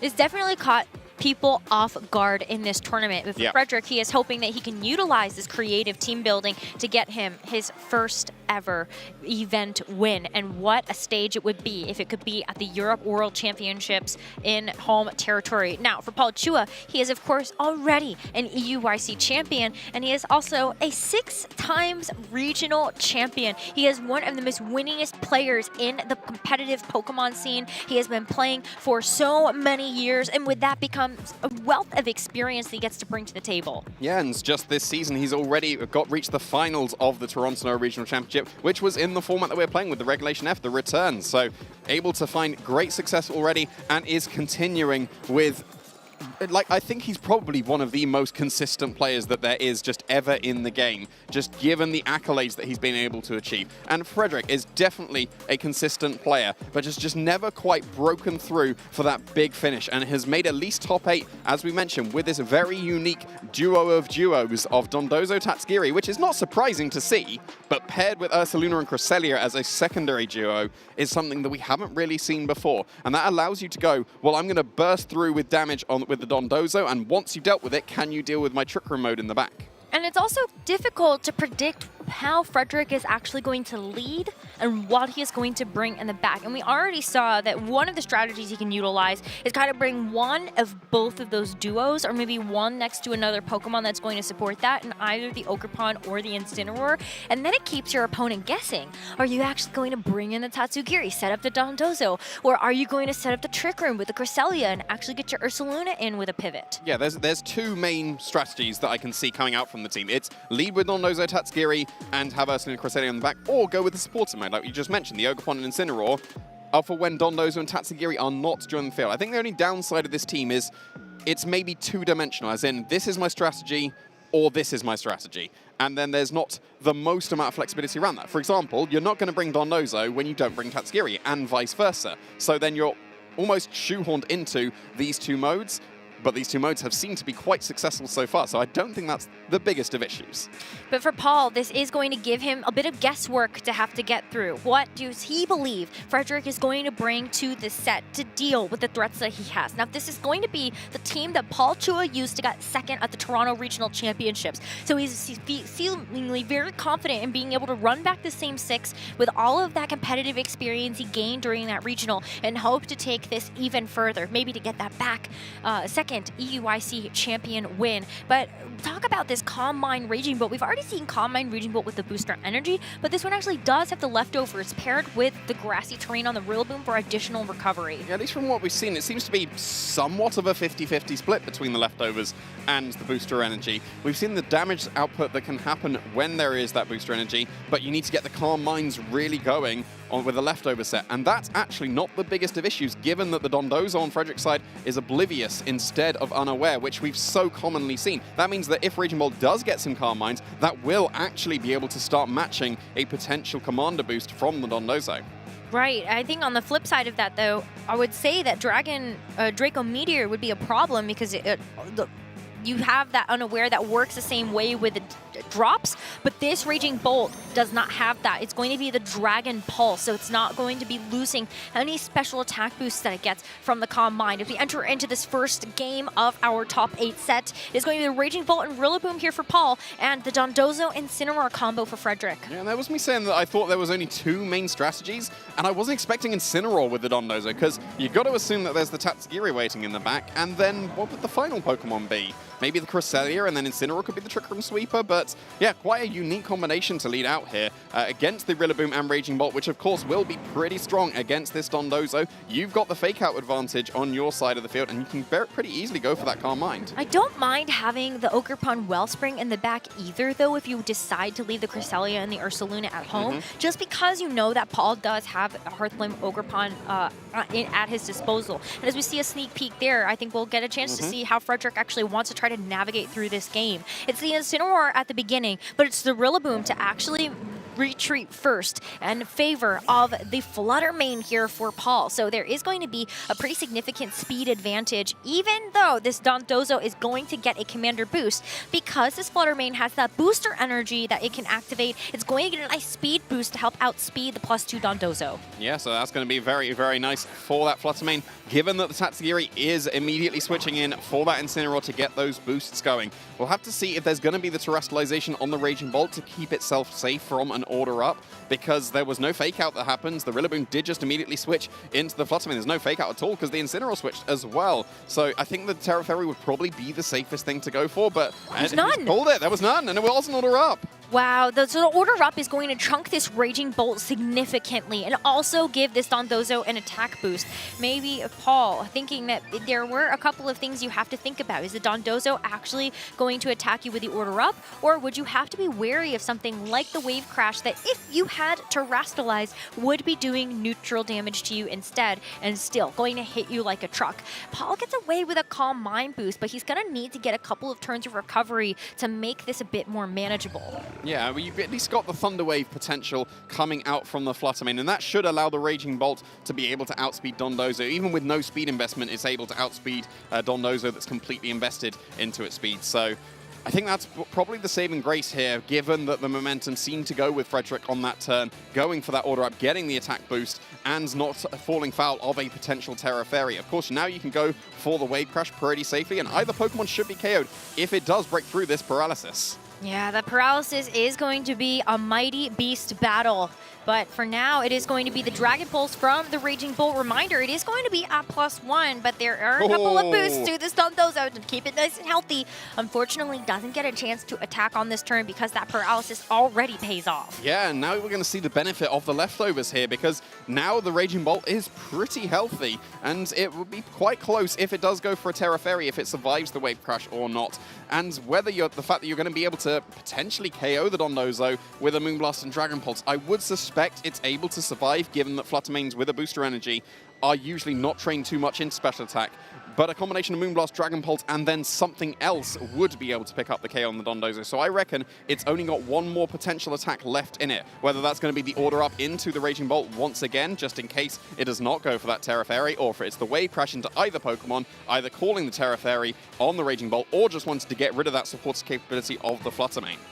And then you have the Rillaboom to come back in and hit it with a priority Grassy Glide. There are definitely a couple of ways that you can get through the rest of this turn, but there is a Terastallization committed onto the Dondozo, so it does take the Terra Grass. What this is going to do is help out a little bit against the Raging Bolt's electric type attacks. But when it comes down to the Flutter Mane, it's still going to be taking quite a bit of damage there from the Moonblast. Raging Bolt decides, I don't think I want to commit the Terra, so I'm going to protect myself instead. And the Moonblast does take this Dondozo to below half, and even better, Paul actually does get the Wave Crash into the protect of the Raging Bolt. But I don't know if Paul wanted that. Maybe he did actually want to have something to switch in freely there. I think what he's gone for there is that the extra damage into the Dondozo surely at this point allows the Moonblast and Dragon Pulse to be able to KO the Dondozo. I don't think it would have done if it was unaware, but the Calm Mind is going to be a factor in the damage, and we've already seen it be able to do, what, close to a third of the damage available, and now you don't need to go for the Thunderclap. I think that's what Frederick was expecting there. Thunderclap and Moonblast would have been able to pick up the knockout on that Dondozo, and it can't even protect itself to get recovery here. So that is going to be a moot turn here for the Dondozo. Another Moonblast is going to take it down quite low, and the Raging Bolt with the Dragon Pulse to follow up will be enough to secure the knockout. So that is one Pokemon down. This Tatsugiri pops back out, and there are a couple of options here now for Frederick to bring a Pokemon beside it. Yeah, at least the nice thing for Frederick there is that the Moonblast wasn't able to pick up the knockout on the Dondozo, and the Dragon Pulse therefore didn't go into the Tatsugiri. It would have been disastrous if that Dondozo had survived the Dragon Pulse, because then that is Moonblast KO, and Tatsugiri is also for sure KO'd. So there is still at least 3 Pokemon available on Frederick's side of the field, and you've got the Ogerpon here to start potentially going on the offense into that Flutter Mane. But the Raging Bolt, the leftovers over the booster energy this time, have been incredibly useful paired with that Grassy Terrain, because look, it took over half damage, and it's almost back to full HP. It is, and I think that's going to be too difficult for the Ogerpon and the Tatsugiri to get through. And I love the patience Paul has had to not utilize Terastallization yet in this game. He still gets to keep that natural typing to be stronger against this Ogerpon, and you can always take an opportunity to protect here, so you can get a Thunder Wave down onto either of these Pokemon. But for now, it's just a protect from the Flutter Mane. Yeah, and a tech from the Tatsugiri as well. Is this just going to be a double protect coming out from Paul to maybe get some extra recovery? It does seem to be. So protects all around here. The Ogerpon's going to attack into nothing, but that's going to benefit Paul a lot more, because now you can go for an Icy Wind and a Dragon Pulse into this Tatsugiri, and the only way to stop that would be a Follow Me, but then you could also just go for the Terra Fairy as well, and then the Tatsugiri is just really not threatening anything. Yeah, and I think it's just starting to really get away from Frederick at this point. Grassy Terrain is gone, so there is a little bit less healing available for this Raging Bolt. It can only rely on the leftovers at this time. But with Ogerpon using Follow Me, I think this is where we're really going to start to see some KOs. Ogerpon is going to redirect away the attention of an attack from the Raging Bolt, but for now the Icy Wind is able to connect on both the Ogerpon as well as the Tatsugiri. The speed drop being so pivotal to allow this Raging Bolt to get the outspeed on the Ogerpon as well as the Tatsugiri. It doesn't actually get the full KO here, but the Draco Meteor from the Tatsugiri isn't enough to knock out the Raging Bolt either. That is the power of all of that recovery over this game. Yeah, and having the Calm Mind boost is not just for offense, it's for defense as well. I think they would have just about survived the Draco Meteor without the Calm Mind special defense boost, but that allowed it to be so incredibly comfortable. And yeah, now you've got the Icy Wind onto both of these Pokemon. If you're confident the Raging Bolt outspeeds the Tatsugiri and you only need the tiniest amount of speed investment in your Raging Bolt to guarantee that, then you can easily just go for Moonblast, pick up the KO on the Ogerpon, go for Dragon Pulse KO on the Tatsugiri. However, if you run as slow as possible and just invest completely in bulk or the Raging Bolt, then that wouldn't be guaranteed that you would outspeed the Tatsugiri, but it's a reasonable assumption that you would be able to do that. So I think the momentum is just so far in Paul's favor at the moment. It is, because this Flutter Mane is still going to be the fastest Pokemon on the field. Quick KO from the Moonblast. The Raging Bolt is able to follow that up nicely with the Dragon Pulse, and with this Tatsugiri having to take the brunt force of that, it's Frederick down to just the Incineroar, and I think he's got to be thinking about game number 2. Does he continue to rely on this Dondozo Tatsugiri pair, or does he try to switch it up and bring in the Cresselia and Ursaluna? Well, we need to keep in mind it did get paralyzed when it did try to go for some offense. But then Poole was able to get the right plays, get the out-positioning going, and we did get confirmation at least that the Dragon Pulse did the Raging Bolt did outspeed the Satsuki when it was put to that -1. And of course, Incineroar's not going to be able to win before this. Frederick's going to throw in the towel. First game goes to Paul Chua, our EUIC champion from 2023, hoping to make the comeback, get to another finalist position after falling short in Toronto in second place just a couple of weeks ago. And now he is hoping to get another game win to accomplish that. Yeah, and the play that he was going for, I think the best thing to make a note of is he wasn't terroring. And there were multiple Dragon moves going into the Raging Bolt, and Poole just didn't care. It was absolutely fine. But the order up was going to be a 2-shot into that Raging Bolt, but it didn't even need to go for the Terror Fairy, it seems like. It took a Draco Meteor and an order up, and it was able to do that because of the leftovers of the item choice on it. So very, very nicely done there for the Raging Bolts. And there were no KOs taken there by Frederick. So I think that was why we saw Paul be so comfortable. A couple of times over the course of our broadcast, we have seen players opt to utilize this Raging Bolt's defenses as an HP resource. And so even if you are going to have this Pokemon take a lot of damage, Paul still had an unrevealed Pokemon in the back that maybe he was perfectly fine letting the Raging Bolt go down. Yeah, it seems comfortable enough for sure. And I think we probably need to see Frederick switch up to at least the Ursaluna somewhere mode, because the Raging Bolt was by far the biggest issue for that game. Yes, the Flutter Mane was necessary to be able to get the Thunder Waves to allow the speed control happening, the Icy Winds and the Thunder Wave into the Dondozo, but the Raging Bolt it didn't care about the Dragon moves. It's got to care about the ground moves, though. It does, but the one thing that I have hesitations about for the Ursaluna is the fact that it only has Facade and Earthquake. And because there's a Rillaboom on the other side, and you've got double Grassy Glide pressure from the Ogerpon Hearthflame as well as the Rillaboom, I mean, the grassy terrain is just going to quarter all of the damage that Earthquake would take. So I don't know whether or not we will end up seeing it, but we do see the Cresselia. So I have a sneaking suspicion that you're right. We do have that Ursaluna waiting in the back here for Frederick as we enter this game too. Yeah, I would be incredibly surprised to see Frederick bring Cresselia without that Ursaluna waiting in the back. So is this just going to be a U-turn straight away? Because that's the most preferable thing that the Incineroar can go for when it's Trick Room. Fake out Trick Room doesn't give you the momentum that you want. You want to be able to pivot out into that Ursaluna, and as the Trick Room is set, you get that burn going. Because otherwise, you need to spend that turn U-turning in Trick Room and just having no offensive pressure. But then there's the Incineroar on Poole's side of the field that could put a stop to that. If there's a U-turn coming out from Incineroar on Frederick's side of the field, you could go for fake out into the Incineroar, and then U-turn can't happen. So then maybe do you consider the hard switch into the Ursaluna if you're going for Trick Room, but then at the same time, if Cresselia is faked out, then that won't work either. So I think it's just somewhat of an awkward position for Frederick here. You could probably guarantee the Trick Room in some way, but will you be able to do it with your Ursaluna to make use of it? Well, it is a fake out into the Raging Bolt. So Raging Bolt on Chua's side is not going to get to do any damage. But he does get a nice pivot out thanks to that parting shot. Drops the special attack of this Cresselia. Not going to be a huge factor in this game just because Cresselia is not the biggest offensive threat. But you get the Rillaboom in at quite the right time. Now you can see the grassy terrain, not only helping to make sure that this Raging Bolt is going to maintain full HP at the end of this turn, but also Earthquake is not going to be super effective. This Raging Bolt has a nice cushion to play around with. Yeah, you probably need to be relying on the Facades, and that's still perfectly fine. Facade is one of the strongest attacks that we have in the game, but Raging Bolt is one of the Pokemon that is able to take Facade from full HP, and especially with Incineroar now pivoting straight out, you'll be able to intimidate the Ursaluna whenever you want. Maybe you consider switching the Incineroar straight away for the Rillaboom, because then if you get take a Flare Blitz on the way in, then the Rillaboom doesn't want to take that. Incineroar absolutely would. But if you go for a fake out into the Incineroar with the Rillaboom, and there's a hard switch into the Ursaluna, then it potentially gets in for free. It's just a tough call, because I feel like you don't want to take that risk with the Ursaluna taking free damage. But you also might not be able to get enough done. Oh, the fake out doesn't happen. It's just going to take this Flare Blitz with the helping hand, but it lives anyway. Raging Bolt doesn't take any damage on this turn. Gets to set up the Calm Mind, and that's where things can really start to get out of hand with this Pokemon. Yeah, well, the Rillaboom's going to KO itself at least. That's a lot of damage into the Cresselia, though.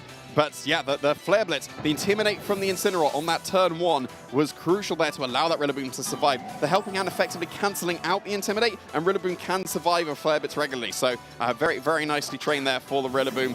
But now here comes the Incineroar. So now the Ursaluna is still not on the field. If it is able to pivot in, it won't have to worry about that Intimidate.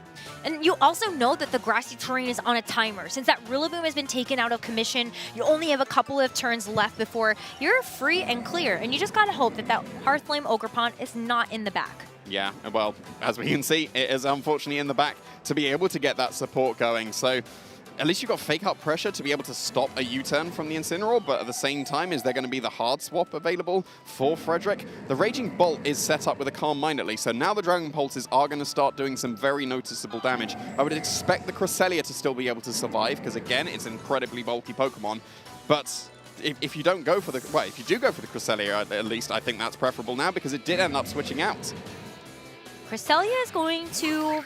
I like this play from Frederick because it just allows you to keep the Cresselia to set up another Trick Room, because I think that's what Frederick needs to play for at this point. You wait for the grassy terrain to expire, you get yourself back into a position where you can bring the Cresselia out and actually set up another Trick Room, but also you have given yourself the potential of bringing the Ursaluna and at least getting able to take one. But Frederick is going to have to take this Dragon Pulse on the switch in, and that is going to do a lot. And so even though you do have one more turn of Trick Room to play around with and your Guts is activated because you got a chance to pivot it in on this turn, it's not easy. Yeah, but you've got the Incineroar on the field at the moment. You can't go for an Intimidate into that Ursaluna. I guess you can go for a Parting Shot, but since we're in Trick Room, the Ursaluna should be able to underspeed both of these Pokemon and launch off a Facade. You can't go for Earthquake because the grassy terrain is still on the field, so it has to be Facade, and that is potentially a saving grace here for Paul, because both of these Pokemon have the potential to be able to survive the Facade from full HP. Raging Bolt should,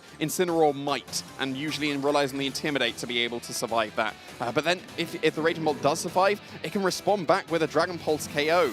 And that might mean the Ogerpon needs to be going for that redirection, but if it doesn't, then it can't pick up that last little bit of damage on that Raging Bolt that might survive the Facade. And the Incineroar definitely will if it's going for the Terra Ghost here. Terra Ghost is going to make sure that that Facade cannot touch it. The immunity, very important. But Ursaluna goes after the Raging Bolt instead. It just barely isn't enough to actually secure the knockout onto the Raging Bolt, as Incineroar is free and clear to go for a Parting Shot. Thank you, Trick Room, for giving Incineroar this wonderful opportunity. And Paul is going to reveal the 4th Pokemon that he has brought to this first game.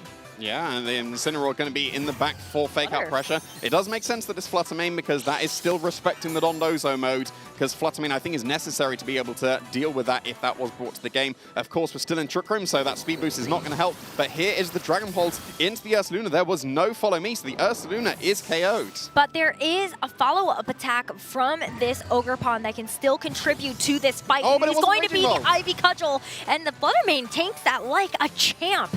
Wow, the Raging Bolt got away with it. That could have been an Ivy Cudgel, and that should have been able to KO the Raging Bolt, given that it was down into the red. And now we've got the leftovers recovery with the grassy terrain once again. And now there's not going to be too much damage available into this Raging Bolt. Incineroar's going to be your best attacker. That's susceptible to Intimidate. So now this Raging Bolt, even though it's at reasonably low HP, is in a very, very strong position because it walls the Ogerpon very nicely. The Incineroar can knock off the leftovers, but with an Intimidate, the Raging Bolt should be able to survive that. You could even just go for a pivot out into your Incineroar, get the Intimidate and protect, get the guaranteed recovery. You could maybe protect, potentially sacrifice the Flutter Mane just to guarantee you've got that recovery, and then you've got Fake Out Pressure into the Incineroar, and then a follow-up Dragon Pulse. And if you get 2 Dragon Pulses into the Incineroar, I don't think there would be enough damage to break through the Raging Bolt afterwards. Yeah, the Raging Bolt definitely needs some recovery, though, this turn.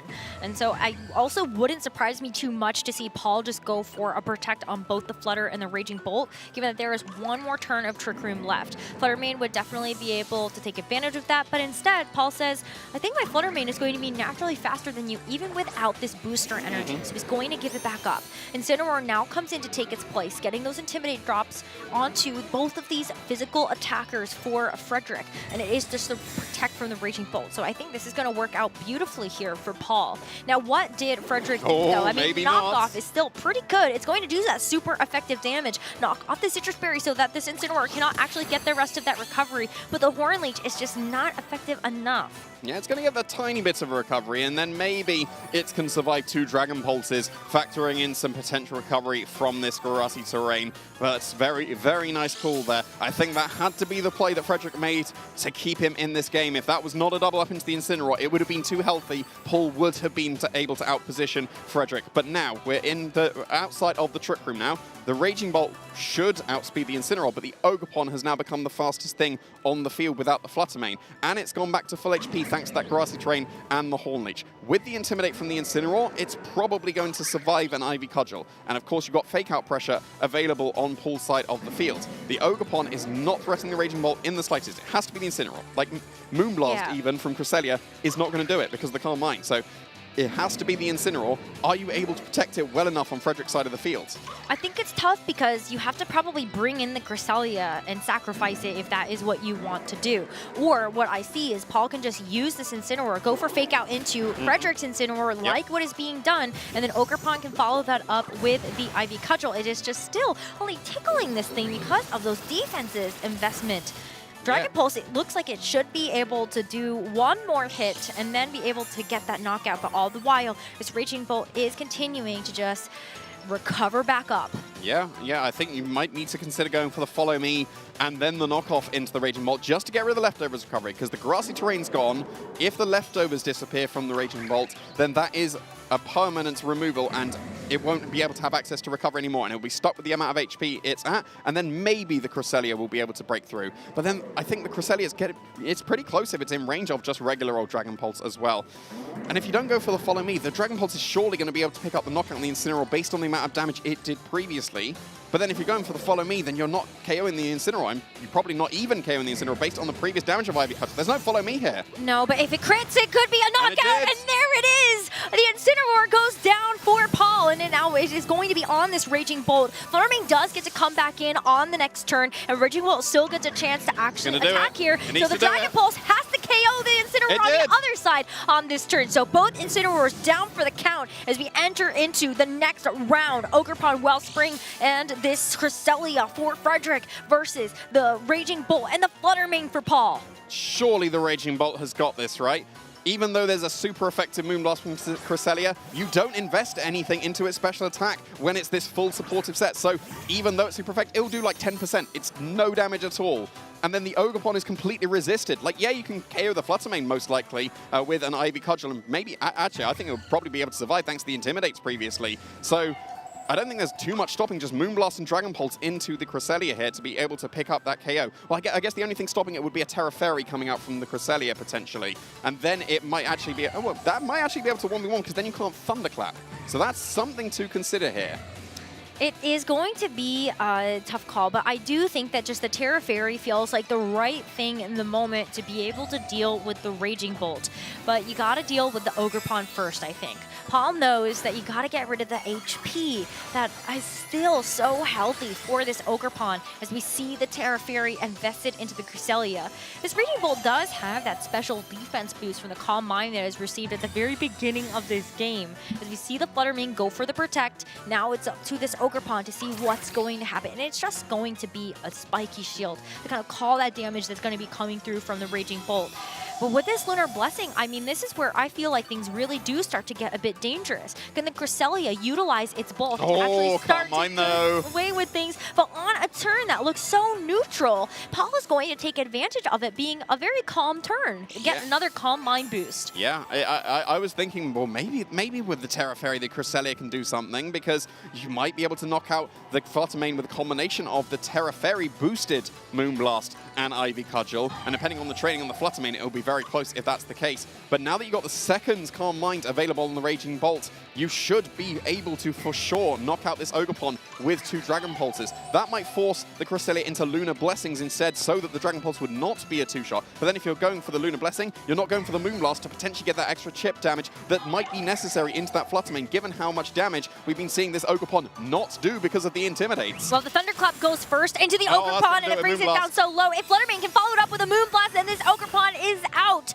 And Frederick has to hope that this Cresselia can hang on. But with this Pokemon being so limited on its special attack output, it might be really hard. No, Moonblast that's is though. a crit, so it might take another one. It actually might be a 3-hit knockout, though, depending on that damage. But I'm not about to do that math on stream. Paul has 2 Pokemon to this 1 of the Cresselia, but you know Frederick is going to try his best to keep himself in this. Yeah, this is an incredibly awkward endgame now, because if you are able to KO this Fluttermane before the Cresselia gets KO'd itself, then we're kind of in a stalemate, because then you're never going to go for Moonblast into the Raging Bolt, because then you would become Thunderclappable. But then you're going to allow this Raging Bolt to just recover all its HP with its leftovers. Well, but they call the Thunderclap, though, because there is a limited amount of power points available for utilizing the Thunderclap. It's not going to be enough, though, to actually pick up the knockout. So you got to hope that this Moonblast is going to be able to bring you down. And so it is a 1v1 between the Raging Bolt and the Cresselia. But now this is where we do have to keep track of how many Thunderclaps are actually left. Can you go for Lunar Blessing and actually get yourself out of this red zone? But it's going to take quite a few, and you also have to start thinking about how much time is actually left in this game. There's no other way for this Raging Bolt to hit you as a fairy type with that terrestrialization, but you don't really have a choice here if you're Paul to get these calls correct about the Lunar Blessings and try to use your Calm Mind so you are not dipping into your power points of the Thunderclap. Yeah, I don't see how this game's not going to come down to time. Surely Frederick will never go for the Moonblast when there is the potential of that Thunderclap, at least on these first few turns. And even if you go for the Moonblast, it's +3 special defense on the Raging Bolt. It won't do any damage. You needed the critical hit to be able to do the tiniest bit extra damage to that Fluttermane in the first place. And yeah, you can see the Lunar Blessing is happening because, of course, there's not going to be a Thunderclap. Paul's almost certainly going to take these extra turns to get to at least +5 while the Cresselia tries to get back to full HP, and I'm sure it's going to be able to get to +6 before the end of this game. Yeah, I think you're right. This is going to be timer, and I'm getting my hands ready to count the number of Thunderclaps left that we might have. 8 power points available for Thunderclap if Paul has fully maximized the amount of power points that this can have. We've seen 2 Thunderclaps already, 1 into the Ogerpon and 1 into the Cresselia. And so with only 47 seconds left of I don't think Frederick's time. noticed. He's running out of time here. Yeah, he can't just fully Yeah, can't commit he's thinking to the too turn. much. He's not realizing. Like, he will lose this game if he runs out of your time. And we still got way enough time left in this game for it to be able to come down to the actual 20-minute timer. He needs to start clicking Lunar Blessing as quickly as he can, and I don't think he's realized it yet. I think he's, well, I really hope so, because, yeah, you got to start clicking these moves quite fast. I don't even think a crit is going to be able to get you there. Paul is at a point where his Raging Bolt is back up to almost full HP, and even though this Cresselia is also going to be super healthy, I think another Thunderclap at +5 is going to be too much to handle. 36 seconds left for this first time, but 25 seconds left of your time, and Raging Bolt is just going to go for a Protect. Paul knows that the timer is ticking down, and he's just got to wait for the final moment to strike. I mean, Paul's never going to lose on your time. He's the fastest clicker in the game. He thinks up for about 5 seconds per turn to be able to work out what he wants to do. But yeah, Frederick is down to 24 seconds now. It's not going to be able to do it. I think you need to just start going on the offensive and try and get those critical hits, because at this point, surely, because we haven't had that notification of 3 minutes remaining, it's got to be your time that's going to run out first for Frederick. Yeah, so Frederick is using the animations now to think about what the next move is going to be. He saw the Thunderclap fail there from the Raging Bolt because he decided to go for the Trick Room. He has the option to go for a couple more Lunar Blessings, but he is running out of that. He can use the Trick Room again to continue to reverse the tides, but that's the 4th Thunderclap here for Paul being utilized and failing again because the Cresselia went for the Trick Room. These turns are going to lock in really fast from here on out. Yeah, come on, frame perfect inputs, Frederick. You got to go for it. Look how fast he's going for it now. He's realized that your time is incredibly low at this point. We'll have to see. Like, I haven't kept track how long it's been in the game. It's got to be closing in on the 3 minutes remaining, though, right? I believe so, but Cresselia is going to go for another Trick Room to try to keep Frederick in this. So we decide things at the end of the game timer. If your time doesn't expire first, but there's 16 seconds left, Raging Bull is just going to go for the Dragon Pulse so it doesn't utilize those precious power points for the Thunderclap. There's only half remaining as the Twisted Dimensions return, and Frederick is going to utilize every single Trick Room that he possibly can, and there's the timer. Okay. All right, so we're coming down to the wire. Can he survive through his own almost non-existent yaw time to be able to make it through 3 minutes. I don't know. We're almost running out of the Trick Room turns. Yeah, he's going for the Thunderclap now that we're in the last few minutes remaining. Oh, I don't know. The timings are going to be so awkward here. It feels like it's 2 seconds for every input that Frederick is going for, but Paul is going to just have to consider maybe continuing to going for things like Protect, like for Calm Mind. He knows he has to cycle through those things because he only got a couple of Thunderclaps left. Crescelia's going to keep going for those Trick Rooms, and we're going to see the flash of the your time that is going to be left. Remember, if Paul wins this game, he moves on to top 4, and Frederick is going to go home in top 8 of the Europe International Championships. So you got to click these moves correctly. Yeah, and it seems like Paul is now timer stalling because he's no longer inputting his moves incredibly quickly. I think he's got enough Thunderclaps that he can afford to do this. Maybe he hasn't realized how low the yaw time is on Frederick's side of the field, but yeah, now he is for sure timer stalling. We've got less than 2 minutes now, and if Paul is able to, and I'm sure he has enough time to be able to stall all 45 seconds given how quickly he ends up clicking.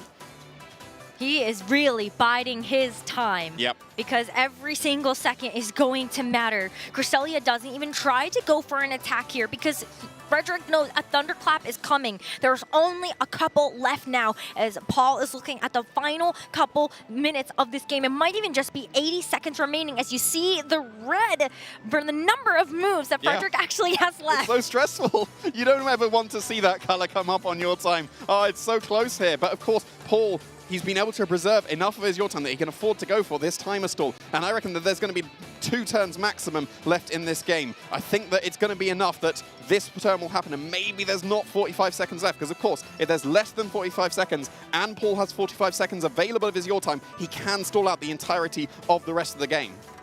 60 seconds left, and we're going to see this timer start to count down, and the move animations are going to take away from this. And so here we go, Cresselia using the helping hand. We do have another Thunderclap remaining, and that is going to be wasted as we see the timer continue to tick down. There's less than 45 seconds left. Oh, Frederick just has to actually put something into the input as he goes for another helping hand. He might have moonblasted himself, actually. Was it helping? I think it was helping hand, helping right? hand. It was helping hand, okay. Helping hand. So if Paul decides to click the Thunderclap, it goes down to how much HP is remaining based on the total. Yeah, they're at full HP. This is just like the percentage across the entirety of your team, and we can't tell who it's going to be, given that they're both at full HP. There's an Incineroar on both. Ogerpon is less bulky than the Rillaboom, but Fluttermane's incredibly unbulky, right?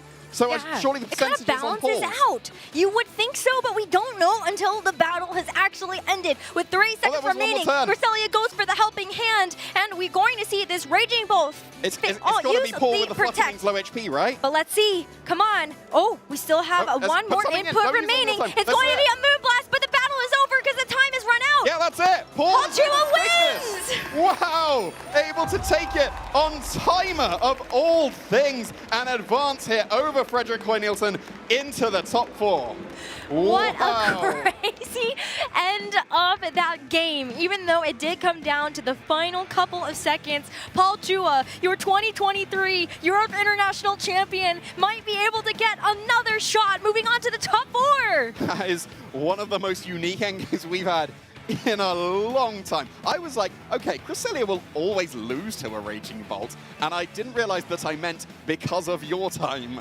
Like, you know, I was like, well, yeah, so it's based on the percentage HP of your entire team. You add together the 4 maximum HPs of your Pokemon, and that's divide by 4, and that's going to be what's determining what's going to be able to win here. And I think that, like, I remember from when Shedinja used to be able to do a timer stall, Shedinja players would always win because of that 1 HP. And Fluttermane has the lowest HP by a mile. Like, you've got Cresselia and Raging Bolt probably match each other. Incineroar definitely match each other. Ogerpon is slightly worse than Rillaboom, but Fluttermane is way worse than Ursaluna. So that would be why, at full HP, Paul would end up having slightly more percentage because overall he had less HP on his entire team.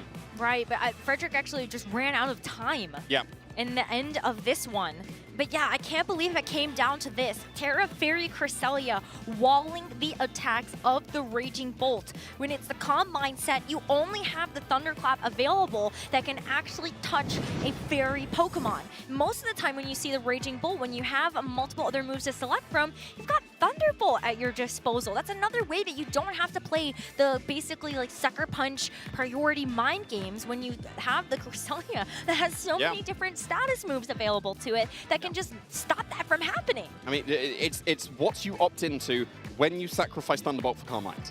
You will get into the situations where, well, suddenly there's a fairy that's going for status moves. I cannot do anything with the Raging Bolt. And this was one of those situations. It was just, yeah, I guess the critical hit into the Flutter Mane caused that. I think that the Flutter Mane would have been able to survive 2 Moonblasts were there not a crit. And then there would have been 1 extra Moonblast that would have been able to pick up the knockout on the Cresselia based on the amount of HP it ended up at in that endgame. So, but still. But you still have Lunar Blessing that could have helped out to make the HP a little cushy. Like, you just don't know, because the game that we saw happen was Thunderclap versus your favorite Cresselia. Yeah. It's so wild. This was the only one that we had. But Paul Chua is so deserving to move forward. And this is after he has had such a stellar season, getting 2nd in Toronto, falling just a little short. He still had several top 32s to add to that collection in the 2026 season. But I'm so excited we get a chance to talk to Paul with Costa on stage. Thank you very much. We have got our next semi-finalist and ex-EUIC champion, Paul Chua. Paul, my friend, huge congratulations. Not only have you made it into the semi-finals, you have got your direct invitation to Worlds. How are you feeling? Feels really good. You know, like, I really remember before Toronto, I kept getting top 32 at, always being like 1 win away from cut. So being able to make a deep run at the largest event is definitely pretty good. Yeah, and on this stage that obviously we've seen you before a couple of seasons ago, but and up against Frederick as well with the interesting sort of team composition from his side too. So just going straight into the games themselves, we saw that Frederick opted to go for the Dondozo mode, but it seems like you sort of had a good enough lead and 4 that you chose. So were you expecting that, and why? Yeah, I mean, I had a feeling that he'd probably try the Dondozo mode just because Cobra Cloak plus Oblivious kind of counters like my usual Dondozo answer, just like fake out cycling. So I had to come up with an alternative plan. My alternative plan is just using like Flutter Mane as speed control to just Thunderwave it. So that was my basic. Well, yeah, it's kind of like that's the role of Flutter Mane as well, right? But then we saw that sort of came down to the wire, but you were able to just go ahead and pick that up. But game 2, we saw that Frederick opted for the Ursaluna mode, the Trick Room with the Crest, which can be quite annoying to have to deal with. So initially, when you saw that lead, did you feel like, okay, I've still got enough tools, since you have to sort of middle plan for both of those approaches? Yeah, I think when he went to Trigger mode, I think like it wasn't like super bad. The only thing I had to know was like our Incineroar's speed interactions. The only other thing that helped a bit was his Ursaluna didn't have Headlong Rush, so I didn't have to like Terra to like force myself to live, because I could just like live a facade normally. So that was the one thing that helped a bit. And yeah, so. I mean, and it's such a good observation as well, obviously, because the fact that Frederick had Swords Dance, if I'm not mistaken, and you sort of identified, okay, I could lock this sort of in a situation where it's beneficial. But then we saw the build-up towards that end of game 2, which elongated itself quite a bit, let's say, where we had the Flutter Mane from your side and the Raging Bolt. You already had that Calm Mind set up with the Bolt, and we had the Crest on its own, so solo Crest. I just wanted to quickly ask you, did you consider the taunt coming out from the Flutter Mane? And if you did, why did you opt to go with double offensive into the Crest? Well, I don't have taunt on my Flutter Mane, so that's fine. Okay, well that would be quite useful, right? But no, I mean, the fact that you're able to identify that Bolt is clearly the best option in that scenario is key. But then you've got the Terra Fairy on Cresselia, which led to the timer stall. So we don't actually think that Frederick initially realized your time was actually lowering, much lower to where he expected. But then again, did you always feel like you had that wrapped up in terms of how the game calculates HP percentages? So I did actually notice that he had like 30 seconds left on his time, so I was trying to see if he didn't notice it, but I noticed he was moving a little bit too fast. So at that point, I kind of had a feeling I was winning on percentage just because I brought Flutter Mane, which has like a lot less HP, and he brought like Ursaluna, Incineroar, Cresselia has a lot of HP. So like for my side, Bolt is gonna take up like a higher percentage. So that's why I felt like I was fine as long as he didn't crit me. That's why like near the end, I started to like Thunderclap more, because if he did crit me with Moonblast, I'd pretty much just lose there. So. And did you run out of thunderclaps then towards the end, the final 2 turns? No, I had like 2 left. Did you 2? Yeah. Wow, okay, because there were still mind games there, right? And it's not like the Cresselia could pick up the raw KO, but there were the mind games of it could deal enough damage where maybe he could win on timer, right? Yeah, I agree with that. And it's amazing. I mean, it was such a close, grinded set between the both of you, but you are now in the semifinals. You've got the direct invitation, like we said, so we're gonna go ahead, give you some rest, of course, but do you have any shout-outs that you would like to give to anybody here in the audience or at home watching the broadcast? Yeah, so shout-outs to my family who's watching. There's Tim Edwards for the original team idea, and then my friends there right there, Long Yulin and Boe Zhang. Yu Zhang Wang also helped a bit with coming up with game plans for this team, so I'm really thankful for them, because I don't think without them I wouldn't have been here, so. There you have it. Thank you so much, Paul. Huge congratulations. Another round of applause, please, for Paul, as we will be going to find out who will be our next semi-finalist. You will not want to miss it.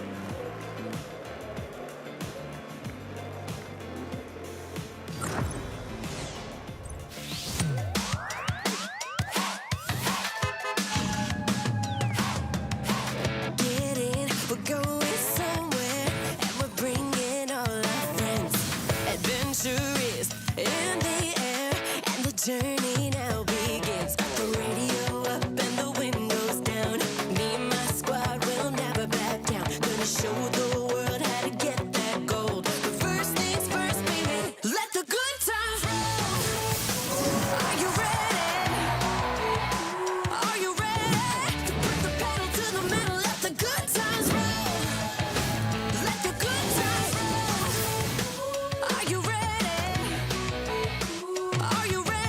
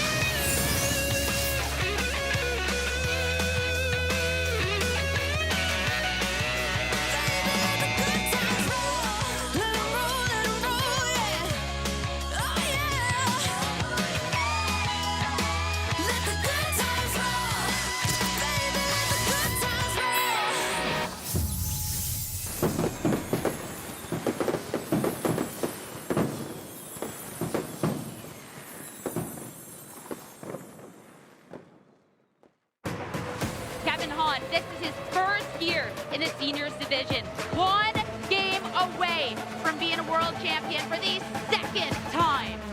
Double KO! Absolutely incredible.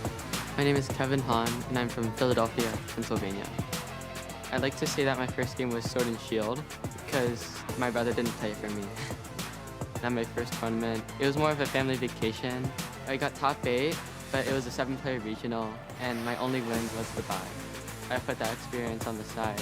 Until 2022, tournaments were starting to pop up again, and my brother really wanted to go to Secaucus, and we made it a family trip. I actually made top 8, and it wasn't a 7-player regional this time. When my brother won NEIC, that's when it really kicked in. I was like, oh, that's so cool. I want to be just like that. That World Championship, my parents convinced me to go. I ended up making it to top cut. I think that was the beginning of my Pokemon era. My brother helped me with every move. But after that, I started to practice on my own, and I kept pushing and pushing, and here I am today. During 2023, I put high expectations on myself. It didn't end up working out the way I expected. I got second at Orlando, which is really good. I was just so focused and tunnel visioned on just winning. I even threw my medal on the floor, which is really, really bad. In the moment, I was just so sad because I was so close. At Worlds that year, I didn't do very well. It was very tough for me. Seeing my brother so happy felt a little weird because I felt like I couldn't enjoy competitive Pokemon like others did. I talked with therapists and family members about it. They all told me to keep going. There's always next year. Try to put less pressure on yourself. And I did. The 2024 season was amazing for me. Don't overwork yourself. Don't force yourself to practice. You should really enjoy it. That gave me a new sense of fun and enjoyment from the game, and then that's what pushed me through. At EUIC, NEIC, and even Worlds, I won them all, which is insane to me. My #1 goal this season, I thought was pretty ambitious, was to win a regional. After Atlanta, I was like, okay, I can enjoy my first year being a senior.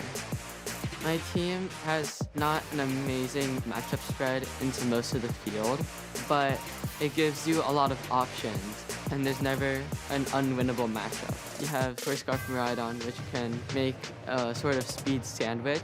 You're faster with your Miraidon outside of Trick Room, and you're faster with your Calyrex Ice inside of Trick Room. Kevin Hahn is undefeated and now just one match away. The energy here has just been electric. My toughest match is probably finals. There's so much nerve up on the stage. He was the junior world champion. So much pressure to come now into this new age group. It's one of the matchups where playing safe doesn't get you anywhere, and it's the easiest way to lose. I had to get a lot of predictions right, and whenever I practiced it with my friends and my brother's friends, I got destroyed. The most memorable moment was when Calyrex picked up the 2 KOs at the end. That is the Glacial Land! Wow, flawless victory from Kevin! So much noise, so much screaming. It felt unreal. I had done it. I had become a back-to-back world champion. It still hasn't sunk in, but I feel like I've done something amazing.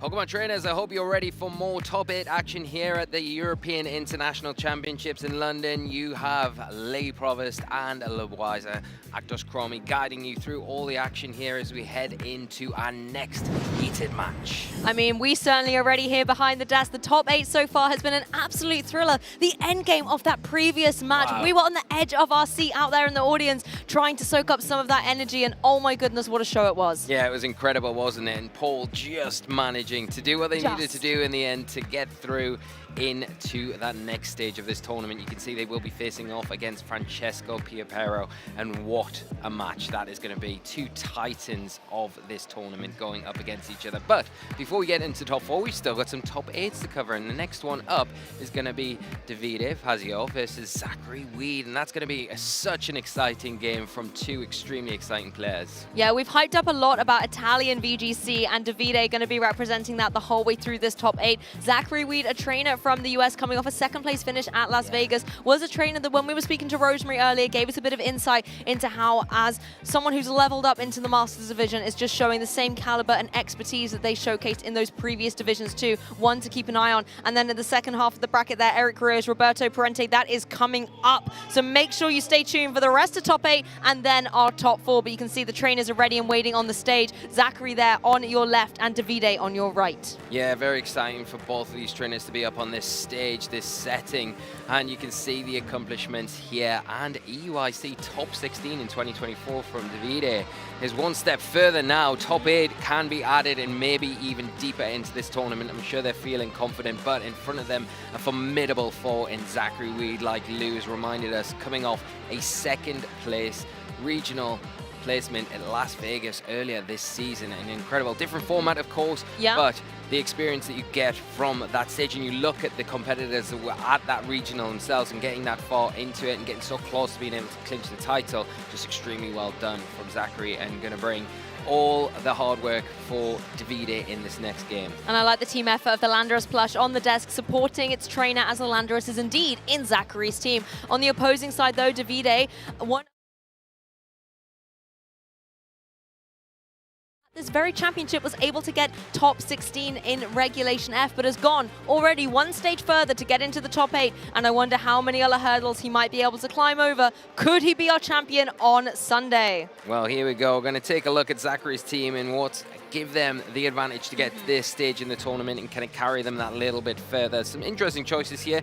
We have got the Ogapon, Hearthflame, the Rapid Strike Urshifu, Tornadus. They all work well together. Another combination that works well together is that Iron Crown and that Ndidi that have had and made waves over this weekend, and an Landorus. Not the one that we're more familiar with, but the Therian form, and carrying that choice band, going to be hitting extremely hard if let loose out onto the field. Yeah, this Landorus is a bit of a blaster on the past, running that Intimidate, particularly with the choice band, so it can be even more ferocious out there in the battle.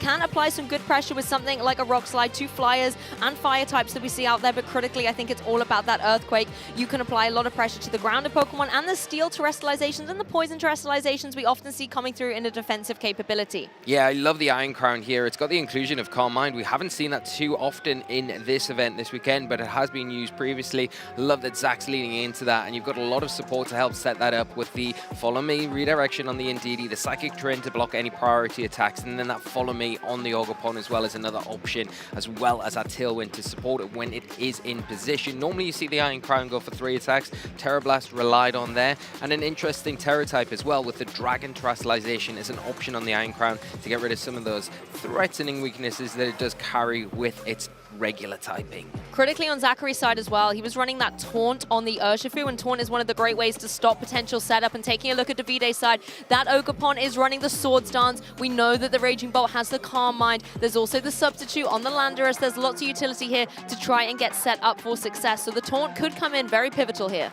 Yeah, it could do to help shut down some of those options on this side of the field. You can see the Raging Bolt. It is going to be the Calm Mind variant here that Davide is leaning into. The substitute as well, that's useful to stop that and give that layer of extra defense to the Landorus Incarnate that Davide is using, and then that Swords Dance. More importantly, you've touched on that, Lou.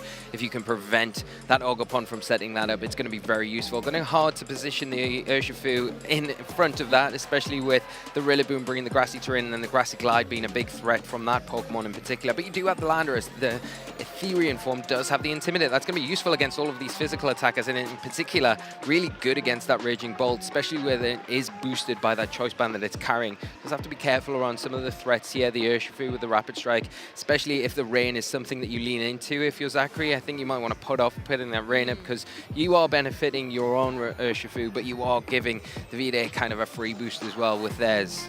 Another question mark I have is over the Incineroar on Davide's side. This is a set I have really not been in tune with. There's no Flare Blitz, first of all. It's got Helping Hand and Parting Shot. Knockoff we do see around a lot, but I wonder if it's going to play a good supportive role in this match. It's front and center for Davide, paired up with that Raging Bolt, and on the opposing side for Zachary, it's the Landorus and the Iron Crown. Give it up for top 8. Here we go. We're going to get into it now. We're going to have an Intimidator piece from different Pokemon. We're going to have Zachary with the Landorus offering that faster Intimidate onto, more importantly, the Incineroar. It's pressuring as well. The super effective damage into that and into the Raging Bolt. Not so much the Raging Bolt caring about that Intimidate though, because it lies on those special attackers. Now the Iron Crown is going to be susceptible to a Fake Out. That's something that Davide's got in their back pocket. They can slow down one of the options here on Zachary's side of the field. But what you have to be careful of is locking into a Fake Out, because there is always the threat of maybe the Landorus switching out, the Ndidi coming in and giving that Iron Crown a free turn to maybe get a Calm Mind up, which is going to be really crucial to take this game forward if that is the Pokemon Pokemon that you're centering your game plan around.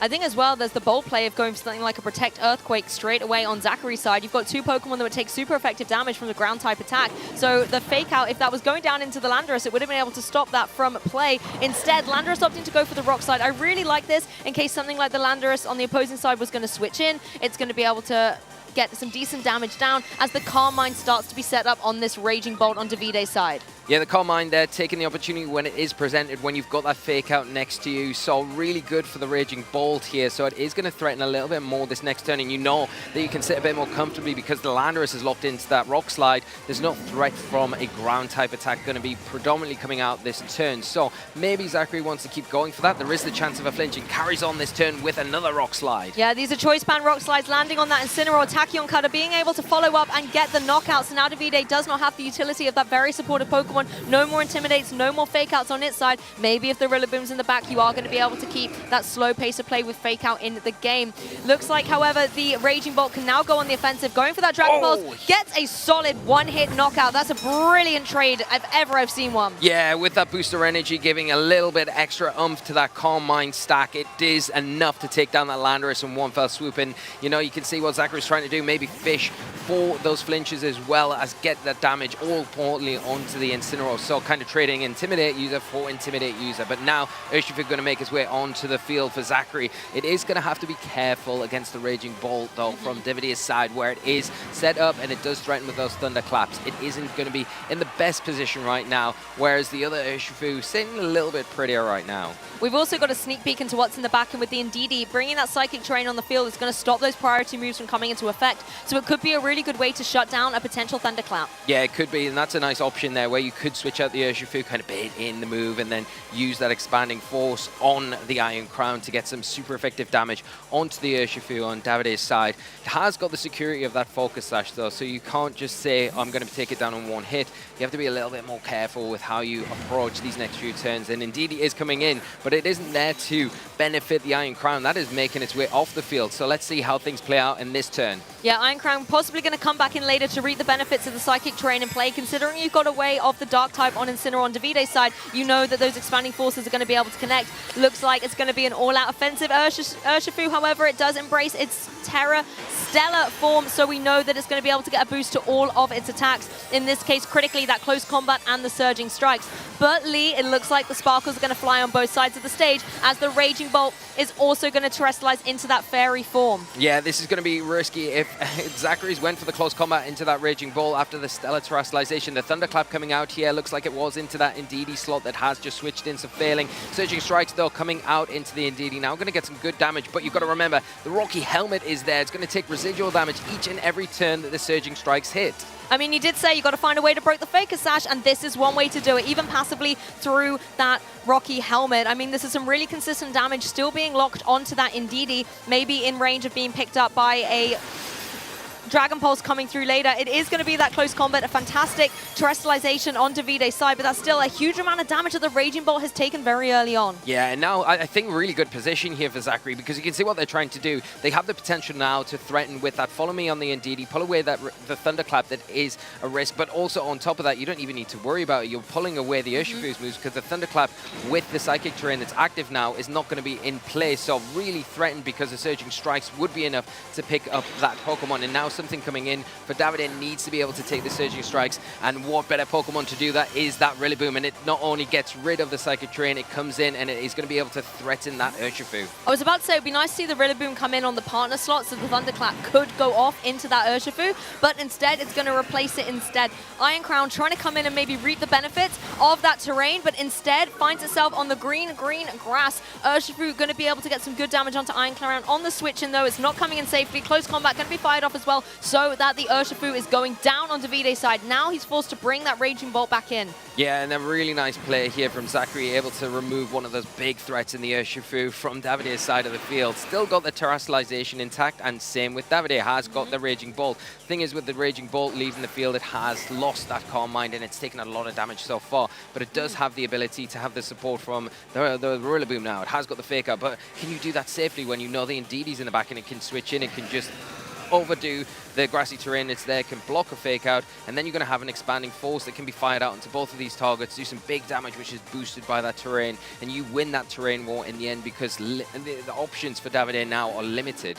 That's a fantastic observation about the Calm Mind as well. It no longer has that boost to its special defense, so it will be more vulnerable to something like an Expanding Force coming forward. In order to let Expanding Force really do the job it wants to, you need to get it up in that Psychic terrain. Considering there's only 2 Pokemon remaining on Davide's side, there's going to be no option to change it back to grass. Raging Bolt just playing defensively on this particular turn, going for the Protect, and now leaving it open for the Urshifu to go for the Surging Strikes. If it has found its mark on the Raging Bolt, the Protect is going to be null and void. The Unseen Fist sneaking in the side attack and getting the KO in 2 kicks of the Surging Strikes. Yeah, big play here from Zachary, really taking control of this match. And now the Rillaboom didn't go for priority attack, expecting maybe the Psychic Terrain to come out, probably going for that Wood Hammer. Is it into the Urshifu? Even if it is, like we're seeing now, there is the Focus Sash still intact, so going to be able to just protect it for another turn. And now the Rillaboom in a position where it has to take on 3 Pokemon, and yeah, it might be a little bit too far. Zachary taking a big lead early on in this first game. Yeah, Rillaboom doesn't even have the utility of its priority Grassy Glide, so Davide locking in the forfeit here for game 1. Zachary 1 game closer to being able to lock in top 4, locking in World's Invitation, being able to take home a trophy. There's so much on the line here for these trainers. Yeah, well, that was fast-paced as well. That was back and forth. There was not holding back any stops in that match. I think both players lost their Intimidators very early on, and then both brought in their Urshifus at the same time. You could see how things were playing out, but not making obvious plays all of the time. I think making really small plays from Zachary, you know, could have kept the Iron Crown in, taken advantage of the Expanding Force, the Psychic Terrain, but actually opting for the Indeedee, using that as the fodder, and then allowing the Urshifu with that stellar terrestrialization to come in, get that initial damage onto the Raging Bolt first place, and that set up the knockout in the late game. But the Landorus doing very good early on in this game with that Rock Slide, as we've just seen, being able to 2-hit KO the Incineroar when you pair it up with the Iron Crown Tachyon Cutter enough, and doing a nice respectable damage to the Raging Bolt as well at the same time. I fully agree with that. The Rock Slide was just giving consistent damage, and looking at the rest of Landorus's move pool, going for something like the Earthquake, well, then you're going to have to constantly protect your partner Pokemon, and considering Rillaboom was in the back as well, that's going to weaken the pressure that the Earthquake can deal. And you don't want to have to play too many mind games off terrain with Rillaboom. Indeed, he's already got his work cut out for it. I think that's something that's really important in this matchup as well, is having that terrain control. We saw how important it was and how pivotal it was for Zachary in the end there to get that Psychic Terrain control to ensure that, you know, those priority attacks that you would lean on so heavily if you are Davide, like that Thunderclap that threatens a lot of your big hitters, isn't even a factor. And then from there you can just utilize the natural offensive presence of those Pokemon to do the job that you want them to do. Well, let's see what's going to happen in game 2. We've got an Urshifu apiece for both Davide and Zachary, but on Zachary's side, it's paired up with that Iron Crown, and the Landorus is front and center for Davide. And there is a turn here where you could potentially use the Iron Crown, leverage that Expanding Force. You've always got the option where Urshifu could switch out here, potentially you terrestrialize, get rid of your ground weakness, and then you launch a big Expanding Force into both of these targets, and switching your Indeedee for your own Urshifu, preserving that for later on in this game, because we know that the Urshifu has got access to those moves like Surging Strike that can come in and then just pick things off as and when it wants to. Yes, that's true. You can keep Urshifu safer for the late game, particularly if you can keep its Focus Sash intact, but it doesn't look like we're seeing any hard swaps right away. Instead, it's going to be terrestrialization right here, right now. It's going to be the Landorus turning into that poison typing, giving it some good defensive capabilities. Well, we're going to see one terrestrialization. It's going to be matched from Davide's side, and it is Zachary going for the terrestrialization on the Iron Crown as well. Now, this is dangerous because if a Expanding Force comes out from the Iron Crown into that Landorus, that's true. It's going to be hitting for super effective damage. Now it's a poison type, so let's see how things play out. Well, the Earth Power is going to connect first of all. Iron Crown breathing a sigh of relief that it has changed out of its weakness to that attack, but the close combat follow-up is going to remove it from play. We'll never find out if the Expanding Force was going to be able to KO into that Landorus. Yeah, great double up here from Davide, pulling a big turn out this first turn in game 2 and taking down a big piece of the puzzle here on Zachary's side. Leaving this Urshifu open to go for an attack now. It is going to be able to respond with the Surging Strikes, but unfortunately not going to be able to pick up the knockout on Landorus, but doing respectable damage. So really smart terrestrialization from Davide, where it has become susceptible to that Psychic type attack, but if you double into it, you outspeed the Iron Crown, you can make sure that you can remove it before it is a threat, and then that Surging Strikes is no longer super effective, so you're not really as worried about it. Really great play there. Now the Landorus coming in for Zachary, drops an all-important Intimidate, but is that going to help against a Surging Strike Urshifu with its Focus Sash still intact? that's the thing. The critical hits are going to be able to come through from the Urshifu on the opposing side, and Davide looked to have the speed advantage in that opening turn. Landorus following up with another Earth Power, but it's not going to affect the Landorus, maybe thinking there was going to be a cheeky switch coming through. Instead, Surging Strike's covering that perfectly, so if Landorus did stay in play, Urshifu was going to get the job done and force Zachary to a 2-4 deficit in this match very early on in game 2. Yeah, that's really unfortunate for Zachary, now able to get any sort of return from that Landorus once it comes onto the field. You basically dropped an Intimidate, but like we've already mentioned, not really affecting those Surging Strikes. It was able to outspeed and covering bases as well with that Earth Power into that slot in case we did see a switch. Fortunately, didn't see one there, but the Surging Strike's doing enough. And now Zachary has been able to take that Focus Sash down on the Urshifu, but is it a little too late for that? Look how unbothered the Landorus looks as well. He's got his arms crossed, ready for battle, and Ndidi's coming in. You do still have to worry a little bit about Ndidi. It's not running anything like a Psychic, however, but I guess the redirection can free up a bit of space for Urshifu to maneuver. Yeah, and there is one player with Zachary is just locked into with that Trick Room. So you protect your Urshifu here, you get your Trick Room set up, and that speed advantage that Davide has right now is reversed, and then your Urshifu becomes a bit more of a threat. But if we see Davide scout that double into this slot, that is not going to be an option, and once again, double into that side of the field.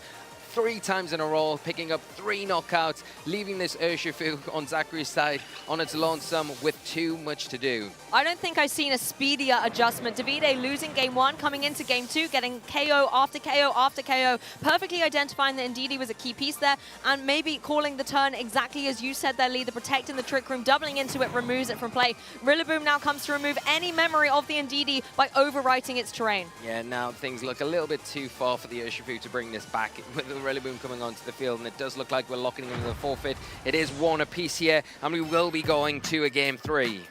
Wow, Davide really coming back into this match, giving us all the content and extra Pokemon insight we can get by going to a Game 3 here in Top 8. I have to say, Lee, the one thing Davide really had to his advantage in that match was the speed. Zachary has got to find a way to combat that and not get outsped every turn. Yeah, you've got to give a huge amount of credit to Davide here, because identifying the speed tiering from that first game and then putting it into action in Game 2 and saying, all right, I kind of figured out that my Pokemon are a lot faster than your threats, so I'm just going to utilize that. I'm going to leverage that speed advantage I have from the outset, and I'm going to just make sure whatever you've got, whatever is a threat to me, I'm going to remove, double up into that, and ignore its partnering Pokemon, and it worked out so well in that match here. You can see the Iron Crown terastallizing going down. The Landorus coming in, you thought, maybe the Intimidate helps out here, especially against the Urshifu. Nope, let's go for another double up into that slot. The Ndidi, we came in, we saw the Trick Room apply, tried to go for that to get those dimensions twisted, put you in a preferable position. No, Davide once again going for that slot, double up into that, and it was just too much. The overwhelming offensive presence of the Urshifu and the Landorus was too much in that scenario for Zachary to handle now. What can Zachary do to kind of compensate against that? All comes down to like maybe things like that Tornadus there that has that thanks to Tailwind. You can utilize that, get that into play, and then everything on your side is then gonna outspeed everything on Davide's side, and that does help. But does Davide kind of identify that as well and maybe say, okay, if you bring your Tornadus, I'm gonna bring my electric type? Oh, that's true. The Raging Bolt could be a fantastic counter. Tornadus is there, and there's the Raging Bolt. Davide calling the adjustment perfectly and bringing it in full force in the leads. Yeah, really good lead from Davide here, because you've got that fake out. It can't affect the Tornadus because it has got that cover clock, but more importantly, you can go into the Urshifu, break the sash if it doesn't protect, and more importantly, stop it from moving this turn. You've got to be careful though doing that, because you could fall into the trap where the Tornadus could switch out, the Ndidi could come in, your fake out's going to be null and void, and then you take a Surgeon Strike for your trouble. You've got the Focus Sash, so you don't need to worry so much about the Thunderclap as well, because once the Psychic Train's coming out, that is blocked as well. So Urshifu in a good position if that happens. So there's some things to think about, some mind games to get through, but there are quite a few possibilities where the Urshifu could still be in a good position, and at the end of the day, Zachary's got that Tailwind on in play. Can go for that, put it into effect, and make sure that later in the game, as long as it's in effect, you are going to have that speed advantage that you lacked in that second game. Well, that Psychic Terrain switch in situation is exactly what Davide fell for in that first game. We're not going to see Ndidi join the field quite yet. Instead, it is the Iron Crown, which I think does heavily indicate that potentially Ndidi is waiting in the wings. It's going to get the special attack boost thanks to his Quark Drive here, as Incineroar's going to leave the field for Davide. Yeah, a nice switch out from Incineroar as well. Maybe expecting that the Psychic Terrain is coming in. I want to keep my Incineroar in the back. Bring the Rillaboom in as well. This works out really well for Zachary, not bringing the Indeedee in, not rushing with that, and just going for a Bleak Wind Storm right in the face of a Raging Bolt. Very brave, but getting some crucial damage onto that Rillaboom. And Raging Bolt taking advantage here and going for the Dragon Pulse. Going to go into the Iron Crown, just do about a quarter of damage there. Not utilizing a Calm Mind. Obviously, didn't want to risk going for the Thunderclap. It looks like Zachary's in a commanding position, considering Indeedee can now switch in and overwrite this terrain. Yeah, it's a perfect position for that Indeedee to come in. Now the Rillaboom's on the field, and it kind of invites that the Rillaboom wants to switch out, so Davide can keep control of this terrain going forward. It does open the door where the Raging Bolt isn't in the most direct threats here, so could go for a Calm Mind. It could take the opportunity, but let's see how things play out. Just another Bleak Wind Storm, no switch out from that Rillaboom. The Storm's relentlessly raining down onto that Rillaboom. That's a second Bleak Wind Storm it's had to take. Its speed is being dropped as well as Iron Crown capitalizes on the calm amongst the chaos and goes for a Calm Mind, boosting up its special attack one more stage and going for the special defense boost as well. That's going to help it out against the Raging Bolt, but it's kind of saying anything you can do, I can do too. Here's another Calm Mind. Yeah, there we go. We're getting the setup now, and it all comes down to what this Rillaboom's done. Where is it going? Is it going into the Iron Crown? No, it is going into that Tornadus. It is going to get some useful chip damage, not very impactful, but the more important thing is that Davide is able to keep that Rillaboom in the back for when that Indeedee decides to make an appearance, because then you can shut off that Psychic Terrain with your own Rillaboom. Now you've got a situation where the Urshifu's come out into the field. We know the speed tiering, so the Urshifu's going to be in a good position to kind of pile a little bit more pressure onto that Iron Crown, but you do have to be careful because there is a Tailwind aspect that it can always just be triggered at any time by that Tornadus. If you see that, then potentially even a single target Expanding Force is going to do a lot of damage into that Urshifu. Well, Tornadus is switching out. The Tailwind was not the temptation to lock in here. Zachary going to be bringing that Indeedee to the fray. This is going to override that grassy terrain, bring it into the beautiful Psychic Surge terrain instead. And now Expanding Force is going to be able to not only deal more power, but hit both the opposing Pokemon. I don't see a switch on Davide's side, so it doesn't look like Rillaboom is going to join the fray. Instead, Urshifu is going to Terrestrialize into that Terra Stella, hoping that the Focus Sash is going to be able to keep it in the game to be able to retaliate with some devastating damage. Yeah, I'll be interested to see where it targets. If it's into that Tornadus slot, that could be risky, but it looks as though it might be into the Iron Crown here, doing that boosted close combat. Not quite enough to pick up the knockout there, taking that defense drop, but it still has its Focus Sash intact, so it is whatever comes out from this Iron Crown. It is the Expanding Force, going to be able to survive at least one more turn. Yeah, the Stellar Boost, not enough to be able to get the KO there, but you can really see what Davide was doing. The Focus Sash keeping Urshifu in the game for at least one more turn as the Raging Bolt is here to try and clean up. Nearly takes down the Indeedee with its Calm Mind boost, but Indeedee's here to stay. Yeah, wow, that is a really crucial survival there. If you lose your Indeedee, then that terrain war is going to be well and over, because that Rillaboom can just come in any stage and just put the terrain back in Davide's control. But the fact now is the Indeedee has survived. It means that you can maybe switch it around a bit. You've got to be careful with your Iron Crown here. You can't protect in front of this Urshifu, and you haven't got the speed advantage right now because the Tailwind hasn't been set, but you do have Follow Me. You could utilize that on the Indeedee. That is an option, and then go for another Expanding Force. That could allow you the room to just get the extra damage that you need to remove these two targets that are such a threat now from Davide's side.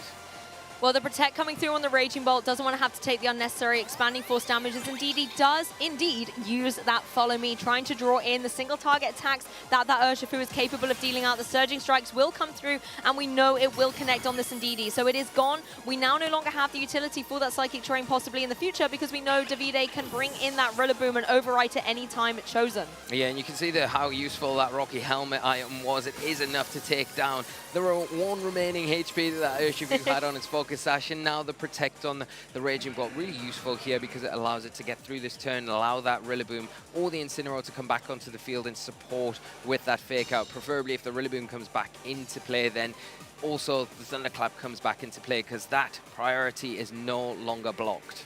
Exactly, and also, you know, Tornadus being up in the sky can bypass some of that as well. Rillaboom joining the field, as you said, going to overwrite all the terrain, so Thunderclap is very firmly back on the board, as well as a potential Grassy Glide from that Rillaboom if it wants it in a couple of turns, and the Fake Out. I think priority has been unlocked, Lee. Yeah, it has, and now you've got the situation where Fake Out can go into the Urshifu, you can break the Sash if it doesn't protect there, and then you can Thunderclap into that Iron Crown and just remove that from the field. The only problem is doing that, you kind of allow the Iron Crown to potentially get another Calm Mind windup if that's what you lock into. So you've got to be careful and get your decisions right here. You could Grassy Glide into the Iron Crown, but this turnaround, Zachary just wanted to kind of see what David is kind of locking into, just that double protect and probably the safer play this turn. Yeah, and no fake out coming through from this Rillaboom instead, but this could be an opportunity for another Calm Mind boost. No, instead it was just going to be the straight on Thunderclap coming through from Davide, capitalizing on trying to use that priority to get KOs, because a lot of the HP has been whittled down on most of the Pokemon currently onto the field. Urshifu comes in, but all the others are looking precarious. Yeah, they are, and the one problem that Zachary has here is, well, you know that the Raging Bolt solo health, you'd say, does the Urshifu have any priority? This one doesn't have Aqua Jet to take advantage of, because that tiny bit of chip could be useful in this scenario. I think both are probably just out of range of that. But the problem is the Iron Crown on Zachary's side is going to be going down to either a Grassy Glide or a Thunderclap here, and a Grassy Glide into the Urshifu, doing huge damage. Yeah, Urshifu exposed, but the Thunderclap was not the follow-up, instead deciding to take down that Iron Crown, so it cannot go for Expanding Force or Tachyon Cutter here. Instead, Urshifu free to move with the Surging Strikes. It looks like it's going to be able to take down that Raging Bolt, but now with its Focus Sash vulnerable and grassy terrain on the field, it's going to be easily cleaned up by a Grassy Glide from that Rillaboom.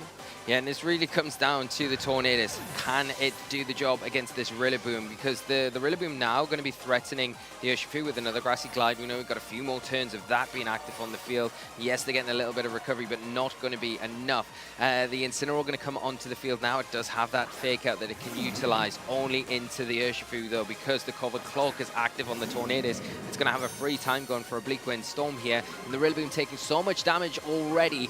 Is it going to go down to a Bleak Wind Storm? If it connects, it will, and that'll put one step closer Zachary to going through in this top 8 to top 4. I don't think Tornadus has the wiggle room to maneuver, setting up something like a Rain Dance to increase the accuracy. You've just got to go for it. Looks like the Urshifu doing that wise protect in the face of the potential fake out, as Rillaboom just goes straight for the Grassy Glide, identifying Tornadus as the threat, tries to constantly chip away at it. The Bleak Wind Storm connects, but taking down the Rillaboom. Incineroar is the last Pokemon remaining for Davide. Yeah, it looks like Davide is resigned to the fact that they may have too much of a mountain to climb here, and Zachary doing all the right things to progress into the last section of this tournament. Here we go with the knockoff from the Incineroar. It's not enough to take down this Tornadus and manages to hang on, so it's still a 2v1 situation. The Urshifu, though, has been freed from the shackles of the Rillaboom and going to be able to fire back with an all-important Surging Strikes. That's the thing, the Surging Strikes will get the knockout. Davide saw the writing on the wall, and Zachary Weed will be advancing to your top 4 here at EUIC. Wow, what an incredible match. So fast-paced, backward and forward, electric from start to finish, but Zachary coming out on top, and what a way to do it to move into top 4 here at the European International Championships. Rose told us that Zachary was a trainer to watch, and she certainly was not wrong. Zachary Weed getting into top 4 here at EUIC, an incredible accomplishment. Oh my goodness, what a team, what a match. Yeah, what a match indeed. I'm still processing half of it because it was so fast-paced. It was just, you know, trade after trade after trade. Expanding Force coming out early in that game 3, doing massive damage, and that was after Calm Mind on the Raging Bolt there. But, you know, the survival on the DD was pretty crucial, because that next turn, that Follow Me, was all important. Not only the Rocky Helmet taking down the Urshifu, but it protected that Iron Crown for one extra turn. This was definitely a match for the Iron Crown believers out there. The synergy amongst Iron Crown and Ndidi, making sure the terrain was in play to enable that devastating Expanding Force that we saw do so much damage, weaken up this Raging Bolt in particular for these Surging Strikes to come through, because look, these are doing such minimal damage, a little bit more HP on that Raging Bolt, and it could have stayed in the game. Yeah, and if it had survived there, I think that might have just put it in favor of Davide to go through and take this match back, but no, unfortunately, it was enough. The Rillaboom going down was the crucial part, though. That Tornadus preservation until the end was so key, and then the Bleak Wind Storm. Sitting on the edge of your seat, and when that move is decided on, you think, if you're Zachary, just need that to hit. As long as that hits, we know we've locked it up. But thankfully for them, it did. But what a show from both of our trainers. Fast and just so fast-paced and electric. Absolutely incredible. You could see that reaction exactly from Zachary when the Bleak Wind Storm connected, knowing that was exactly what was needed to lock up top 4, the World Qualification, the trophy as well. Incredible accomplishment. Absolutely amazing. Yeah, huge congratulations to Zachary, and what a, yeah, just a way to do it as well in such fashion. And, you know, You're not done yet, though, Zachary. You've still got a top 4 to play to try and get to the final, and then a championship match potentially to play tomorrow, which is so exciting. But what an accomplishment and way to lock up that World's invite. It must be such a relief to get to that top 4 and know that you will have that invitation no matter what happens for the rest of the season after such a great performance. And particularly in that game 3, you know, bringing that Tornadus, the adaptation we were talking about, and then Tornadus is looking down against this Raging Bolt, the perfect adaptation on Davide's side to apply pressure right away. Still finding a position out of that, going for the Bleakwind Storms, not clicking that Tailwind, and that temptation's got to be there, considering in game 2, Davide was able to sweep through with the speed advantage. You're thinking, right, Tailwind's in my back pocket, that's going to be my key to victory, but instead not going for it, saying damage instead is how I'm going to get the job done. Yeah, sitting in front of a the Raging Bolt with your Tornadoes and going for Bleakwind Storms, such a brave thing to do because it's so threatened, right? A Thunderclap coming out in that situation, well, that's the game over there and then. So really well played, knowing that it was so threatened, it probably wasn't the right target that Davide wanted to go after and getting it right. And yeah, taking and reaping all of the rewards from that decision. It certainly was a whirlwind of emotion. So let's hear from the trainer themselves about how they feel about being in top 4. Costa, take it away. Thank you very much, Lou and Lee. And we have got our 3rd semi-finalist, Zachary Weed.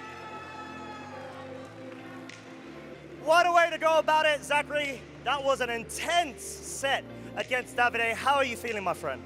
I'm feeling great. The balance matchup is very read heavy, so I'm glad I was able to make the right plays and make all the calls right.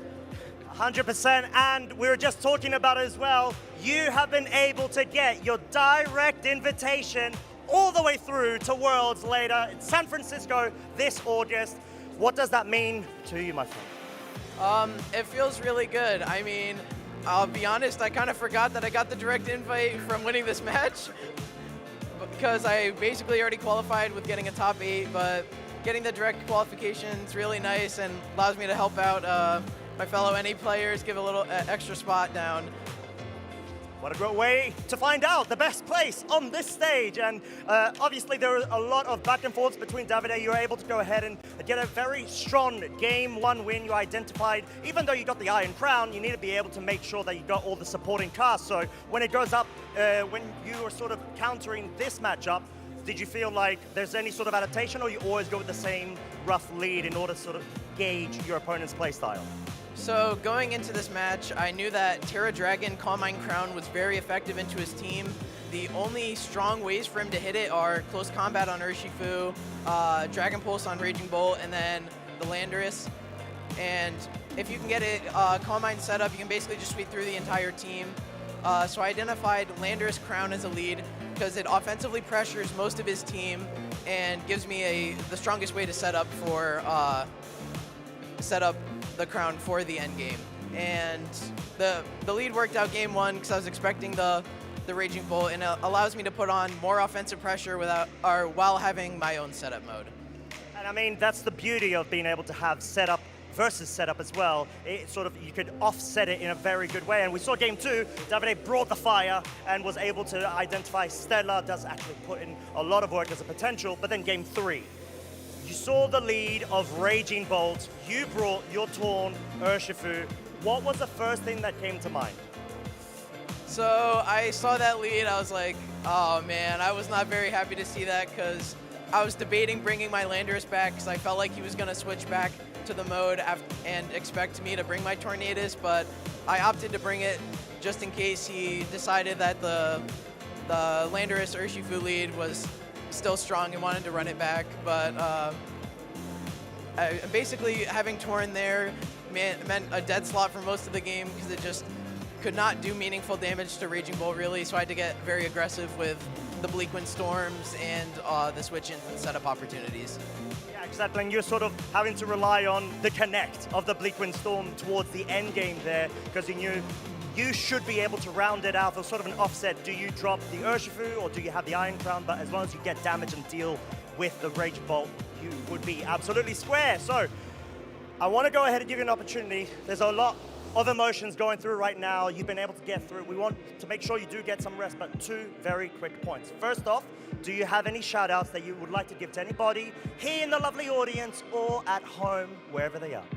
So first and foremost, shout out to my family for supporting me and allowing me to go on these trips. It was a big commitment going all the way from New England to London, and I'm glad that my family was able to, or agreed to support me in this. Second, I want to thank the people who worked on the team with me, Justin Knox for originally creating the concept, and Andrew Figueres and Adi for working on the team and pushing it and getting it to the best version it can be. Shout out to all my other friends in the audience and at home watching and being supportive of me. I'm super glad that there's so many people that support me in what I do and will always be there for me. Beautiful, beautiful stuff. Thank you so much, Zachary. 30th anniversary coming up. Who's your favorite Pokemon and why? And I'm curious to see if you can say Iron Crown.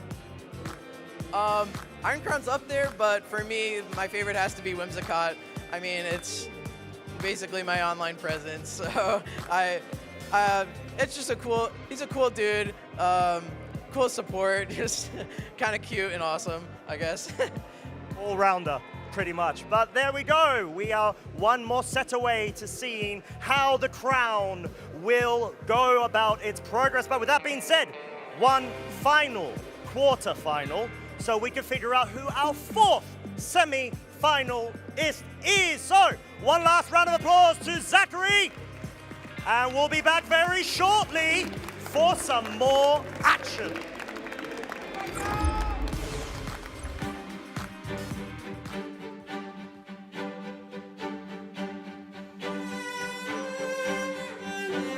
Tell me if we had to start from the beginning once again, would it be worth it? Retrace every single step that led us to this very moment, would you do it? Every high and every low, knowing just where the path would go, every sacrifice we made, would you do it all again so we could stand up here and say,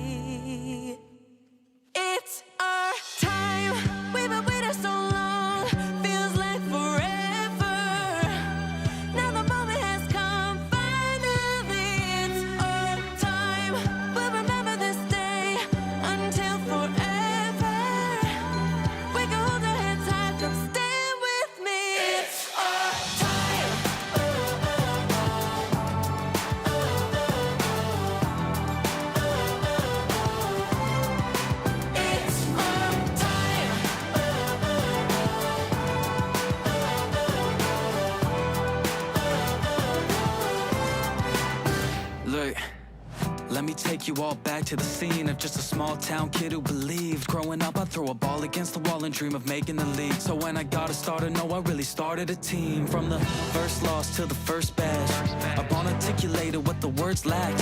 On the journey, pushing forward to evolve with my friends, I look back at every battle and I do it again. Every high and every low, and again and again, knowing just where the path would go, all the way up to victory road. So I live for the game. Trainers, let me hear you say, it's our time. We've been waiting so long, feels like forever. Now the moment has come, finally it's our time. We'll remember this day until forever. We can hold our hands tight, come stand with me. It's our time.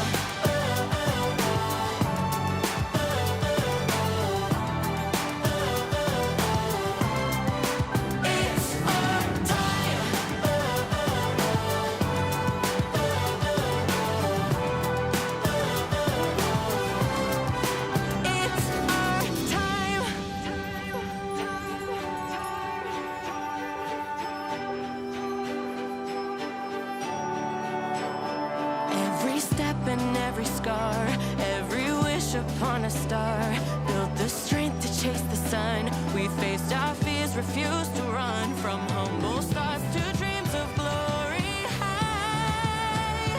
Now our names echo across the sky.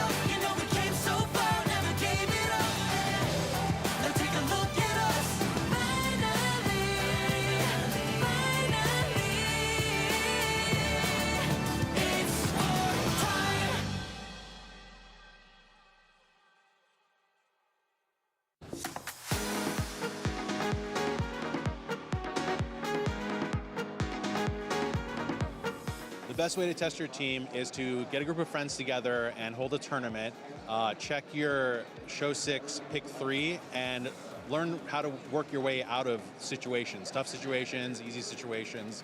So when I'm preparing for a regional, what I usually do is I play a lot of live, and I have a spreadsheet next to me with like every single deck I play, what deck I'm playing against, whether or not I went first or second, and then every single mistake I made, and whether just like everything that I could get from a single game, and that helps me just like condense all my knowledge and get better at my deck as quickly as possible. I think it's very important that you never cut out your team or a team member too early.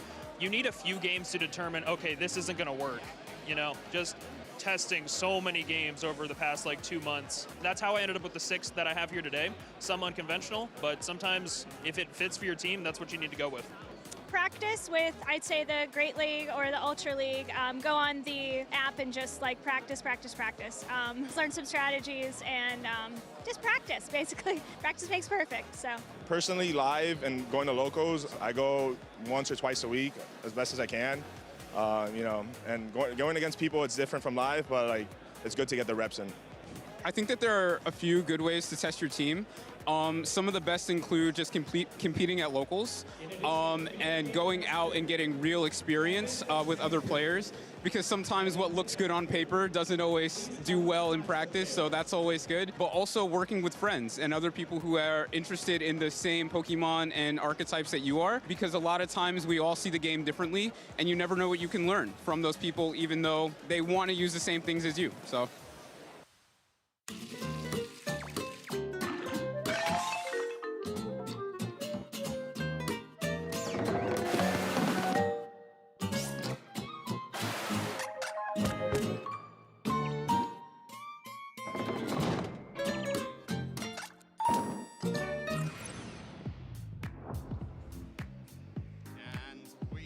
Back here with the last of the top 8 at the Pokemon 2026 European International Championships. We have confirmed 3 out of 4 of our top 4 players. We're going to be having Francesco Pierro battling it out against previous EUIC champion Paul Chua in our first semi-final, and we need to determine who's going to be joining Zachary Weed in the second semi-final. Will it be Roberto Parente or will it be Eric Rios? Ooh, Italy versus Spain. I feel like it's a tale as old as time when it comes down to the strongest regions in Europe, and I am excited that this is going to be our bookend on our top 8 matches. Yeah, and it's going to be a very exciting end to our top 8 here. They've already put on a show for us. Francesco Pierro with the very unique team coming out. I don't think many people were expecting it. Paul, of course, uses what he thinks is the most consistent team in the format and has done very well with what's considered the balance. We've got a Psyspam team with a Landorus Therian as the adaptation over something like the Regidrago that we've been seeing mostly with Iron Crown Psyspam. But is there going to be that slight variation going back to the Regidrago with Roberto Parente, because he is also committing to that Iron Crown Indeedee? Right. Roberto does have a more hyper-offensive team where Eric is known for playing balance. He loves to be able to play these teams that have multiple different options. You have a chance to showcase your skill expression in terms of positioning games that you end up playing. But Eric's take is a little bit different. It is going to have a trick room component added to it, and so maybe that's going to be something that ends up playing a role here. But honestly, I'm just so excited to be able to feature these 2 top trainers. Eric Rios is a previous EUIC champion. He would join a very small number of players that is able to win multiple ICs. And Roberto Parente, I mean, this is a player that has made top cut at the World Championships back in 2022, and also got that top 8 in Liverpool in 2024 when we were playing this format. And in both of those, he was using an Indeedee with something to benefit from that Psychic Terrain. It was the Calyrex Shadow Rider in the World's top 16 in London. And then I think it was just this team 2 years ago in Liverpool. Exactly the same 6, so going for the comfort pick there. And speaking of 2 years ago, that's exactly the same 6 that Nils Dunlop was able to take the European International Championship in 24 with, and it seems like Eric is relying on that, and it seems like for good reason. Eric is such an accomplished player, 4-time regional and special champion, of course, a EUIC champion from 2022 when we resumed our circuit, and now you can kind of see kind of the options that he has available to him. I would still consider this a balanced team, right? You still have the Porygon 2 and the Ursaluna that gives you that Trick Room mode, but you have the ways to play outside of it, and of course, like just having the tanky options of the Porygon 2, the Amoonguss, the Incineroar, of course, to be able to have your pivoting pal over there to give you a lot of different tools. Do you consider a pivot pal if it doesn't have its pal in Rillaboom? I think you have to consider it a pivot, because it's a part of the pivot pals, right? It is part of the pivot pals, a pivot pal. And I'm glad that I've finally won you over. So I like the alliteration. Exactly, right? So looking at Eric's team, as we mentioned, it's almost identical to the team that Nils Dunlop was able to use 2 years ago. The Flutter Mane is exactly the same moveset with the Booster Energy. It was Substitute that was able to take that, but it was Choice Scarf on the Urshifu that Nils had on that team, and it's Mystic Water instead coming out for Eric. Apart from that, maybe some Terra types. I think it's identical. I think you're right about that one. I love the Assault Vest Incineroar on this set. I feel like it's going to be one of the perfect counters to have against Roberto's team. A lot of the offense that Roberto's going to rely upon is special. When you look at the Regidrago, the Iron Crown as well with Expanding Force, Incineroar has that great natural dark typing. It's going to make it immune to those psychic attacks, and so that actually does neutralize one of the biggest threats of damage on Roberto's team. Yeah, and you've got the Terra Fairy available on the Amoonguss as well. Usually there for Raging Bolt to redirect and completely make the Calm Mind variant useless. And you've also got the Fairy type in the Flutter Mane as well that can turn into a Water type, and I think that's quite a unique Terra type. I don't think I've seen that really at all on any Flutter Mane.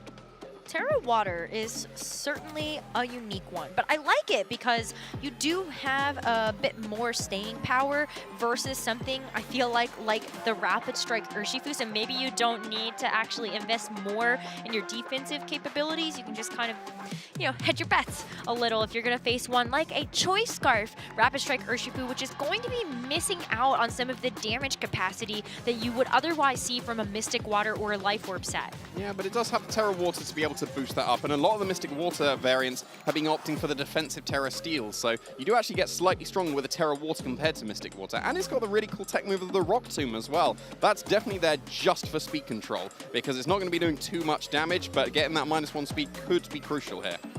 You have a couple of other ways that you can capitalize on that. Regidrago is going to be very fast. Tornadus also can set the Tailwind, even the Rain Dance to kind of help out with this Urshifu. But I'm really keeping my eyes on this Iron Crown and this Indeedee. Is this actually a potent pair here for Parente? Yeah, it's usually the main focus of this team. You've got the very heavy hitters in the Regidrago paired with the Iron Crown. Of course, Iron Crown covers the Pokemon that would beat the Regidrago very, very nicely. Of course, Terra Fairy is the main reason, and we'll have to see if that's going... Wow, speaking of, you don't usually lead with both of them, but it seems like that's what Roberto's going with here.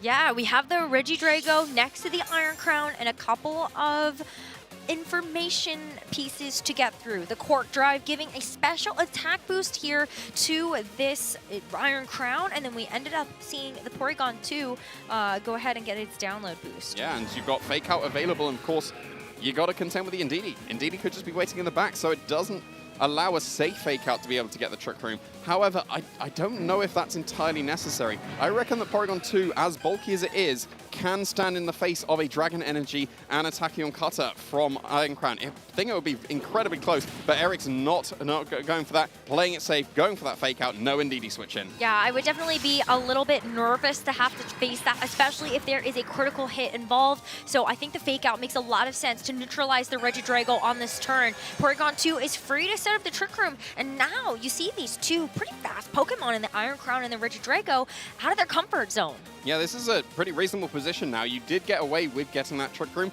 The Tachyon Cutter did more than I expected. I wouldn't actually have been surprised if Dragon Energy would have been able to pick up the KO on that Porygon 2, even as bulky as it is. But now, because the Trick Room has been active, usually the Iron Crown teams, if Trick Room is on the field, that's not so ideal for them because they tried to burst through with damage, and now the damage can happen first on Eric's side of the field.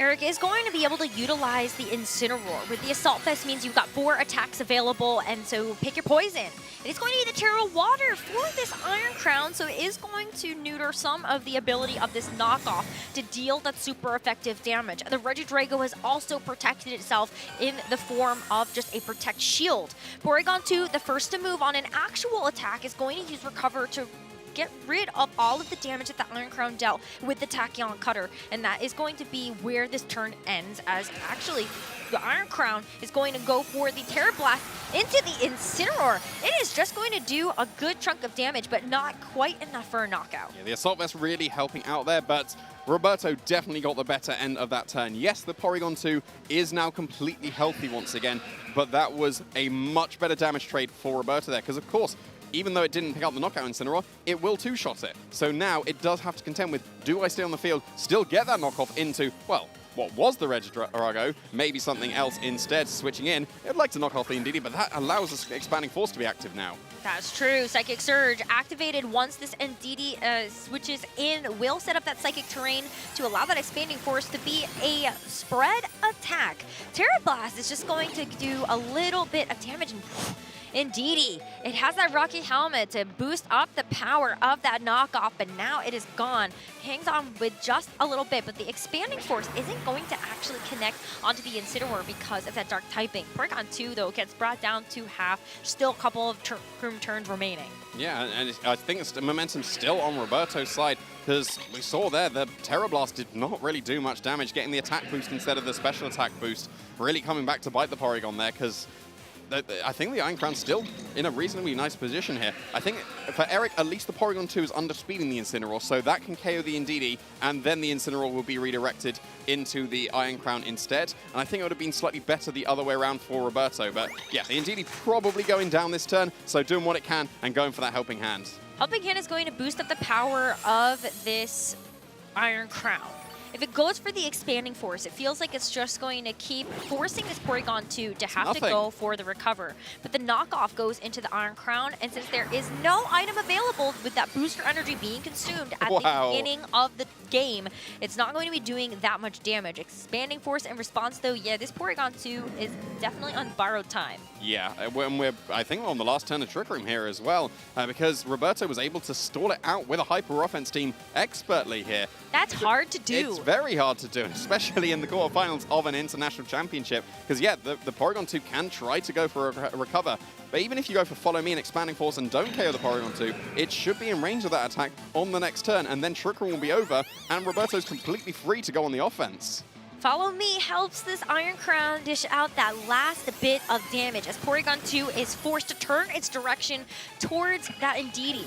Gets knocked out for its troubles, but hopefully has bought this Iron Crown enough time to get a final attack off. Incineroar goes for another knockoff, still no item for it to be able to actually boost up that damage. And this poor Porygon is going to get knocked out on this turn. Incineroar's actually done quite a bit, though. You've traded blow for blow with the supportive Pokemon on Roberto and Eric's side. Yeah, but that's the Trick Room over, and that's no longer available for Eric's side of the field because the Porygon has been felled. Here comes the Ogerpon, though, respecting the fact that even though Trick Room was the initial strategy here, Fluttermane was brought to respect the Regidrago. So, yeah, we're going to see what boost the Fluttermane is going to get. It was speed for Nils Dunlop when he had it, but it's special attack here for Eric Rios instead. And now it depends on the training between the Fluttermane and the Ogerpon, because a special attack boosting Fluttermane is not necessarily faster than a max speed Ogerpon. We'll have to see if Eric, well, potentially if it's got a Trick Room mode, maybe it might be a slower variant. It could be, but I feel like a lot of the Ogerpon nowadays are bulked down just a little bit, trained to be a bit more defensive, so I kind of imagine that Ogerpon, or at least if you're Eric, you have to assume that this Ogerpon might just be slower overall than your own Fluttermane, or at the very least, you have to try to go into this next turn expecting that your Fluttermane can get the outspeed. Yeah, and it very likely can.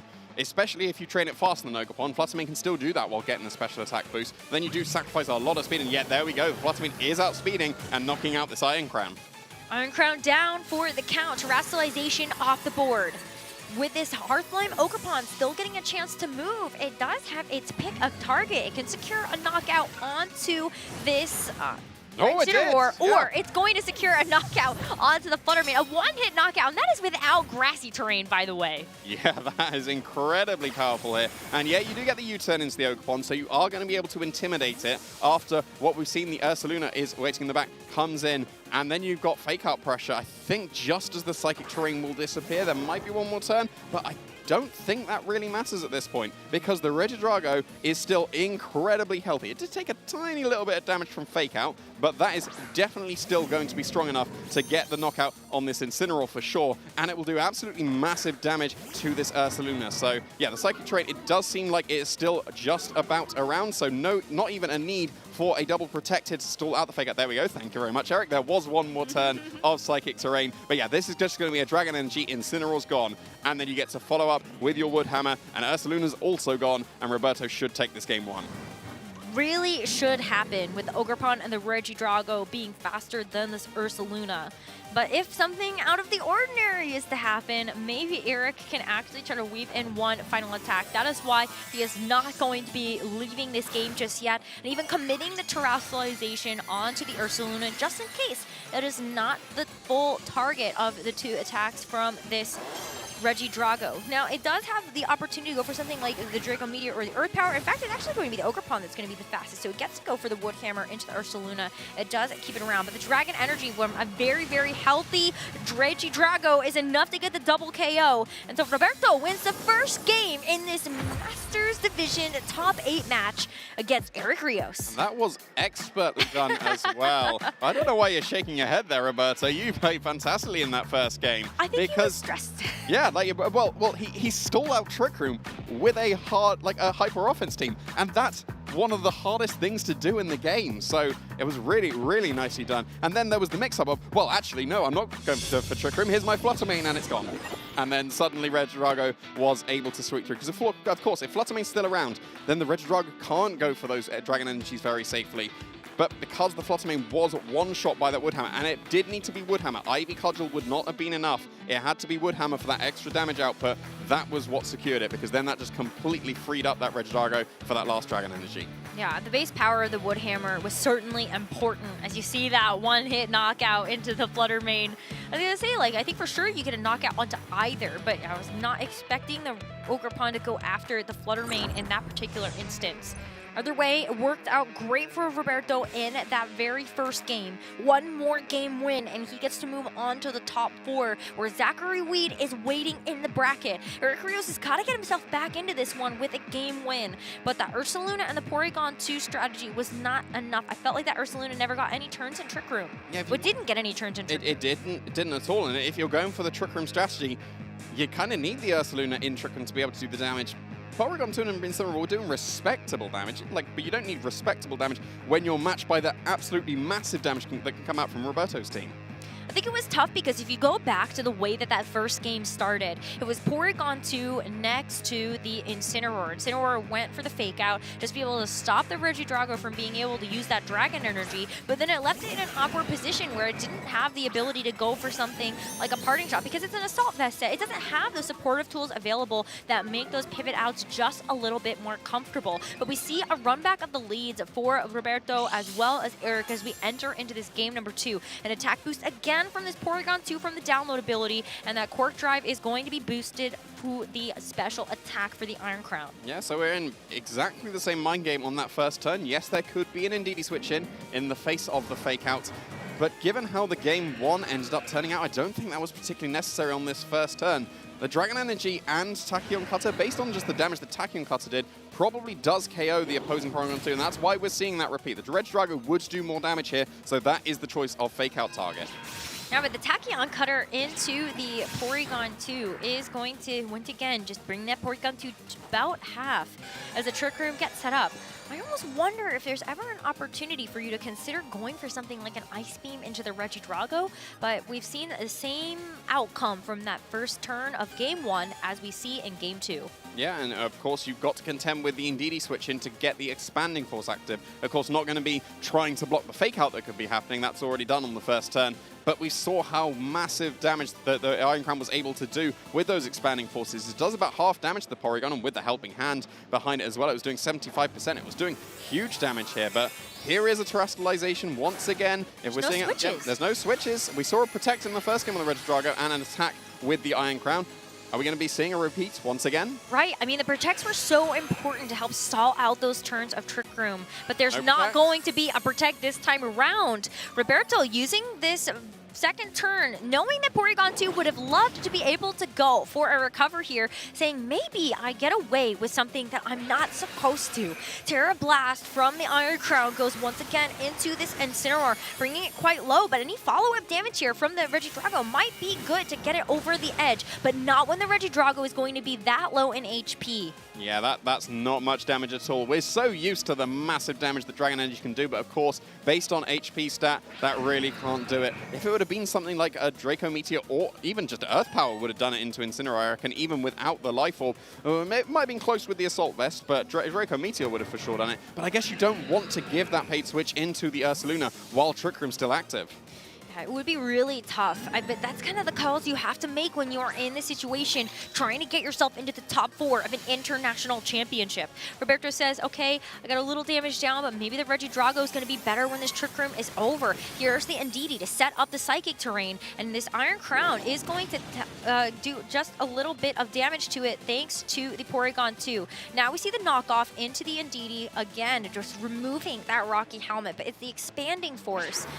It's done a good chunk, but this Porygon 2 is around, and Incineroar doesn't actually get, doesn't get knocked out on that last turn. That's what you're looking for, right? You want the paid switch into the Ursaluna so that it can start making use of the Trick Room, and it hasn't been able to hit the field here. We've already gone through 2 turns of the Trick Room, and this will be the 3rd, so whatever the last turn will be, you could easily just protect out that last turn, and we've seen the Iron Crown was able to shrug off a load of attacks here, so it's comfortable to go on the offensive. The Helping Hand is going to make this damage calc on the Porygon 2 a little bit tough. I don't know whether or not the Porygon 2 can actually get through this, but I know the Indeedee cannot get through another knockoff. Incineroar is going to remain on a sliver of HP because it's not going to be affected by this Expanding Force thanks to its Dark typing. But with the Expanding Force into the Porygon 2, it actually just barely hangs on. So great recovery from Eric to go for that on the beginning of this turn. Yeah, and we're down to the final turn of Trick Room here. Granted, the Porygon and the Incineroar will be able to make use of it, but Ursaluna, if it's waiting in the back, surely will not. If the Porygon goes for a recover, it's not going on the offensive, and then Incineroar won't be able to do too much here. You can't go for a knockoff into the Iron Crown for too much damage because it's already used its booster energy. So yeah, I think probably U-turn would be the most likely thing coming out from Incineroar, because then you get to preserve it, you get to intimidate the opposing Ogerpon as well in the future. But then if you're going for U-turn, you're just not really doing the damage, and you haven't made use of the Trick Room as well as you would like once again. Well, I think it's hard too, because if you go for U-turn, you might sacrifice a little bit of damage and HP onto kind of your big sweepers with the Flutter Mane and the Ursaluna that are back. But with the recover onto the Porygon 2, and maybe if you get a little bit of extra damage, I mean, it's helpful. But yeah, Spiky Shield isn't going to actually be the target of the attack there from the Incineroar. The Porygon 2 hangs on this time around, so Helping Hand was really necessary if you want to see that Porygon 2 actually take the edge. But you didn't want to KO the Porygon 2 that turn, because now you've got an absolutely guaranteed double knockout into this incredibly low HP Porygon and Incineroar. And if there's a switch out, well, what's the switch in? A Flutter Mane? That's going to go down to the combination of Expanding Force and an attack from the Ogerpon. Well, the other switch in, Ursaluna, that's going to go down to a combination of Expanding Force and whatever attack that the Ogerpon would want to go for. So that's exactly what Roberto was going for here. No switch out. Easy double KO. Yeah, super safe for Roberto to just go on the offensive with an attack from both the Ogerpon as well as Iron Crown. And this is looking really tough here for Eric. You have a full health Flutter Mane in the back. And of course, like, your 2 Pokemon that are going to get revealed here will be at full HP. But for Roberto, I think he's like, I feel like this is still an okay position to be in. Yeah, I think this is entirely reasonable. The thing I'm curious about is if the Fluttermane goes for a substitute, will Tachyon Cutter still be able to get the one-move knockout? Because it will break the substitute and then still hit the Fluttermane. I would suspect that Fluttermane's very good special defense stat will be able to save it from just one Tachyon Cutter taking 75% of its HP, but if that's not going to be the case, then I guess you can go for the Expanding Force once again. That would potentially break substitute. You've only got one more turn of Psychic Terrain again. Thank you very much, Eric. So you can still go for the Expanding Force, and that's going to be able to pick up a knockout in combination with whatever the Ogerpon would want to go for. And we're seeing the Protect come out from both Pokemon on Eric's side of the field, so that's surely to stall out the last turn of Psychic Terrain. Well, of course, because then that means that Expanding Force on the following turn is going to be a single target attack. And Roberto then has to pick and choose which Pokemon he actually wants to go after. It's still a tough uphill battle for Eric as he has these final 2 Pokemon remaining. But if he guesses correctly what the target of this attack is going to be, maybe even gets in another random Protect, then perhaps he can keep himself in this. The added benefit of the double Protect here is that Ursaluna now does have its Guts activated. Yeah, that is another benefit for sure. I'm just curious, I don't think you could have the opportunity to go for a substitute here. Because if, for example, there's just Wood Hammer and Tachyon Cutter into that Fluttermane, well, that's going to be able to surely pick up the knockout. I guess, actually, no, if there's substitute, the Ogerpon will outspeed, break the substitute, but then Tachyon Cutter, if there's a Terra Water that's so unique on the Fluttermane, that could save it. But then at the same time, you need to save the Ursaluna from the Wood Hammer by going for the Terra Ghost. So that, it's almost like a lose-lose because you've got so much damage that can come out from Roberto's side, and you can't mitigate both. You have to go for the Terra Water because of the Tachyon Cutter, but you have to go for the Terra Ghost because of the Wood Hammer, and you can only choose one. The Terrestrialization important, and so will be the follow-up damage. Looks like Eric is happy to lock in the Terra Ghost on the Ursaluna and cross his fingers, hope for the best.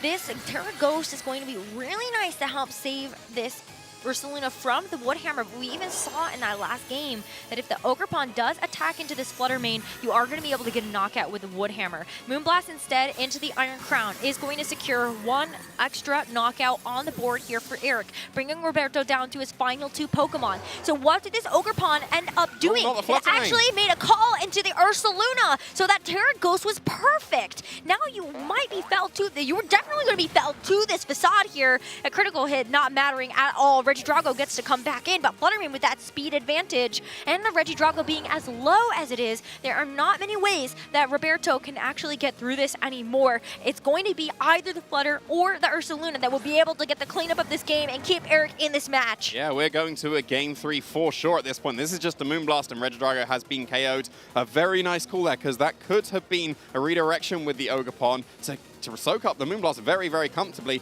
and it could have been Tachyon Cutter into Fluttermane instead, but it didn't go for the Terra Water, it left itself open, but Eric made the right call and has taken us into that all-important Game 3. It is hard when you have to think about where is my opponent going to put the damage. Yeah.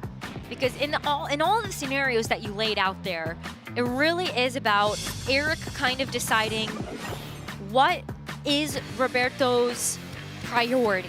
Is it going to be dealing with my Fluttermane?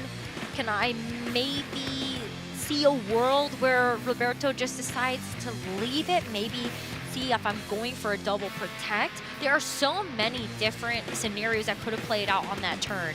But Eric getting it right means that we get to go to a Game 3. Yeah, and I couldn't be happier because we're getting all the action that we can possibly get here. And it was a really, really good game. I thought that the last turn Trick Room ending, and then, well, here's the guaranteed double KO views. There's nothing you can do about it.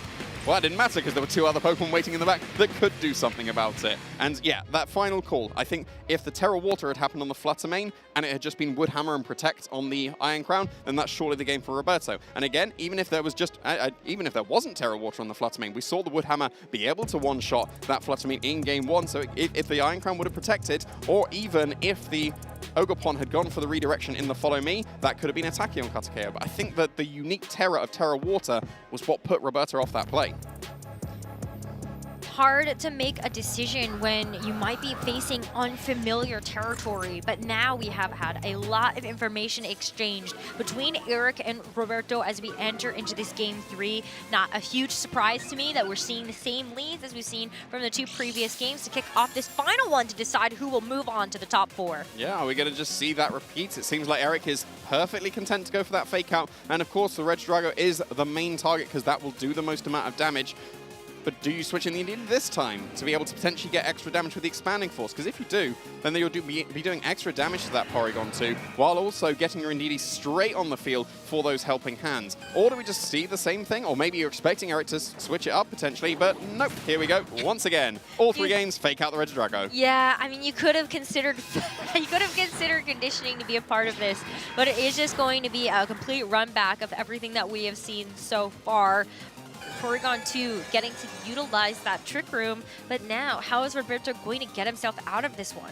We saw the Regidrago go for a Protect on game 1, then it went for the Dragon Energy in game 2, and it has a potential here to either switch out again or go for a single target attack. Yeah, we saw that Roberto was very content to go for the Terra Water Terra Blast into the Incineroar, and it is a 2-shot. We've definitely confirmed that. But if you go for that, then are you opening yourself up to potentially, well, I was going to say, potentially the Indeedee switching could have helped here to really start getting the offense, but there's the Terra once again. Yeah, the Terra means that Roberto is going to keep this Iron Crown in. We have already seen him commit to this Pokemon in games 1 and 2, but it's about what this Regidrago might do here. It's not actually going to leave the field, and it's not going to protect, as Eric double targets into the Iron Crown. It is a Terra Blast as well as a knockoff to bring this Iron Crown to below half, but with a Terra Blast into the Incineroar, this could be a big KO for Roberto. What does he decide to do with this Regidrago? It's going to be the Draco Meteor. He splits the difference with the damage into these 2 Pokemon, and Porygon 2 is out. Is this a good thing for Eric, knowing that he has a free switch into the Ursaluna? This will allow this Ursaluna to actually benefit from Trick Room in this game. Oh, but if that would have been a Dragon Energy, though, that would have knocked out the Incineroar with the Porygon 2 there, and then that brings in the Fluttermane in Trick Room that can't be reversed, and then surely you're going to be able to take care of that Fluttermane very comfortably. But no, the Draco Meteor, playing it safe in case the knockoff did go into the Regidrago, because then it's still able to pick up the knockout on the Porygon 2. But here is the Ursaluna in Trick Room, granted, not yet burned, so it might not be able to do the damage that Eric is looking for, but the Iron Crown is under half here. I would suspect that it is going to be in range of even an Unguts boosted Headlong Rush. If Headlong Rush KOs the Iron Crown, then you've gotten rid of at least 1 Pokemon. I think Eric is hoping that Roberto actually removes this Regidrago from play, since it is at -2 thanks to that Draco Meteor. It's why we see the switch in of this Fluttermane. So hope you get the knockout onto the Iron Crown. Iron Crown just goes for Protect, so maybe this is going to be a bit safer. And Fluttermane might get in scot-free. But the Regidrago has not gone for a Protect on this turn, so it is going to get off another attack. And it will be the Draco Meteor into this Ursaluna at -2. That still really hurts because that Life Orb is still intact. Yeah. And that that Ursaluna gets chunked to half. Yeah, that was a very, very nice play there for Roberto. Of course, we are still in Trick Room, and the Fluttermane has just joined the field, but we still have to contend with this Ursaluna that is now Guts boosted. So I would expect that now we've got the Guts, the Iron Crown should be in range of Earthquake, but Regidrago, that will be very, very close. But even if it doesn't, then it's not going to be doing the damage it needs to now, because it's got that -4 after 2 Dracos. So the Regidrago is definitely not a threat to this Fluttermane, and it's not going to be a threat for a knockout onto the Ursaluna unless we see something like a crit. Roberto also knows that this Iron Crown would get knocked out to a single target attack from this Ursaluna, so it's going to be the Indeedee that takes its place instead. At the very minimum, if this Ursaluna makes contact with this Indeedee, it does get a bit of Rocky Helmet. Regidrago is going to still move on this turn, and with that extra bit of damage, maybe it gets it over the line. It will with the burn. The burn is going to be enough to knock out this Ursaluna, so I think that Regidrago has actually done a lot here. But Fluttermane at the end of this turn, despite the speed that it has, is going to set up a substitute for itself, and that is something that Eric gets to play around with once this Trick Room expires, or even just to help him get through these final turns of Trick Room, with this Fluttermane being as vulnerable as it is in terms of the speed it sits at. Yeah, but we are still in that Trick Room. So now do you bring in the Iron Crown once again to try and get that Tachyon card to break the substitute and still hit the Fluttermane afterwards? It does does seem like that is what Roberto is going for. Of course, there is still Psychic Terrain on the field, so Fake Out is not an option for this Incineroar, but Incineroar will be underspeeding everything, so it will be able to get an attack off, and based on the damage we've seen in the previous game, Knockoff shouldn't be able to KO either Pokemon here, and that should allow you to be able to KO this Incineroar with the Terra Blast, and then that allows the Ogerpon to potentially be able to beat this Fluttermane as well, so long as you can break that substitute. I think this substitute's the only thing keeping Eric in this game. If there wasn't that substitute, Ogerpon will be able to take the game after a Terra Blast KOs the Incineroar, but if you can preserve that well enough, that might be the edge that Eric needs. Fluttermane has its choice of attacking option with either the Moonblast or the Shadow Ball. But since the Regidrago is going to be at -6, I feel like Roberto might want the opportunity here to actually switch it out. So can Eric make the call? Oh, he there did switch. is going to be a switch in, and there is one. So Regidrago retreats for now, and it is going to be the Ogerpon that comes into its place. So if Eric can get rid of this, then he might actually still have a chance in this game. The Fluttermane is going to be the first to move, as it does have that terrestrialization it can expend, and it's going to be able to keep it safe from the Tachyon Cutter. But it is just a tough call if that first Tachyon Cutter is going to be enough to actually get through that substitute. Yeah, I don't think with the Terra Water it will. I reckon 2 will, but yeah, that Terra Water is going to be really, really nice because Eric has called it. It would seem the Flare Blitz went into the Regidrago that turned into an Ogerpon. That's got to be in range of Shadow Ball now. And yeah, the Terra Blast is going to KO the Incineroar, but surely this is a follow-up Shadow Ball to KO that opposing Ogerpon. And then this Fluttermane should be able to take it. Eric's gonna have to hope so. With Roberto and Eric tied 1 apiece, the stakes could not be higher for them to make it into the top 4. Fluttermane's Shadow Ball lands into the Ogerpon, securing the knockout, and Roberto gets to bring back in this Regidrago, but the substitute still being intact, and with Fluttermane having the speed, Fluttermane will be able to actually take a knockout onto one of these Pokemon. Yeah, and we've seen in the previous game, Moonblast is able to knock out this Iron Crown from the amount of HP it's at. So yeah, like I mentioned, the substitute is being very, very useful here for Eric. You've only got Earth Power. Well, actually, no, you can. I think with Terra Water, you can go for the Draco Meteor now to be able to KO the Fluttermane. So it might come down to just which one do you attack and which one protects, because it doesn't have access to Dazzling Gleam. It sacrificed that for substitute. So here comes the Fluttermane Protectly. So if Roberto went for a Protect with one of his Pokemon, he might need to consider a double Protect. So that's surely got to be the target coming out from Eric. Oh, there is not going to be a Protect at all. So there is still a really tough mind game to play here, as Eric has to pick a target on the next turn and hope that he gets it correct, because Protect is available to both the Iron Crown as well as the Regidrago on this next turn. Yeah, so surely one of them's got to protect. Like, Roberto has to protect one of them, because if Moonblast goes off, Eric should be able to win, because the substitute will keep the Fluttermane safe, and then Moonblast will KO the other Pokemon. So which one protects? Roberto has to go for one of them, and is Eric going to call correct? It is just so tough here, because I feel like it's easy to call the Protect on the Regidrago, but maybe it's just going to be the Iron Crown also going for Protect here.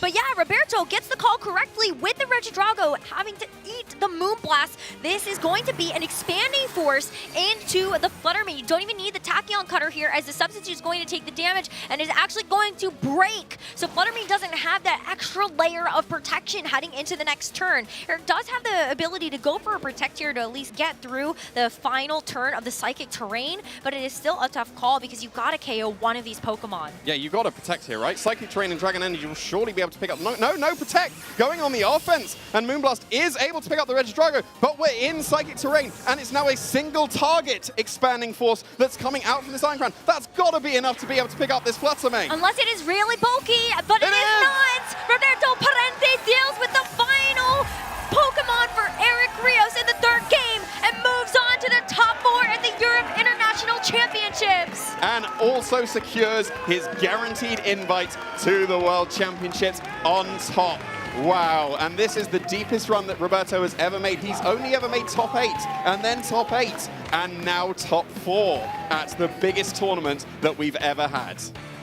Wow, he must be so elated. You can hear the crowd cheering for him, as they have done so for the other Italian players that have made it onto the stage for our top cut. And this is a major accomplishment for Roberto to be celebrating. Look at the emotion. Look at the crowd going wild for him. Yeah, You can see how much he wanted this. Yeah, he absolutely did. And really, really nicely played. Usually, the advantage goes to the Trick Room player who's able to set Trick Room up against Hyper Offense. But all 3 games, Roberto was so impressive in being able to just ignore the fact that Trick Room was up and be able to outplay it. It was really, really nicely done. The switch up to the Draco Meteor, I think, was much stronger than the Game 2 plan was. Of course, the Indeedee dropping to that Facade, it was able to go for Helping Hands in the Game 1 and 2, but nope, not in this one. But yeah, I think the call from Eric to be able to double up into this Ogerpon would have almost certainly taken the game for him. Because if that Regidrago stayed in and he made that play, that's immediate game over and Roberto wins. But then, of course, it comes down to which Pokemon is targeted by the Moonblast. Because both Pokemon are in range of Moonblast. And it was a Moonblast in the Regidrago. But that could have been a Protect on the last turn of Psychic Terrain. But then that does open you up to, are you going to Protect again? Because that allows Regidrago once again to Protect. And then it becomes a Mind Game again. So yeah, like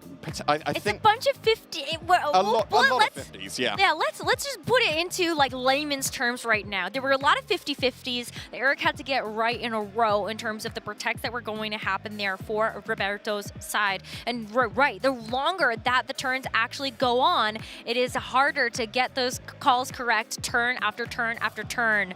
Yeah, and Roberto managed to get it. So, yeah, absolutely fantastic showing from here. And we can already see him. We want to hear from him as well. Absolutely. So, yeah, let's throw it on over to the stage. Please take it away, Costa. All right, here we are. We have got our 4th semi-finalist. None other than Roberto Parente. What a way to go about it. Huge congratulations. You're not only through to the semi-finals, you have got your direct invitation to the World Championships. Roberto, please tell me what's going through your mind. How are you feeling, my friend? I just cannot explain it now. I'm so over the moon. I was up against Eric, one of the best in this game. I never got more than a top 8 in a regional. I got top 16 awards here, and to be in top 4 of an international, it's just incredible. It's just incredible. I cannot believe it. I just cannot believe it. Well, you better believe it, because you are in. The whole crowd knows it. They're letting you know.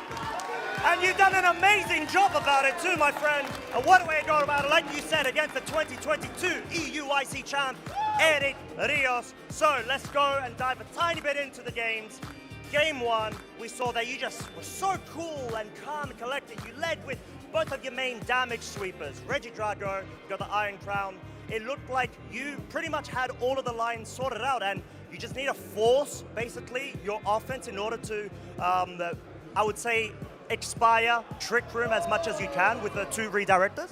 Yes, of course, I tried to plan a bit against the Eric team, and I just thought that leading my big powerhouses of the team would have put a lot of pressure on him.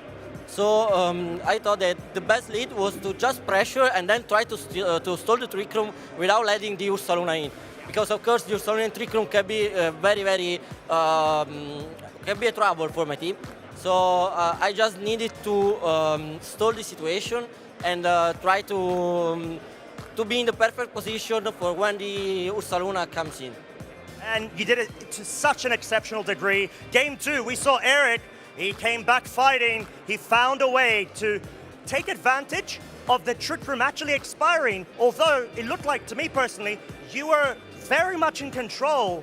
You forced the Incineroar Porygon 2 to just stay on the field, expire Trick Room, but then he was able to make the right call with the Terastallization, the Ursaluna and the Flutter Mane. So how did you feel when you saw that and you were forced into a Game 3? Yeah, of course, since Eric had the Flutter Mane with the Terra Water and the Substitute, I could have just Woodhammer it again and KO it, but I expected the Sub plus Terra Water that would have been enough to take the Woodhammer plus the Tachyon Cutter. So I just tried to flip a coin and pick the correct slot, but I didn't make it. It's okay. I mean, it's a 50-50, like you said, and you didn't get it that time, but in Game 3, In Game 3, we saw all of the fire coming out, and even though Eric had Ursaluna finally in Trick Room, we did see that he wasn't able to take as much advantage of it because it really came down to, once again, another flip, another read. So what was going through your mind the moment that you understood what the end game looked like? Okay, well, I think that I could have played the entire set just like I played the first game. But since Eric is a strong player, I expected him to make a variation. So I tried to drag Meteor the P2 slot because I wanted to catch the Ursaluna coming in. And when I saw that the Ursaluna didn't come in, but he tried to put pressure on my Iron Crown, I just hope that then spamming Draco Meteor in the Ursaluna slot while taking the correct turn, like when he goes on my Iron Crown. And I just said to not be overwhelmed by the Flutter Mane. And talking at the end of the match, when I saw the Flutter Mane going for Terra Water and the last turn of Trick Room, I was just lost. I thought that I would have lost that game because he KO'd my Ogre Pond. I think that I made a mistake on switching it in. I feared some like of terastallization on the Incineroar in order to not die by the Terra Blast Water. And of course, just thought that the Flutter Mane could have protected. But when I saw it, then I knew that I had to get the 50-50 on the next turn's right. I'm just so glad that I managed to do it. Did it? You are here. You are in the semi-finals. You have got one more set that separates you from this moment going into a potential championship Sunday. I've got a very quick point I want to make. You are not the only Italian trainer now in the semi-finals. A very close friend of yours is as well. So, how does it feel knowing that you both are so close and you are both so close to not only just meeting up against each other, but maybe even a championship Sunday finals? Tell me, what do you think about that? Well, Costa, this is so incredible. I could just only dreamed of it, and the fact that this is possible. It's possible that tomorrow I will face Francesco in the final. It's just incredible. It's just incredible. And I mean, he's my roommate. He's my friend of life. I'm just so glad that he made it to the top 4. I'm so glad that I made it to the top 4. So all can I say now is that we have to win one more. One more, that's it. One game at a time, one set at a time. With that being said, we're gonna let you go and get some rest. I was gonna ask you who your favorite Pokemon is, but you see it right there. So, with that being said, we're gonna be coming up with our semi-finals very shortly. Do not miss it. I will be right back. Thank you very much. One final round of applause for Roberto.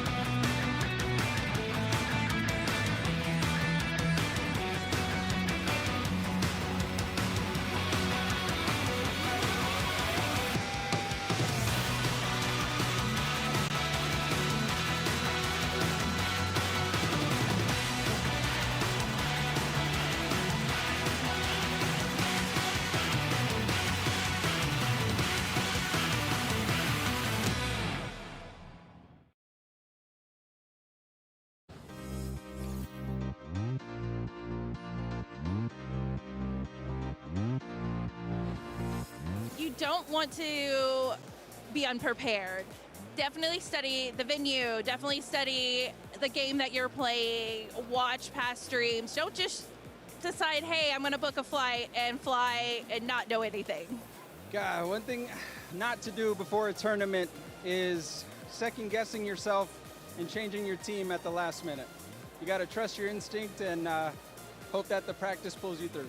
The big advice that I got whenever preparing for this event is to not change your deck last minute. You want to go with something that you're comfortable with, that you know the matchups with. You've been practicing with it for a while. So if you're going to switch your deck, then it's going to be probably last minute and you're not going to know your matchups really well, because at the end of the day, TCG, this is a card game and we're all here to have fun. So go with the deck that you're most comfortable with and the one that you're going to have the most fun with. Two things not to do before a tournament. First, don't leave packing your bag or packing everything up to the morning of. You're going to forget something, you're going to be rushing, you don't want to do that going in. And the other piece is don't go in without any prep. You got to make sure you're prepping, you're taking your time, trust your guts. Also, last minute changes don't always work.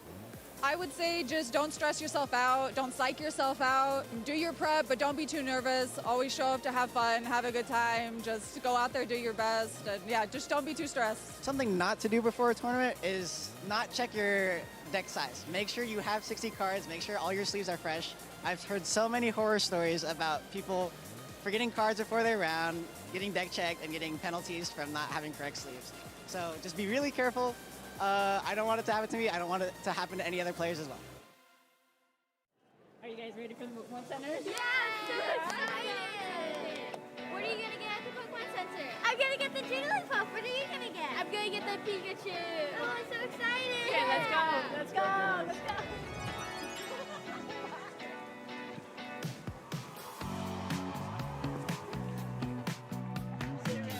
Yeah, let's go. Yes, we need to get these. Oh, this one. Oh, side out. Tatsugiri. Oh!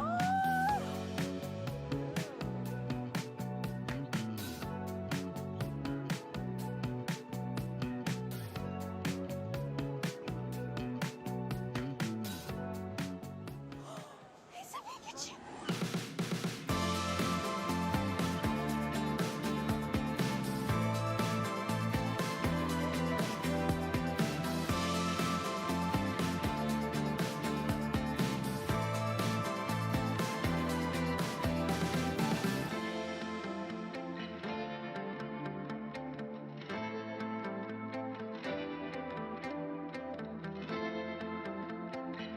Tough choice. Remember, you can only have one.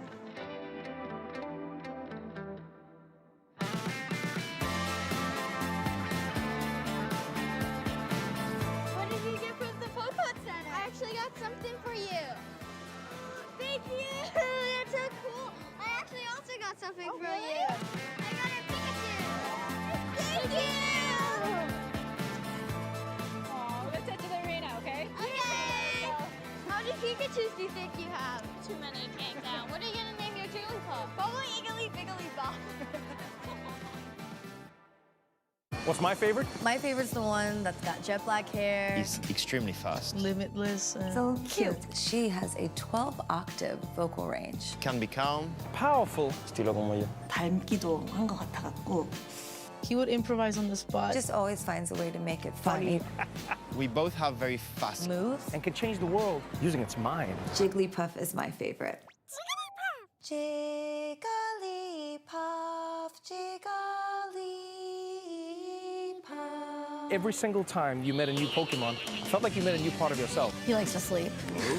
Just like me. 뭔가 여러 모습으로 변할 수 있는 모습도. Sí, tiene muchas formas de superar a sus oponentes. Como mischievous, pero su love language. Sa loyauté, sa rapidité. She uses her voice to protect herself. There's homie, you know? Totally. That's why I love it. My favorite is Eevee. Mi favorito es Siga. Arcanine. Gengar. Jigglypuff. Luxray. So, what's your favorite?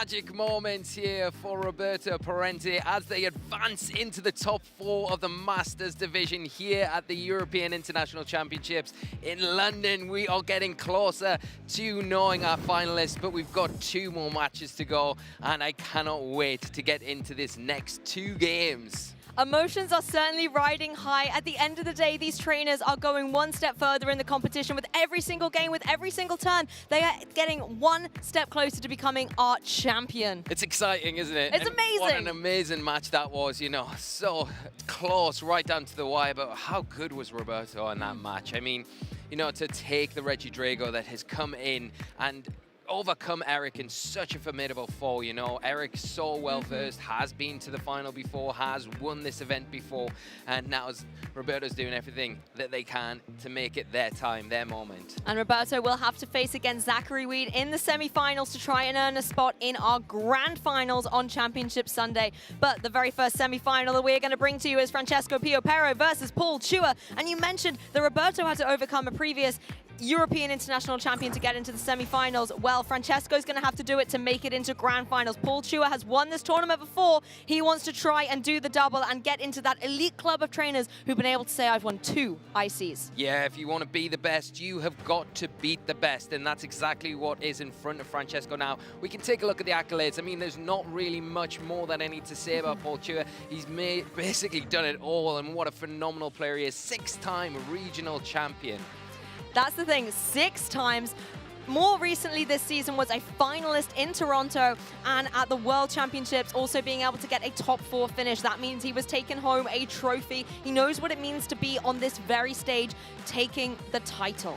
Yeah, and then we go over. Francesco has never had that major tournament win, having a really good finish at the NAIC Championship last year.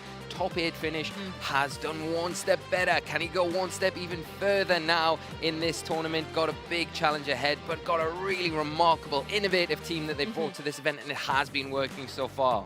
Yes, these teams certainly have a very interesting matchup. Paul Chua running with the more tried and tested balance variant we're familiar with. We've got that Rillaboom, Ogerpon, and Incineroar, with the Urshifu forming the classic Fire Water Grass core, supported by the formidable Fluttermane, being able to provide some excellent speed control with the Icy Wind, as well as that Raging Bolt that can apply so much pressure if the Calm Minds get rolling. Yeah, Balance Master is Paul Chua's middle name, because this is exactly what you expect to see from a team like this in this format. And there are all sorts of ways that Paul can utilize the tools that he's got available, using the double fake out to support a Calm Mind setup on the Raging Bolt. It's got the Fairy Terror typing to get rid of that weakness that it kind of really is plagued by. And then you've got that Ogerpon, the Hearth Flame. It has got the Sword Stance. He can mitigate the Intimidate cycling. Not really going to matter in this match because Francesco has no way to lower that attack.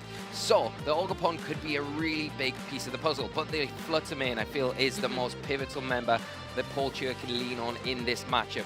The Icy Wind, the Thunder Wave could be so vital in this match. And one problem that he's going to have to overcome is that Thunderous that is on the opposite side of the field that Francesco has used so well throughout all of these matches so far this weekend. Yeah, I think the Fluttermane is key for all the reasons you've mentioned, and additionally, it has 4 Pokemon on the side that do not want to take that Moonblast super effective damage. But as you mentioned, the Thunderous, I think, is going to be the key Pokemon for Francesco and might indeed be the nemesis for Paul Chua. It has so much utility, being able to use that Eerie Impulse to reduce the special attack of Raging Bolt or Fluttermane respectively, as well as the Thunder Wave Prankster pressure. Yeah, and you know, the Eerie Impulse really going to slow down that Raging Bolt. We've seen that be quite effective so far in the broadcast when he has featured that Pokemon. But on top of that, the Covert Cloak going to have that way of just ignoring that fake out support that Paul can normally lean into to support those setup Pokemon even better, disrupt, slow the game down. Not going to be able to do that with the Thunderous. It is going to be able to just freely fire off those Thunder Waves. Can't do it so much into those Dark types on both sides. The Incineroar does have a bit of an easier time, even though it can't utilize that fake out. It could sit in front of Thunderous a bit more carefree, fire off some attacks, and that's what you've got to try and do. I think the problem that Francesco's had a lot of the time is these Pokemon, he doesn't have the greatest switch-ins, especially if there's a Raging Bolt. Has to be careful. There's a lot of dragons on this team. Yeah, one of the last times we saw Francesco was against Flavio Del Pidio with the Raging Bolt there, and that Raging Bolt was able to catch with the Dragon Pulse, the Dragonite, and the Gouging Fire. So Francesco has to make sure he doesn't pivot Pokemon in to take that unnecessary damage.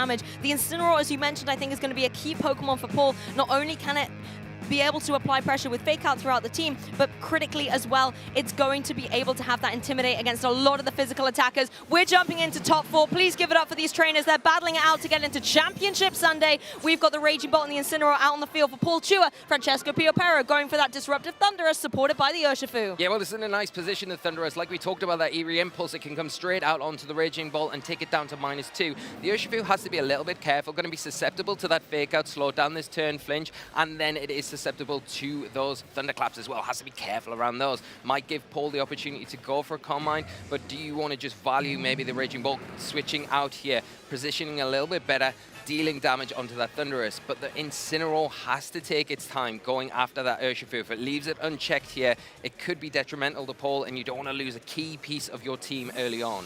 One of the Pokemon you've got to find a way through is that Thunderous, and Paul just making an adaptation straight out of the blocks here. Going to switch out that intimidating Incineroar and bringing the Rillaboom into the fray. You're going to then still have to Fake Up pressure onto that Urshifu onto the next turn, as Thunderous does what it does best, going for that Eerie Impulse and going to be lowering the special attack of that Raging Bolt by 2 stages, meaning it's going to be forced to have to go for Carmines if it wants to get that back up, and the damage it's going to be able to deal with Thunder Pulse is going to be severely weakened. Fantastic switch, and however by Paul is going to be able to eat up all of these Surging Strikes with that Grass-type Rillaboom. Yeah, and it preserves that Incineroar for later on in this match. I think one thing you would identify on Francesco's side of the field is the fact that a lot of the attackers are physical, so that Intimidate really crucial. You can see how important that Eerie Impulse was to just debuff the Raging Bolt. That Dragon Pulse brushed aside by the Thunderous and sitting in a pretty comfortable position, not really threatened by the Rillaboom and not really threatened so much by that Raging Bolt anymore. And the Thunderous free to go for another Eerie Impulse into the Raging Bolt if they want, just slowing things down and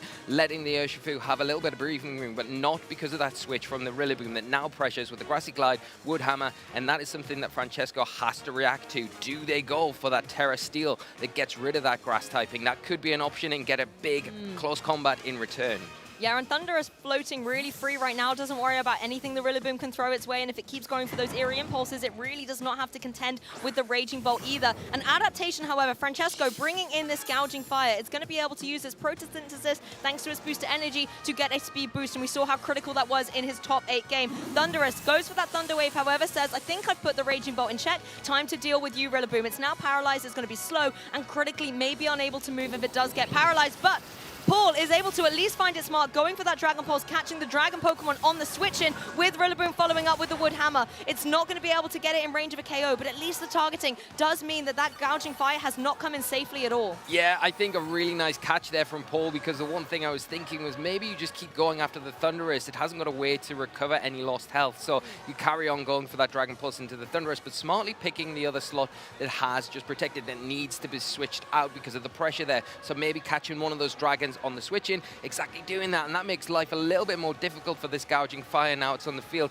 Does have the ability to put a bit more pressure onto that Rillaboom though, and it knows it's quite safe with the Eerie Impulse support, so that can lower the special attack of the Raging Bolt even further and mean that those Dragon Pulses aren't as threatening going forward. It also has the Terra Fairy type as well, so it can have an immunity to that. It does put itself a bit more in harm's way of the Rillaboom, but it does threaten with a big Heat Crash. Yeah, I think Rillaboom heard that Heat Crash, Lee, and is deciding to get out of there. It does give Paul the opportunity to then once again bring this Incineroar back into the fray. The Intimidate going to really pay off against that Gouging Fire, stopping it from being as offensively pressuring as it was previously, as well as having that Fake Out to go onto it in the next turn. Considering it did just go for the Protect, the Fake Out is looking very nice going into the next turn here. Eerie Impulse is going to connect down. This is now a -4 Raging Bolt, so the Dragon Pulses are really going to be doing minimal damage. I feel like the Gouging Fire isn't going to need to necessarily utilize its Terrestrialization either, because it's not going to be doing too much damage. No, not at all. And I think now in a position where probably the next turn it can really go for a Howl. And I think that Paul is almost at the point where they probably want to switch out that Raging Bolt, just reset those drops and get maybe the Rillaboom onto the field. But if Francesco kind of suspects that switch, could go for a Heat Crash into that slot. It is -1, of course, as well, so that Intimidate paying dividends, and it is going to be susceptible to that Fake Out the next turn, but do you risk it here? Do you just keep it on the field? You want to keep that booster speed, energy, that boost that you've got intact. You don't really want to give that up for free, especially because you could maybe suspect a Fluttermane lurking in the back, and you want to keep that speed intact as best as possible going forward. But Thunderous now going to be switching out. Yeah, Thunderous has kind of done its job offensively. It's only got Wild Bolt Storm, and neither of the Pokemon here are really going to worry about that. Let's get some offensive pressure back on the board with the Urshifu. Howl, however, comes through. This is perfect for the Urshifu switch in. It comes in unintimidated and gets a +1 attack to boost. Dragon Pulse will try and deal with this Gouging Fire, but thanks to the -4 from the Eerie Impulse, it's going to be doing negligible damage. Parting Shot, however, beautifully targeted because now Urshifu right back down to neutral. Yeah, it's a really nice parting shot and use of that Incineroar. Keeps that Intimidate in the back, fresh to come back in. Take these Pokemon back down to -1 after the Howl. So keeping that in check. And now you've got the Rillaboom to come back onto the field. And now the Thunderous is gone, that Cover Cloak has gone with it. Your Fake Out becomes active. Now the Raging Bolt still in that really awkward spot where it's -4 special attack. It's not hitting hard. You can see how much it's struggling to get that super effective Dragon type attack into the Gouging Fire. It's pretty safe in front of it at the moment. So you want to get that off the field. You want to reset that. Maybe get Incineroar back onto the field, and it's unlikely that you see a Surging Strike into a Raging Bolt most of the time because of the Dragon type in there. It's going to resist those Water types, so Incineroar could be quite safe to bring in here, and it gives you that Fake Out support once again to readjust the board maybe the next turn, switch the Rillaboom out, bring that Raging Bolt back into play. Yeah, the other Pokemon seem to be dancing around each other, leaving Raging Bolt in the corner by itself, but it's going to switch out, reset all of those Eerie Impulse drops, and can come back in to stop applying pressure later on. It is going to be a Protect coming down on the Gouging Fire. Paul has the utility to have brought in this Urshifu, but is it going to be able to get in safely? Yes, a sigh of relief for Paul Chewer there. He's got the Urshifu in. It's got its Focus Sash intact thanks to the passive play on Francesco's side. Yeah, that's a really nice play to get the Urshifu onto the field now. And, you know, just to burn through that Fake Out threat that was there, just to make sure that your Pokemon don't take any unnecessary risks at this stage of the battle. Everything matters at this point. Everything on the line, remember, for these trainers. Now the Urshifu on the field for Paul. It does put a bit more pressure on that Gouging Fire. It is hitting for neutral, but it's so low health at the minute that it can, well, it will probably go down to Surging Strikes. And then with that Rillaboom in a position where it probably wants to switch out, so you've got that grassy terrain to bring back in and drop another Intimidate onto the field, it will be useful to do that. And you could even go for a close combat into the opposing Urshifu if you fancy just getting some big damage onto the field. Exactly, and as well, that Rillaboom can apply pressure to the Urshifu with something like the Wood Hammer, but considering the terrain has gone, what it really wants to utilize is the priority Grassy Glide to be able to get around that Gouging Fire. Thanks to its speed boost it got earlier, it is going to be the fastest thing on the field. It can go for another Howl here, boost up the attack of that Urshifu, but it's the Urshifu on Paul's side that's first to blink. It's going to be able to connect 1, 2, and 3 critical hits with the Surging Strikes to get rid of this Gouging Fire. Rillaboom can breathe a sigh of relief. Yeah, it definitely can. It hasn't got the boost of the grassy terrain to power up those grass type attacks now, but before it is able to attack, if it is able to attack, it's going to have to contend with maybe a close combat into that slot from this +1 Urshifu, but not a switch here. Paul standing strong with the Rillaboom. These Surging Strikes coming out, going to be resisted. The Rillaboom in a prime position to do some big damage in return to this Urshifu on Francesco's side. I'm not sure if I would have preferred to see a close combat coming through there on that Urshifu, just trying to get more damage down, because the Wood Hammer breaks through the paralysis, takes down that Urshifu in a very clean one-hit KO. That's exactly what Paul Chewer needed here to get the double knockout in this turn. Yeah, one fell swoop taking down 2 big pieces of Francesco's team, and it looks very, very difficult to make any sort of comeback now, especially when you look at that Raging Bolt. It's in the back, it's full health, and you've also got the Urshifu sitting pretty happy at the minute as well. Ting Lu, one of those remaining Pokemon for Francesco, though, that can come in.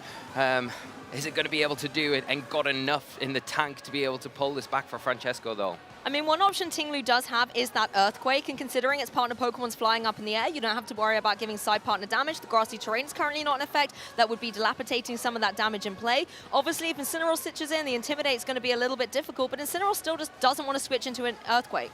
No, and you've got that kind of... oh, and it's got Clear Amulet anyway. Yeah, you've got the Wild Bolt Storm and the Earthquake, so you've got a kind of Disc-Quake kind of combination as well, which is like the spread damage across the board, which makes life difficult. The Urshifu's not going to want to sit in front of those attacks, because that combination could be enough to pick it up. The Rillaboom's solo health at the minute, that will probably go down to that combination. And like you've said as well, the Incineroar comes in, it's not really going to come in on an Earthquake either. Even though it is going to be able to drop an Intimidate onto the board, it's still going to take a good, respectable chunk of damage. Yeah, and that Intimidate's null and void anyway, thanks to the Clear Amulet, so Ting Lu's going to sit really nicely on the field here.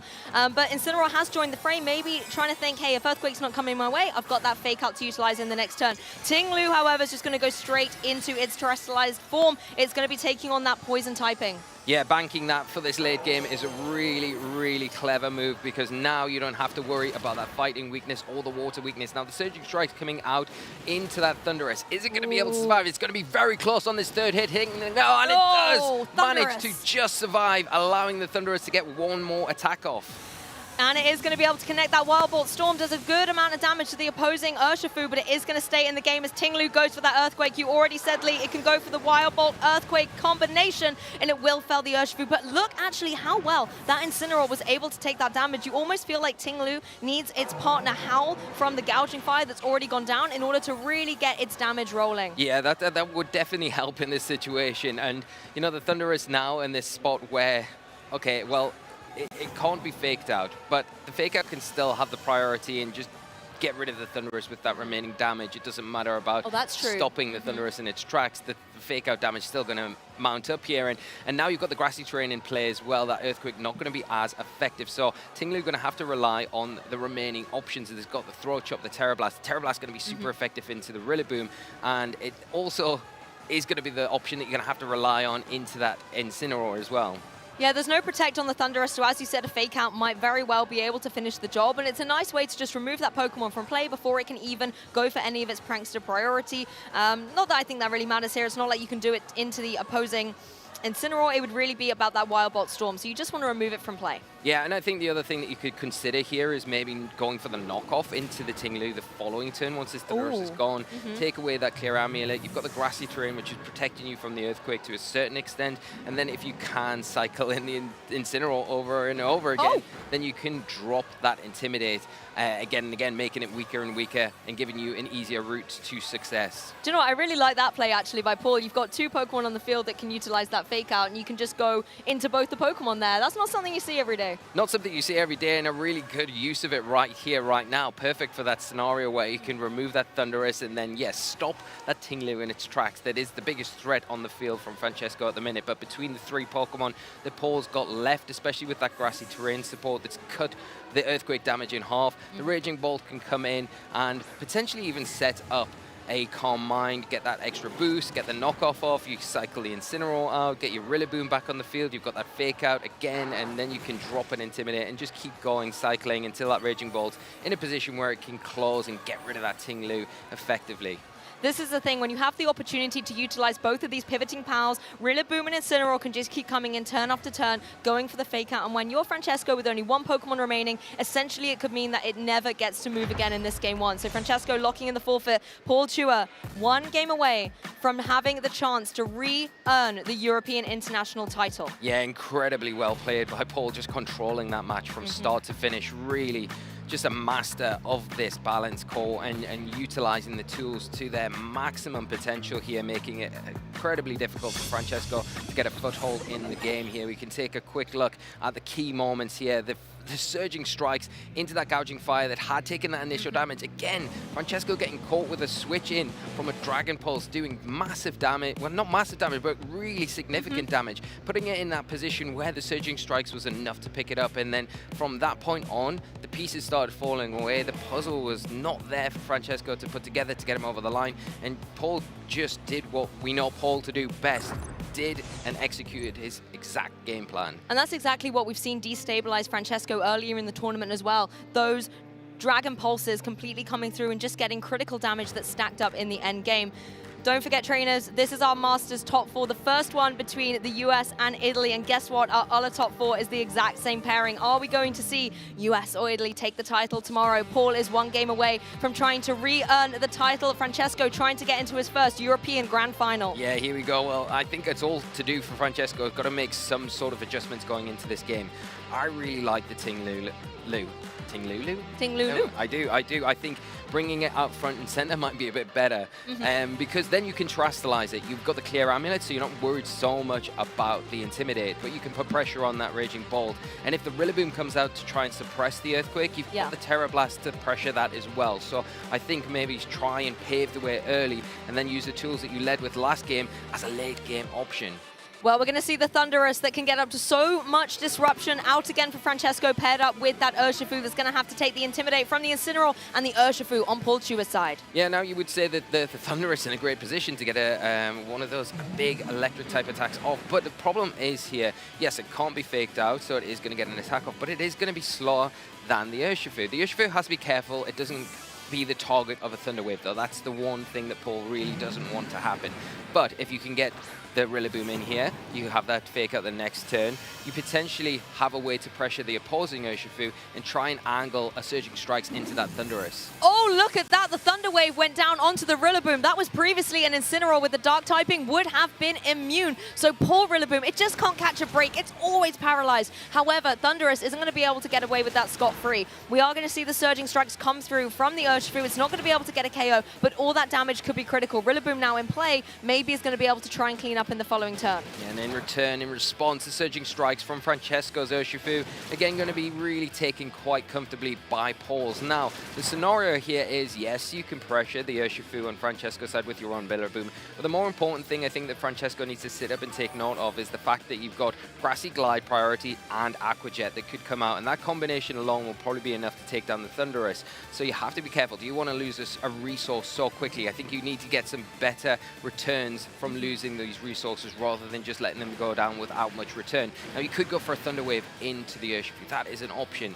And if you get that Thunder Wave off, it makes things a little bit easier. You're pressured here with your own Urshifu, so you have to kind of switch it out or protect it here. You don't want to take any unnecessary damage from this Rillaboom. But if you believe it is tied up, going after that Thunderous, maybe you could be brave enough to get a really big close combat off into one of these targets. That's the thing, the Thunder Wave could be a parting gift of that Thunderous into the Urshifu, but then Paul can easily see that and go for that Detect, leaving the Rillaboom maybe free to try and deal with this Thunderous, unable to get the second Paralysis off on the board. At the same time, that Paralysis could come through for the Rillaboom, and then Thunderous is going to be able to try again on the next turn. Urshifu, however, of course, going to break through that Detect with its Unseen Fist and go for another Surging Strikes. They're not doing a huge amount of damage, and considering Grassy Terrain's in effect as well, it's going to be able to regain a little bit of that HP, maybe put it back into the green zone, but it's still being whittled away out. Something like a Wild Bolt Storm is going to be able to get some good damage onto it if it was able to come through. Yeah, well, that's the other option there. You could go for the priority, or you could just say, well, it's low enough because my big Wood Hammer is going to be enough to take this Thunderous down, and that's exactly what happens.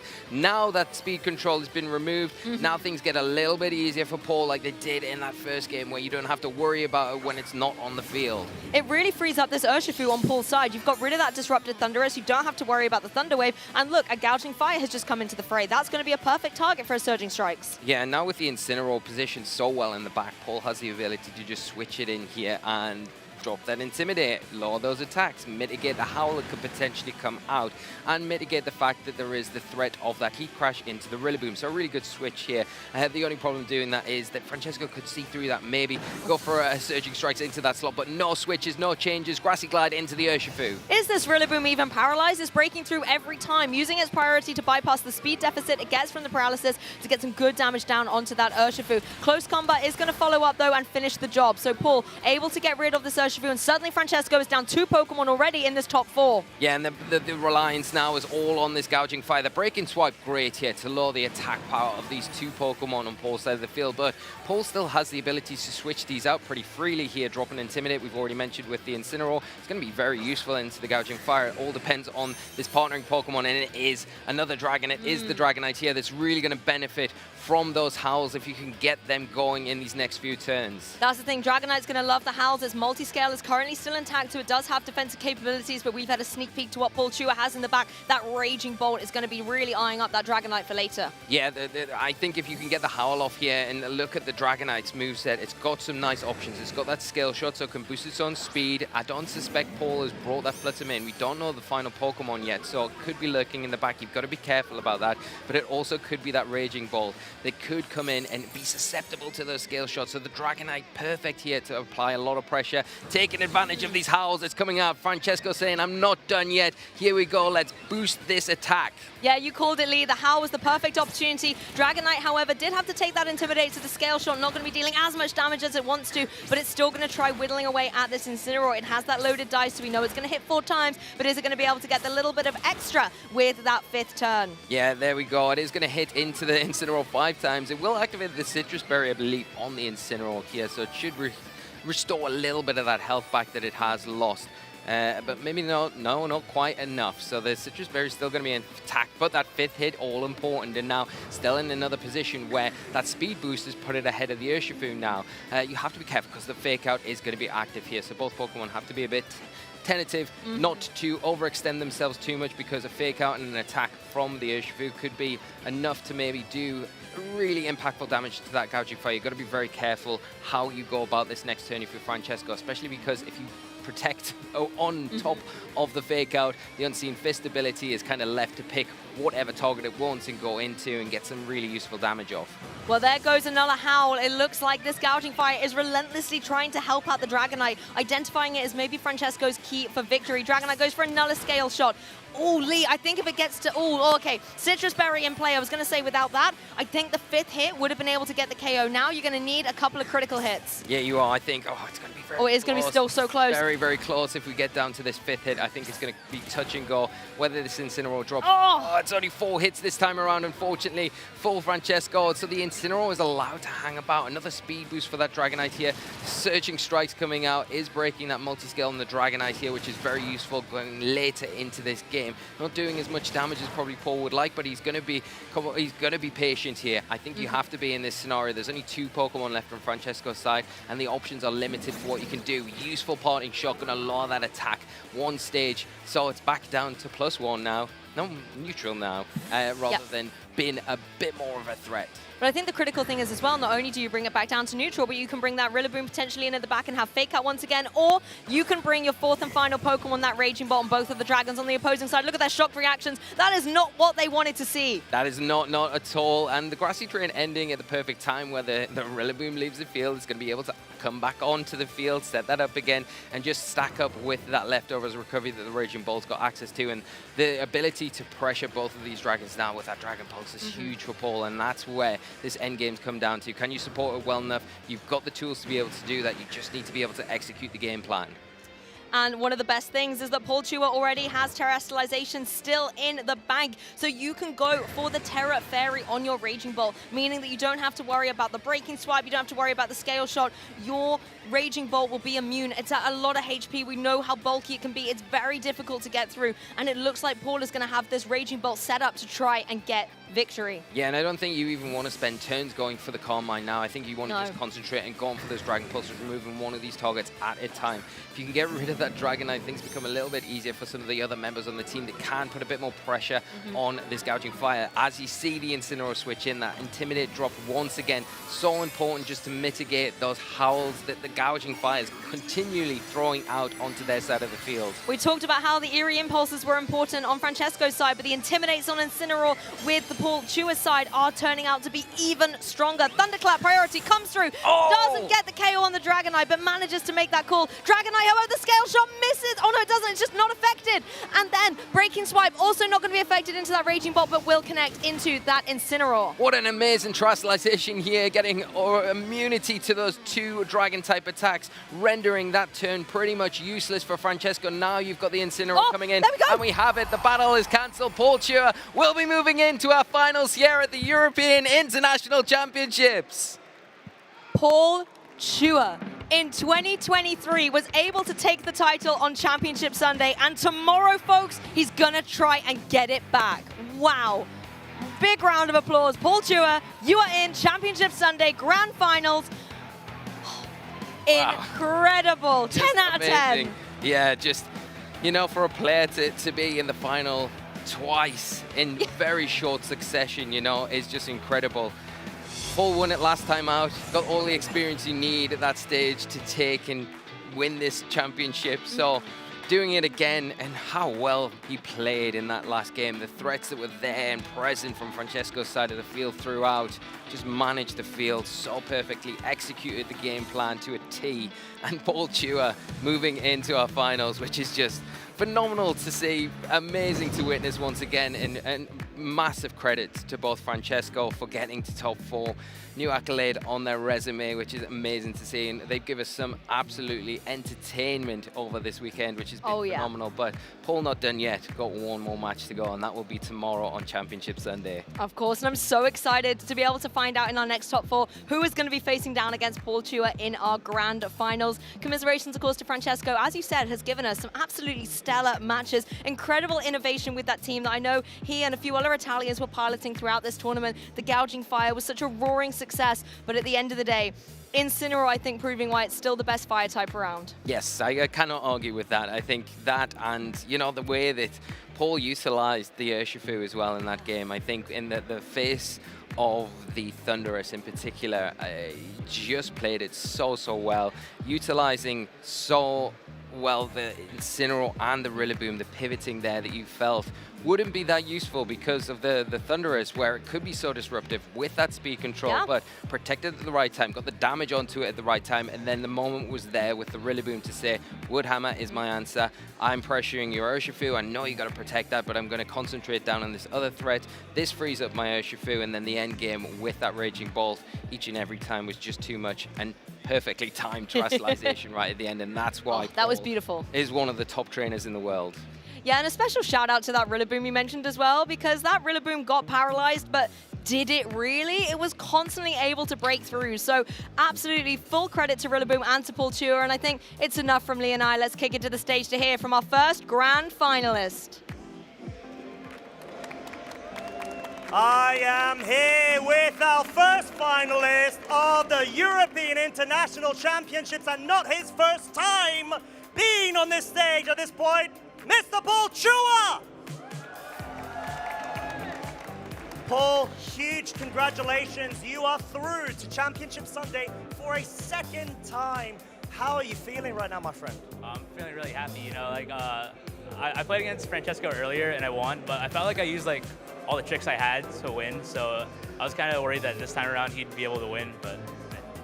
Do you feel then there was a lot of such a psychological aspect in terms of, let's say, you had a lot more of an advantage in terms of maybe the matchup, or maybe you got into Francesco's head and you were able to adapt to any previous adaptations compared to the previous time you played?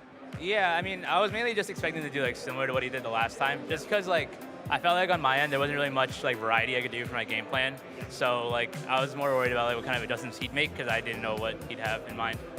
And I mean, the beauty of balance is that you've got so many great tools and flexibility in terms of being able to change things up at a dime. Do you feel then, given the lead that Francesco has been going for Game 1 and now Game 2, he was maybe, you were actually anticipating Tin Lu, maybe that's why you brought Urshifu in Game 2, but then he ended up bringing Urshifu. So what was your initial thoughts when you did see that lead from himself? Yeah, so basically the last time when I played him in Swiss earlier, he always let Thunderous and Ting Lu, so that kind of shut down the Raging Bolt. So I had a feeling that like he wouldn't try it again, or maybe like one time I'd give it a try to see what happens if I just lead Raging Bolt right off the bat. But I knew like Urshifu was kind of important because I'd be able to like Surging Strikes it. That's like my main form of damage against it. So yeah, that was mainly what I just had to worry about. And I mean, I've got to say, and I think everybody knows as well, at this point, you're an absolute king at the balanced composition. You're too good, Paul. And it clearly shows, and it's just so impressive to be able to showcase it too. So what I just want to say is, it's been an absolute pleasure seeing you throughout the progress of this tournament, just reach Championship Sunday. Do you have any sort of initial impressions going into tomorrow? We don't know an opponent yet, but we do know who it could be. Well, so they're both using like Iron Crown and DD teams. I feel like those are pretty annoying for my team, so I'm kind of worried to see how tomorrow goes, but yeah, we'll see. We're going to be finding out very shortly, at least, to see who will be locking it up. With that being said, I think we're going to go ahead, let you celebrate, my friend, get some good rest going into tomorrow as we go and find out who is our second finalist. You definitely don't want to miss it. One final applause for Paul.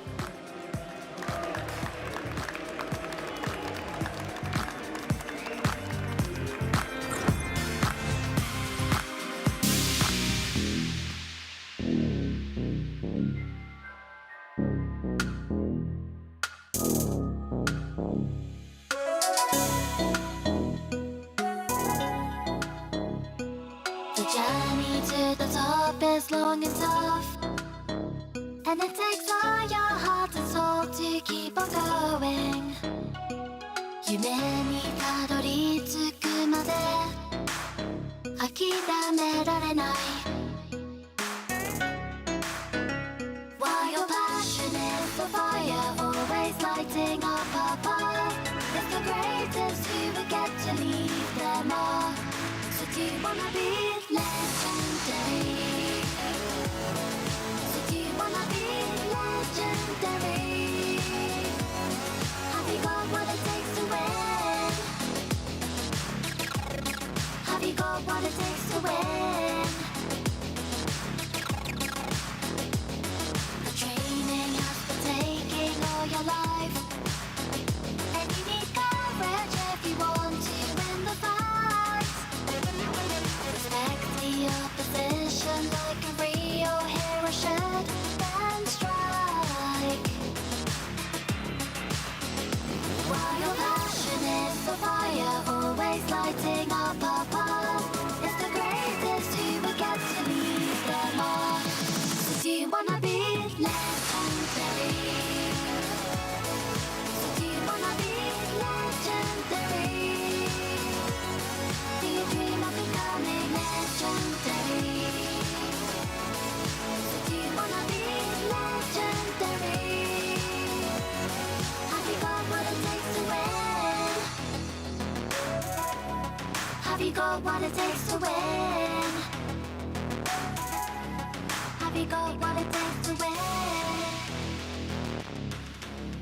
Have you got what it takes to win?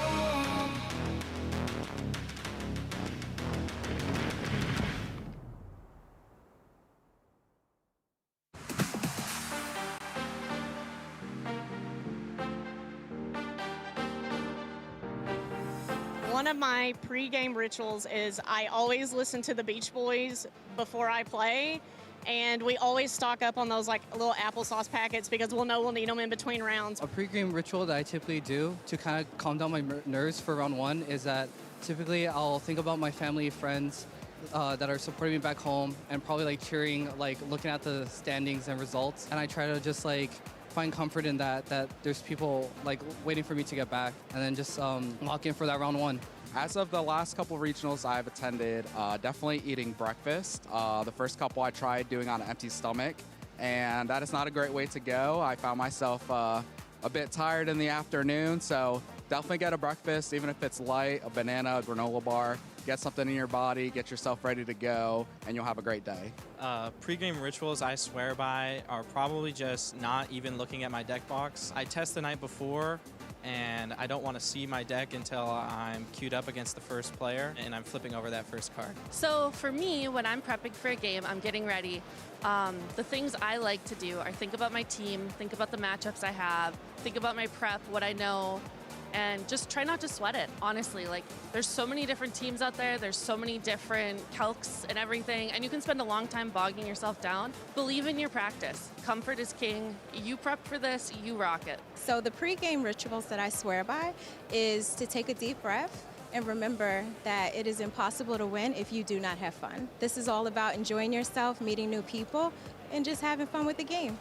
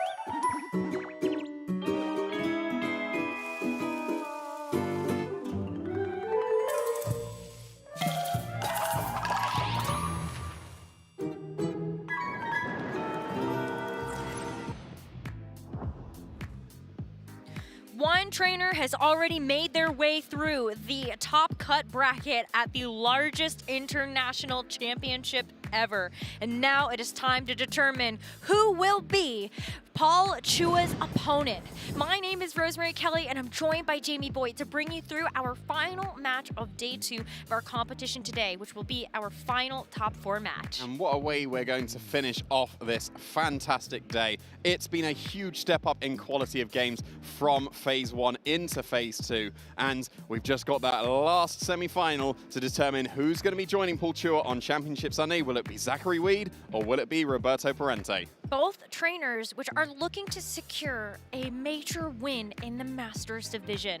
Roberto has been chasing this dream for several years now, and Zachary Weed has just recently aged up into the Masters division as of a couple of years ago. And so both of them hoping that they can stamp their mark in history of the Pokemon video game by taking down each other and Paul Chua, a EUIC champion at the final hurdle. Yeah, looking to defend his title that he was able to win 3 years ago in a fantastic fashion. And we could have, once again, a US champion, and it's more likely than not at this point, because of course Paul is guaranteed. It's Roberto Parente is EU's last hope here. And you know that the audience out there is going to be cheering for him. We saw that tremendous celebration by the Italian family out there when Roberto won that top 8 match. But now it's time to buckle up, strap in, and get ready for the final rodeo of this top cut bracket.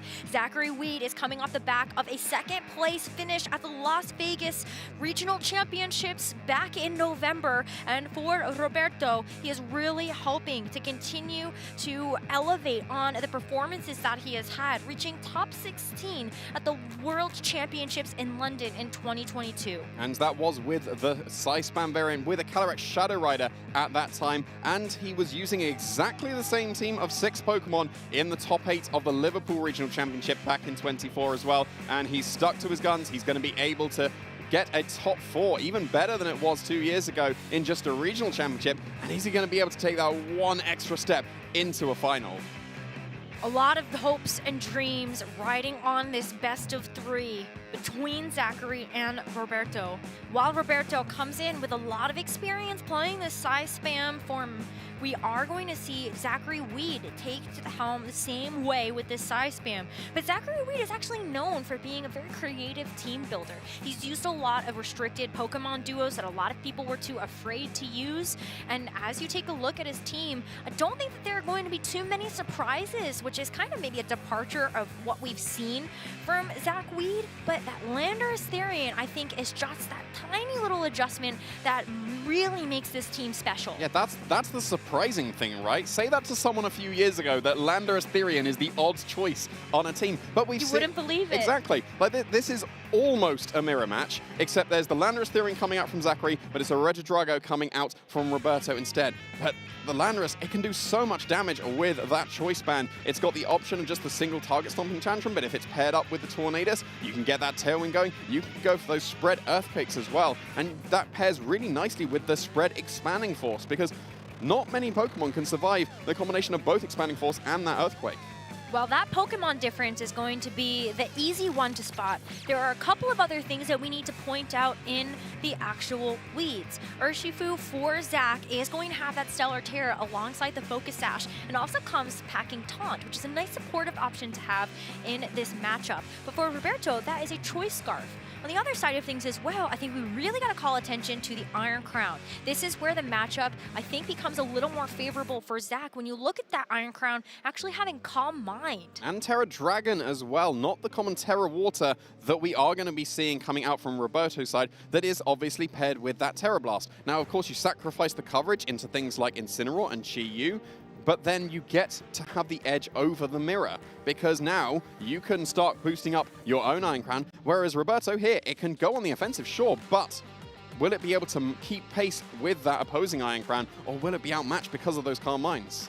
It is tough to say. I think those Calm Minds will end up being really beneficial to deal with other things like that Drago that is going to be focusing on special attack output. Of course, you don't want to actually terrestrialize in front of that Pokemon.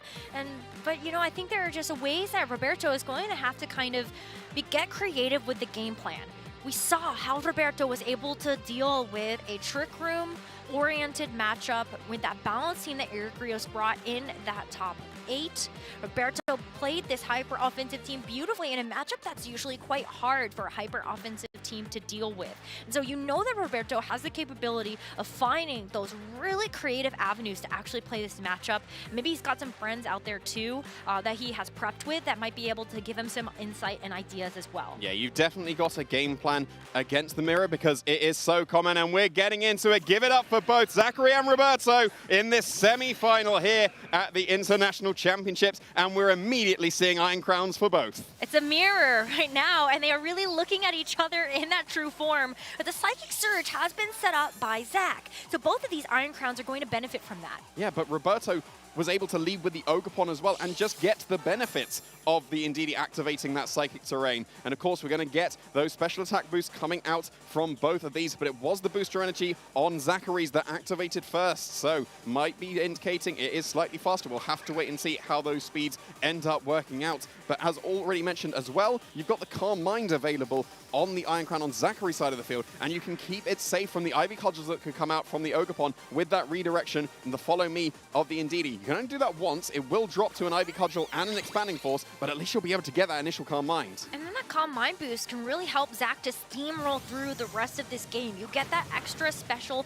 attack increase as well as the special defense. And you're right, that Indeedee is actually quite bulky. That Ivy Cudgel does bring that Indeedee down to about half of its HP. And so this Iron Crown from Roberto's side gets a chance to actually fire off this Expanding Force, but the Indeedee hangs on to be able to go for something else on the following turn. And that something else has got to be another Follow Me, right, to keep the Iron Crown safe from the opposing Ogerpon, because now you don't have to commit your Terrestrialization into the Dragon type to keep yourself safe from the Ogerpon. That's the Indeedee's job, and it was able to survive this turn. And it's even better that Roberto is going to go for the spiky shield. Now you have to use your Iron Crown to get rid of this Indeedee, but not before your own Iron Crown might take a little bit more damage. It's going to start to add up here. Expanding Force from Zach's Iron Crown was going to go first as it moves first yet again. So I think we can confirm now that this Iron Crown is going to be just a bit faster. That Expanding Force back in response, it just feels like it's going to tickle the opposing Iron Crown across the way as the Indeedee does go down, but not without a fight. Yeah, and it's done its job because now here comes the Tornadus to get that speed control and allow the Iron Crown to now outspeed this Ogerpon. Maybe the Tornadus is waiting in the back for Roberto, but it's not on the field right now. That means that the speed advantage and the damage advantage is by far in Zachary's favor, because with that Calm Mind, I would strongly expect that Ogerpon to just drop to that Expanding Force at +1. It would probably be able to survive just the regular old Expanding Force, but that's the secret tech that Zach's got available. Activating that Calm Mind is going to get KOs that you wouldn't be expecting. Maybe your matchup into Iron Crown is, well, of course, I'm going to live this Expanding Force. I've trained for that, but no. The +1 is going to tip that over the edge, and the advantage and the momentum is surely in Zachary's favor right now. You would think so, but we have seen those Ogerpon really be trying to be quite bulky. But Roberto doesn't want to risk it. It's going to be the Ogerpon retreating in favor of bringing out Roberto's own Tornadus. Maybe hoping that it's going to be able to actually survive what is going to be coming its way and be able to put forth something like the Bleak Wind Storm or a Tailwind to match. The Focus Sash is going to be a great item of choice to allow this Tornadus to actually hang on and then be able to go for a Stagger Tailwind on the next turn.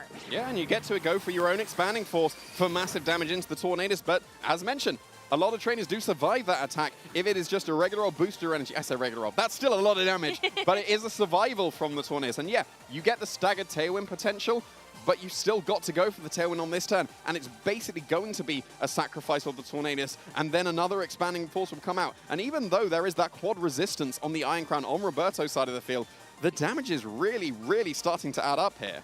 It is, and there's not a great way for Roberto to be able to shed all of that damage.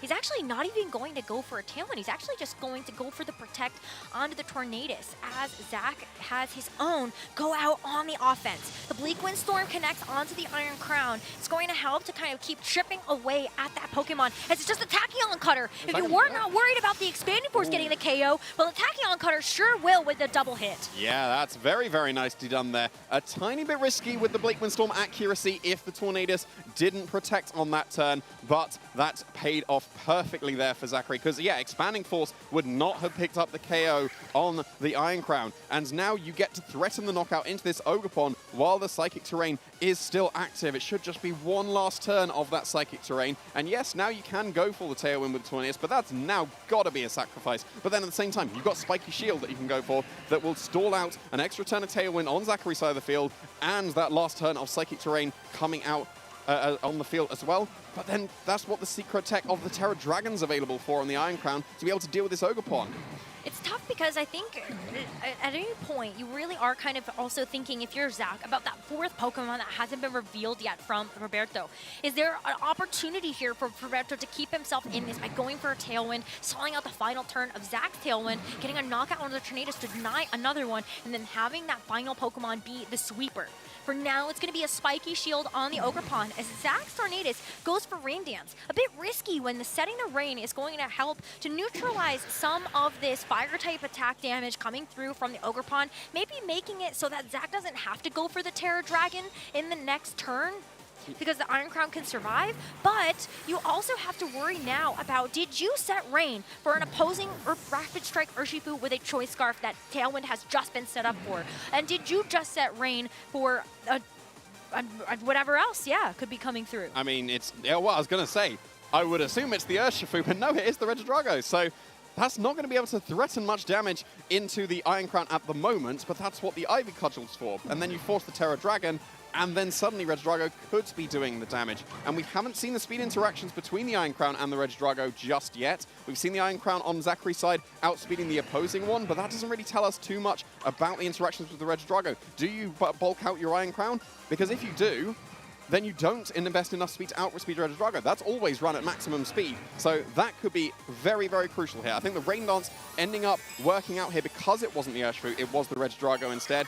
But that can be mitigated by just really turning on the offense with this Fire Terra. And what if this Ivy Cudgel could be a critical hit? There is an increased crit chance there for the Ivy Cudgel just by a smidge, and the Embody aspect is not even going to give just the same type of attack bonus multiplier to the Ivy Cudgel. It's also going to increase the attack stat of this Ogerpon thanks to the Embody aspect. Ivy Cudgel, though, doesn't hit into the Iron Crown because it protected itself. But the Tornadus gets to move first before this Regidrago gets a chance to. The Bleakwind Storm drops its HP and it drops its speed. That is a huge speed drop there. It's a double speed drop for both Pokemon. Wow, and it is the follow-up of the Dragon Energy as well, so that should be able to pick up the last little bit of damage on this Tornadus. But who needs to match Tailwind now when you've got that double speed drop? Of course, the Bleakwind Storm was guaranteed to connect there by setting up the Rain Dance in the previous turn, and now that's going to be another nice swing of momentum there. At least the Tailwind has gone for Zachary's side, and Roberto should still have the speed advantage, given that he should have a couple more turns of Tailwind. But here comes the Ogerpon once again. So maybe there's just going to be another Protect to stall out another turn of Tailwind because of that speed drop. I would suspect that an Ivy Cudgel and a Dragon Energy, even at that range of HP, and even through a Calm Mind, would be able to combo together to KO an Iron Crown in and out of its Terra. So maybe you're forced into the redirection here with the Ogerpon instead to allow you to get some massive damage off with the Iron Crown, because you can go for the damage this turn, protect on the last turn if you manage to pick up a KO on one of the Pokemon on Roberto's side of the field, stall out the last turn of Tailwind, and then surely be able to take the game on that last turn.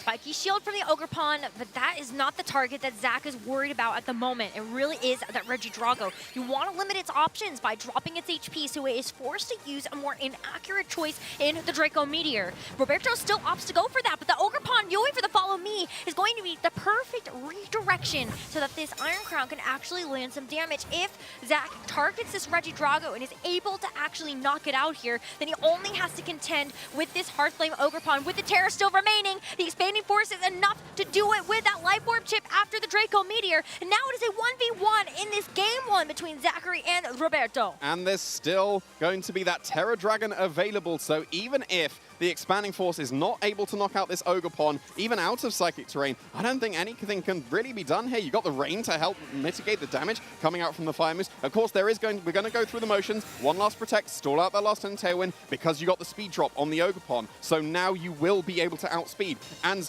surely just be able to pick up the knockout, and you've got the extra insurance as well of the Terra Dragon. Terra Dragon, yeah, the rain helping to neutralize those Ivy Cudgels and expanding force into the Ogerpon. And if Zach can seal this up, that's going to be a 1-0 game lead. Let's see the final turn of this game play out, as we also have to think ahead to game number 2. Just a Terra for safe measure, just in case we actually do see that crit. But the Iron Crown looks pretty good with that Terra Dragon hat.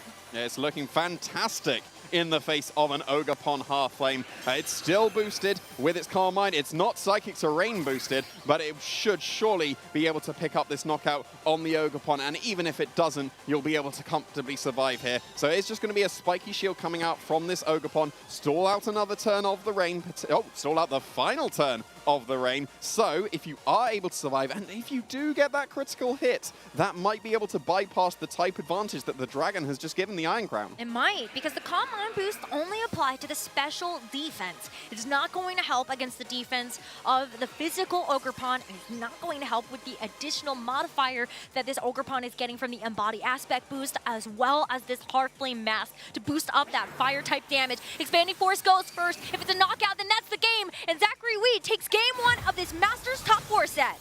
And we saw the benefit of that Calm Mind. We said that might be the thing that gives Zachary the edge over Roberto, and it really came into play there. The Indeedee just sacrificing itself with the redirection, allowing that Calm Mind, and then the Iron Crown was absolutely sweeping through the rest of Roberto's team. I do wonder if there wasn't a speed drop on the Ogerpon, then it would still have been faster than the Iron Crown. And then you do open up the opportunity to try and fish for that critical hit. But because we did get that double speed drop, the Iron Crown was incredibly safe in that endgame. Of course. Yeah, it is so hard to know without being able to see how this actually would have played out without those Bleakwind drops. But Zach played around that beautifully.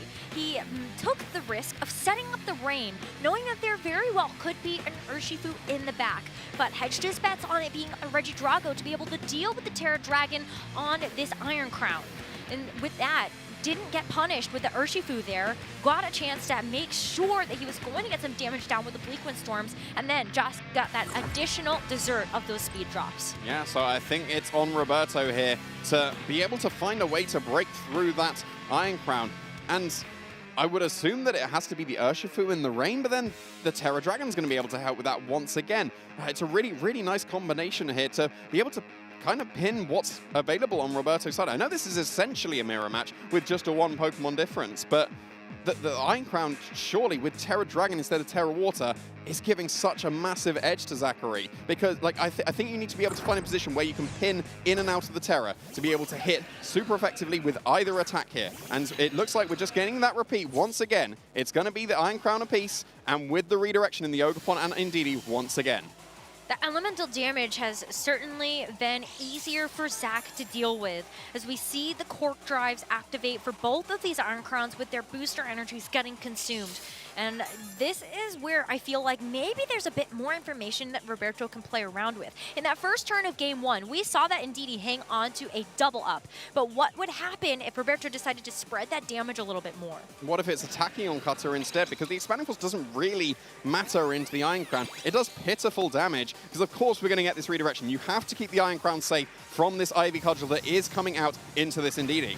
Indeedee actually gets the crit too, so that's going to make this an even easier cleanup for the additional attack that can come out from Roberto. For now, though, we will see the Calm Mind boost first, and Roberto is going to be next to follow. Tachyon Cutter is going to be able to finish off this Indeedee, and so that's off the board immediately. Maybe that opens up some space here for Roberto. Yeah, it surely does here. The critical hit from the Ivy Cudgel not ending up mattering because it was the choice of Tachyon Cutter instead. It would have only mattered if it was Expanding Force that was clicked from Roberto. But we're in the same position here, right? The Ogerpon is outspeeding the Iron Crown currently, but you've just switched in the Tornadus to be able to get that speed control with the Tailwinds while the Psychic Terrain's still active, while it would be able to one-shot this Ogerpon with a +1 Expanding Force. And then again, it's on Roberto to be able to maybe reposition, get that Tornadus in, but then if it switches in, it goes straight down to its Focus Sash, and that might just be what we're seeing once again. Ogerpon does leave the field, and the switch-in is going to be the Tornadus. So running through some of the motions that we saw in that game number 1. Tailwind getting set up here from Zach is going to help this Iron Crown be speedier throughout the rest of these turns, and also offset that potential of the Tornadus coming in and matching that Tailwind for now. Focus Sash, perfect for this Tornadus to stick around to see the next turn. Yeah, and we're going to see a responding expanding force once again, but we've already seen that Tornadus. I think he's lived on exactly the same amount of HP as that first game, able to survive, able to threaten the Bleak Windstorm once again. In that first game, Zach was a little bit brave with the Bleak Windstorm because went for Tachyon Cutter into the opposing Iron Crown with the Bleak Windstorm. But keep in mind, that took an extra expanding force on the turn the Ogerpon went for the Spiky Shield. So the Iron Crown is a lot healthier here and still should surely be able to survive the combination of Bleak Windstorm and whichever attack the Iron Crown would want to go for. So that means it gets to respond with another expanding force if it so chooses. But it's still going to be that special defense boost that the Iron Crown on Zach's side got on that first turn. It's going to keep it safe in front of both of these special attackers. It really is like looking in a mirror, though, as we see a round of protects across the board here for the Tornaduses and the Roberto's Iron Crown. Yeah, just stalling out an extra turn of Tailwind here. You are going to be able to match it on Roberto's side of the field, so just staggering it one extra turn. And if we don't get the speed drops like we got in that previous game, then the speed advantage will fall to the Ogerpon and whatever is waiting in the back for Roberto, whether that's still the Regidrago from the first game or if he did switch it up, we will still have to wait and see. But again, the Iron Crown on Roberto's side didn't really take any damage that turn and is still incredibly healthy and is still perfectly able to respond with the KO into the Tornado. So both Tornadoes here are probably dropping to an expanding force apiece. Bleak Windstorm is going to miss. And so that is actually going to be a pretty good resource for this Iron Crown as the Tornadus on Roberto's side gets taken out.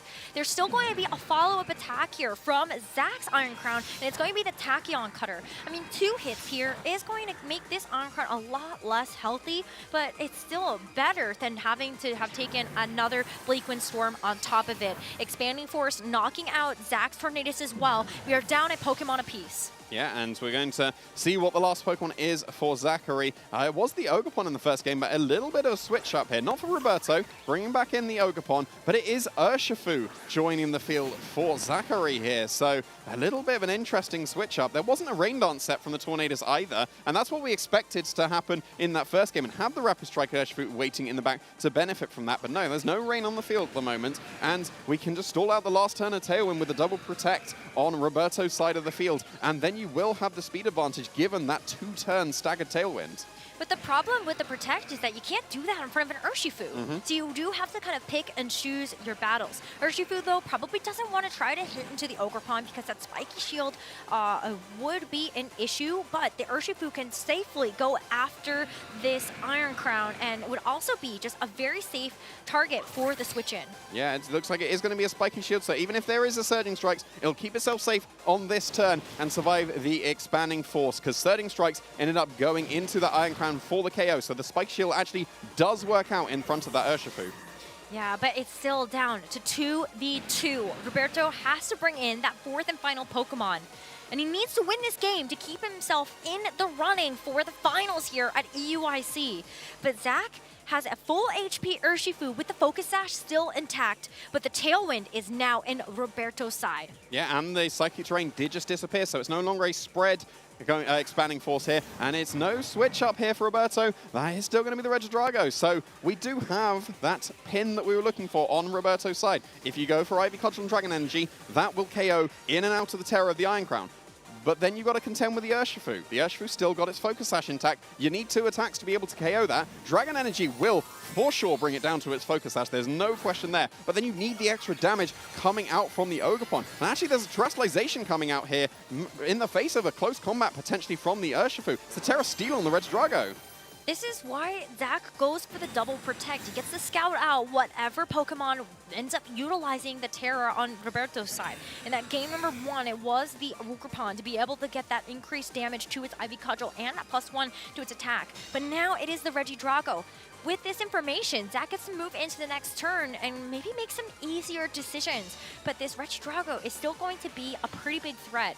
Just knowing that you have to actually hit it with something like the close combat, and you still got to worry about the speeds. Yeah, you absolutely do. There should be one more turn of Tailwind here. And the fact that there was a double protect, there's not too much stopping a Dragon Energy and Ivy Cudgel somewhere, and that should be a KO into either Pokemon, then I don't think that Zachary will be able to respond with the KOs afterwards. So I think there might need to be a double protect attempt here somewhere. And if you double protect in the face of the Ivy Cudgel, that should secure it for Zachary because you'll be able to get that extra damage that's necessary. But if a double protect attempt fails, or if Roberto attempts types correctly, then it will KO. But no, failed double protect. Failed double protect from the Urshifu, and it is not going to be a double protect from the Iron Crown either. It's a Ivy Cudgel into the Urshifu to be able to break the Focus Sash, and a Dragon Energy to follow will knock it out. But can Iron Crown keep Zach in this? If he does enough damage to this Regidrago, the Dragon Energies are going to be a bit easier to tank because of that special attack. But it's the Ogerpon you really got to worry about because of that super effective damage. Expanding Force is not enough to actually pick up the KO, so the Ogerpon gets to hang on and keep Roberto in this. Yeah, that's surely got to take the win for Roberto here, because the Ogerpon,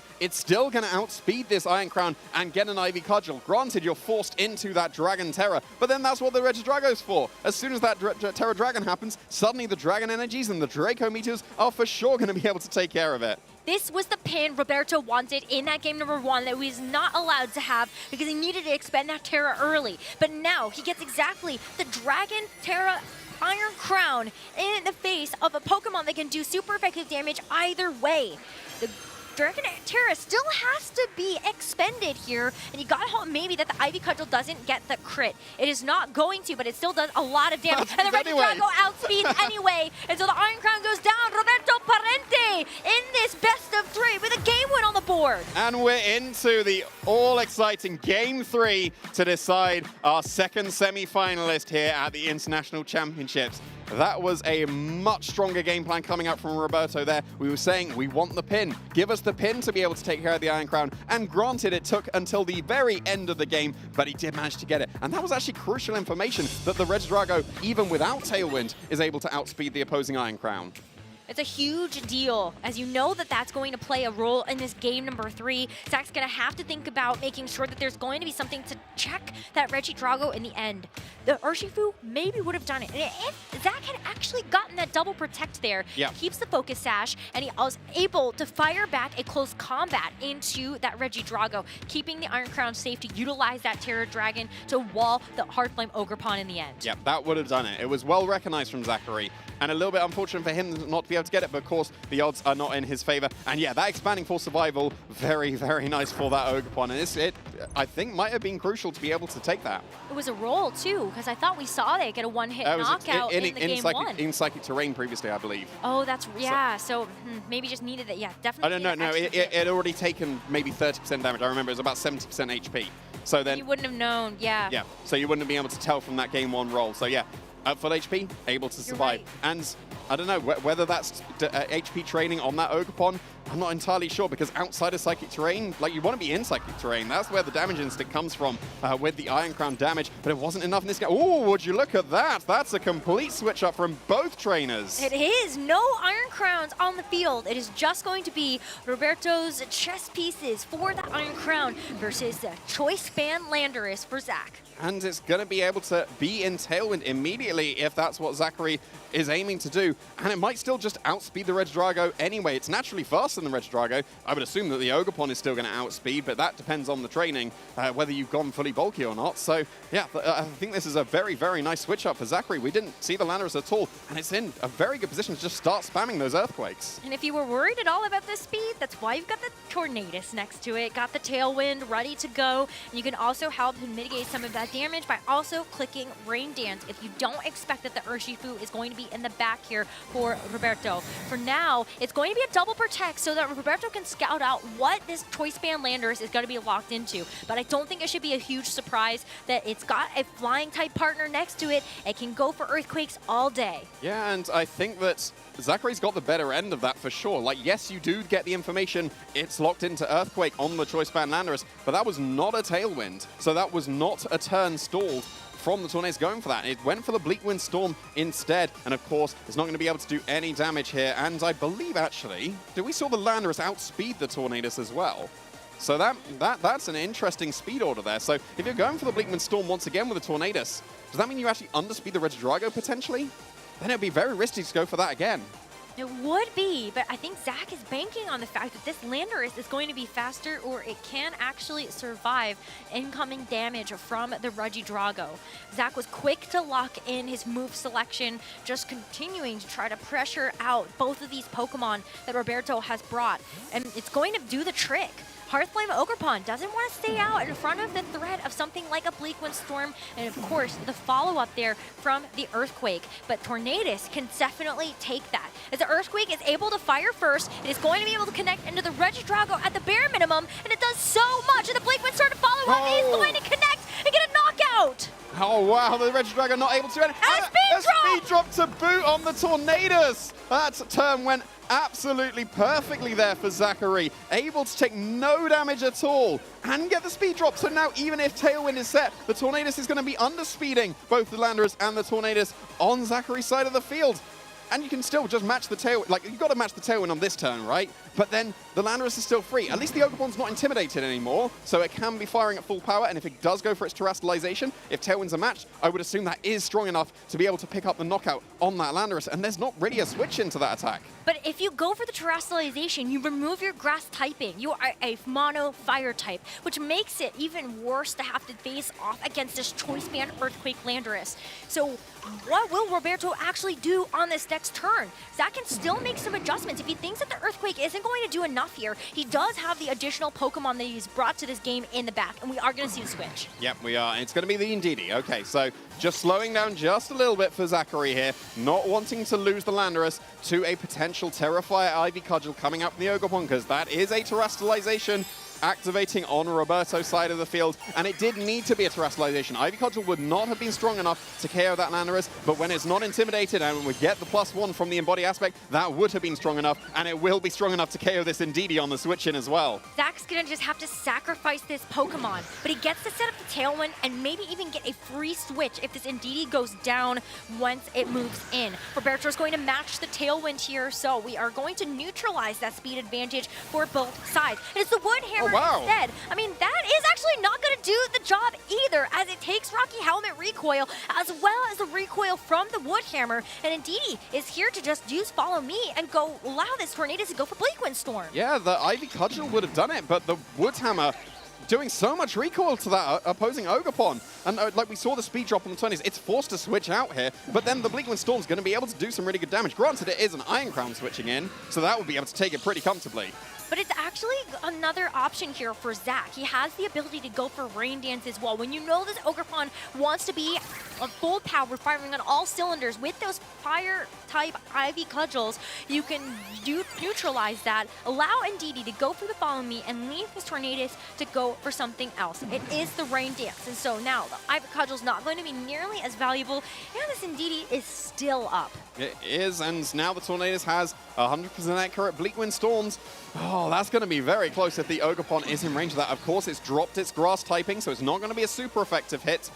But, that's going to be so close, whether that's going to be able to KO. Of course, the Iron Crown is not threatened at all. It's going to be able to go for an Expanding Force if it so chooses. Oh, that might do it, though. The Helping Hand on the Bleak Wind Storm might pick up the KO. That's going to be 10 claps if you put the max to it, as the Helping Hand goes first. But the Ivy Cudgel in the rain is just not going to KO this Tornadus, before it's able to use the Bleak Wind Storm back. So Ogerpon goes down with a Helping Hand enough to push that damage over the edge. And another speed drop here for the Iron Crown.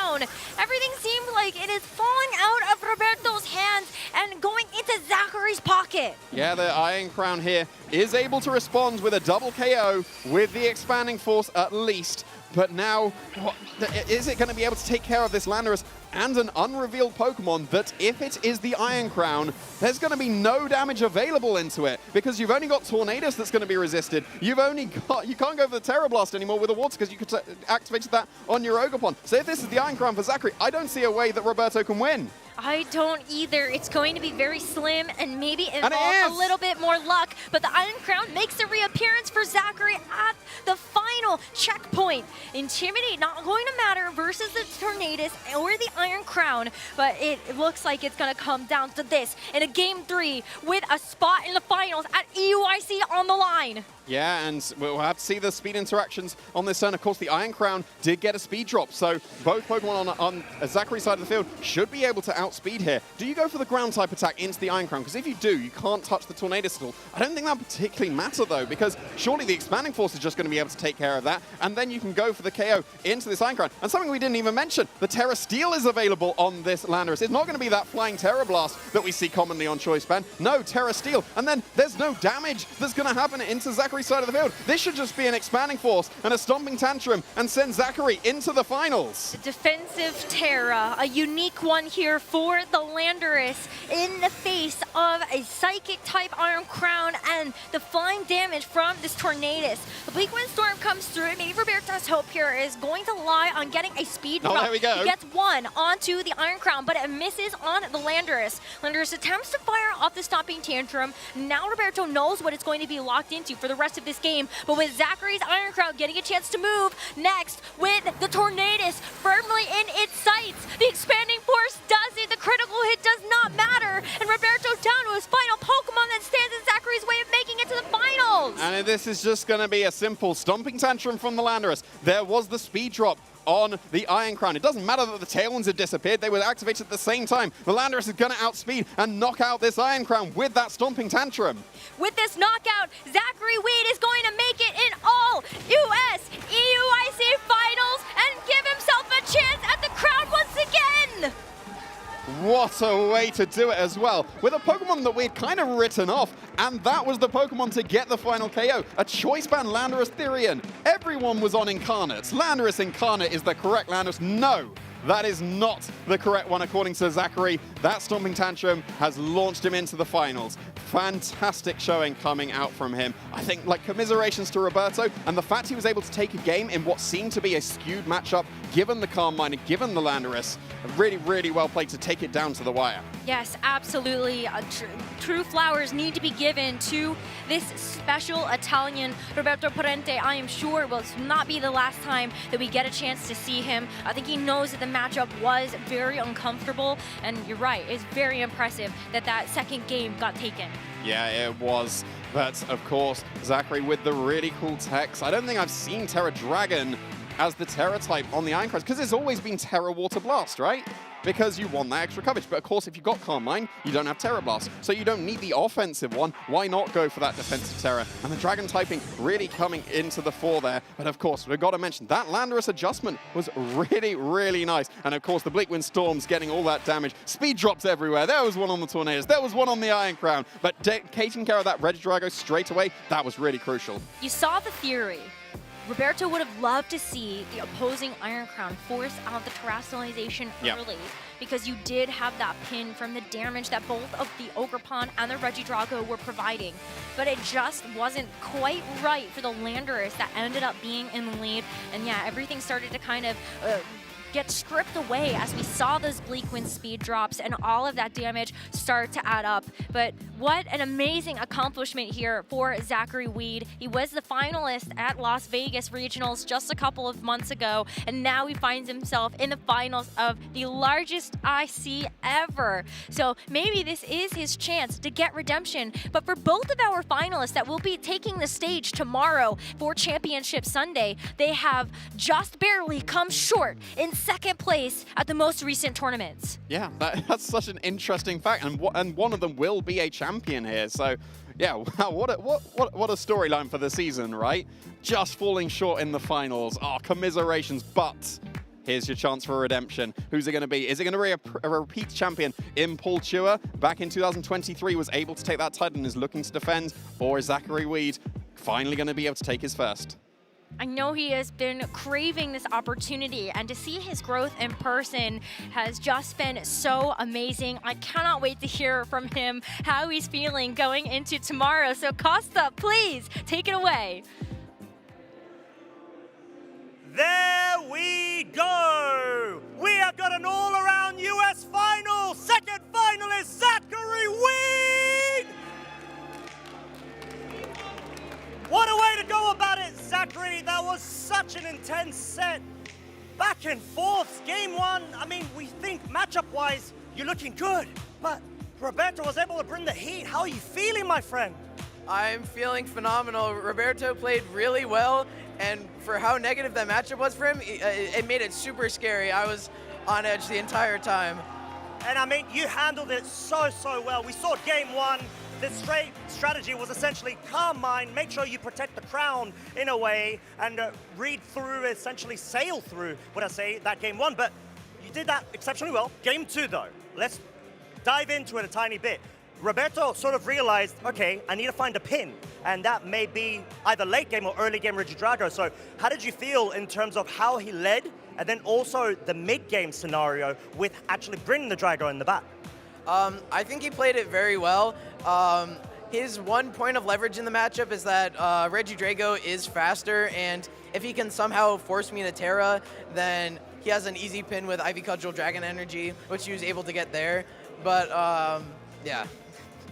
And I think it's sort of the scenario, maybe he didn't even realize that the Regidrago would have outsped, because we saw in game three, he felt confident enough to bring it straight off as the lead, but then you adapted to the adaptation, something so difficult to do, but a true virtue of a champion. So you must have been so happy to actually bring that Landorus and see it. Yeah, I was super happy when I saw that lead. I realized that because he's never bringing the Ndidi or the Urshifu really, I just have very safe Earthquake, Bleak Wind Storm. I can put on so much pressure immediately, and it was a good adjustment for game three. Although, to be honest, I did mistakenly think that my Tornadus was faster, which changed my play turn one. I mean, it was still able to pan out. There were the Bleak Wind Storm doing Bleak Wind Storm stuff, right? But that's sort of the name of the game, especially when you have the Rain Dance set up. You just want to make sure you increase the probabilities. But, Zach, you're in Championship Sunday. You're up against Paul Chua. Do you have any initial impressions? Just, obviously, don't tell me the secrets and the source, but how do you feel going up against Paul tomorrow? It's going to be a fun matchup for sure. Kind of funny that two Americans are in finals of EUIC. Defeated the two Italians. I mean, it is where storylines find their way through. You both have done such an amazing job. And, of course, we have got one final set for the both of you. With that being said, there's a lot of time that has been put into all of the prep you've done. You've done such a terrific job. Do you have any shout-outs that you would like to give before you go ahead, celebrate, and rest up, my friend? So once again, shout out to my parents for being super supportive. The building group for this team, Justin Knox, Andrew Figueres, Adi, all super helpful.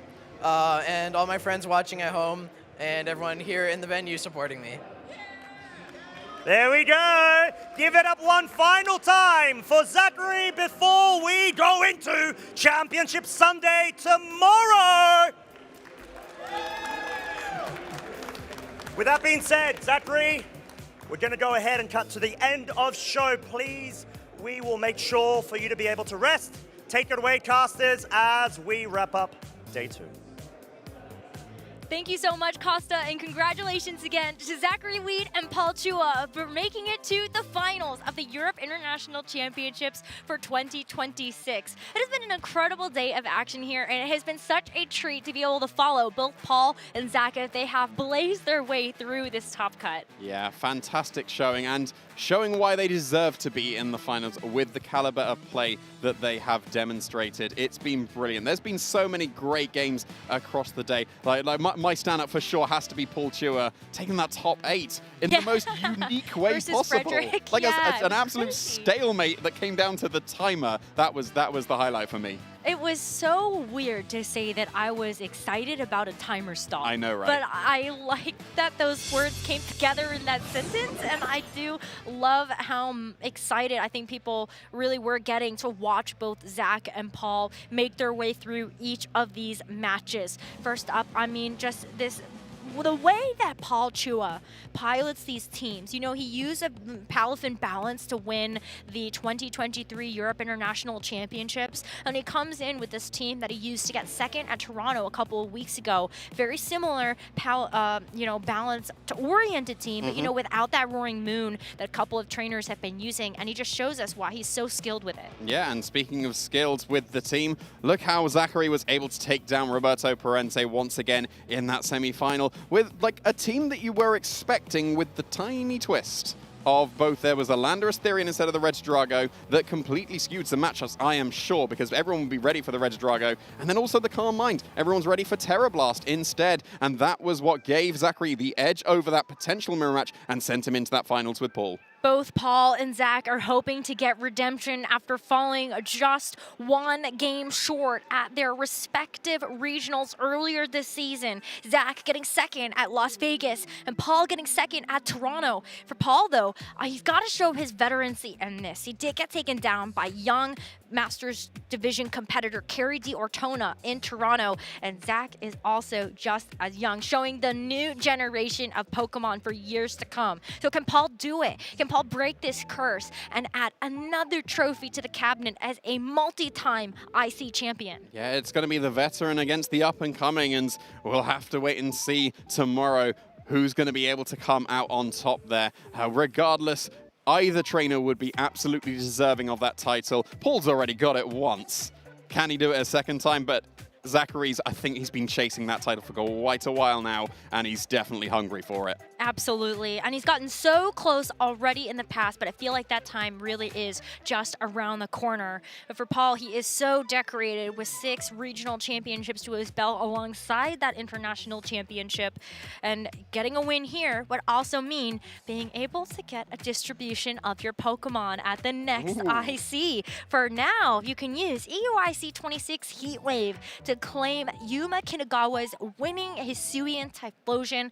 It is also shiny. It is beautiful. Make sure you get that Pokemon in game. It is battle ready. So if you've been inspired by the competitive battles you have seen so far for EUIC, maybe you can get started on your own journey with this Hisuian Typhlosion. Yeah, we saw so much damage coming out across the weekend, but if you want to go and see some extra damage, go and look up Hisuian Typhlosion with a choice specs in the sun. And that was, I think, the main star for Yuma to be able to take that Latin American International Championship. But we'll have to wait and see which Pokemon is going to be the taking down this EUIC. Which one would be the one that would be distributed? Oh, I'd really like that Iron Crown with the Calm Mind. I would like the Iron Crown too, because it is just such a cool Pokemon. I love that it is really seeing this rotation around the meta. Started off in Regulation F when we first got into things as something that people were playing around with. There was one particular building group in North America that I felt like had really put Iron Crown on the map. And then as we made our second foray into Regulation F, Iron Crown has really picked up in popularity, becoming a staple in the final. So maybe for me, it would be just the Iron Crown as well, just for accessibility of that Pokemon. But I would also like the Raging Bolt too. Yeah, well, Raging Bolt's been showing why it's a very, very strong Pokemon in this meta as well. So yeah, we'll have to wait. There's no point in us deliberating. We don't know who's the champion yet. That's true. We'll have to wait until Championship Sunday to be able to find that out. Is it going to be Paul or is it going to be Zachary? I can't wait, because if it's anything like today's matches were, it's going to be incredible. And you want to know the best part?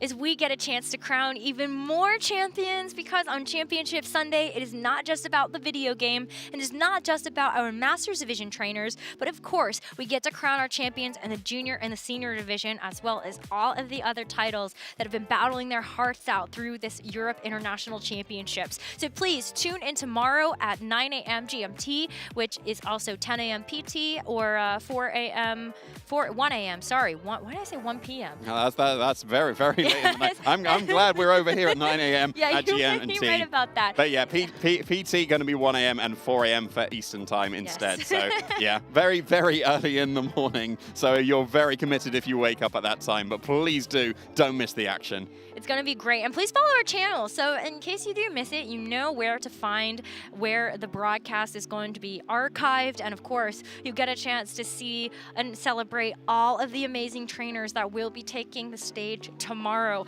But that's going to do it for us here. So, Boyd, let's go ahead and get some good rest. I hope all of you will get a chance to do the same. Please join us tomorrow to crown and watch the conclusion of our European International Championships for 2026.